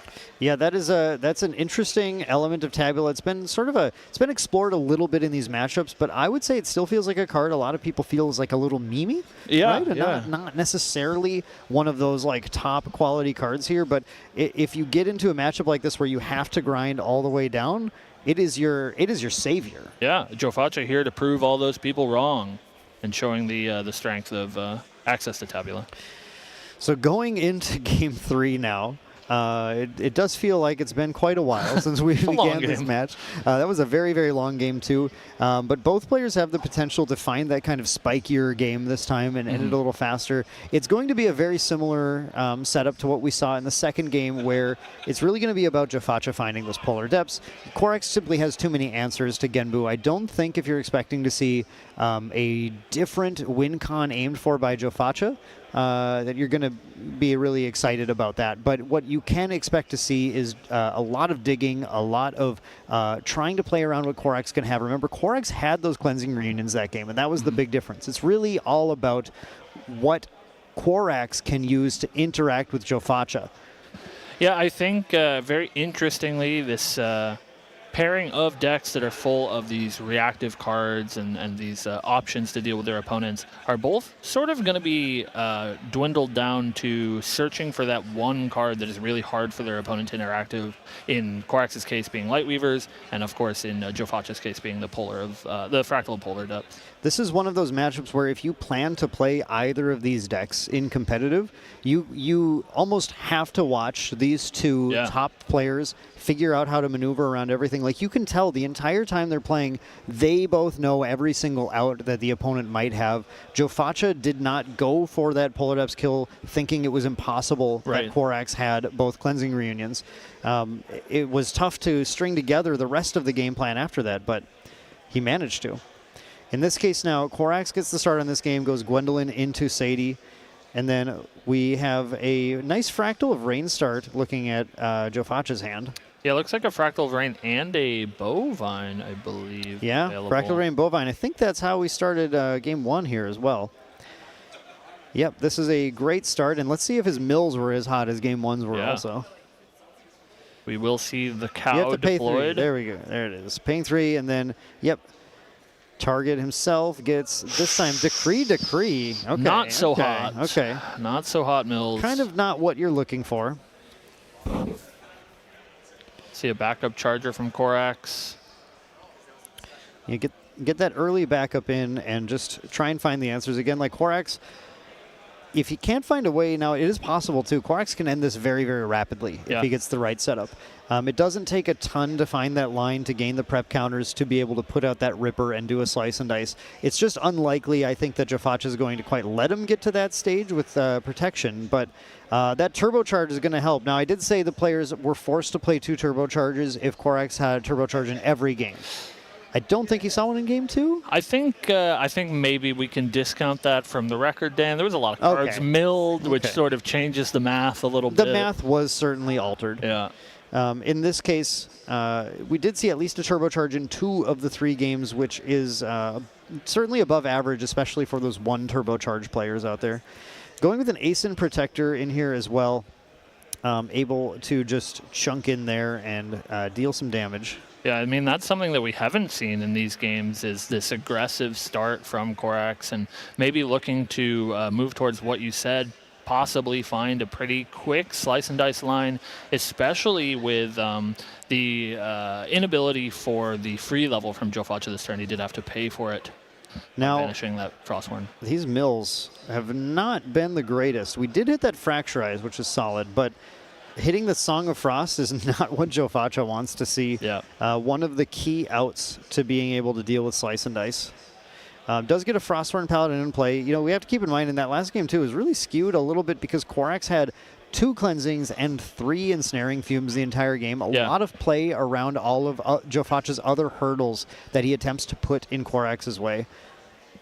A pretty big deal. It looks like there is not another ally for Joe Faccia to deploy. He might have to use this Refracting Missiles if he wants to take care of that big Ace Protector. Yeah. Looks like he's just going to pass it back over to Korax, though. Yeah, that was a debate that I saw him having here about whether or not he just takes that out, but then there's just the worry about what happens in the next turn to the Frosthorn Paladin. Right.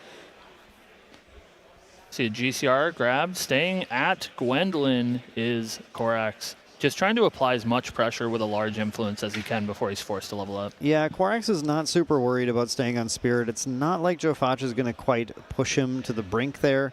Not really pushing a lot of damage in. And, of course, even a cheeky Genbu line is pretty far off. But that Scatter Essence going to do a lot of work. A key card to see in this matchup, hitting that Fractal of Rain and starting to slow down Joe Faccia's ability to accumulate resources while also giving Korax a perfect floating memory to use for that level to 1. Yeah, this is a really good spot to be in for Korax, especially with some pressure on the board, more influence on your opponent, and, yeah, going to leverage that Scatter Essence floating memory.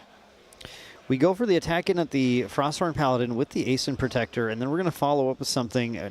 Sadie is not able to get on kills with agility, but it still might be the option depending on what he's got in hand. Actually going to go with the Aggro Blanche in here into the woken up Frosthorn Paladin. Joe Faccia says, okay, I will take the Retaliate, I suppose. Blanche always looking to sacrifice herself for the good of the other allies on board, and we see her so do that kind. here. Yeah. Yeah, what a hero. Blanche is an interesting card for Korax to still have in the deck, but is important because you're respecting that Joe Faccia does have a stratagem. Right. One stratagem of Myriad Ice there, and Blanche might be the key to stop Joe Faccia from getting a surprise kill if he gets some really crazy mills. And maybe even best case, used like she was there to sort of pick off these larger life allies like Frosthorn Paladin. You wouldn't want to risk your Sadie there into it, but Blanche you're kind of fine with. We do have that Fractal of Rain, another one in Joe Faccia's hand, so we already lost one to a Scatter, but that's okay. It's probably a pretty reasonable play to just get the second one down here. Hopefully this one gets to last a little bit longer for Joe Faccia.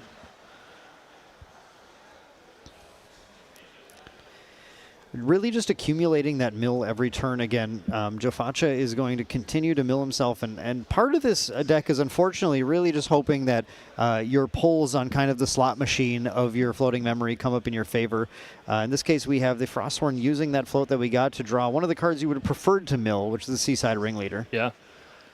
I think there's a Conniving Plans in hand here as well, so as soon as Joe Faccia can kind of get a turn with that Fractal of Rain in play, he's probably going to go for that Conniving Plans, which will give him a good boost on that mill and hopefully get him set up into a little bit of a better position. However, I don't think that Rain's necessarily going to last very long here because Korax goes to level 1 and finds the Scatter Essence 2 cards down from the top and says, actually, that's going to be my draw this turn. And not only that, he does also have 2 copies of Surveil the Winds to play in his Recollection here. Can draw a card off Surveil, use that to draw the next off of a second Surveil. Huge tempo swing for Korax. Surveil again. And then here's the Conniving Plan. So we're going to do that right now instead, which does give us that that quest counter, and then we get that floating memory. There's also a preparation counter gain, which Joe Faccia sets off to the side because it doesn't do anything for this deck.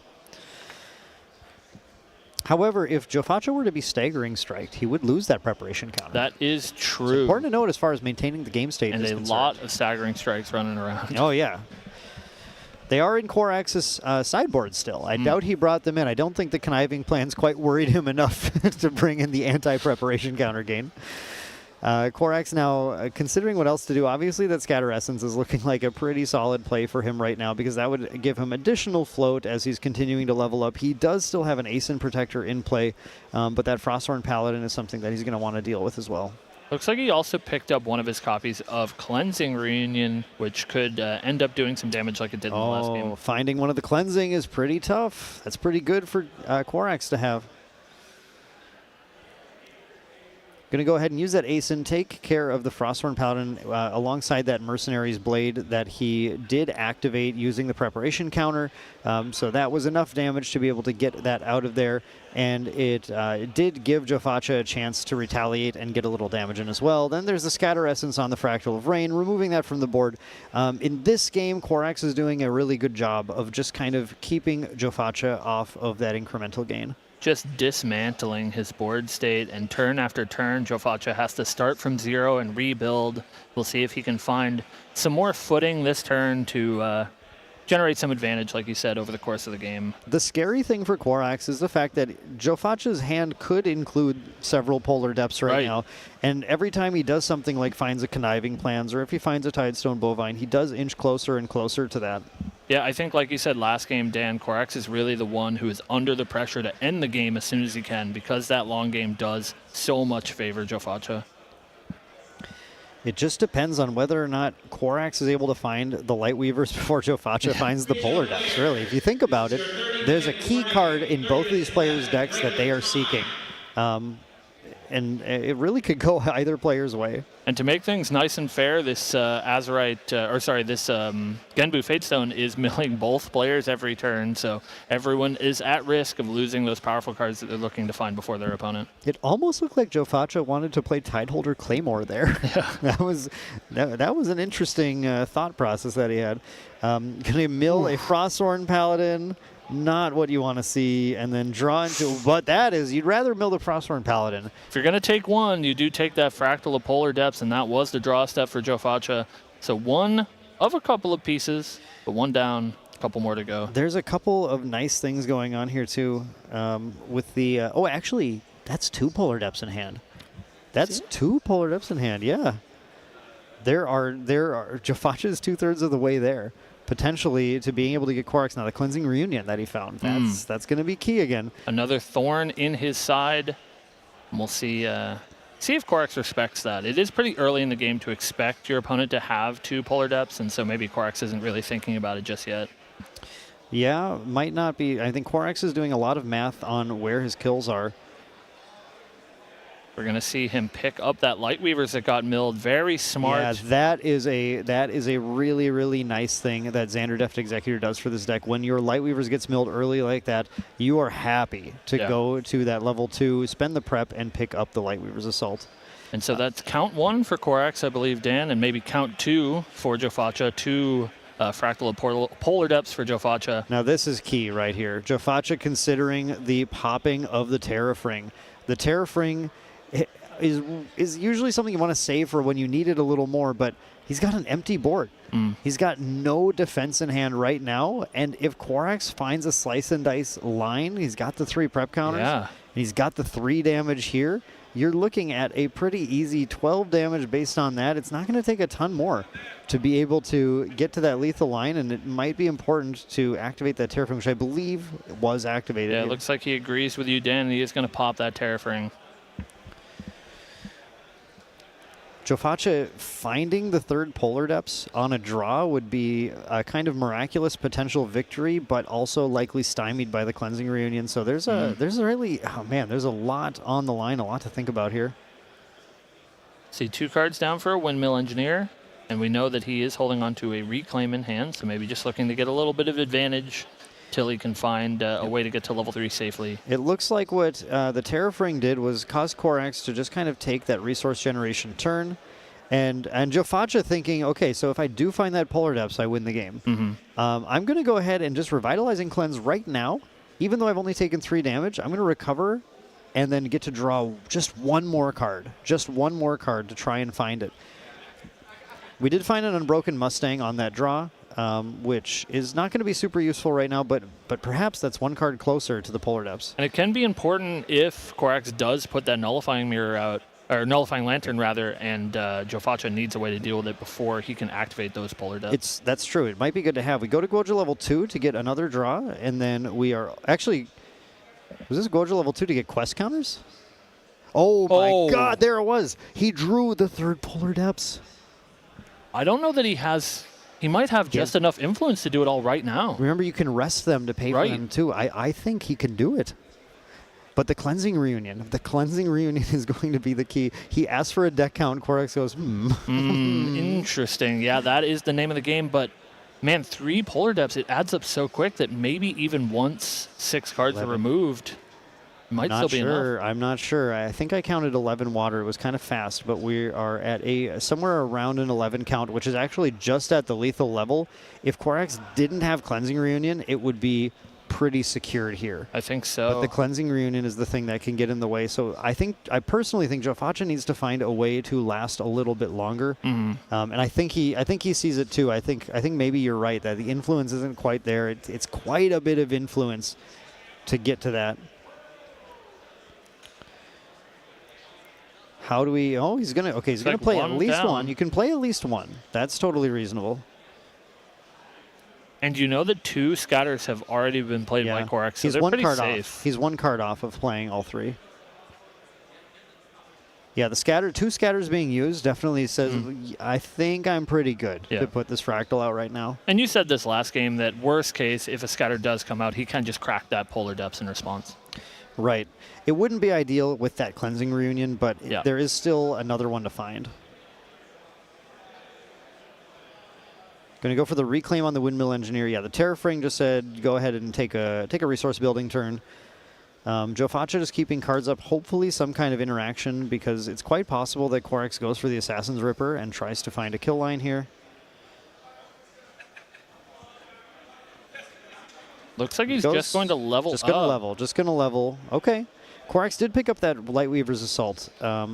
With this respectful level to 2 to get the card draw and the extra health, it's going to be a little tough, but in-cap gone. Okay. That does reduce some of his options. We'll see if he has a way to put some cards down in response to his Xander trigger. Luxem Sight to draw. And then see what else. We're putting some more cards down. Go for this. Yeah, Scout the Land. There's plenty of cards that you can put down here. Scout the Land might be really big here. Let's see what he's looking at. Huge hopefully, if he finds a Lightweavers. Yeah, hopefully he's looking for a Lightweavers there to make sure that this can get closed really fast.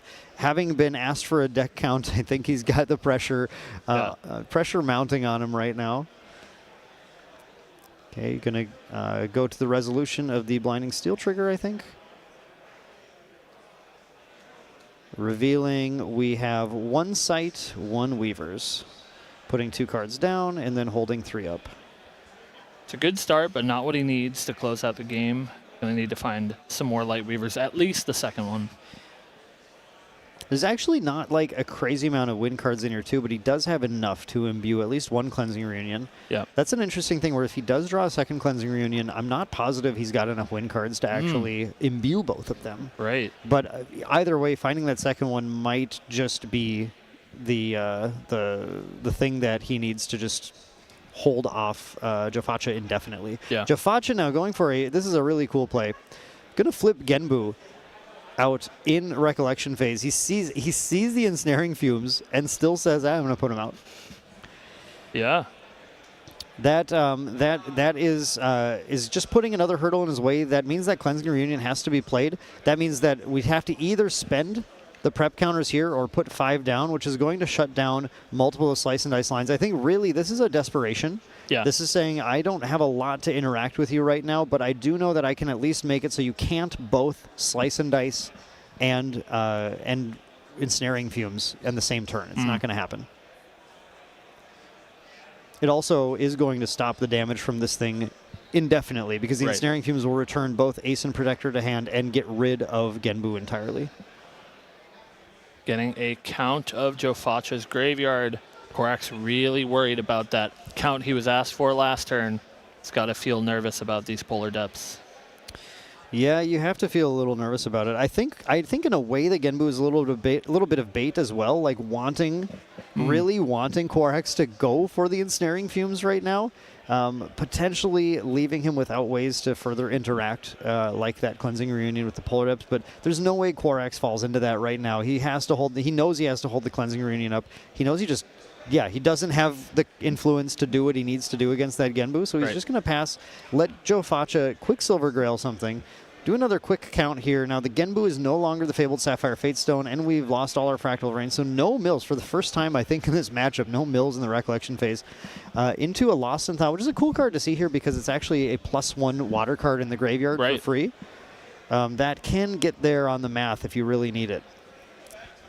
Now, it is just one Cleansing Reunion, I believe, here, correct? Yeah, I believe just one. He does have, I believe, a single redraw in a Luxem site that isn't doing him a whole lot of good. It does look like he picked up a second Lightweavers. Yeah, the Luxem site, if we see the Polar Depths line, the Luxem site is coming out for sure, trying to find that second reunion. But again, I think with those yellow cards and those Norm cards in there, I don't know that we are imbuing both of them. Right. Yeah, maybe if he does find the second one, Jess has to activate it for that 3 cards, which feels pretty bad, but might be enough. I would love if this Quicksilver Grail were something like a Smoke Bombs or something, just to maybe get a little bit more extra influence on the turn after you've spent cards to play the Polar Depths. I think something like that could be a really cheeky way for Jofacha to find his way to navigate around that Cleansing Reunion. I think we did get a peek at it. I believe it is a safe. Yeah, I mean, I figured, right? Like no that's fun. That's the safe thing to do.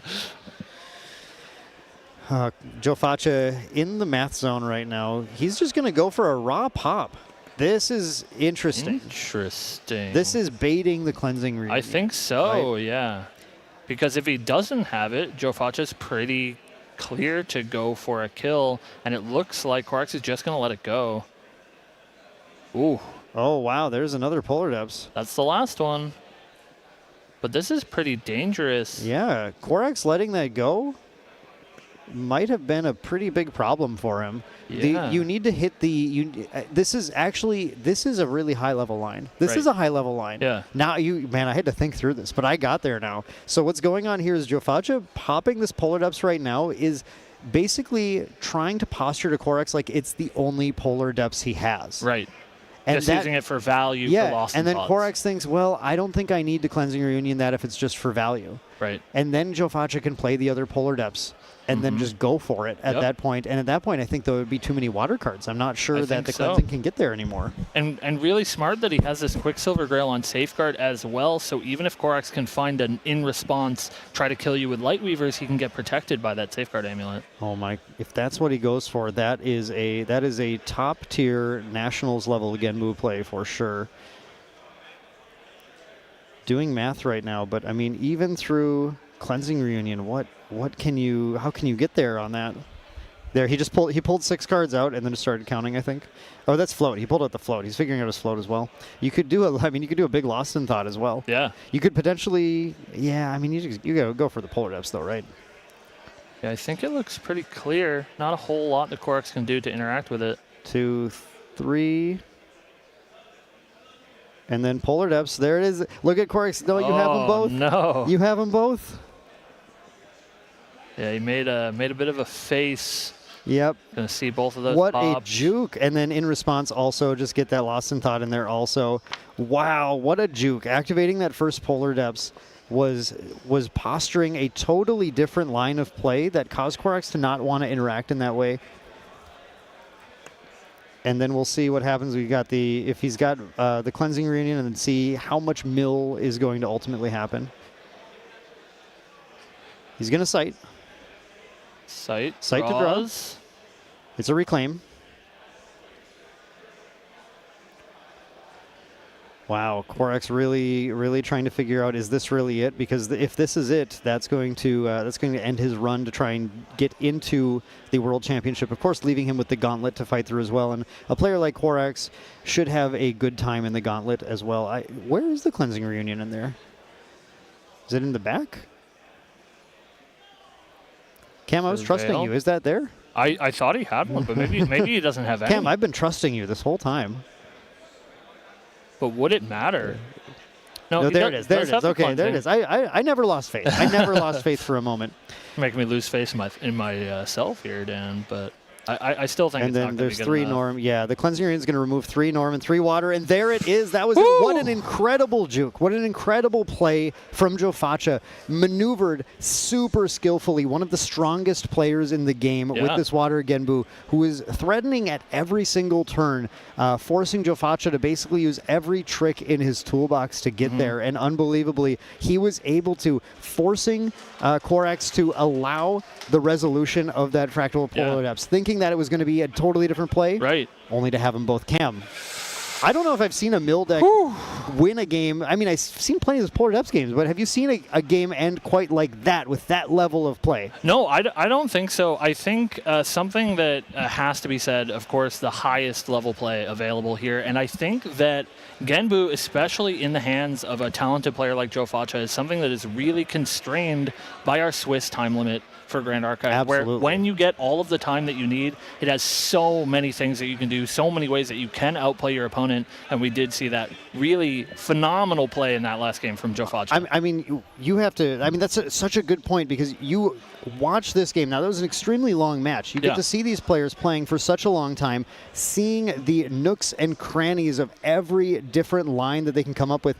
And it's not just that skill set that Joe Faccia has, but it was the skill set to get there on Swiss also. Yeah, it's endurance more than anything. The mental fortitude, especially to play a deck as complicated as this and still be playing at the absolute peak that they are now after so many long rounds, both yesterday and today. Your brain is a muscle, and then you build muscle memory as you play these decks, and you can play faster and faster. And that's how players like Korax and like Joe Faccia on decks that can often go to time and play long games, they have the reps and they have the knowledge to play these decks fast enough to get through there. It's an incredible, incredible testament to their skill. Now, again, we know who is guaranteed into Worlds, but we don't know who is knocked out of guarantees into Worlds, right? Korax, an incredible player, did lose that round, but there is still the playoffs for the 6th and 5th places as well. And it's so huge, you do get that second chance in these quarterfinals to play for that 5th and 6th slot. And then maybe even, as we discussed before this match,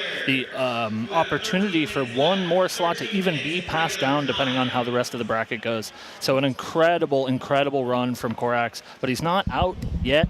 Still has that one world slot that he can clinch. Yeah, absolutely. Unbelievable play. And as someone who has seen this Mill deck play out so many times, again, you know, as our team was testing for Santa Clara and well past that, we've seen so many Polar Depths lines, but fighting through those cleansing reunions by one of the top players of the game just was something else. It really felt phenomenal. Yeah, sure. I felt like I was so fortunate just to be here in the casting desk, being able to watch that and see it happen.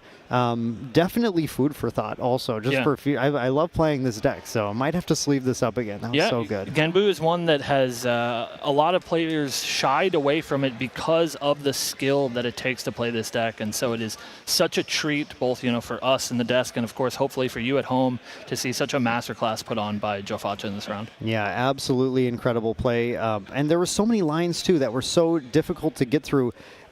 Even things, small decisions like keeping Frosthorn Paladin up, or even like playing Frosthorn Paladin in the first place. The materializations were on point every single turn. It was Joe Faccia putting out exactly the thing needed. Look at that Terrafring turn. Huge. If you are not familiar with the game, you look at him pop the Terrafring and then watch him go windmill and you go, well, it didn't do anything. But that's not true. That Terrafring completely changed the route of Korax's turn. Absolutely incredible stuff. But even better, let's go ahead and we're going to head to the interview from Joe Faccia and hear what he has to say. Hello and welcome back. We are here at the Champions interview for the first round of Top Cut. Long games here, but John C., Joe Faccia, John Champion, taking it over Korax. How do you feel right now? Definitely, it's not hitting yet. I'm just like, oh, it just ended. That's kind of how it feels like right now. Yeah, so not everyone knows you for this, but there was a big period where you were on Nico winning every event in SoCal when we went to Southeast Asia together.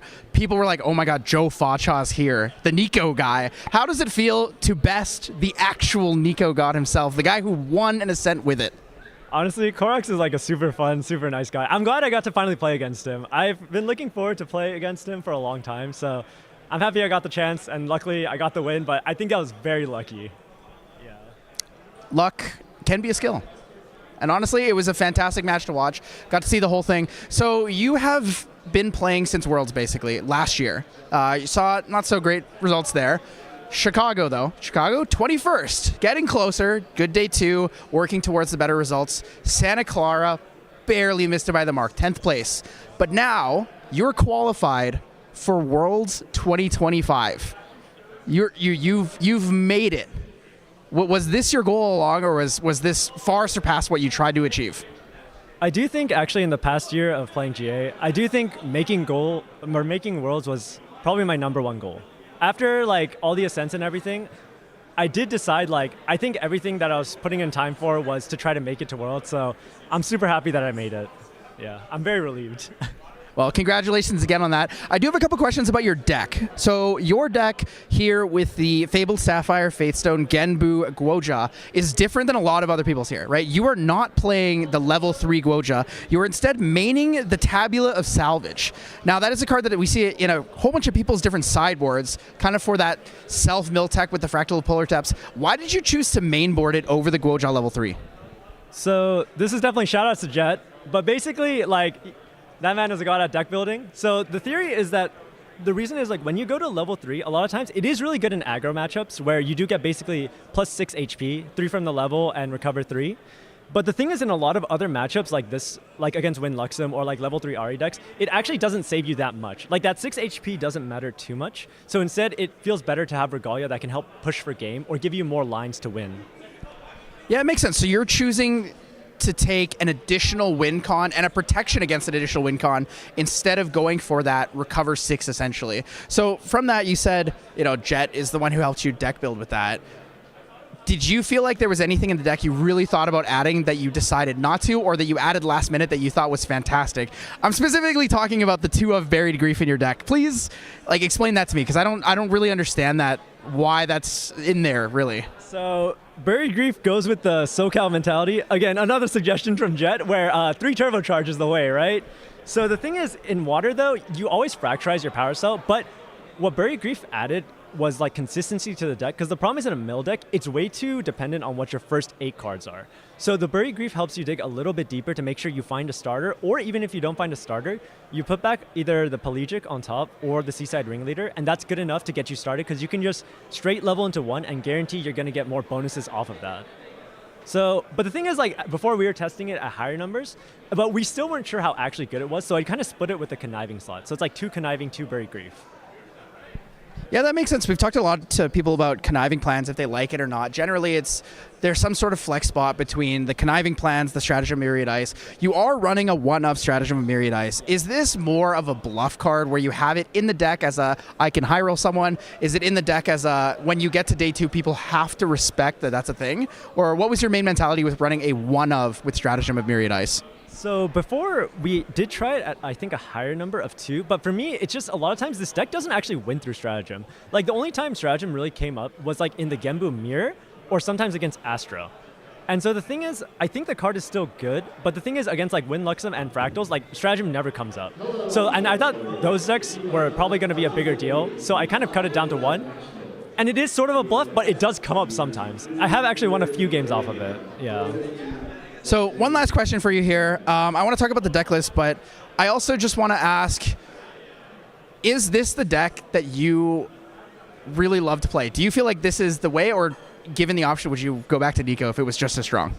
I would go back to Nico. I think this deck has much higher highs, but against a lot of other matchups, it just feels like I'm praying I see something.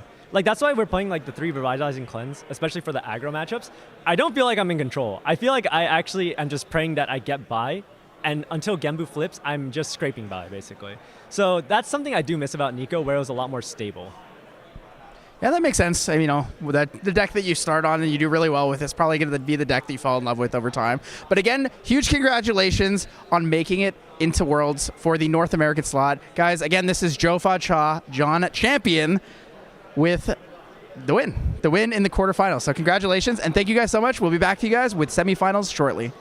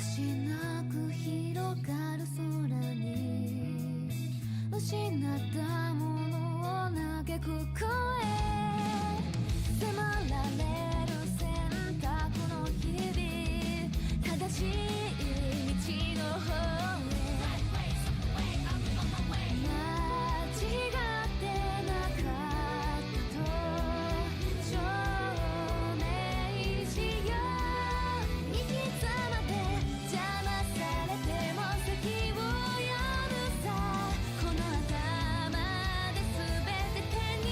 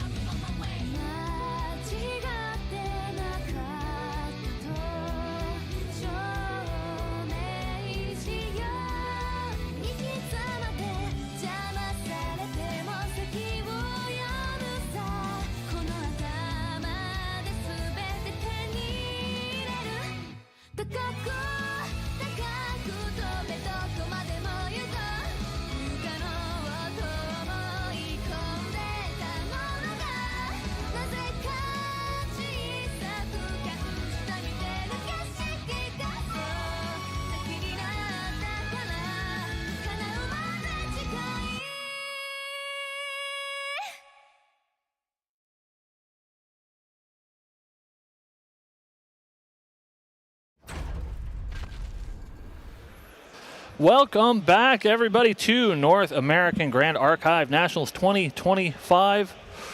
We are back here in the desk. I am Cam. I am here with Tyler Once in Love. Hey, Tyler, how was that? How was that game from the outside? Because it was stressful up here, man. I thought the game was over, and then I saw double cleansing reunion hand. I said, "Oh, true. He's about to cook him a little bit." Yeah, it was really kind of roller coastered. Yeah, it was really crazy. A super long set, but like so many very like pinnacle moments that sort of defined that. Yeah, really excellent play from both our players, but we have to move forward. We have our semifinals ahead of us, and what we are going to do is we're going to be following Joe Faccia yet again as he moves on to the semis. John Champion. And we'll take a look at this deck one more time. We did talk about it quite extensively last round, but just to give you guys a refresher for anybody who is joining us now, you can see all of those cards, maybe if you watch that last match, how impactful certain decisions were. Yeah, there's a lot of things in this deck. Also, wonderful picture here of Joe Faccia. So, I mean, most of it I think is really just like a post side setup. Once you're in the post side, you have the Beastbond Boots to play with. You have the Blanche. You have the Expelled Departed. This is literally just hatred for Fractals. This is the I need to beat the Fractals matchup, and it's mostly in the sideboard, right? There is the possibility to win from the main. Tons of different options. We talked about the stratagem, the one of potential high roll setup. But he has, all the classic ways to push through. Seaside Ringleader for damage, the Fugue for the one-shots. And at this point, it's actually easier to get that earlier because Jiao Chan only plays the level 1 setup. Right. But yeah, I do think you're right that it's really going to come down to something that we didn't see a whole lot in the last match, obviously, because he was not versus Fractals, is this extensive sideboard package that he has to improve the matchup. And I really think it will improve it quite a lot. 7 cards to destroy Fantasias, and even those 2 extricating touches are going to be pretty good, I think, into that matchup. Yeah, there's a lot of pressure that comes out with this. I mean, I don't think I have seen a sideboard this extensively teched out for one deck outside of maybe Korax's, actually, which was tech 4 the previous match. Yeah. But we're going to move on to true champion Caven here. The actual champion of all time, recent OS Nats winner here, 3-time Ascent winner, champion of 3 different spirits as well, 3 different elements. Yeah, I think pretty undisputed, the GOAT of Grand Archive has the most high accolades to his name, and of course is playing the best deck, so Joe Faccia has a really tough road ahead of him, and this list, we've seen it quite a few times over the course of the weekend. Of course, every Fractals player sort of has their own flavor to taste, a couple of individual decisions, but we do see maybe some similar decisions to some of the other true champion team. Yeah, so the big thing we're going to talk about is that one of Turbocharge, right? Turbocharge, Don't always need to Fracturize your own power cell. You don't always need to have that, right? Fracturize is one of the strongest water cards in the game. It's basically a spot removal for items. Yeah. And so if you don't have to use it on your own power cell, Turbocharge draws a card. Yeah, Drawing a card is fantastic. One of the most powerful cards that this Fractals deck has access to is Zhang Zhao, and if you're playing Turbocharge, it sort of acts as that pseudo 5th copy of Zhang Zhao, which could be enough to sort of give you that accelerated start, especially into a matchup like Joe Faccia's Genbu deck, where a sort of fast start from Caben could really be what he needs to win the game. Yeah, it's gonna be a really interesting matchup between these two. One of the things I think that is really going to be relevant in this matchup is going to be the Captivating Opulence, right? Yeah. Captivating Opulence, when you are Jiao Chan, will cause all Regalias on the field to require a payment of 2 reserve to be activated. Mm-hmm. So if there's a Quicksilver Grail on, for example, it'll be 2 for that and then 2 for whatever's underneath it, plus if that has any other cost itself. So if you wanted to bring on a Portentous Tengu, it would cost 5. Like, these are significant ways to slow down the game plan here of your opponent when you're playing Fractals. Yeah, I mean, even flipping your Genbu costs 2, right? And that could mean, that's pretty funny. Yeah, I mean, like, maybe that's the route that you're fine. You find a, like, very fast resonating Fugue kill. You're like, oh, he's still at Spirit. I can flip my Genbu and then attack him. But maybe that 2 cost from Opulence is really going to add up. Yeah, it's going to be a really interesting matchup. So we know that this is, I would say, one of the more fair matchups between the two. Yeah. Joe Faccia is running a little bit more of an attempted high roll setup, but it's going to be interesting to see how the matchup goes. I think there is a world where the mill out is a very possible thing that could happen here.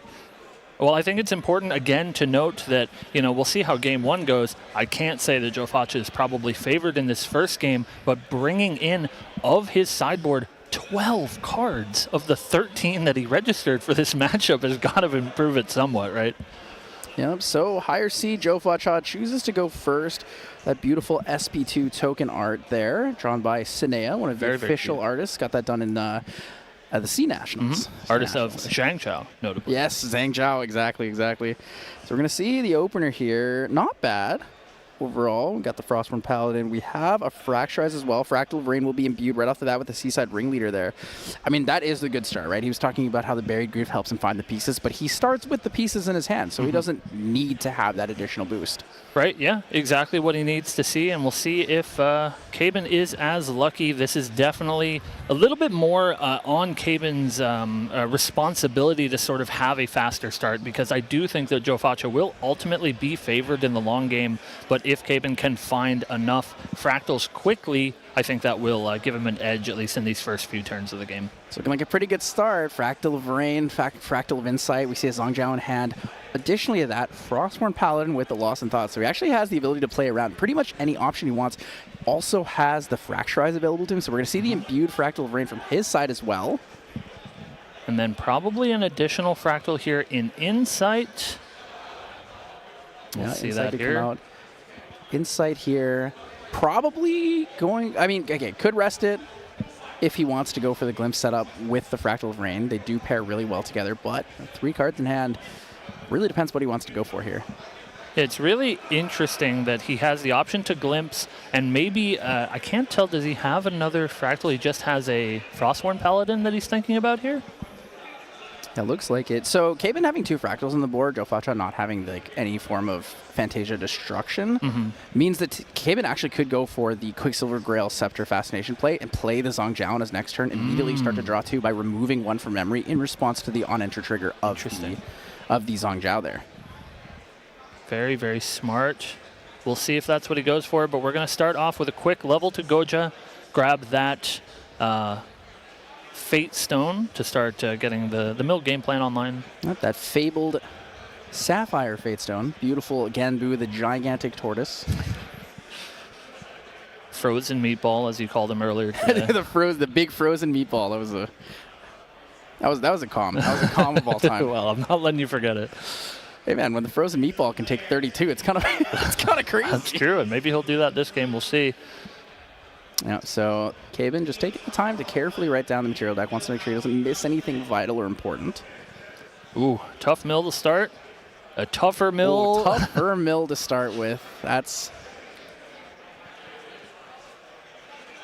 Oh, wait a minute. That is a sideboard problem card here.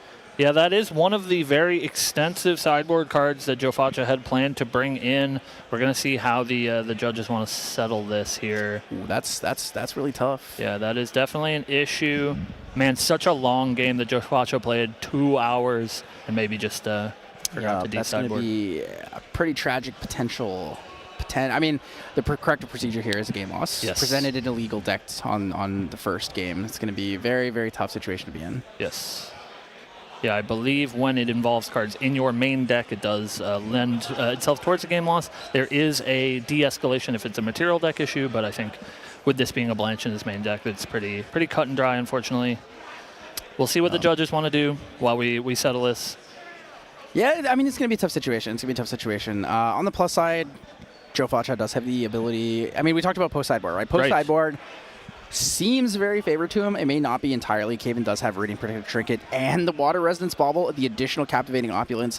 And honestly, John, you could be quite effective in these situations, right? Making it impossible to play something like the Fractal of Polar Depths, making it impossible to get a Frostborn Paladin on the field, whatever it really takes for him to stop Joe Facha from finding that victory. Yeah, and it's pretty interesting, especially with open deck lists as we're now in top 8, that Jonyu actually does get stronger, right? When you know literally every card in your opponent's deck, you can, if you're really worried about maybe some of this disruption, say, hey, I'll name Mystic Purifier.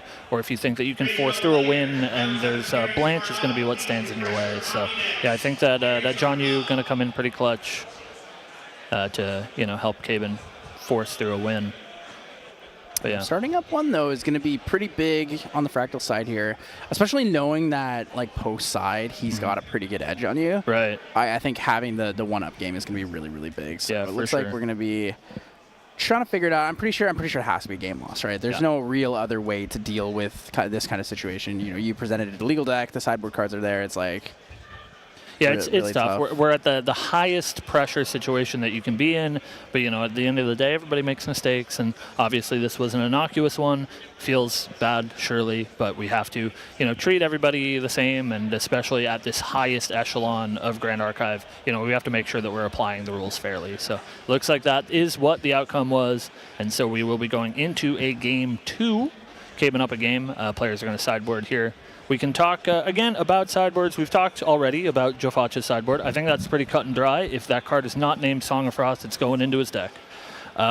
In regards to Cabin, you mentioned briefly there's a Viridian Protective Trinket and a Water Resonance Bauble. What else do you think's coming in? I mean, Chill to the Bone, the ally matchup, right? Sure. Attacking allies is important, and Genbu is a deck that plays a lot of allies that do attack for you, so that's going to come in.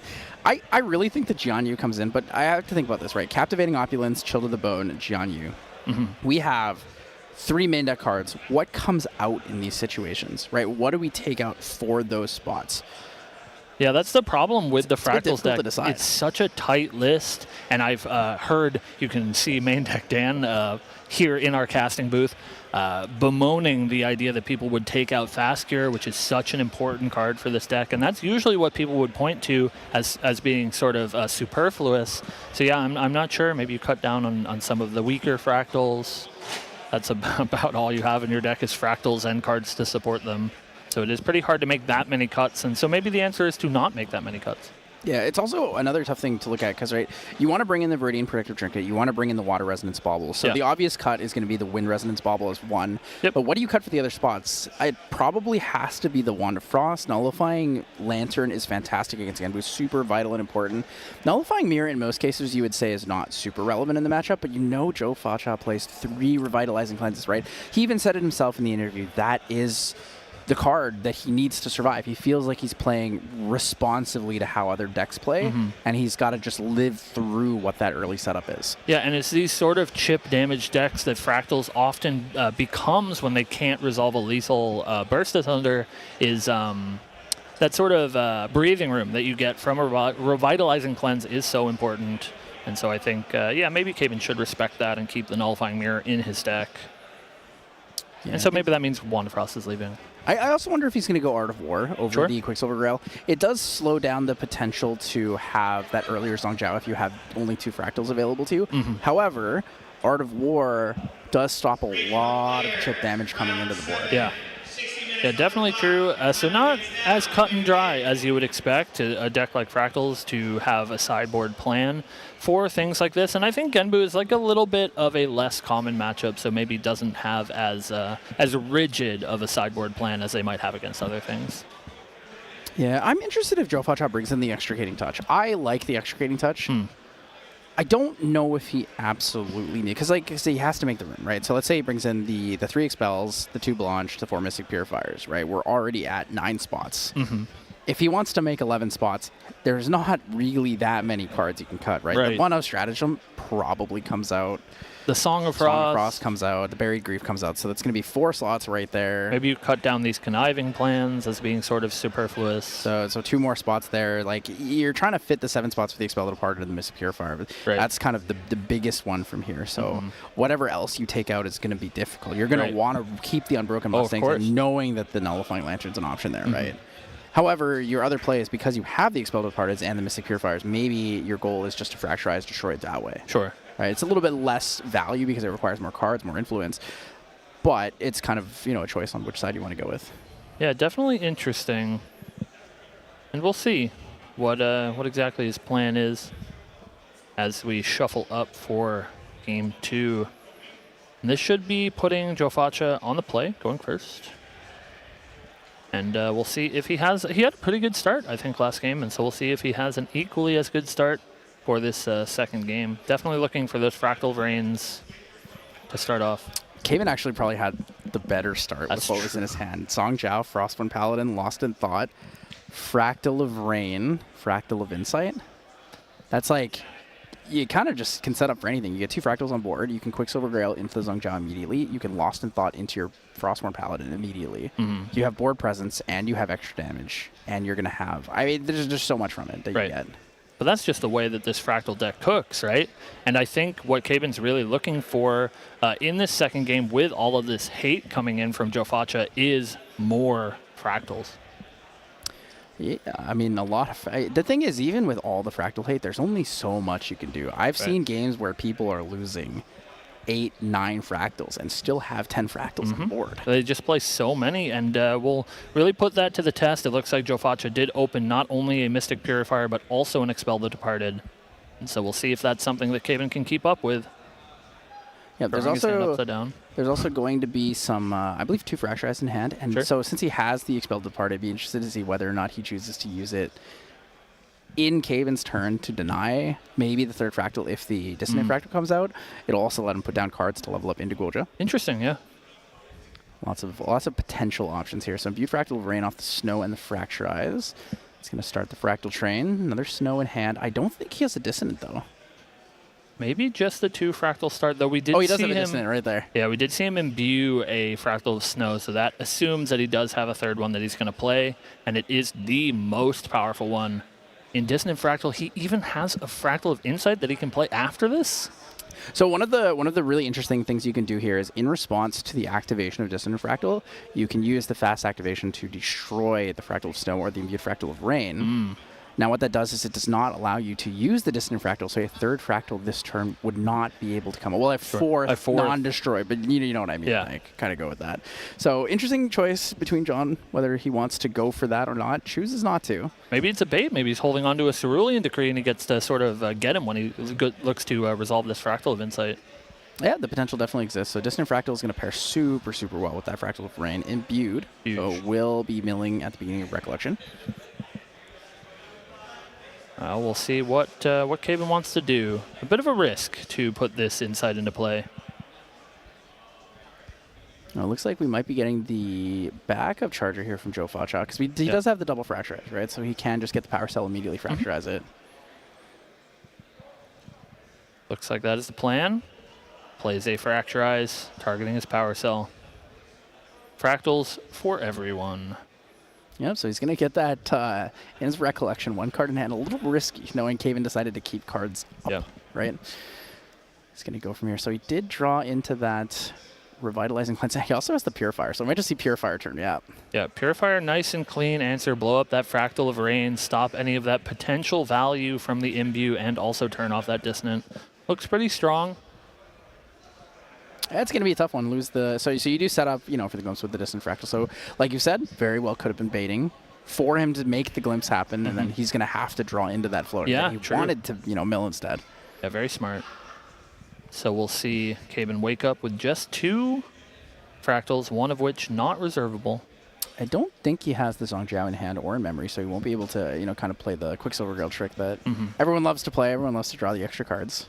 Yeah, might just be drawing an extra card in the form of a bobble. True, he was able to bring in that Water Resonance Bubble. I think something really heads up that you can bring is just play the Viridian Trinket now. Right, force your opponent to play around it differently for the entirety of the game. But we're gonna go for Backup Charger. Backup Charger, very easy, classic setup here. Maybe it gets a Turbocharge. Fits on Zhao regardless. Ooh. Draws Zhongjiao for a turn, and, as we saw, he wasn't going to have 3 Fractals with reservable to play this Zhongjiao this turn anyways, so he can spend this turn trying to set up, be able to activate her next turn. But a huge draw for our Fractals player. Yep, Fractal of Snow is going to come out, so Dissonant Fractal is online again, now that it has 2 other Phantasias on the field.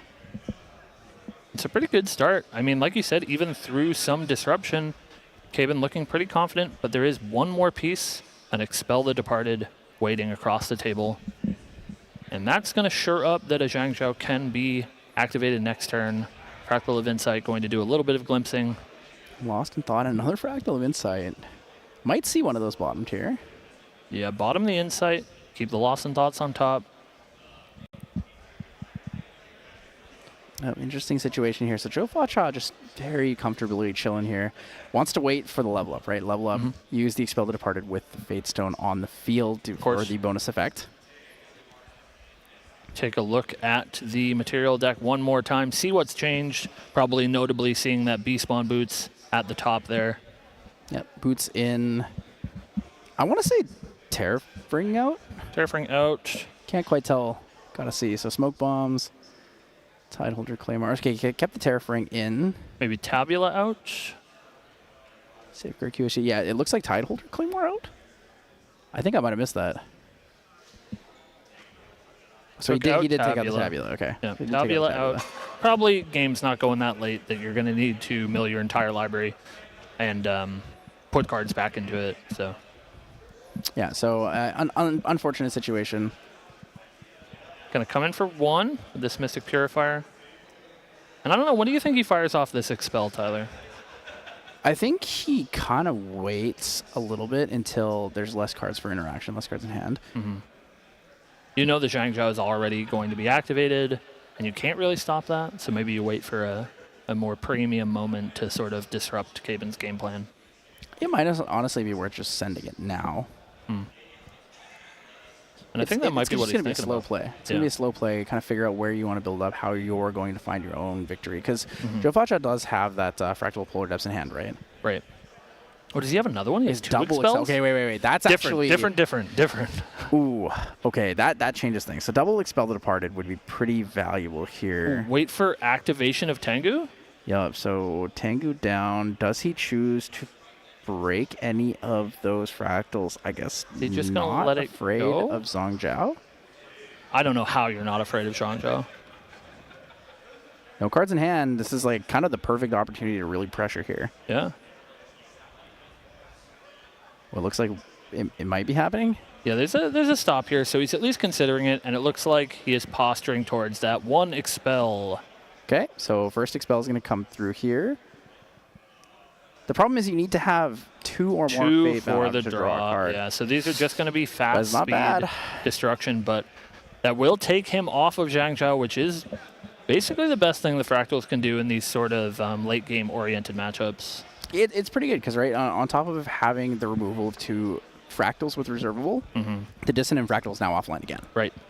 You put Caven in a position where he is basically starting at the beginning again. We might need to, looks like he did reserve that Dissonant Fractal, which should be offline. Oh yeah, that Dissonant Fractal is not online, so he should have to put one of those cards from his hand into his memory here. And we'll get that corrected unless we're silly. Yeah. But Frostborn pretty big here. Yeah, so he's going to play the Dissonant Fractal and Glimpse 4 here. A Refracting Missile, not bad. We see the Glimmering Refusal, so he's able to kind of get into that situation. I don't know if he wants to mill that Refracting Missile, though. It's going to be a big loss of damage there. Yeah, an interesting choice. Yeah, it's going to be really tough here. So we'll see what he wants to do as we figure out what's going on here. Looks like we are correcting that issue with the Dissonant. See a nod from Caben. So used to reserving that Dissonant Fractal. Yeah, it's tough, especially since you lose so many of your fractals. Right. Like, Expel the Departed is just sending you. Right. Hey, and then Mystic Purifier too. Like, you've destroyed 3 different fractals, so it's going to be kind of tough. I mean, that's sort of the route to victory for a lot of decks against fractals, is you just need that mass of fractal removal to be able to get a foothold in the game so that you can last long enough to sort of enact your game plan. And that's what we're seeing here. I think Joe Facha in a pretty reasonable spot. It is a nice setup, so they're probably going to look to rewind the game state. Game rules warning would be issued in this case. It's not unfixable by any means. Still the same turn. Yeah. Only 1 card was drawn. It was going to be drawn anyways, Right. whether it was a card from hand or not. Yeah, thankfully not an issue where influence is really going to affect any of these decisions that Caben made. We're just going to have to rewind to make sure everything is done correctly.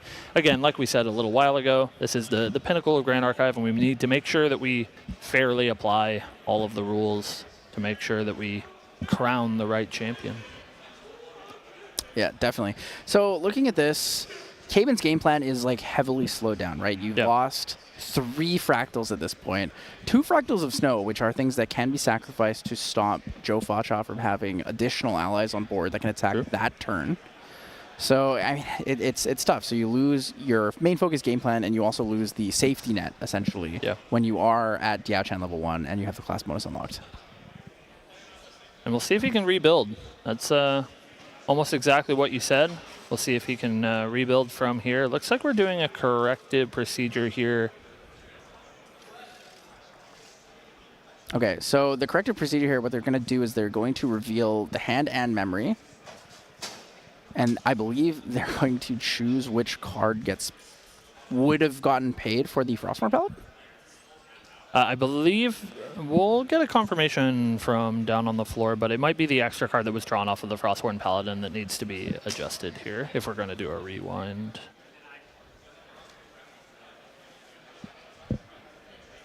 It's definitely an interesting situation. So there's not anything I've actually encountered myself, right, which requires the revealing of the hand or memory. Mm-hmm. So, I mean, from the procedure here, it seems punishing in a sense, but...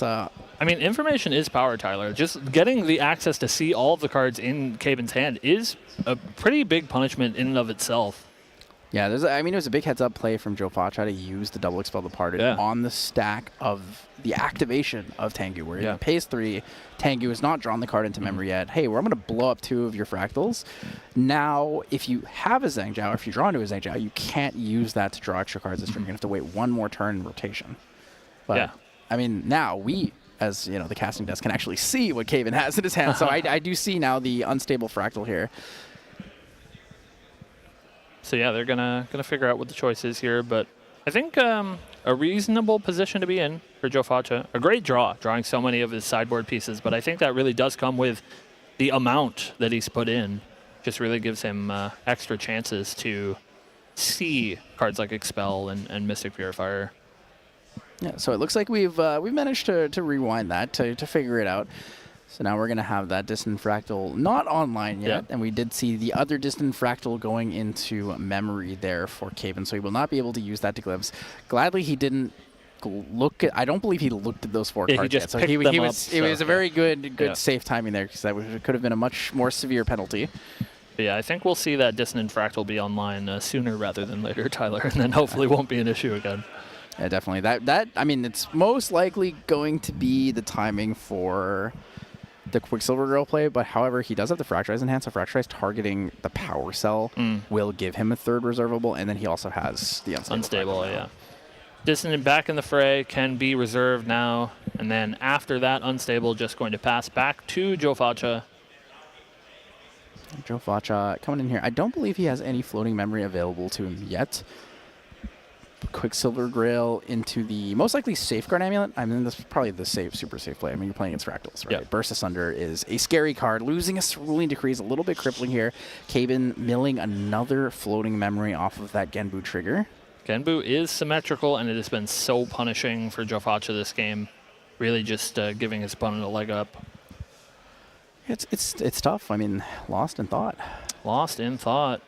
And holding this Frostborn Paladin towards the front of his hand, but no floating memory to speak of, is a pretty difficult situation to be in. Not a whole lot of proactive plans here. He has a Revitalizing Cleanse, a Fracturize, a Fractal of Polar Depths that he's going to deploy here, but it's not looking super threatening. So he chooses to put down the Resonating Fugue here. He's going to hold on to the rest, kind of just chill out for a little bit. Really, I mean, he's just trying to mill into a floating at this point. Could hold cards for potential Tengu for next turn, kind of start rotating, gaining those quest counters, also gaining the influence over time. It's just going to pass the turn there. Yeah, it does have access to a Tidal Lock, and so maybe that's what he's looking to hold up. He also has a Fracturize, not that that is particularly potent against the Fractal-based deck, but if he needs to, it's something that he can activate. Yeah, so something interesting is Caven showing a lot of respect, not using his 1 reservable there at the end of the turn to Fracturize his power cell. Doesn't want to deal with a Cerulean Decree, a Tidal Lock, a Frostbind. And it looks like he is going to show some additional respect and grab that Viridian Protective Trinket to sort of lock out any of Joe Facha's plans, though that will still leave Tidal Lock activatable for sort of retail cost with that Viridian Protective tax applied. Yep, so does he go for the... Actually, wait, does he have 3 water cards in graveyard? Or I think it's 3 non-water cards and 2 water cards. Oh, yeah, you might be right. I think it's 2. It's a Frostborn Paladin, Cerulean Decree, double Expel the Departed, and a Mystic Purifier. I believe you are right, Tyler. So that means he cannot play that Tidal Lock, and that does mean the Shang-Xiao gets to enter the field unimpeded. Gets to draw 2. Yes, sir. Turbocharge Ally. Turbocharge Ally, drawing 2 cards, very powerful. Chip damage. 1/2 on the board. Those really add up. Dan's talked a lot this weekend about how the 1 point from Zhangzhou can put you from an odd life threshold to an even life threshold for cards like Burst Asunder, and so those things do really matter in tight matchups like this. Speaking of turbocharge allies, we'll see the turbocharge itself. I didn't even see him draw that. I guess he may have drawn that off of the Zhangzhou there. Sure. So turbocharge, I mean, it's basically double turbocharge on the turn. He's going to draw, what is that now, 5 cards per turn? Yeah, I think I see a normal card in his hand as well. Does he have another Zhangzhou? There's definitely a Fractal of Insight. Not quite sure what that card. Yeah, I see a Chill to the Bone and a Fractal of Insight. I see a Glimmering Refusal as well. Not sure what the last card is. Oh. There's one. There's the Zhangzhou. But again, do you want to mill your Refracting Missiles in the situation? It is one of your kill spells. It's a big amount of damage you're going to get into these matchups. It's kind of a tough decision. Yeah, it is pretty tough. He might just want to pick that up. We definitely know he wants to keep that Zhangzhou, probably as the card that he draws for his turn. Yeah, it might just be Fractal of Rain on the top, mill the Fractal of Rain, get the Refracting Missiles, Burst Asunder, and the Zhangzhou. Maybe get the Zhangzhou and then use it to grab the Refracting Missile and Burst Asunder. It depends on the order that he wants to go in here. So it looks like the Burst Asunders on the bottom, Zhangzhou. Can't quite tell if that's in the first slot or the third slot. Yeah, not entirely clear. Thinking pretty hard about this glimpse. Of course, reminder again for everybody at home, our top 8 is untimed, so these players are going to take all the time that they need to make these very important decisions. Yeah, it's definitely a tough one here. Yeah. What would you do, Cam? I think I can probably let the Refracting Missiles go and leverage that float. It depends what he left in his material deck, but I think grabbing something like Scepter here is pretty potent, or obviously leveling up to Dao Chen. Also a pretty good option. 3 top, 1 bottom. So he bottomed the Fractal of Rain there, and it looks like he's going to go into the mill for the Refracting Missiles, just like I said. Yeah. Yeah, you sort of just have to land 1 or 2 of these very powerful action cards, and it's okay to lose one. So he's going to go with the Fractal of Insight, leave it up. Think he wants to look cards. Again? I mean, you just got to hold 3 cards, right? Yeah. Glimmering Refusal exists for a lot right now for 5. Yeah. So that is quite literally no joke. Yeah. Did he keep the Fracturize as well? Maybe looking to destroy that Quicksilver Grail, make the Safeguard poppable? That would not be too bad, actually. Not be too bad. I can't see quite what he kept other than Glimmering, but we know at least Glimmering Refusal is up for just basically an insurmountable number. Yep, Jofa Cha going for the Portentous Tengu. Needs to, I mean, like we talked about before, needs to draw cards. Needs to find the win condition. So quest counters gained. It's going to mill the Primordial Ritual. So he actually milled the... Did he mill the Burst Asunder? I think he did mill the Burst Asunder. So he put that on top and said he wanted to keep the Refracting Missiles because he knows it's a safeguard. If he thinks it's a safeguard under there, the Refracting Missile does more damage overall. Sure. And also he has a floating available to level up with here with the Lost in Thought already in the graveyard. True. Yeah, that looks like that was his plan. We'll see what Joe Foch's plan is. Draws a Seaside Ringleader, not exactly what you want. He does now finally have access to a floating memory for that Frostborn Paladin that he's pulled to the front of his hand. It's not too bad, though. Even drawing the Seaside Ringleader, we do know that he has the Primordial Ritual in his hand to use on that, so that can be very effective. Get him to start milling. Honestly, the other thing is, too, he can use it to mill Caben. Because he left the other cards on top, right? So if he chooses to use the Primordial Ritual on anything, target opponent for 2 cards, the 2 cards he left on top would go into the graveyard there. One would be a floating, but one would be the other Zhangzhou. That's a pretty cute play. We'll see if he considers it. It's it's a little risky, right? Because you sit there and you're like, is he playing me? Does he want me to mill him those 2 cards?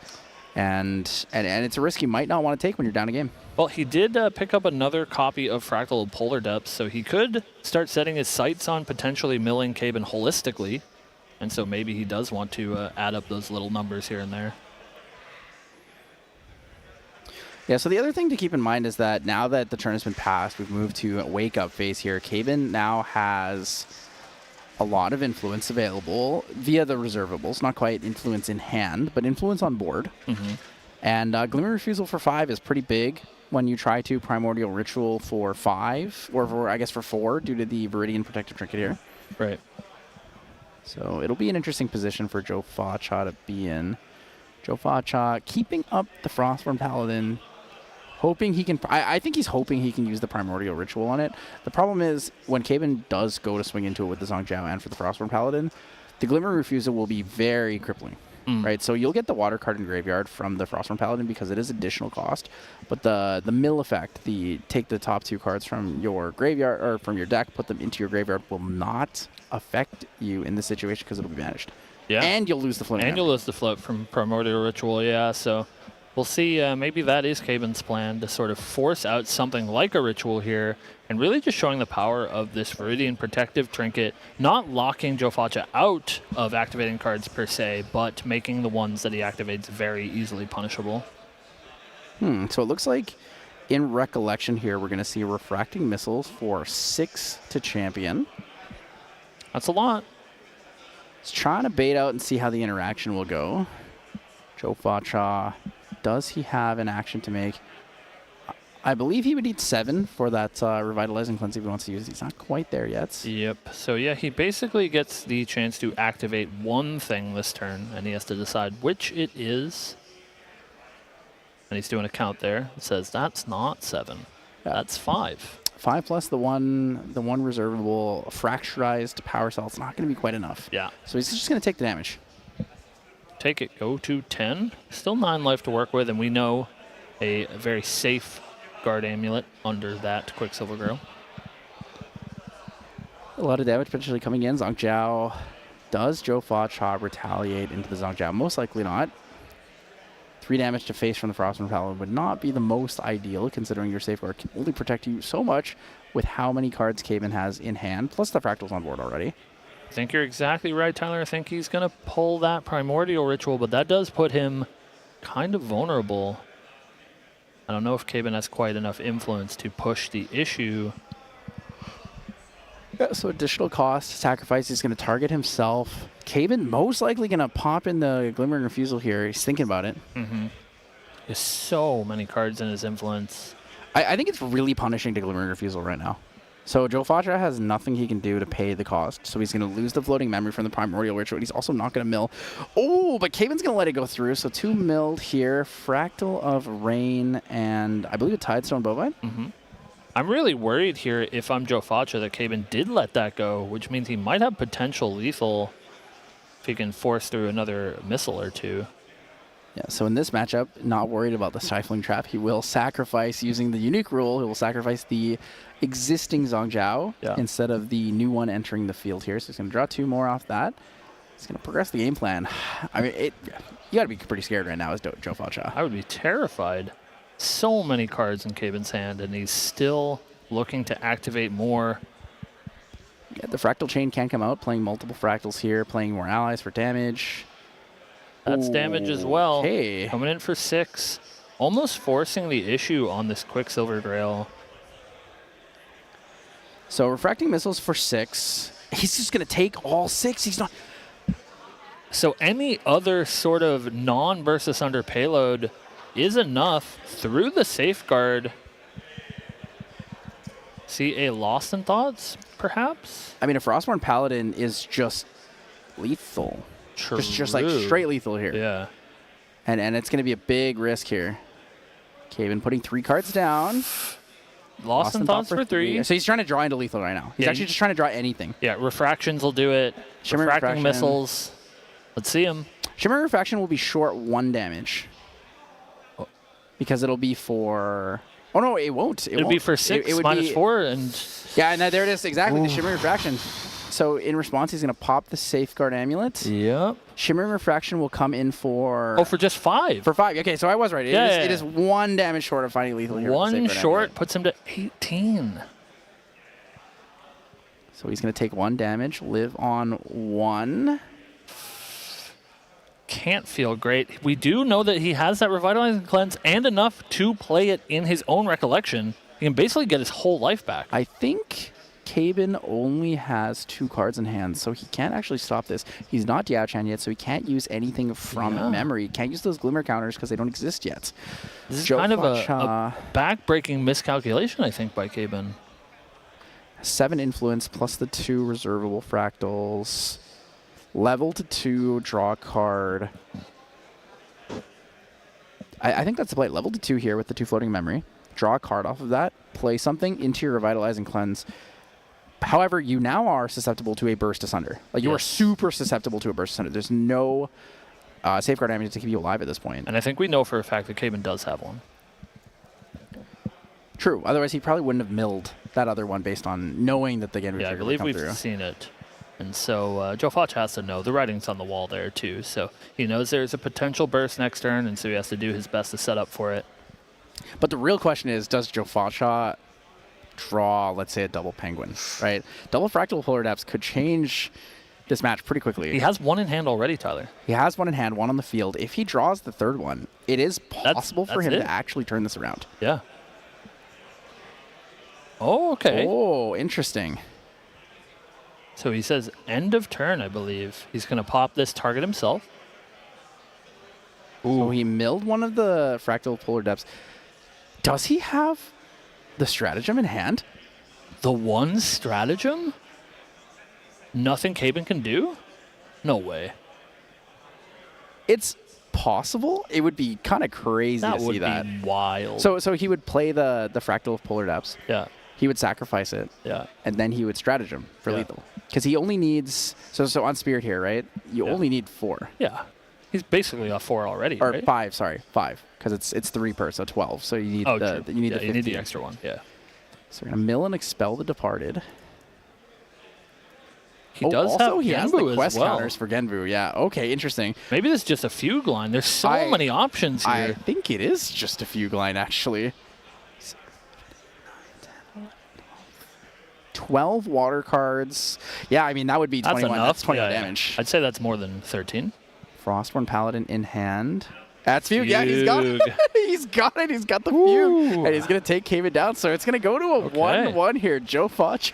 Caven really all in for that. I wonder if he potentially miscounted the amount of damage. I think the look from the on Refraction. Caven's face was the same math we did. We were like, oh, he's dead, right? And then we did the slight miscalculation that we were 1 short. Yeah, because at first I was like, yeah, refracting missiles kills. And then I was like, Shimmering Refraction is close, but then he needs to play anything else. Right. And that's why when he went for the Lost and Thought for 3, I was like, he's digging for another refracting missile. Right. But it wasn't quite enough. It was like really close. Yeah. I wonder if he did have the Fractal in hand that he could have played. I don't know. Maybe to another make it right Fractal of over. Insight. Right. Would have gotten it done. Potentially. He did have Fracturize, but he used his power cell for the turbocharge, so he's like just a little bit away there. Yeah, really close game, and Joe Facha was able to sneak it out, so we will be going to a game 3. I mean, if you're Joe Facha, you got to be feeling really good right now. So one, Caven just missed lethal. You got your game loss, but you came back, and now you have a chance to go to the finals here, right? Like, if you win this game, knowing you're probably going second, but you have the potential to get there. Yeah, the finals of North American Nationals is nothing short of extremely impressive. Especially, this is Joe Faja's first time being in any sort of top 8 for these large-scale events, right? Yeah, he's always fallen just a little bit short of those events, but now proving to everyone he deserves to be here. He is one of the greatest now. Yes, sir. And so we'll see if he can close it out. And I think that game was really on the back of those very strong sideboard options. Those 2 expels, the Mystic Purifier, really did allow him to get that foothold in the early game. And then that, the destruction of 3 fractals is part of the reason why Caven was short. And he had this ability to find this fugue line. Imagine, though, Joe Facha gets a Pelagic Fate Stone out there. Those Expel the Departed start to draw a card. True. 2 Huge. Fate Stones or Fate-bound objects allow you to draw a card, I believe, into memory. Yes. That's I mean, that is a huge difference maker. Oh, yeah, it makes it a blowout. If you can recycle those cards by going neutral on them, that's going to be crazy. Becomes like a fast speed scatter essence, which is, sort of honestly, unheard of. Actually. If you're level 2 as well, it costs 1 less to activate this. So it's a 2 cost, just like Scatter Essence. It's kind of spicy. It's kind of spicy, but he will not be going first. Caben will, and we'll see what the start is. Holy. Quad Fractal, Refracting Missile, double Frostborn Paladin. It's not bad. It's a little bit of a slower start. I don't think he's going to be able to deploy 3 fractals here, probably just 2. But he does get to imbue this Fractal of Rain. Yeah, he will have the ability to rest his Fractal of Insight, though, so he can set up his Fractal of Rain self-mill. And he will do just that. Oh, he will not do just that. He did have an unstable. He does find the 3 fractal start, unlocking any sort of potential Shang-Jiao. Okay, here's the punishment. If Joe Facha opens a Mystic Purifier or an Expel the Departed, massive. You take out the Fractal Rain. Massive opportunity. The Purifier first card in down front. is the Purifier. He has an Expel the Departed, and he kept in the Buried Grief. Actually has a really, really good setup in hand here. Yeah. Buried Looks like Grief we'll see Buried Grief first. Okay, so he's going to draw 2 and then put a card from his hand on the top of his deck. So he's going to be able to mill the Pelagic Fatestone, exactly the combination he was talking about, and then he'll be able to play the Expel the Departed with 2 Fatebound objects on board later. He gets the Mystic Purifier in here. It's going to take out the Fractal Rain. This is the ideal opener that he was talking about. The Buried Grief, super pivotal in that kind of choice there. Yeah, and Tyler, not only that, but the Buried Grief drew a second copy of Expel. It's crazy. That is crazy. It's crazy. That's crazy. Being able to put back the Pelagic Fatestone, because it synergizes so well with the Expel the Departed. It's massive. I'm a believer in it. I'm a believer in Buried Grief. Buried Grief believers have been made this day. And we'll see if Caben can weather the storm. But this is a terrific start for Joe Facha. We're going to see a Water Resonance Bauble cracked. Another Fractal added to Caben's employ. But we'll see how many he can get stuck on the board. A lot of those are going to start disappearing. Be interested seeing if he goes for the Refracting Missile into face or potentially this Mystic Purifier, and then goes for that Frostborn Paladin just to cycle the cards to push a little faster. But, I mean, you really got to start going towards your game plan, because we know, obviously from the caster desk, we have the overhead view of things. Right. We know Caven's about to lose 2 Fractals. Yeah. And it's going to be really, really punishing when he does, because Joe Facha will be able to get the neutral cycle from the additional effect of Expel the Departed. But we see a burst here in Caben's hand, so he has to be thinking about deploying more Fractals already, I would have to imagine. So 2 Fractals in, it's going to be a Snow. Fractal of Snow on board is going to play that. The Intrusion, a little unfortunate to have in hand right now. It's not going to do a lot for him. The synergy's not great. He's going to want to find a floating off of the Genbu trigger. He's going to want to hope his opponent gives him a freebie. We'll see. He's really thinking about it. Looks like he's just going to hold up those refracting missiles for some potential threats. We are going to see the immediate level to Goja. As we said, grab that Sapphire Fatestone. It's going to put a Slick Torrent Rider into play. The question is, does he lose? No, never. Oh, he does lose it. So the Slick Torrent Rider won't come into play yet. That will be next turn. Yeah.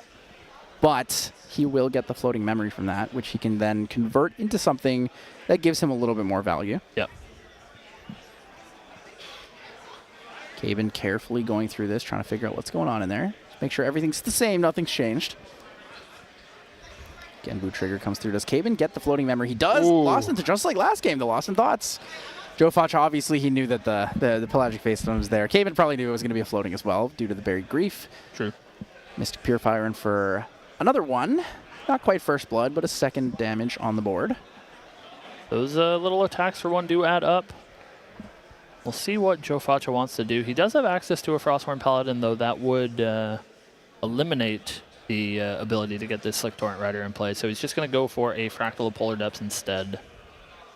I think we're just kind of comfortably relaxing here, waiting to see what Caben has in store for the future turns here. Joe Facha probably wanting to use the Primordial Ritual onto that Mystic Purifier if damage does come in to try to kill it. So here it is. Try to hit him for, it looks like 4 to face. 4-2 champion. Looks like the plan. Joe Facha will take it. So 4 to face. Caben does have a Burst Asunder in hand. So Burst Asunder with another Fractal available could potentially represent 10. It's not quite there yet, but damage can exist. But if he rips something like a Shimmering Refractions or a Refracting Missiles, that could be all the difference. Could just find himself with a Lethal Burst line as early as turn 3. Caben asking, how many water cards in graveyard? Joe Facha, 1. I've only milled just the Pelagic Fatestone so far. We're going to see the Viridian Trinket already. So I'm interested. Does Joe Facha choose to Primordial Ritual in response to the Viridian Protective Trinket? Yeah, he might have to, especially if he's looking to potentially level up next turn. He does want to use this Pelagic Fate Stone floating memory on something, and it would be most efficient if you could just level up. So Yeah, level up to 2, draw a card most likely, but honestly could just grab quest counters. I mean, we saw he has the Fugues already. Right. Doesn't need that many Water and Grave to pair alongside that Fractal Polar Depths. looks like He could also expel the Departed, actually. oh, right. He does have the reservable here, and so he can potentially save it. Maybe he correctly puts Caben on a potential lethal burst line, and he can wait till the last opportunity. Looks like he's just going to fire it off in Recollection. He's going to take out the unstable Fractal. So it will give him a little bit of defensive setup here, right? By removing the unstable Fractal, you have one less thing that can destroy your Quicksilver Rail or your Safeguard Amulet, whatever you choose to materialize there. So slowing down the gameplay is really what you're trying to do here as the Genbu, right? Frostworn Paladin can eat this Refracting Missiles, make a sizable threat, and draw a card. Oh, drew into one of the best cards. Big turbocharge. Zhongjiao number 5. Yeah. The turbocharge draw 2. Not available yet, but maybe next turn can look to pick up a power cell. Yep, Joe Facha confirming he has 1 floating memory available to him. Caben carefully deciding on his turn here. He has the Fractal of Rain, has the Fractal of Intrusion. Fractal of Intrusion would actually be quite interesting right now. So if he chooses to pay all from hand for the Fractal of Intrusion, he knows Joe Facha doesn't have the ability to respond to it with anything. He has nothing available, and the Viridian Trinket's up. He might use this, banish that Lost in Thought, and figure out what the game plan is from Joe Facha. Sure. The downside is that you do discard most likely a water card, so you are kind of pushing the game plan for Genbu setup, but Looks like exactly that is the plan, Tyler. He's going to go ahead and use that on-enter ability for Fractal of Intrusion and see Fugue, Frostworn Paladin, Refracting Missiles, Primordial Ritual. Surely it's the Primordial Ritual. No, definitely going to see... I really think we're going to see the Frostborn Paladin go by. There's like a really small chance he would pick a Fugue here. Yeah. Yeah, I think because he has 2 Fugues, it's not really an option. Of course, you're not going to choose a floating memory, so Frostborn has to be the only choice. Yep. Are we going to see the Mystic Purifier go down here? Does Caben want to keep the Interceptor up so that he can survive? Could be afraid of, like some... I mean, we're too far away from Genbu, right? Realistically, to get to 9 quest counters, we'd be pretty far away. So we are going to see the Mystic Purifier go down. It does not a water card, so not too bad to put into the graveyard. And a bit of a commanding position, I think, for Caben. Pretty low influence is Joe Facha, and it's going to take a little bit of time to rebuild. He really needs these Genbu mills to be favorable for him and not so much for his opponent. Looks like he's thinking about the smoke bombs here. He wants to get that Pelagic Fate Stone on board, wants to start pushing his own game plan. Needs to use it to pay for a memory cost to turn it into that Slick Torrent Rider. So honestly, smoke bombs, not a bad option here. Tideholder Claymore and level 2 are possible, but losing 1 more card from memory is a little bit unfortunate. Influence of 4 with 1 reservable Fractal is not the greatest position to be in. I could not agree more, but it looks like he knows better than we do. Going to grab this Tideholder and see what card he loses. It's going to be tough, too, because he really can't attack with this. He has 1 water card in graveyard, just the Frostborn Paladin there. So Slick Torrent Rider will help fill the graveyard, though. Except not paying 9. The problem here is it can be killed by the Frostborn Paladin. Sure.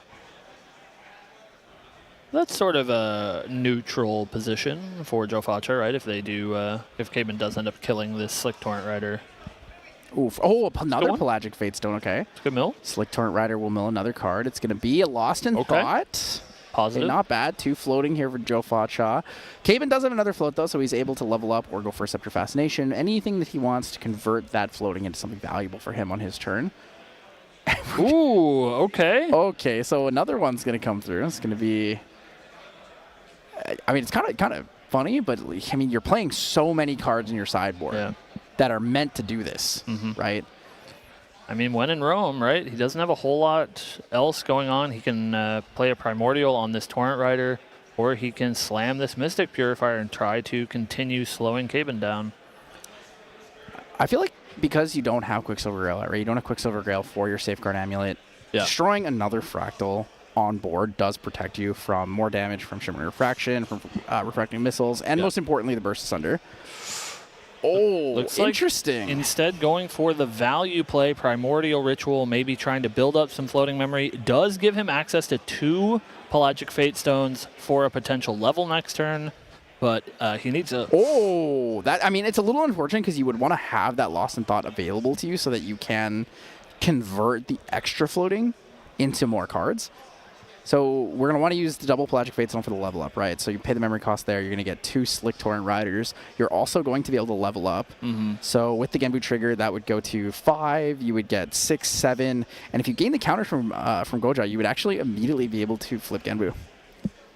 And it looks like maybe Genbu is the plan. We did see him crack his Polar Depths, put a pretty large amount of water cards into his graveyard, and then use that Tide Hollow Claymore to deal with the persistent threat in the form of Frostborn Paladin. Try to keep a little bit of pressure off, but still at only 19 life and basically no interaction to be had in his hand. So 15 damage needed to find lethal against Joe Facha. A Burst Asunder would... I mean, a Burst Asunder is pretty far, right? Yeah. You basically need to have the Burst Asunder for what is 7 fractals? 14, 16. That's kind of how you're going to find it. Yeah, I think like extra fractal burst refracting or refractions does it, but you do need 3 pieces either way. I'd be interested to see if Kaven goes for a backup charger and uses his 3 reservable fractals to pay for it, knowing he has a turbocharge in hand. Yeah, it does have Shangzhou number 5 in turbocharge to build some influence. He also could go Scepter Fascination to draw a card, but then he wouldn't be able to use that turbocharge. So it's okay. The respect play, I do like Nullifying Lantern here. Turns off that Claymore, turns off potential Genbu lines. Yep. Claymore, very, very respectful of the Genbu, doesn't want to get fuged. I mean, he knows Joe Facha has 2 fugues, right? Yeah. So he's in a position where it's really tough. He realizes because of the 2 Pelagic Fate Stones, right, that's going to be mill number 6, 7, 8 from the Fabled Fate Stone itself. So he has the Frostborn Paladin here. He's going to be able to banish the Fracture Eyes, draw a card, have an Interceptor on top of this. So he has the Nullifying Lantern. He has an Interceptor. He's actually playing super, super safe here. Yeah, and he can just look to build up his army of fractals with the intention of playing this Burst Asunder either the next turn or the turn after that. Really, Joe Facha has to be the one to flinch and probably grab that Safeguard this turn or he's in some real danger. Yeah, Safeguard, Level Up. Level Up does give you the draw card should you want it. Safeguard Amulet will protect you in a lot of cases. Kaven actually just sending it. Frostborn Paladin face for 3. Doesn't really need to worry about the Tideholder Claymore because of this Nullifying Lantern, right? Yeah. Really difficult spot for Joe Facha. So low on influence. Really getting run around by this Viridian Protective Trinket as well. Doesn't allow him to basically do anything on Kaven's turn. He does have the ability to activate 1 Seaside Ringleader to draw a card, so he can convert a lot more than we thought before, right? The double Pelagic Fate Stone, he's going to be able to use 1 of his Seaside Ringleaders. Kaven, I believe, 4 cards in hand? 3 cards in hand?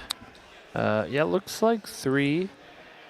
Maybe just 2, actually. I just see Turbocharged Burst Asunder. Okay, so 2 cards in hand, 1 reservable Fractal available to him because he does have the Imbued Fractal of Rain here. So we're going to get 2 Slick Torrent Riders. Guoja Blessed Scion will enter. Looks like he's going to draw a card here. No, he's going to get the quest counters. Looking for that Genbu line.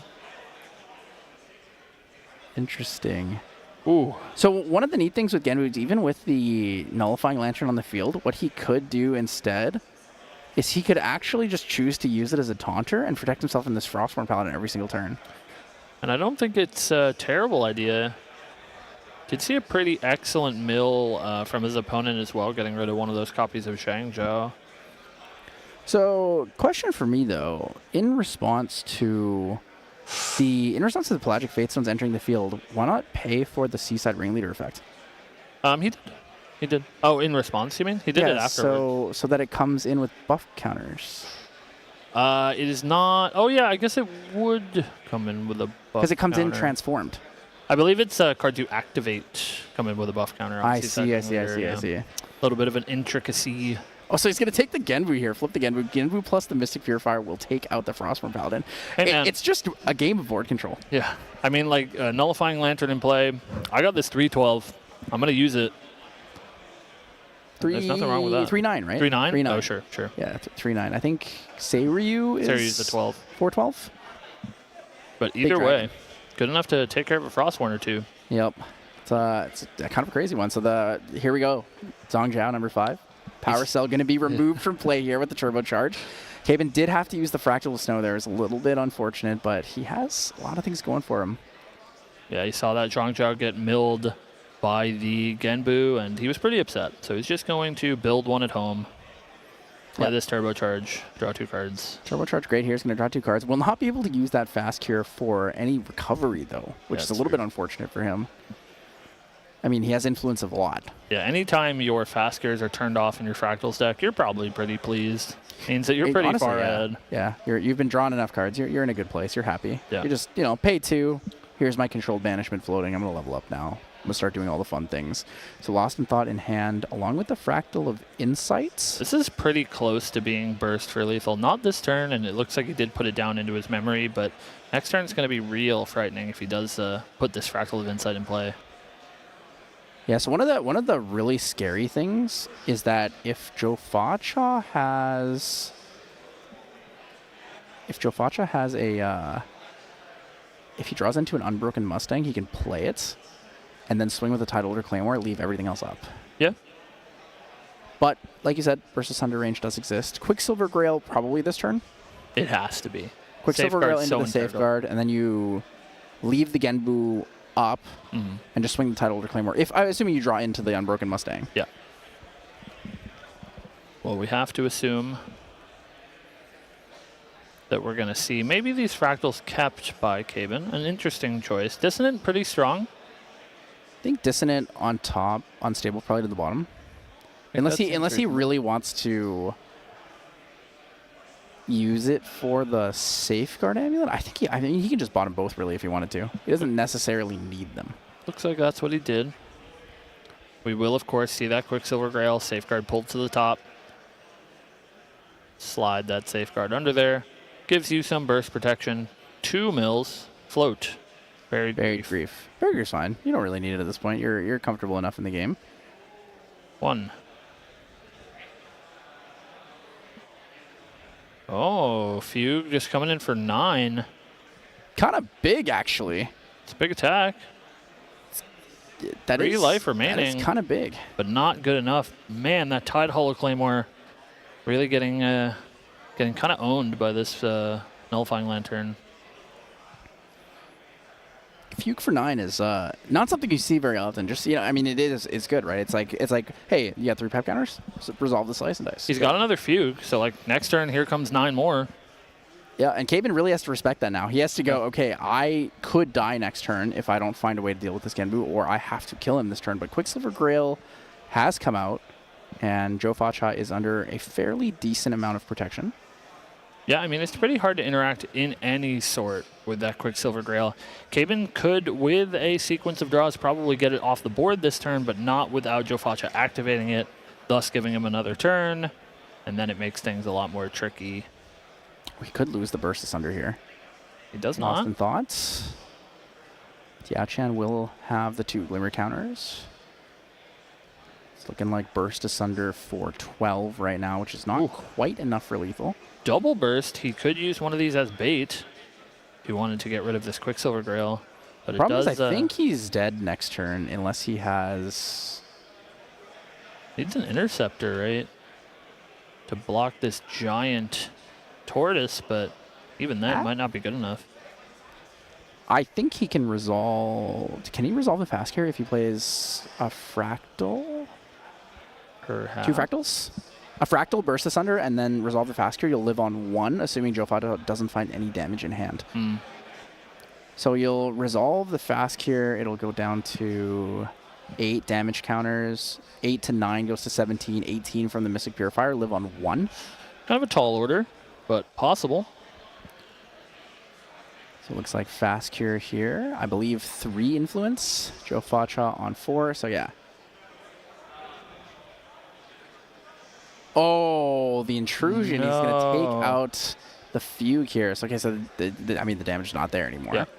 So we're not going to be able to put Caben to 1 if you're Joe Fa-Cha. A new lease on life for Caben. No longer dead to this Fugue. Doing a quick burst asunder count. Looks like 1, 2, 3, 4, 5. You're not dead. 21. Yeah. Not quite there yet. Not quite there yet. This is like the craziest game. Both players on like influence of nothing, not able to get new. Okay. It's a good one. Beastbond Boot's pretty good, so he'll have the Spell Shroud. He'll also have the Quicksilver Grail still for that Safeguard Amulet. So I mean, he's playing under a lot of protection now, right? He seems very safe. He just needs to find some pressure of his own. Pay 2 for the Seaside Ringleaders. He's going to be able to draw cards again. He's going to be able to kind of slowly push that pressure up. And another Mystic Purifier. It's pretty good. It does, wait, is that another it's another Fugue? He does have another Fugue. He has 3rd Fugue? Okay, that's kind of sick. That's just enough, right? Or is he 1 short?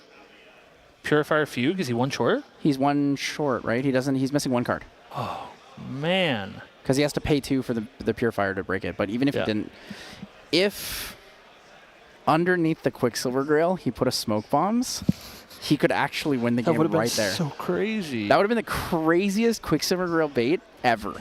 But he's got to feel so safe here, right, Tyler? He's got 3 forms of protection. He's got a lot of life to work with. And that Fugue waiting in the wings that Caben doesn't know about. He knew about 2 of them. And so he might feel safe. I think Joe Fa-Cha drew that off of the Seaside Ringleader activated effect, draw a card to memory, or drew it because he didn't draw it for turn. Right. This is going to be spicy. So 3 down, Portentous Tengu is going to draw the card. What does Caben get? Caben gets a Fractal of Rain, 2 Burst Asunders, and a Shimmering Refraction. It's close. Ooh, so the Burst Asunder can be dealt with using the Safeguard Amulet, and then Shimmering Refraction to block, or Beastbond Boots to block the Shimmering Refraction. I think from here, I think Caben might actually be a little cooked. Resonating Fugue, he doesn't have a way to deal with the Resonating Fugue here. I think he is a little bit cooked. He might just be cooked in general to these giant monsters that Joe Fa-Cha's deployed, not... I mean, it's the frozen meatball, The right? frozen meatball. The It's going to punch you frozen for 9. And it says Spell Shroud, so you can't use Burst Asunder on it. You can't use the Shimmering Refraction to take it out. Right. The best he could do would be if he had like a Glimmering Refusal to stop the Fugue, but he doesn't have any negates available to him. So it's really up to whether or not Caben can find a way to bait Joe Fa-Cha into not playing the Fugue. Right. I think at this point, Joe Fa-Cha is probably just going to force Caben to have the answer. Right. Right? Because if he can't kill him this turn with the Fugue, he still has 5 damage on board. Right. So it's like Fugue doesn't resolve. Cool, I'll hit you for 5. I'll try again next turn. Yeah, I'll just try again later. He's got so many layers of protection. So Caben's going to be forced to play Burst here to make Joe Fa-Cha do something. See Quicksilver into Safeguard. Safeguard's going to banish, so Burst Asunder will deal no damage. And I think that's all she wrote, Tyler. I think. Does Caben have any floating memory available to him? Because he does, I believe, have a Lost in Thought in hand, so he can actually draw into an answer. Lost in Thought into Refusal? It is a possibility. It is a possibility. I don't know if he has any floating there, though. That's the final answer. It's going to be like the game of Sano versus Kendall, right? He had to play that last thing and hope he drew into the... At that point, it was the Coriolis Warp, right? Yeah. Smoke Bomb, target my own Genbu, draw a card. And then he's going to mill twice, so the Fractal Polar Depths and the Cerulean Decree. Draw for turn here. Refracting Missiles. It's good insurance. Mystic Purifier for 1. Another 1, 15. His hands are shaking a little bit. Joe Fa-Cha might know that he's on the cusp here. I think he's going to go for it. He's going to go for it. He has... I mean, the options are basically Fugue or Refracting Missiles, swing without it, but I mean, it's all kind of the same thing, right? It all loses to the exact same card. Right. The only one card it could be. Yeah, He's going to says pay the Fugue. A slight smile from Caben. Caben. Looking at it like, oh no, do I have the answer? Does he have any floating memory available to him? I don't think he does. He No does float. not. Yep, that's game. Holy! Genbu is going to the finals. Joe Facha defeats Caben, national champion, 3-time Ascent winner. Caben felled the best deck in the format. Genbu moving on to the finals of North American Nationals. I'll be real with you. I was a Genbu doubter. I always say Genbu does well. It gets to day 2. It can top 8, but it'll never win an event. Right. I said that on stream, and I might have to eat my own words because that was a fantastic way to get the win through the nullifying record. One of the hardest Genbu counters out there. And Joe Facha finds victory through the Fractal of Intrusion. Look at the relief on Joe Facha's face. Such a difficult game, such a difficult opponent, and he managed to squeak it out. Huge. Absolutely huge victory. And just as a reminder to him, the judge did tell him, remember to fix your sideboard. How can you come out of that? Lost game 1 on a deck issue because he forgot to unside. Right. Comes back to win game 2 and game 3. In what I consider like reasonably fair matchup. Yeah. But man, Caben really made it hard. Some of those games were really, really tough. Really, really close. Came down to the wire, both of them for sure. And Joe Facha just able to squeak it out just barely. I think either player could have taken it, but Joe Facha moving on to, in his first premier level event, top 8, moving on to the finals of Nationals. The finals of Nationals. Crazy. Locked in for Worlds 2025. Might be able to become the first winner with a Genbu deck. That's true. The next North American National Champion. That's a big deal. That's a huge deal. It's a huge deal. So huge congratulations to Joe Facha, of course. Excellent play from Caben, as always. That's what we come to expect. He is the undisputed GOAT. Yeah. Results don't lie. Right. The man has shown us time and time again on multiple different decks, too, through multiple formats, right? You know, Wind Allies. People used to say Caben was the Allies player. Right. But he plays all these different decks. He's great on Slimes. He was fantastic on Tristan. He's also fantastic on, you know, what we're playing now with Fractals, the Fractal Diao-Chan deck. It's just, wow. Gameplay goes kind of crazy today. Gameplay does go kind of crazy today. So many water decks in our top 4, and we're really seeing the skill of these players being leveraged. And man, such a tight game, and huge congrats to Joe Facha for moving on to the finals. And let's see if he can do it again, right? We know for a fact he's going to be playing against another Fractals player. And he just squeaked this one out against possibly the greatest of all time, right? Yeah. So, you know, let's see if he can do it again and become that national champion. Yep. SoCal special. Yeah, the buried grief. SoCal that special. Buried grief was actually so impactful crazy in the game. Yeah. Right? It set up the first Pelagic, which set up every other piece down the road. Right? We've talked about how it's possible to brick on starting decks. Opening with a Pelagic Fatestone in your hand or drawing a Pelagic Fatestone is one of the most crippling feelings in the game, but Buried Grief solves that issue almost entirely. Yeah, it feels like this Genbu deck is sort of like a set of dominoes, right? Where once you get one piece in place, they sort of start to fall together. They sort of all feed into each other. And it really does feel awful when you draw one of those pieces in the wrong place. You don't mill it, you draw it instead. And so, yeah, Buried Grief, I think, in that, game 2 was insanely impactful. It was absolutely huge. Like maybe game altering that. Undisputed. Undisputed. That was a game altering. Like, I would venture to say this might be the only deck that's playing Buried Grief. Yeah. In this event. At all. In any event. And it's... I mean, okay, when Buried Grief came out, did you think, oh, this card's pretty good? Well, you know, I played it once or twice, and I saw it, no, this card's pretty bad, actually. So, you know, Joe Facha proving us wrong. Yeah. A card like Pelagic Fatestone comes out where, sure, you can play it. On enter, you'll draw a card. You can fracturize it because it's an item. But you really want to use it to pay for memory costs. Yeah. And in this situation, he was able to put it back so he could mill it, so he could use it as a Slick Torrent Rider. And that was probably the most key and pivotal moment of the entire match. Yeah, I think it's so much thinking ahead, and that's what you have to do with this Genbu deck. You know that your game plan is probably 5-6 turns away, and how do you set up those next 5 or 6 turns to fall in the way that you want to? And we saw Joe Facha do that expertly. Yep, definitely big one here. So, I mean, we're running, I don't want to use the word gauntlet. I want to say we're running the gauntlet, but that is an actual GA event now, so I can't. I don't feel like I can say that. I mean, this is an uphill battle. He is playing some of the best players. Korax, World's competitor. Right. 4-time Ascent top 8. first place Ascent Utrecht. Yep. Caben, Worlds competitor. First Ascent winner. 3-time Ascent winner. National champion this season. National champion of Oceania. Like, he is really playing up today. Yeah. He's showing that he deserves to be here, and he deserves the spot that he won. And he does. And, now you guys can look out for, Joe Facha, as you said, who has always come a little bit short. And this is his breakout event, but now guaranteed to be playing at Worlds. And now he will be one of those players to look out for, right? We look at Worlds, and, even last year there was a few unknown names, and people can go into Worlds in June looking out for Joe Facha and this, expert level play that he showed today. Yeah, and we talked about it during the interview I had with Joe Facha about when we went to Southeast Asia, people were like, oh, Joe Facha's here. He's playing he's here, guys. Yeah. And now North American players will know the name. Right. He defeated the best of the best. Yeah. I mean, he defeated the undisputed Nico GOAT Horax, who is his senpai in this regard. He's like, I love Nico. Yeah. This guy is like the best Nico. Right. And he's just taking names. He's taking down Caben. He's taking names, put notches in the belt. There's at least a 50% chance that he's walking away the national champion today.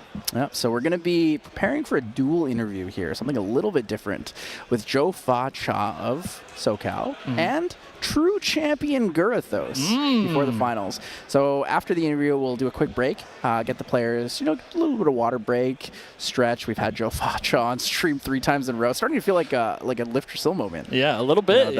Ascent Taipei of 2020, I believe that's 2024, where Sean played on stream like 5 times in a row or something. Joe Facha is now taking on that kind of stretch. Yeah, the last and final game, our finals of North American Nationals 2025. Very, very exciting. It's gonna be kind of crazy. It's gonna be an all-timer, I think, Tyler. I also realized if it's Joe Facha and Gurathos, is it going to be the literal exact deck lists against each other again? I believe so. I think that the true champion guys were maybe like a card or two different, depending on personal taste, but almost exactly the run back.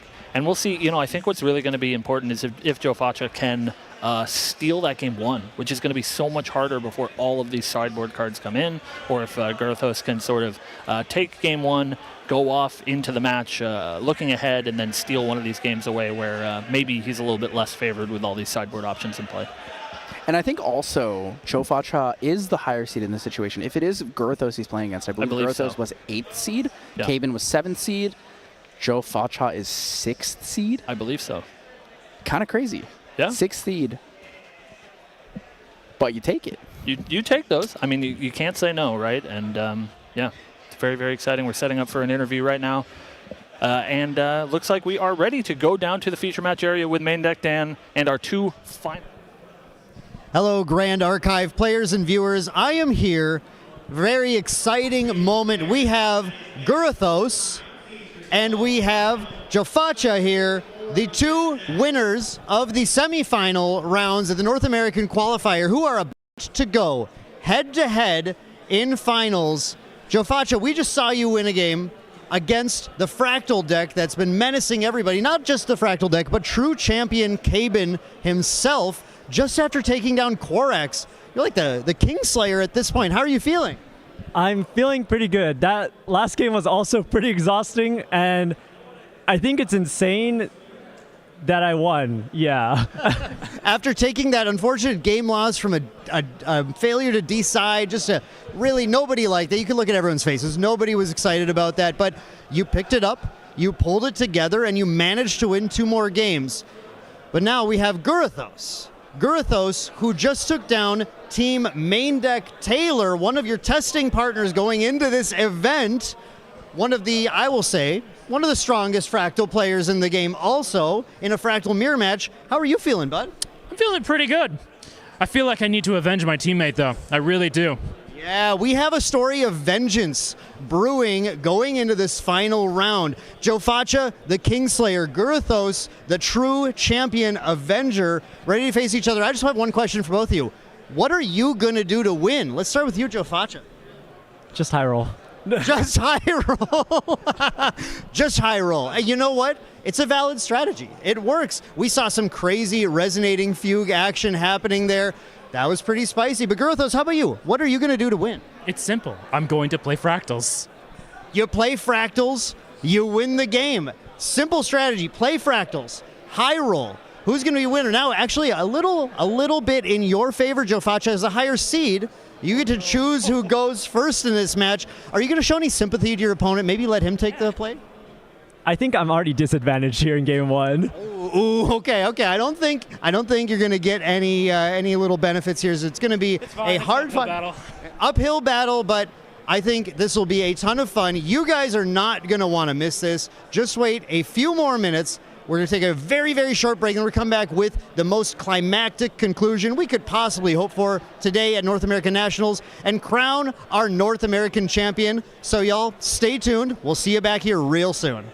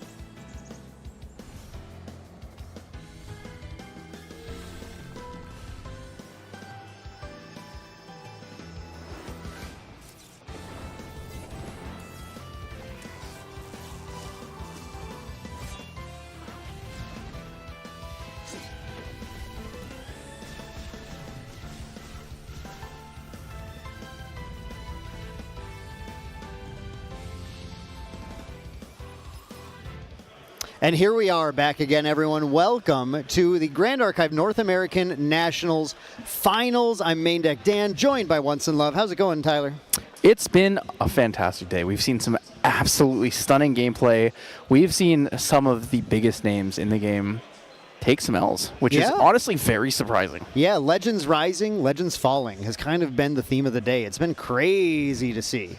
We had just last round, what an incredible game. Joe Facha, who we had just seen on stream previously, really showing some mastery of this Genbu deck, taking down Team True Champion. Caben. Starting with a game loss, too. Yeah, that was unbelievable. Unprecedented. Take the game loss, still win out afterwards. Yeah, crazy resonating Fugue plays happening, like really showing the power of Fugue, man. That was wild. And people don't expect just a base Fugue. Swap 3 to 9. Yeah. It's a lot of damage. Turns out it's still 6 damage. I mean, it's still a lot of damage. Pay 2, take 6 more. Yeah.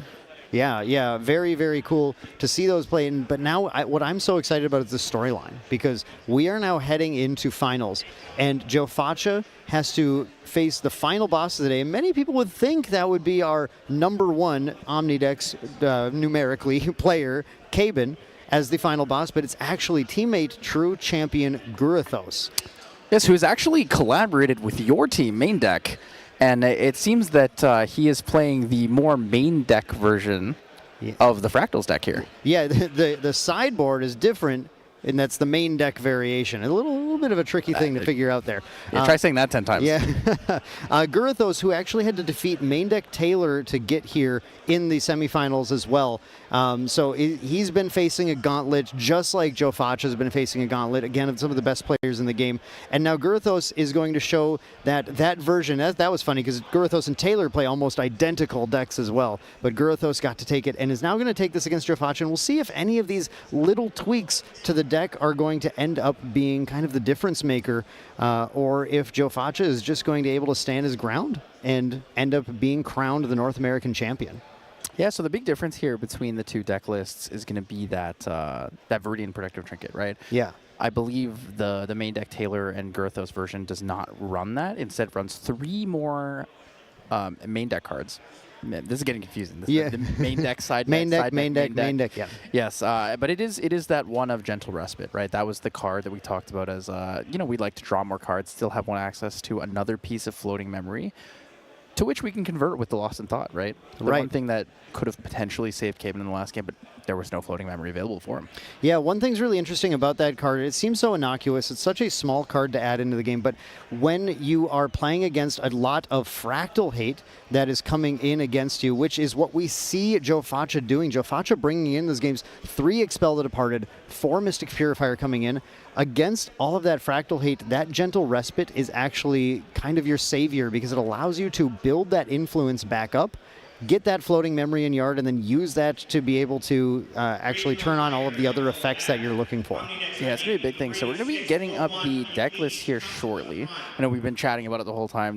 There's not too much difference between that. Obviously, Joe Facha's list is exactly the same. This time it will hopefully be unsided correctly for the game 1 of Grand Finals. I walked over there, I told him to, the stream judge told him to, and then he turned to his table, and everyone, all of his friends said, make sure you sideboard. So I am pretty confident he's got his deck back to the appropriate numbers. But here we go with Joe Facha's list, which we have seen a few times already here. And the big thing we saw in that last game were all of these Expel the Departeds, Mystic Purifiers coming in. But then this was huge too, right? The Beastbond Boots. That's what held Caben off at the very end as well, unable to actually go through and get that closer against the power of Beastbond Boots along with that Safeguard Amulet. Yeah, the Quicksilver Grail Safeguard Amulet play is always going to be the classic here. I would have loved to have seen him fake out the Quicksilver Grail with the smoke. It would have been a crazy move. That would have been insane. insane. The ultimate risk chance, but he would have had enough cards to go for lethal had he have done that. Right. The plays here are pretty nuanced and pretty deep, and there's some next level jukes you can do for sure like that. We'll see if Guruthos is ready to fall for that, or if Guruthos is ready to just show the true power of the Fractal deck, draw everything he needs to. Let's take a look again. We were talking about Guruthos' deck list a little bit earlier, and there's a couple of key differences here. You're looking at the number of Jianyus here. You're looking at the number of Captivating Opulence, and you're looking at a couple of just a tweaks, right, to how we're going to change the deck. These are minor things, but one Coronation Ceremony, one Gentle Respite, and then this Orb of Hubris, one of the big differences that we've been running here.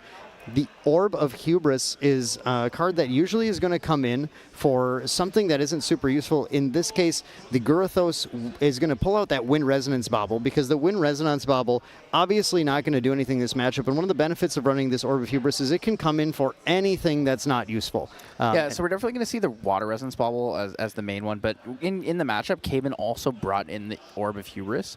I believe it was over the Nullifying Mirror, or maybe the Wand of Frost? The Wand of Frost would be a reasonable choice here as well. There are a couple of options here where, excuse me, you're right, there is a Water Resonance Bauble here as well, so that's going to come in, and I think we're going to end up choosing something else. I think Mirror probably is something that might stay in, because we do have uniquely in Jofacha's list 3 Revitalizing Cleanse. So actually a number of things that you can hit with that Mirror.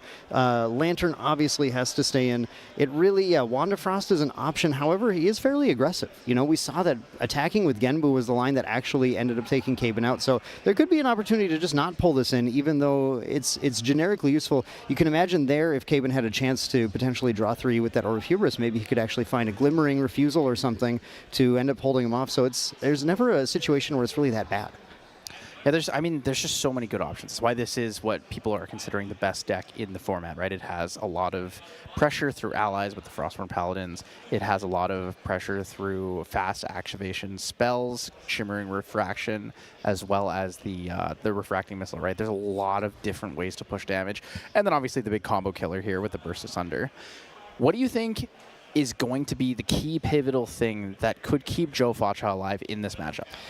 Jofacha staying alive is going to partially just come down to how well he can slow down the game, just like he did against Caben. He's trying to play those Mystic Purifiers and those Expel the Departeds to keep Gurathos off of Fractals as long as possible, building out his graveyard all the way. And if he's not able to build the graveyard sufficiently, if he's not able to find things like the Fractal Polar Depths that got him out of that deep spot in that third game against Caben, then it might fall apart. But the longer he can hold off, probably the better he's going to end up in trying to find some way to just sort of tax out all of Gurathos' answers and close the game.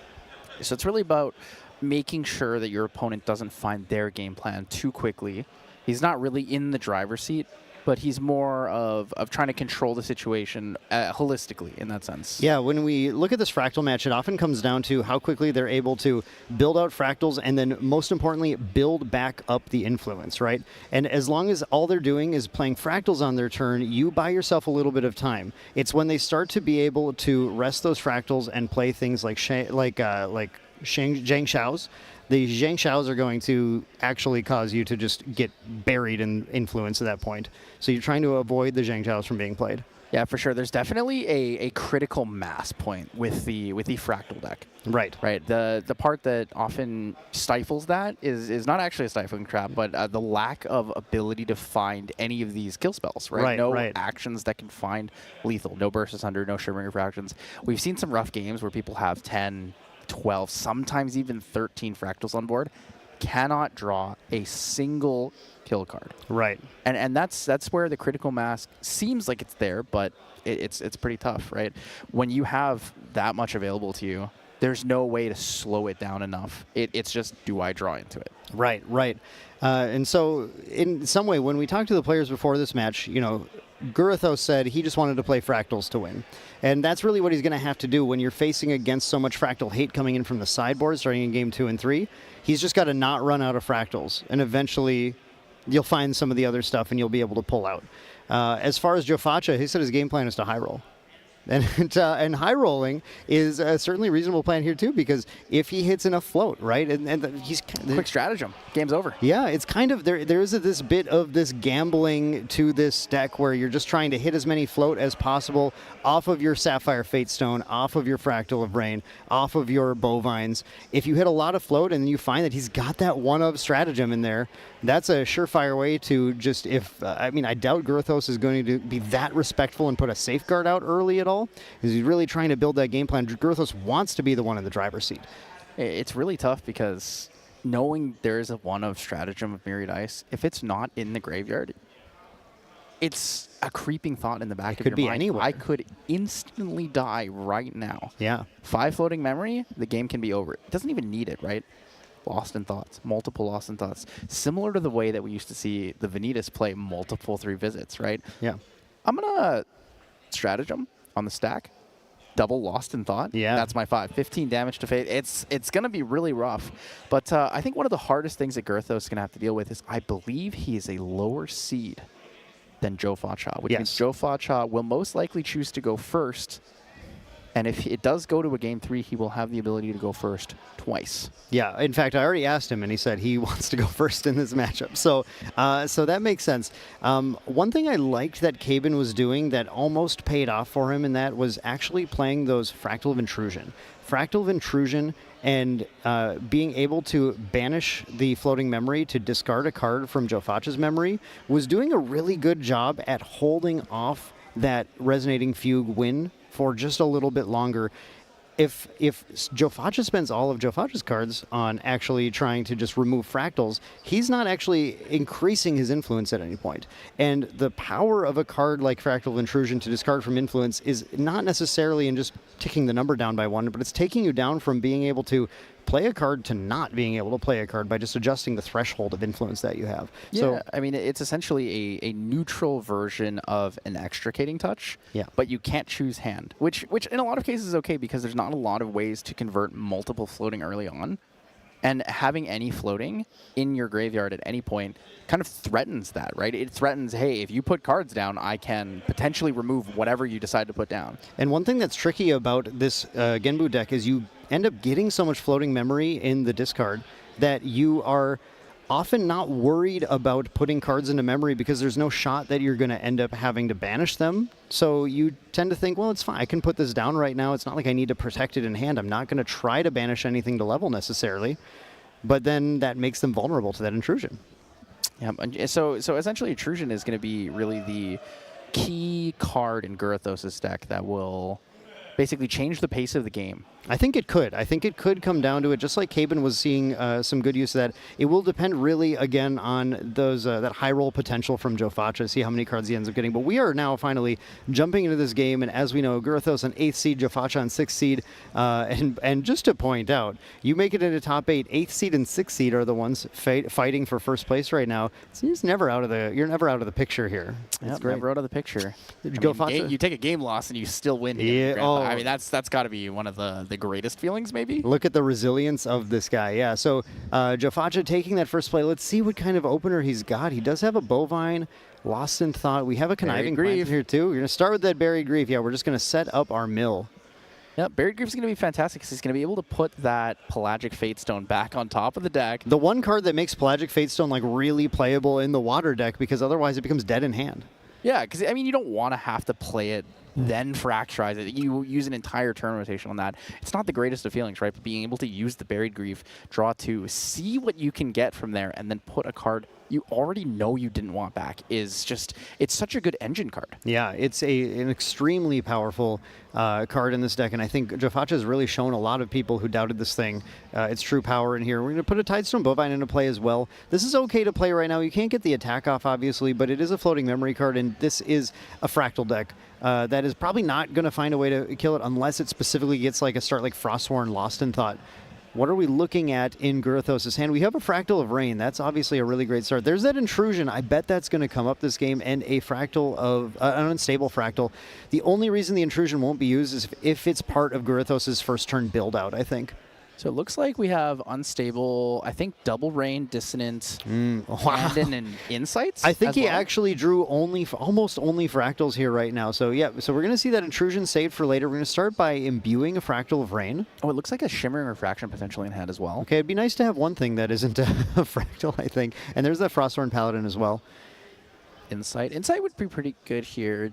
So would you Insight first, or would you go for the Dissonant, or would you only use the Insight for its reservable? So what I see a lot of our team players doing is they'll actually go Insight, and then they will not actually have it come in rested so that they can play Dissonant. But Girthos is taking a different route here, and is actually going to go Insight, look at the top 2, keeps them both on top, and then goes for a Dissonant. So you're missing two, two deeper glimpse, but maybe you'll find these 4 and set up the top 4 to be really good instead. I believe one of those is a Burst Asunder, one is a Shimmering Refraction.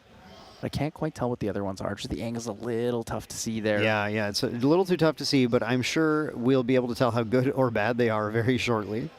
So surely he keeps at least 2 on top, right? Well, he kept 2 before, so yeah, I definitely saw Burst Asunder. And all how about all 4 4 on top is kind of crazy. They're good cards. That's all I can tell you, Tyler. They're good cards. So my first question here is, did he order this assuming that? Yes, I was the about to Genbu's say gonna come that. out? There is a gamble that Girthos has to take right now with that Fractal of Rain imbued plus the Genbu. And there's the potential for this Tidestone Bovine to actually ruin plans depending. There's a lot of interesting play around this glimpse right now. It might. So Joe Facha, does he believe Girthos is the kind of player who thinks you're going to mill him, or does he think you're going to mill yourself, right? Right. Because this is a really big mind game here. Yeah. Here's the first mill, so the fast cure. There's the fast cure, okay. But now, are we going to see the Tidestone Bovine into Girthos? That is the thing that might would be lose the Shimmering Refraction and/or Burst. Exactly. That's the thing that I cannot wait to see what Joe Facha is going to put Girthos on doing here. I think he's going to do it. Oh, he's going to mill himself. He's gonna, yeah. I mean, it's hard to give up the value. He's going to choose himself. Double I think he's Primordial. okay with that deal, though. He's got a Pelagic and 2 more float now in yard. Joe Facha, he wanted to high roll going into this game, and so far, it's paying off. Yeah, we need to make sure the 1 damage counter comes in here on true champion Girthos. Girthos should be at 1 from the Tidestone Bovine. Frostborn Paladin going to be played as well. And then Making one more sure- there. yeah, they got the damage They mark got there. it. Frostborn Paladin. And one thing we've seen with Joe Facha play as well, Joe Facha is an aggressive Genbu player. And we saw that like super payoff against Kaben because Kaben ended up just losing to the swings from the regular Genbu, and that incremental damage is really adding up in Joe Facha's games. So we're going to see the Fractal of Rain here afterwards. Interesting, we actually could have potentially seen the other order of things. That's if true. he had played the Fractal of Rain first, use the Fractal of Rain, hold a card just in case he doesn't want to lose something to a potential Fractal of Intrusion. Yeah.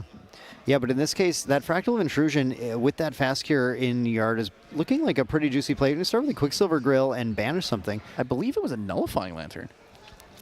There are a number of options here. So, talking with the team about this matchup a little bit too, some of the options they like are Nullifying Lantern, Nullifying Mirror, actually, under the Quicksilver to surprise the Revitalizing Cleanse is a huge play sometimes. And then there's also just playing something like, that is one of our more like proactive plays like Scepter of Fascination and making the opponent play around it being Nullifying Lantern the whole game. Ooh, interesting. So Girthos chose to use the Fractal of Rain imbued target Joe Facha there. So he milled the Song of Frost. I know exactly what that means. That means that he did not plan for the Genbu mill, and he did not want to mill the card he set up on top. So that means that Joe Facha actually could have made a significant punish. I think that's very true. Instead of playing the Frostborn Paladin, he went for another Tidestone Bovine. He could have actually milled Girthos for 4. Yeah. All 3 of the cards. And left that on might top. have decimated Girthos, but in this case, Girthos instead gets to get that Zhang Zhao off, which is just one of the huge moments of this game because that means he's going to start rebuilding his influence. And then it looks like with that fast cure, it's even possible to go for the Fractal of Intrusion and start to debuild Joe Facha's influence as well. He's thinking about it here. We have a discussion about something that has happened here. We're just trying to figure out. Figuring out influence, checking influence, making sure. I think we're making sure everything's okay. I think the players are currently, we can listen to them right now. They're doing a little bit of math and just trying to figure out, making sure, I think, that no extra cards were drawn or something. So he started with 8. It's going to go Fractal of Rain. So it looks like he's missing 1 card. Yeah. Yeah, so he should have 1 more card in hand, right? So it's going to be all 3 Fractals pay for themselves. And then nothing was played to draw a card. Yeah.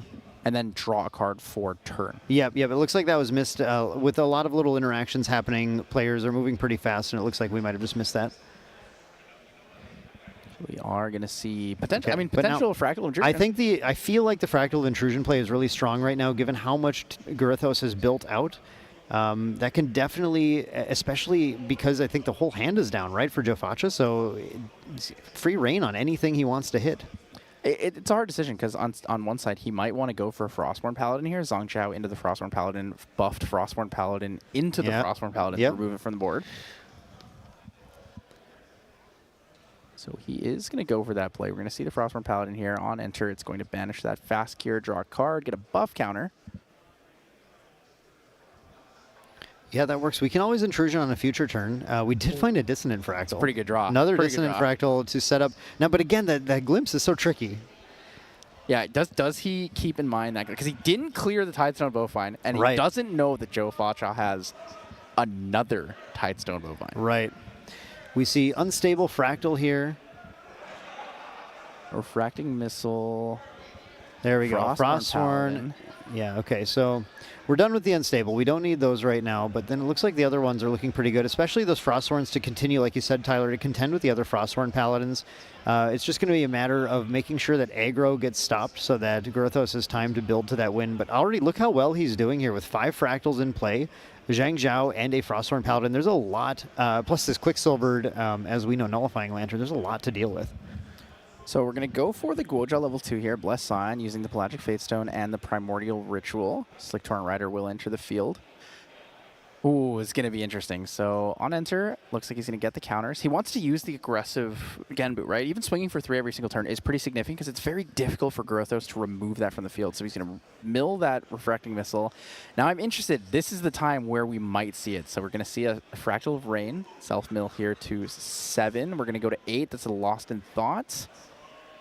So Tidestone Bowline can actually put it to 9. You can flip the Genbu now. Genbu's ready to flip and ready to aggro, which is why it was important that he did get rid of that Frosthorn Paladin to hold off as much damage as possible. The problem is Grothos is hands down. If he's got a Fugue in hand, it's next turn I think he could take a whole lot of it. Right now he could take actually 6, 9, 10. He'd be 1 off of lethal. So he's going to use the CSR variant this time since he's finally in Grand Finals. Grothos just looking to make sure he understands what the timing is there for his potential Nullifying Lantern play. Yeah, a Fugue right now flips the Genbu to do 9 damage, and that's 1 off. Fugue. Cards in hand are 6. It would be There's the 1. Fugue. Actually, he can play Tidestone Bowline with Fugue and kill him, right? Because he has the Fractal Rain available. Because he has the Fractal available. Yes, you are correct. I'm so used to seeing that beautiful Sabrina artwork. Wand of Frost can be underneath the Quicksilver Grill. It doesn't have to be Bovine either. He can just go ahead and play the Seaside Ringleader. Oh, true. Oh, Fugue is big. This is going to come in for 9. Yeah. This might be the quick game. He's going to see if it connects, yeah. Joe Facha wanted a high roll. Is this what you call high roll, Tyler? I think this is the high roll. Honestly, is it really that much of a high roll? I think Grothos just didn't expect that much damage to come in this turn, and he's kind of sitting here like, oh man, I really shouldn't have turned that Frostborn Paladin. Yeah. That's absolutely what happened here. I mean, that Frostborn Paladin on Joe Faja's side had to go, though. That was a tough scenario. I think the big thing is maybe the Materialize needed to, we needed to go to Dao Chan, right? That's what we had to do.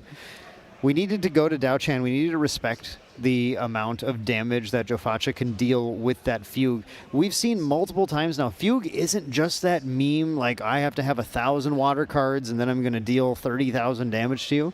It just does 6 damage. 6 more damage. Yeah, it does. With Genbu in play, you swing for 3 and it adds 6. It's a card in your hand that does, like, imagine every fire aggro player having a card that just says deal 6 damage to your opponent. That is, I mean, pay 2, deal 6 is kind of crazy. 2 for 6? Come on. Heated Vengeance is 3 for 5. Yeah. And it's an attack card. I mean, this is one of the most cost-efficient damage cards in the game, technically. It's crazy. Because even if you chose to use it on something like, let's say, a Giant Tortoise, right? Right. It's still 6 life. It's still 6 damage. It's very significant. There's another main deck team member who would love to hear you say all these nice things about resonating Fugue on random animals. Yeah, I mean, okay, so there are some interesting things. You can also play like Carps on Coda with the music box, right? Yes. So if you do play the Giant Tortoise, it gets milled. Yes. You can Carps on Coda, music box on the resolution, banish it, and then replay it. It's fast 12 damage. Shout out to main deck Brayden. Yep, the GOAT. That was a quick match, though. I think Grothos I think the Fractal of Intrusion actually could have been a pretty significant heads-up play there. It would have given him the ability to see what Joe Facha had and slow down his gameplay. Exactly what I was worried about and why I thought the Intrusion was maybe a route to take right away is because the only thing you're worried about is 2 Resonating Fugue in hand at that point. Otherwise, that's the only card that's going to kill you. I mean, at that point, 2 Resonating Fugue is short 1 card to actually get that. To play right? both, yeah, both would be impossible to play as well. But you didn't have to play both because you still have the Frostborn Paladin to play. But the key was missing that 6 damage for 1 card. Like you just had to get rid of that part. Yeah, it's a big one. So TCG Girthos, he is going to be able to choose to go first in this match. It's going to be fighting a pretty hard uphill battle. Well, yeah, and technically that was supposed to be Girthos' easiest match to win because that was pre this massive sideboard of Expel the Departed's Mystic Purifiers, the stuff that's going to slow him down. Every single piece of Fantasia you could possibly have in Water outside of what, Disenchant? Yeah. Yeah, that's right. Like Disenchant's like the only other card he could have added to make this even harder.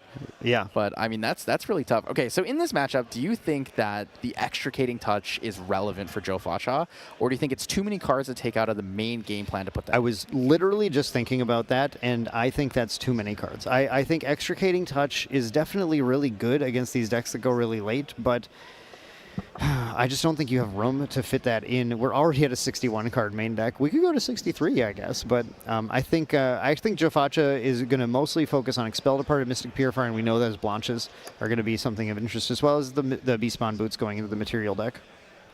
Yeah, so he's going to take out the Tabula, most likely, as what he did in the previous games versus Caben. Yep. So Stratagem most likely comes out Song of Frost. The Buried Griefs are definitely staying. I don't think Stratagem comes out.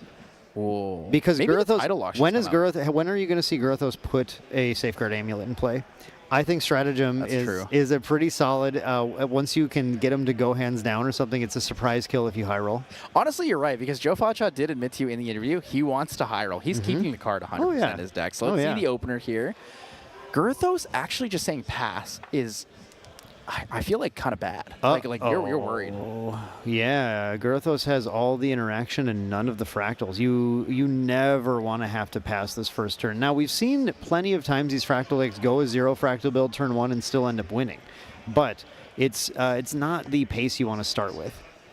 Seaside Ringleader, the Dolphin beatdown's coming through, so 2 damage to TCG Girthos here.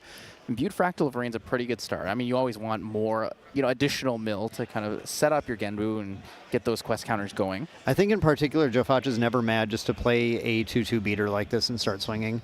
We, of course, have what we expect from Girthos, which is using that backup charger as a way to try and reload the hand a little bit and find something to do on this second turn of the game. Yep, Power Cell coming in.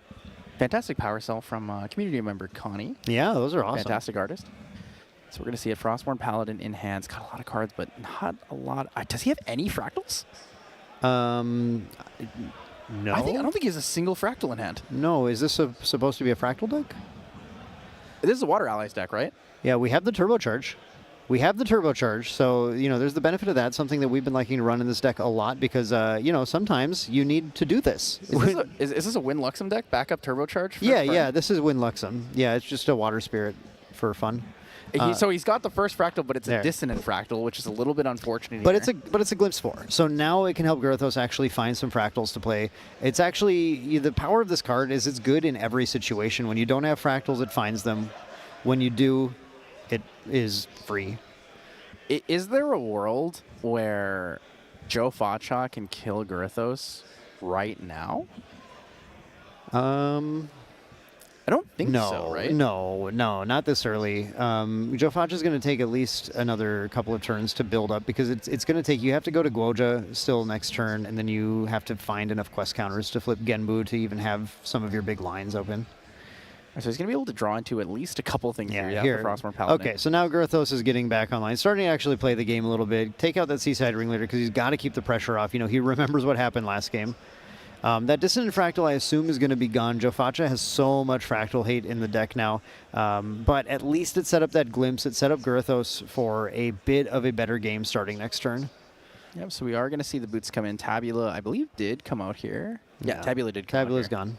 So Expel the Departed is an option. Mystic Purifier in hand. We'll see what the self-mill here is. So he gets 2.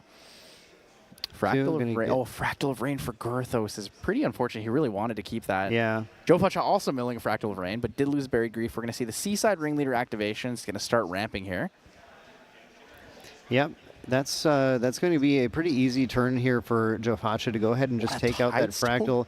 And ooh, actually, Draw for turn was the Bovine, right? Wow.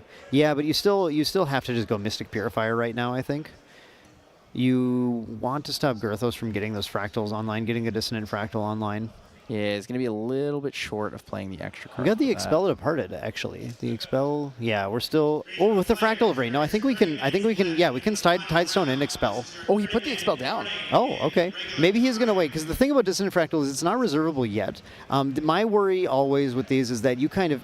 It often takes your entire turn to answer a Fractal on the board, so I don't like just waiting a turn.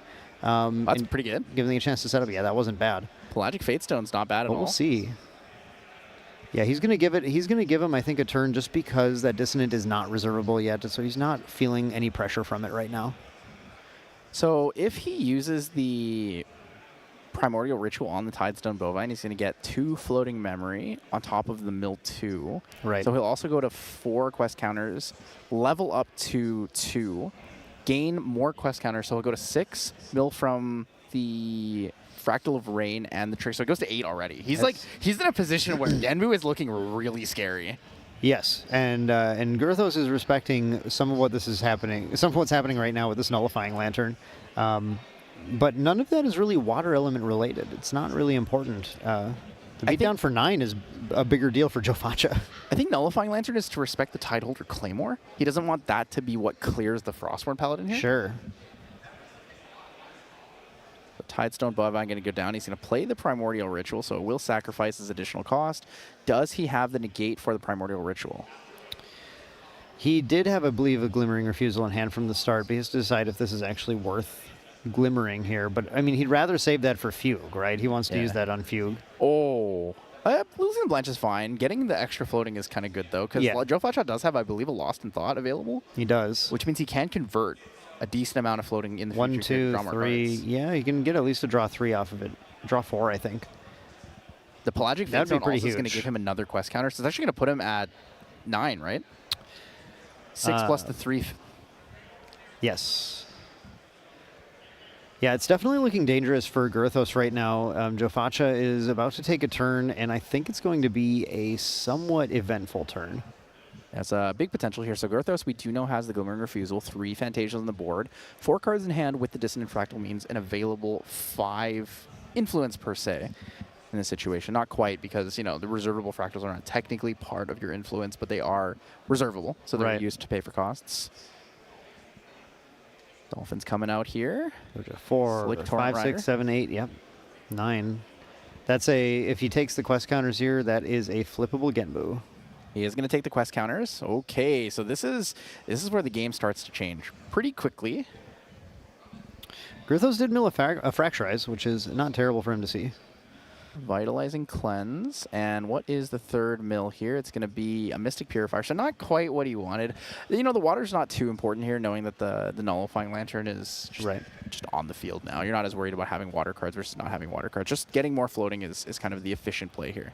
The thing that is saving Girthos right now, though, is having that Glimmering Refusal, so there's no chance of a Fugue actually taking him out this turn. Okay, so we're going to see the Purifier. This is where the defining moment will happen. Does Girthos want to play the Glimmering Refusal into this? I think he might go for it, yeah. So Glimmering Refusal for 3, has to pay 3, cannot pay for the additional 2, I believe. I think he only has 4 cards in hand. Yeah, that's the thing, is if he goes in, he has to basically choose to let it get negated, because if he tries to pay anything, then the Mystic Purifier's on-enter ability can't be paid for anymore, and that'll leave Girthos. You know, Girthos is really trying to make sure those fractals get built up, because he also needs to be racing right now in some way. He's going to go for a Fracturize on his Nullifying Lantern, which is actually going to keep him at the right number of influence to also be able to Glimmering Refusal afterwards.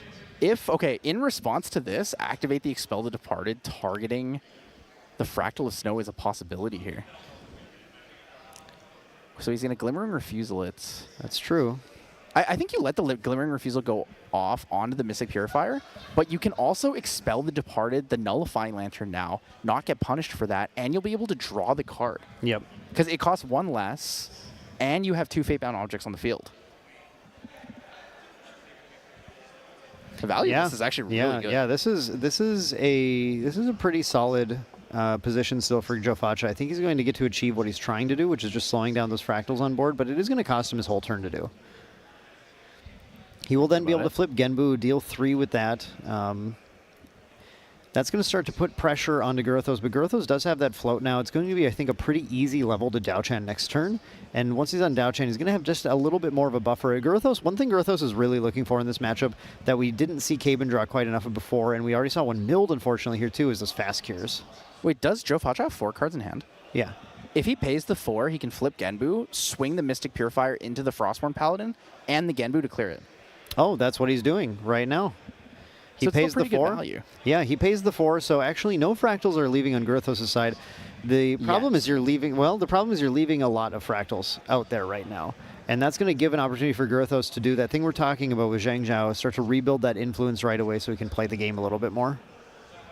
Yeah, both players really trying to make calculated risks. Yeah. I think that's the best way to phrase it. It is a game of players having to decide what their most likely pathway to victory is based on the current situation. Here's that Dao-Chan. You have to respect the amount of life that you need to survive this Genbu that is flipped. There's almost nothing that's going to deal with the Genbu. I think we just ripped a Zhang Zhao. Did we just rip that?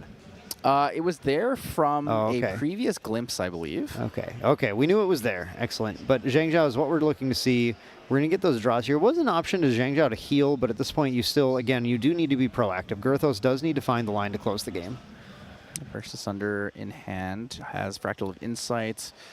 If Girthos closes this game out as a victory after starting on 0 fractals like that, that'll be pretty impressive too.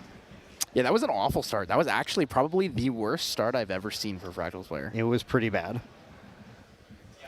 So he was able to get the Dissonant Fractal to Glimpse, which did kind of set up the victory. That's the power. Like the potential. It's the power of that Dissonant Fractal. It's crazy. He's doing a little bit of math now. You know, we do have, do we have a float? No, we don't have any float, unfortunately. So I'm trying to figure out if the intrusion. I should have a it's time second for Fracturize. intrusion.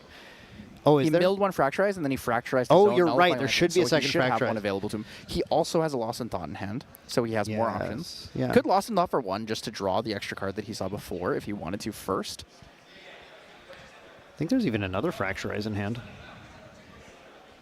There's a Burst Asunder.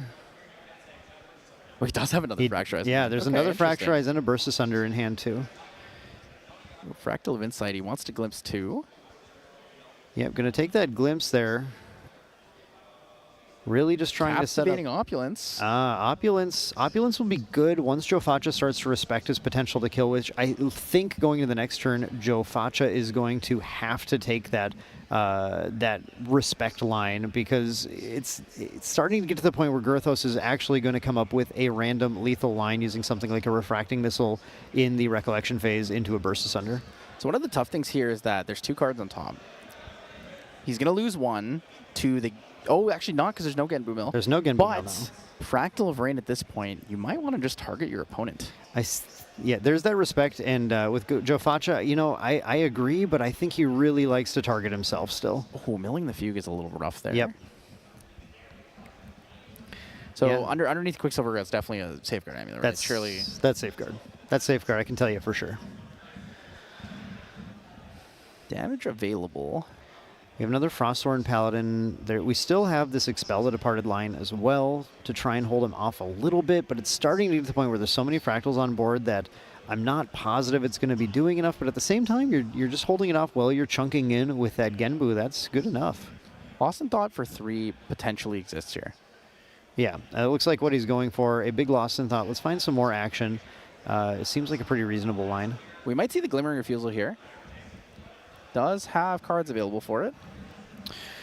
Yeah, I'm never mad about glimmering a Lost in Thought for 3. That's an awful lot of new cards to see and new potential problems to deal with.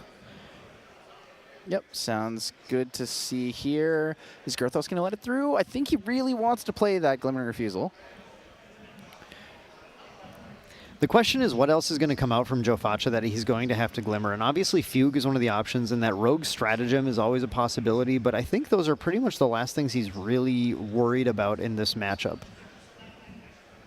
He's going to Refracting Missile. Yeah, okay. Okay, interesting. So this is kind of cool. It's forcing Girthos to take this line with the Expel departed right now. Down the Glimmering Refusal so that he can use... Yeah, so he can use it with Dao-Chan. Yeah, this was really clever. By putting that down right there, now he could still use Dao-Chan to play it, which is going to actually kind of shut down Girthos's, Joe Faccia's turn. Joe Faccia is going to get to draw a few cards off of the Lost in Thought, but that's it. Then it's just a couple of swings, and if he has anything to play, that's great, but that's it.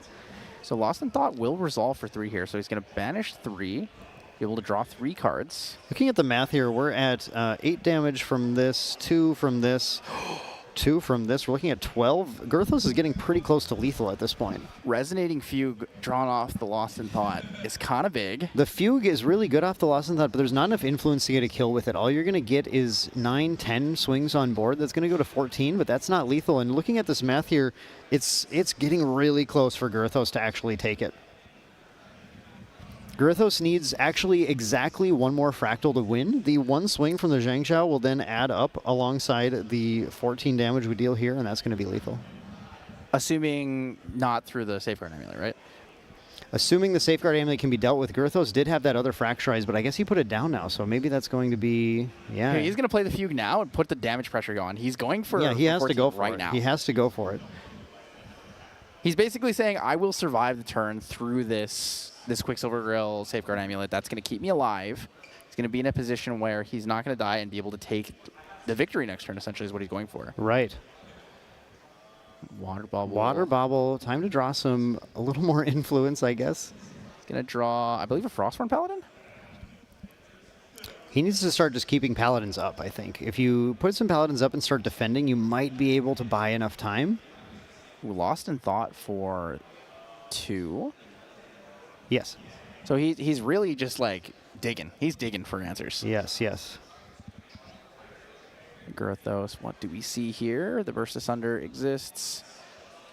Opulence exists. Ooh, Opulence is big here. I think in response to Opulence, Joe Faccia has to go for this. He has no choice. Yeah. Because if not, he just dies to a single Burst Asunder, right? Yeah, you absolutely have to go for it right now. Yeah, very respectable choice here. And now Girthos has one thing to do, which is just try to hold on for 1 more turn. Yep, so Anything he can do to survive is important right now. Playing that Paladin is probably going to be key. It's going to force Joe Faccia to have an answer to it in order to get that Genbu through. And Joe Faccia does run the smoke bombs, so that is something that he does have, in fact. So Zhang Zhao in for 1 here. A little chip damage to the face. This is looking tight, though. Girthos is going to need some pretty powerful play to be able to get through this. Girthos going to go for the Frostborn Paladin here. Banish the Lost in Thought. What does he draw off this, though? Because it could be quite big what he draws off this. What is it, if he doesn't have enough to play another Frosthorn, right? So, yeah, I'm not sure. I'm not sure what actually gets Girthos out of this. A Glimmering Refusal would be huge. A Glimmering Refusal. But he did draw into a Fractal of Insight. One of my favorite websites. Yeah, it's great website. Love using it for all of our stats. He does have a Fast Cure as well. I don't know if his Fast Cure will resolve against Joe Faccia. Well, the question is, does Joe Faccia have the second Fugue? I really don't know. I don't believe Joe Faccia does. So it's going to be required that Joe Faccia draws the Fugue here. And he's going to do everything he can. That Smoke Bombs is obviously going to help him get the Fugue, too, if he doesn't have it. If he does have it, though, that Fast Cure will recover 4 more, then it's 9 to deal, and the Genbu's already lethal. Oh, so yeah, it is 2 to activate. He's going to Fracturize the Smoke Bombs here. Yeah, he stopped the Smoke Bombs with the Fracturize in Recollection because Joe Faccia did not have the influence to activate the Smoke Bombs. That is actually massive. Yeah. So, I mean, it was a misdeclaration in response to Smoke Bombs. Has to be in Recollection in response to one of the many triggers that go on the stack at the beginning of Recollection here. Yeah, so 1 card in hand. Can he clear through this? I mean, he can simply take out the Frostborn Paladin, but he won't have the immediate lethal in that regard. So Seaside's going to go to... Oh, does he Gonna pay mill. for He Seaside could. effect I now? thought about it. Using the 2 fractals to pay for the Seaside would have maybe been a little hype just to try and draw. I think he's thinking about it right now, actually. Yeah, he might be. Yeah, there he's going to go for it. I mean, he needs to draw into his Reserve answer, the 2 right? fractals and draw. Yeah, he's trying to draw a way to deal with the Frosthorn and then the Fugue, and that is how he gets through. Primordial Ritual. I think he drew up. Wait, are those refracting missiles? Refracting missiles are pretty good too. Refracting missiles for 3? Refracting missile plus Mystic Purifier does get rid of the Paladin. So I think it has to But be the he- Pelagic Fatestone, right? That's his only option here? Yeah. The activate He has the of Snow. Fractal of Snow on the Frosthorn. Yep, that's pretty strong. So that will enter rested here. That's pretty strong. It does not look like Jofacha has a way to get through the lethal damage required at this point. And drew into another Primordial Ritual. Yeah. So it's not really going to do a lot for him in this situation. Jofacha's lines have narrowed massively, actually due to some really good interactive play from Girthos. The Fracturize on the Smoke Bombs with the Opulence in play was actually a really, really huge line. And then being able to pop that Fractal of Snow that a lot of people forget about to prevent that Frosthorn Paladin from coming in, also very, very strong. Yeah, drawing into that Captivating Opulence off of the Lost in Thought was really, really very pivotal. That was so key. And at this point now, Jofacha does not have a lot of interaction left, is not really able to do too much. If Girthos is able to find the line to secure the game here, that's going to be it. Yeah, so showing right now 10 damage available from a Versus Under. We know he has a Fractal of Insight, so it's actually going to be 12 in this case. Needs to find 4 more damage, 3 more damage technically because of the Zhangjiao on the field. It has a lot of influence. It's really not going to take a ton to get there. I think we're going to see most likely Scepter of Fascination, right? Scepter of Fascination is a... Orb of Hubris. The Orb, here it is! This is it, the Orb of Hubris. He did bring it in. I didn't see what he took out for that, but here it is, that hot tech that we've been playing with. The Orb of Hubris going to help him potentially draw to exactly what he needs to close the game out. Let's see how this pays off for him. I mean, he needs to kill him this turn or he's dead no matter what, right? Right. Yeah, this is the turn when it's kind of time to go for broke.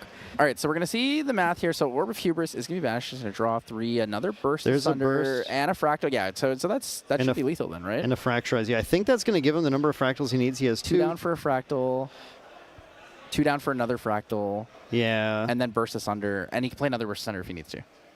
Yeah. So he actually should just have enough to push the 16, right? That'll get to 16, Or not even yeah. 16, 14, because 22 for... It's only 14 needed. Yeah, so we have 8, 10 available, needs 2 Fractals. So, pay 2, Fractal of Snow, pay 2, Fractal of Insight.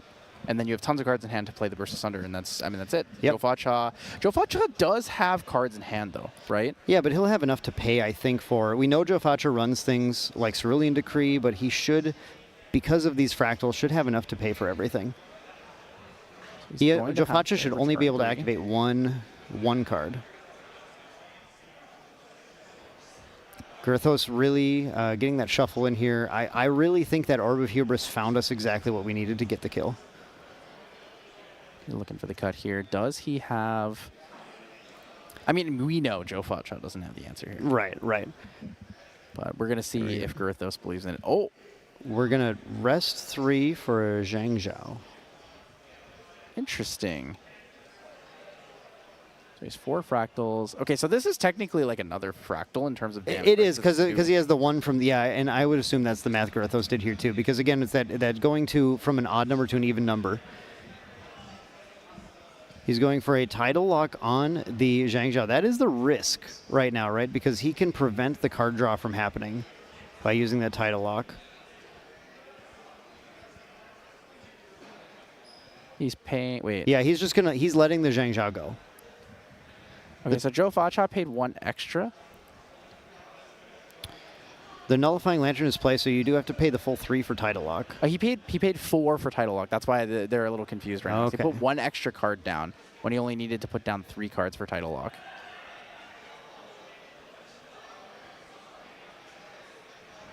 Okay, Girthos really still trying to... Here we go with the Fractal line. 1 Fractal, 2 Fractal, and then we still have the ability to go for that Burst Asunder. Exact. Yeah, there it was. Actually the exact push. Yep, was still able to go for it by actually baiting out that Tidal Lock with the Zhang Zhao. It cleared the way for that Burst Asunder to get that lethal line on him with the damage required to close it off to 14 damage. And that is going to be game 2, going to TCG Gurathos after that 0 fractal start.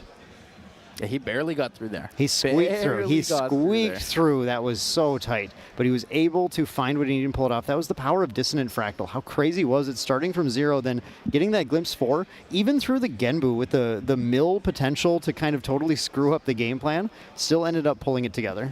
So now going into game 3 here, I wonder if Joe Facha will be heads up enough to think, maybe I need to mill him with the Tidestone Bowfines. Maybe I need to mill him with my target, with my Fractal Rains. Because as much as you want to get your floating, you want to set your own game plan online, Gurathos is not respecting the fact that he might get milled and lose a lot of the kill things he's looking for. If he lost that Zhang Zhao, I think the game would have just been over. The game revolves so much around revolving that Zhang Zhao. I think that is very easily true. Yeah, it's an interesting game of chicken almost. It is. Yeah, it's the two decks have very, very lethal lines, and they're both constantly kind of playing around each other, trying to slowly progress their line without going too far in. Yeah, it's going to be a tough one, but, I mean, Joe Facha is going to be able to go first again. That's true. It is nice always in a final match, though, grand finals, to go to this game 3. 2 incredible players getting to show us a little bit more of these two decks against each other. Yeah, having the time and ability here on time to kind of just figure out what your game plan is, get a good shuffle in there, make sure you feel good, and get ready to start for that. I mean, they're playing for some pretty big prizing on top of, I guess, what is the title? This is the title match. The title, right. One of these players is going to walk away the North American National Champion. Gurathos would love to join Cabin as 2 TCG members with that title. But Joe Facha would love to complete his run here, kingslaying against all of the best players in the game at North American Nationals as well. Yeah, I mean, Kingslayer would be a pretty cool title. You could be the next Merlin. I like that.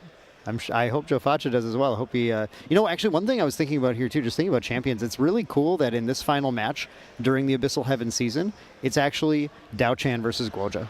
Oh, true. Isn't that kind of neat? Wait, that is really neat. Have we ever had anything like that in any other season? I'm not sure. I mean, maybe if in season 1 there's Merlin versus something, probably. Rye, probably, and Lorraine, I guess. Yeah, maybe that counts. I mean, lore-wise, that's pretty cool. But we're going to jump into game 3 here. So, guys, this is the final match here. Joe Facha versus TCG Gurathos, the grand finals of North American Nationals 2025. Yeah, Joe Facha getting the first turn of the game, seeing a Pelagic Fatestone in hand, not exactly what we're looking for. We do have an Expel Departed, a Tidestone Bovine. There's a Fractal of Polar Depths, which is a card that is sometimes useful in this matchup still. He's going to start by just playing that. This is a potentially very scary high roll because he has 2 Fractal of Polar Depths in his hand and a Tidestone Bovine. If Gurathos doesn't deal with the Tidestone Bovine right off the bat, and if Joe Facha doesn't banish that on his level up, this could be really, really crippling. Yeah, I think Joe Facha is very obviously posturing that he's going to Guoja next turn. Otherwise, he gives Gurathos an opportunity to play the Nullifying Lantern before that Fractal of Polar Depths can be used. But this is going to be quite a setup for Joe Facha to maybe even get a mill victory in this final match. That would be pretty crazy also. Ooh, so Intrusion with the Lost in Thought on the stack? That could be good. Depends on how many Fractals you can play. I think the priority is usually to play as many Fractals as possible on turn 1. But that Intrusion is a strong play against this deck, which is ultimately kind of a combo finish deck as well.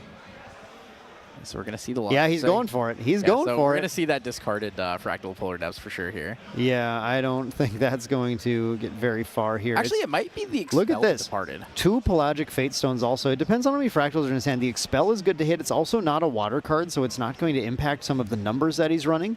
But those 2 Pelagic Fatestones and no Buried Grief is not what Joe Facha is looking for. Other than the Tidestone Bovine, and you have the Fractals, but this hand is not looking like it's actually got a ton of action. So it is the Expel the Departed. Yeah. While this is great because it's the card that directly counters your game plan, it is kind of scary to know that there is a Fractal of Polar Depths in the memory there. Because if it survives, double Fractal of Polar Depths with a Tidestone Bovine and the immediate Genbu coming, or I guess the Fabled Sapphire Fatestone in this case. Well, a little risky. The thing is, Jofacha is also losing another card when he goes to the Goja level 1 here, and depending on what this is okay. It was the Pelagic. If it was the Polar Depths, then things would have been looking pretty good for Girthos. Girthos notably did also play a Captivating Opulence that turn as well, which is something that once he gets that Dao-Chan bonus online is going to start to slow down a lot of Jofacha's interaction. Oh, they with both Girthos built the Wincon. same thing. Wow, cool! Both players exclaiming in their excitement about both hitting a Refracting Missile. Yep, definitely a cool one. So, like you said, the Captivating Opulence, key in this matchup, key in many matchups, and there's the Buried Grief. He found the Buried Grief. Unbelievable. Able to get that Pelagic Fate Stone on top. That's a very quick choice. He drew into a Tides or a Mystic Purifier. Mills Pelagic into a Bovine as well. And an Expel the Departed. Yeah. Remember what Jofacha said his game plan was, Tyler? Sometimes you just gotta believe. This man believes in the heart of the Grand Archive. The heart of the archives. Yeah, heart of the archives. The true archives within. It's a believer. Believer in Proxia. Proxia. Believer in Proxia. This is a devoted Proxia follower. This is a spooky match right now. Both players having some pretty good setups. Like the early intrusion, fantastic. This is what's interesting. Girthos going for a Water Resonance Bauble right now, as opposed to many of these cards that are actually directly impactful in interacting with his opponent, really shows you that I don't think he's very confident in his hand. I was wondering if he was going to intrusion again there. Yeah. I really thought he was going to. Yeah? I think he is. Yeah, depending on what he drew. Yeah, going for another intrusion, use this. I told you, right before this match, if we hit these intrusions, it could keep our opponent off of all of the power. Yep, hit that Polar Depths. Okay. Girthos, I think, has bought some breathing room at this point. He's going to get a couple more fractals in here. I believe there's a Snow. Go for an Unstable? 2 for a Snow. 2 for a Snow, and then can go. He's debating right now just whether or not he goes hands down. But I think he's decided. With those intrusions, I've seen a lot of your cards. You did draw a few, but I'm just not super worried about what you're playing this turn. This is the opportunity I think that I'm going to have to take to go hands down and get all of these fractals in play. Your favorite mannerisms happening. The table tapping. Table tapping. Hey, we all do it. We all do it. Jofacha thinking maybe he's got it. Maybe he can high roll into it. Regional players, there's 3 minutes left. No way. He does have 2 floating memory, one of which is a Pelagic Fate Stone. Yeah. Does he want to draw a card off at this time, though? I think the draw card might actually be more important to him instead of getting the quest counters. He's still an effect or 2 off of being able to flip the Genbu this turn, though. The Resonating Fugue. Fugue. He found the big. Fugue. Yeah, that might be pretty big. Glimmering Refusal. Oh, that's a rough one for Girthos to lose here. Wow. Frostborn Paladin, not great for Jofacha, but the water count is going to be pretty relevant in this matchup. Yeah, water count is coming up. Girthos still does have an opportunity to play a Nullifying Lantern here and at least force the pop of the Polar Depths right now if he wants to get any effect from it. But basically Girthos has a number of things that he kind of needs to put out all in one turn, and he does not have enough materialized phases necessarily to get them all out. So he's going to have to prioritize really well. I believe we are level 2. There are 2 Fatebound objects, so Expel the Departed is kind of good value right now. Probably using that on the Snow. Actually, wait, you could just use it on the Captivating Opulence, right? Yep, you can Expel the Captivating. That is the danger of playing it early, but it looks like we saw from Girthos going for the Water Resonance Bauble, his hand just wasn't quite stacked with options, so I think he needed to just start drawing right away. Oh, Going for the actually Purifier, taking out going the Unstable Fractal. Yeah, that's interesting. Unstable was going to threaten some of his ways of getting around the Burst Asunder, so going to go for that Nullifying right now, so that's going to potentially force the pop of that Fractal of Polar Depths. Going to look at how many we're going to actually mill when we end up sacrificing that. So one of the interesting thing here is... It looks like nothing. It looks like no response. He just wants the influence from the Polar Depths. Not worth getting the mill, I suppose.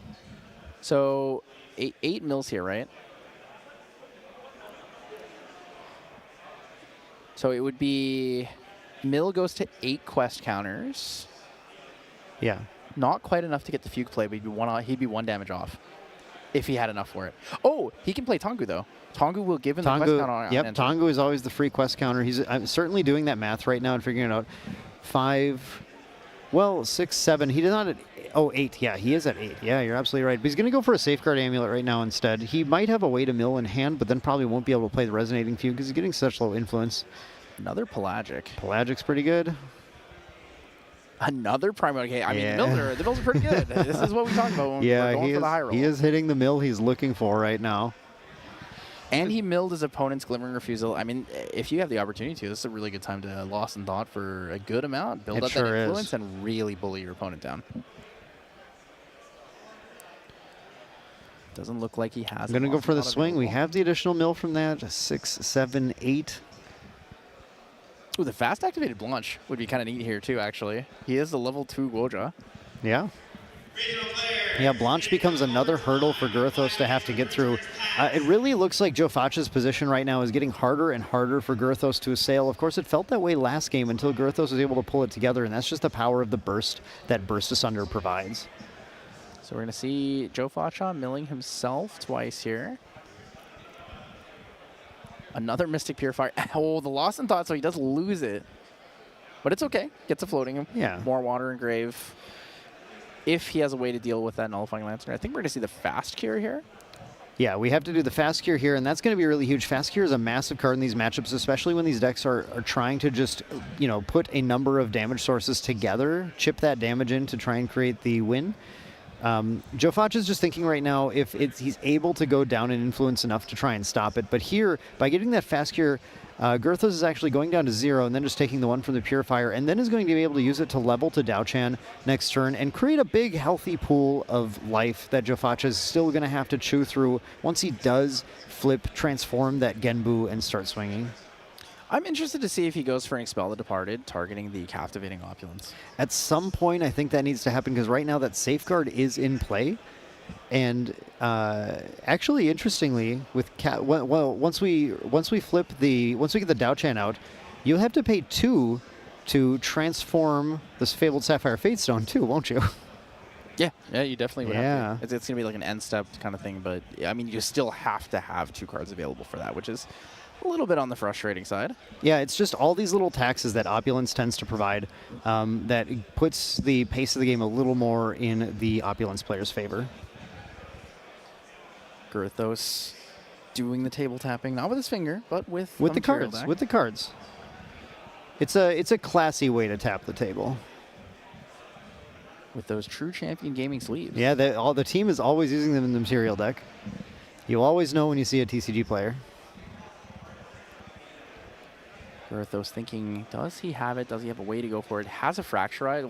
Was thinking about Fracturizing the Safeguard and that stuff, I think. Yeah, I think right now the Materialize has to be Dao-Chan. I think you have to respect not only the life pool, turning on that Captivating Opulence, but also having those Glimmer counters might let Girthos interact just a little more, exactly like we saw in the last game. If it weren't for those Glimmer counters, that weren't for that Dao-Chan level 1 ability, Girthos would not have been able to pull through that game. Girthos does have... I think he just drew a Glimmering Refusal, actually. I see a Burst Asunder and at least 1 Fracturize. And it looks like he's just going to pass the turn there. Yeah, he can pass the turn, and 22 life, though. He's still low on fractals. He needs to find a way to continue to progress. That's keeping a lot of influence up and counting his reservable fractals that I don't know if he can fully utilize on Joe Facha's turn or on his Recollection phase, which is really like losing a portion of a turn if he can't fully utilize it against Joe Facha. I wonder if Joe Facha is thinking about potentially hitting a stratagem line here. He's got to be in his mind always. He runs that one for a reason. I think it's even his 61st card in his deck just to spike it. So it's got to be something that he's thinking, I haven't milled it yet. I might find it. Playing around the comfort pick here. What does he go for? He's thinking... It's not Tengu, is it? One thing that Girthos has not really found many of so far is Frosthorn Paladin in this matchup. I think he'd feel a lot better if he could start committing anything to the board to start to put any amount of pressure or like this. Look at this Tidestone Bovine that's been out the entire game so far. This has been crazy. Yeah, it really accelerated the quest counters here. Joe Facha thinking about the Quicksilver Grail. Boots likely going underneath that. Yeah, Quicksilver boots in. I mean, the thing about Quicksilver is that with that opulence in play, it's pretty tough to activate. But it just takes Joe Facha using any of those Fantasia removals to be able to get rid of it, and then free up his ability to activate all those. He's gonna fracturize it on the stack of the on enter. Frack on enter. Joe Facha thinking about a response. Most likely going to just let it get fracturized here. So Yeah, takes the influence. Joe Facha's influence and board is building to be a pretty critical level of danger for Gurthos. Both players are going to mill here, and it's going to be an unstable fracture And a for fugue. Gurthos. And a fracturize. Plenty of quest counters now that Genbu's got to be getting ready to rumble here. Yeah, I mean, a lot of damage can come out. The Nullifying Lantern is still on the field. Thinking about the play, we do have that Expel the Departed. I mean, I think it makes a lot of sense to look at Expel now because look at how many things are being taxed by that opulence. That opulence has got to get out of here at some point. Yeah, Gurthos does have the Glimmer. I believe a Glimmering Refusal, right? Oh, it's going to be pay 2 to flip the... Yeah, he's gonna go for it. He's gonna pay the 2, flip this Genbu. Oh, final game. He's going to bring out the CSR Genbu Black There Tortoise. it is. There it is.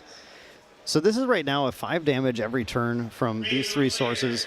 We're still at Spirit, so it really doesn't take. Or actually, we're not still at Spirit. Excuse me. We need to fix that. It still says Sabrina Spirit of Water at the top, but we have 19 health available. This is like a Going bait for here. fugue. He's trying to see Oh, if he yeah, gets he baited by is. the fugue.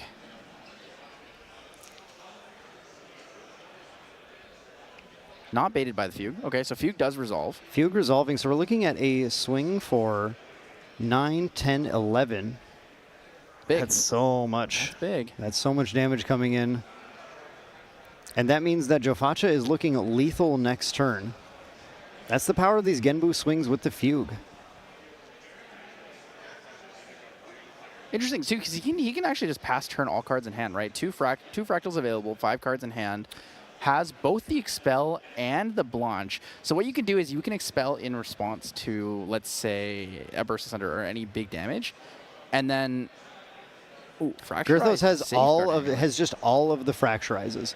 Every single fracturizes Gurthos. He's trying to create that line to win this turn. So Safeguard Amulet is going to be fracturized here. Again, I mean, he's kind of far from the damage threshold, That's right? the thing. Yeah, he's got to deal 22 damage. The power of this Guoja deck, and Guoja decks in general, is having this guaranteed gigantic threat on the board with the Genbu.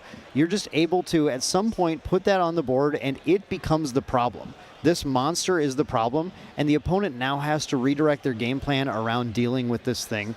And Gurthos can't really effectively deal with it while still pushing for that victory this far off of the damage threshold. Yeah, so Gurthos, I believe, does have a Fractal of Rain. He's going to fracturize his own lantern. Yeah, here's the punish. Here's the punish setup. Look at all these fracturizes. The fracturized lantern can now be targeted by Expel the Departed. Yes. And then, well, it's not like Genbu needs to get the buff now to get lethal anyway. But yeah, absolutely. It did make it a target for Joe Facha's actual interaction, but I think more importantly for Gurthos, if he has enough fractals in hand, he's going to try and aim for victory. So let's see. We're looking at basically 12 from a current Burst Asunder, correct? Yep, a current Burst Asunder is going to deal 12 damage from these 5 plus times 2 plus 2. Okay, so now we're looking at 14. With We're at 14 now. 14 damage available.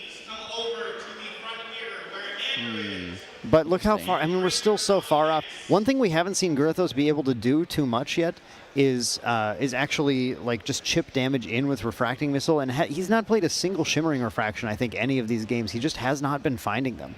I think we're about to see the Expel the Departed here. Yep, the Expel is coming down, and he's going to go ahead, like you said, Tyler, target that Nullifying Lantern, and that is going to make this Genbu be able to get the pay 3 and then gain effectively infinite life. Infinite life. So pay 2, we're going to see a Glimmering Refusal here, I believe. Oh, Lost in Thought for 2, okay, so we're going to look to draw 2. One thing that Gurthos does have potentially available to him is a Shimmering Refraction out of the memory in Jofacha's turn using those Glimmer counters from Dao Chan. So I actually just drew into it. yeah, you can't always count out this deck in its ability just to string together a line that does a whole lot of damage. Okay, so we are going to see the destruction of the Nullifying Lantern fracturized there. So Expel the Departed, he's going to be able to draw a card off that. I believe it is a Revitalizing Cleanse. Cleanse is pretty good for Jofacha. It's going to mean that even trying to string together damage that way might be really difficult if he's got the influence to pay for it. Yep, so a Fractal of Polar Depths back online available. Genbu ability back online available. Captivating Opulence does still exist. Beastbond Boots will need to be paid 2 due to the Regalia effect of this. Does Jofacha go for the Seaside Ringleader? I mean, just draw another card, right? Yeah, you might as well. Well, they're counting cards. They're Yeah, counting cards left. Well, now that the Lantern's gone, he's still been holding on, I think, to a Polar Depths for a little bit. He did lose one earlier. I thought I saw another one hit his hand, though. So he's just going to try and figure, yeah, there's the other one. He's going to try and figure out if this is just a mill victory at this point. Seaside effect. So he's going to lose a water card, but he will be able to draw one and get potentially more onboard damage from that as well. Wand of Frost will protect from 3 onboard damage. Mm-hmm. Well, the Wand of Frost, actually, Tyler, can be activated in response to Genbu's activation. True. Is that, that minus 3 is attacks. The minus 3 is yeah, attacks. It's minus yeah, you're right. to target units attacks this turn. I believe that's correct. So Frostborn Paladin here. Ooh, debating number of cards in hand. So we have, I mean, Diao-Chan Glimmers are available. Wand of Frost is available. There's 2 reservables still available here for Girthos. He's thinking about it. Yeah. Girthos still has action. And remember those Glimmer counters on Dao-Chan. Remember those.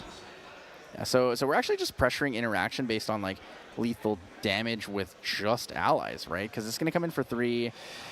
Oh, man, yeah. Genbu I mean, yeah. forces the Wand of Frost? Yep, Genbu forces the Wand of Frost to be used. And if Jofacha has a Resonating Fugue, then it's going to be all over. Resonating Fugue for... So let's see. If you Resonating Fugue here, it would be lethal except for the Glimmering Refusal, right? But Jofacha is trying to think whether or not he has the availability to play the Fractal of Polar Depths to go for a mill-out win here. Yep, he was doing that math earlier, and we're it's not easy for us to get the count on things like graveyards or decks, but it's given how he's been able to keep a Tidestone Bovine out literally this entire game, starting from turn 1. I'm certain there's plenty of cards milled to turn that Polar Depths line at least getting pretty close to milling out the deck. Goes for a Refracting Missile for lethal instead. This is a great way to force that interaction that Genbu hasn't even had to swing yet. Okay, so it looks like we're going to see Glimmering Refusal here, putting down one of the Shimmering Refractions so we can come in for 6 damage towards Guoja. Yeah, but the Genbu with no, Jofacha doesn't have the Resonating Fugue, so the Wand of Frost is going to effectively hold off the Genbu for one more turn. Yeah, the Shimmering Fraction going into Guoja is going to deal, because that's all Phantasias, not Fractals, that's going to deal 6 damage. There's actually a potential punish here, though, because the only way to draw the card is if the card to draw a card off of Shimmering Fraction is if it resolves, right? If he pays 2 for the Beastbond Boots, giving himself Spell Shroud, he gets the punish and can't draw the card off of that. Right. That's true, but that does... Oh, he's only got 3 cards in hand, though. Oh, man. It's a really tight match It's so close, but it always feels like Girthos is just like 1 card off of being able to quite get there. Because he needs to stop the damage from coming in, otherwise he's going to die to it, right? He has a Shimmering Refraction in hand, a second one in hand. He's playing this from hand right now. 6, 12. I mean, 6 plus 12 is the 22 exact that he's looking for, so he has to make the choice now. Counting cards. Trying to find how many. This is actually huge, because if Jofacha pays 2 to activate Boots in response, Girthos can then activate Dao-Chan to do. If he has a second Shimmering Refraction, he could do it from memory in response, and that would get him to a point where it would just take. I think he'd have to have another Fractal, actually. He'd have to have 2 more Fractals. Oh, so the play here is to take the 6 from this, and then use the Boots to save yourself from the Burst Asunder. If he draws 2 Fractals, If he draws 2 fractals, one off the memory. Oh, then the Blanche. Yeah, he's still got the Blanche in here. Oh, the Blanche is so rough, preventing 5 from all of those. Wow, well played by Joe Faccia. That interaction line made it so he took almost nothing from all of that. I think Girthos has to, top deck a Shimmering Refraction or a Refracting Missile? The boots are still in play. It just doesn't... I mean, his hands are down. Opulence, so he can't actually use he can't activate it, but 7... So it quite literally has to be you draw a It has to be Missile Burst. Yeah, it has to be one of those 2 in burst, and that does get, he has burst. So if he gets that, he does actually still get there now that not that Joe Faccia is totally hands down. So he needs any... oh no, he has to kill the Blanche still too though. So it needs to be a Burst Asunder or a Refracting Missile. He has to have 3 kill options, and he doesn't have enough to pay for that. Because burst doesn't get there on its own. So he needs to play something to kill the 12. Oh, true, because 12 only puts you to 19. Exactly. He needs to kill the Blanche and deal additional damage in addition to the Burst Asunder.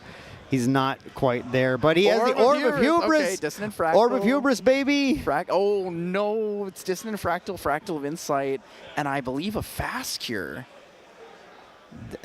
Fast Cure's not enough. Wait, he has Burst Asunder and a Shimmering Refraction? Is that a Shimmering Refraction in his hand? Dissonant Fractal, does that get you enough fractals? Dissonant Fractal takes your damage up from 12 to 14. 14 would be 21. It's 1 off. It's 1 off. It's 1 off. Okay, that's tragic. But the thing is, this is so rough. This is so close. Given, I'm not 100% sure what I saw in his hand. He might have it? I don't think so, though. Dissonant Fractal goes from 12 to 14, and he needs to use something to kill the Blanche first. No, he has a Fractal of Insight in hand. He's going to Dissonant Fractal here. Frostborn Paladin off the glimpse. Lost in Thought, Frostborn Paladin, Glimmering Refusal. He's got no way to draw. He's got no way to draw, though. He's praying that that Wand of Frost gets him through the next turn, but I don't see how. Well, it can't. Blanche, Mystic Purifier, Tidestone Bovine, Frostborn Paladin. It's too many allies. It's way too many allies. Send.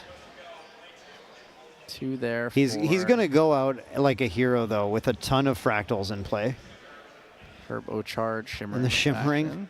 Oh, if he only had a way to get the Shimmering Refraction in memory. No Glimmering counters. So the Wand of Frost might have needed to be a Scepter of Fascination play in response to opponent's act.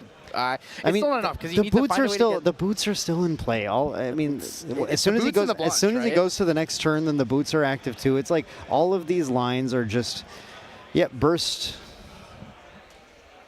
Sack all my fractals. I'm going to go for it. Yeah, just and whatever.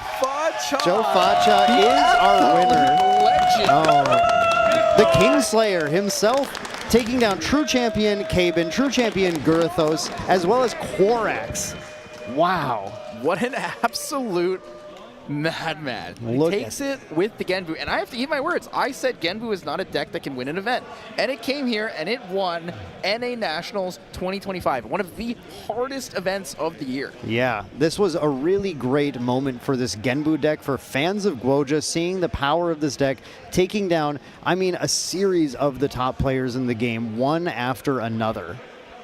Oh, and we have Ray Cam here with the big trophy. Check out Cam. Check out this trophy that Joe Faccia doesn't even realize he gets to look at. The thing he gets to wake up to every morning now. I'm sure laying on his pillow, every time he wakes up, he looks over and says, oh, yes, I am indeed the North American champion of the Grand Archive TCG. Yeah, huge congratulations to Joe Faccia. He is the Genbu master. Started in Mortal Ambition. Started at Started at Worlds. That's right. Started at Worlds last year. That's right. Starting at Worlds last year. Takes a bite. That's great. Oh man, what a fantastic way to end it. Triple stream games, first round, tough matchup, right? He's into a well-teched Wind Luxem deck. for Genbu, right? Korax is a player who respects and understands how strong Genbu is. Mainboards the Lantern, has the Cleansing Reunions for the Polar Depths, still manages to take the victory over him 2-1. Next, we have true champion Kaben, undisputed GOAT of Grand Archive. One of the top Takes players. The game loss in game 1 for not remembering to unside his deck. Yeah. Unbelievable. Absolutely crazy. We're going to head over to an interview here now with Cam. National champion Joe Faccia, congratulations, man. Thank you, appreciate it. It's the games were so close, like so down to the wire. All of your games, did you ever feel like it was going to slip away, or were you confident the whole time? So for some reason, I think after playing the Fractals in Top Cut, I started to realize like where I could be a bit more aggressive. I think I actually was more okay. Instead of being afraid of dying, I just started sending basically whatever I had at them, like every turn. And I realized like that was more effective because they had to start wasting cards to handle like the board and everything like that. Sure. Yeah, and you can still make them like basically just run out of resources. Yeah. Yeah, such an impressive run, and sort of playing, I wouldn't say exactly a rogue deck, but something in a room full of Fractals that everyone said that Fractals was going to win the tournament, and then you take down the whole thing with Genbu. Yeah, I don't know how that happened. Well, I think it's a testament to how well you played. And, I would be remiss if I didn't say this is your first top 8 at any sort of premier event. And you've always been so close at all of these premier events, and you finally had that breakthrough performance. How does it feel to not only have that breakthrough, but also be crowned the national champion? It feels good. It actually does feel like definitely a weight off my shoulders, because it always felt like whenever I made day 2, it just felt like I choked, So huge relief to know that I can actually make it to the end. Yeah, and now, it's not all over. This tournament, of course, is in the books, and congratulations, but you have a Worlds ahead of you. How are you feeling going into that Worlds field in just a few weeks? I'm excited for it, but I'm also feeling like I'm wondering how much stuff will change after MRC Ultra comes out. But beyond that, I don't know. I think I do want to try a few new things, though. Yeah. We're excited to see what you cook up. I don't want to keep you too long. I know you have some celebrating to do. So congratulations, man. Thank you so much. Appreciate it a lot. And thank you guys so much for watching. We have our national champion one more time, everybody.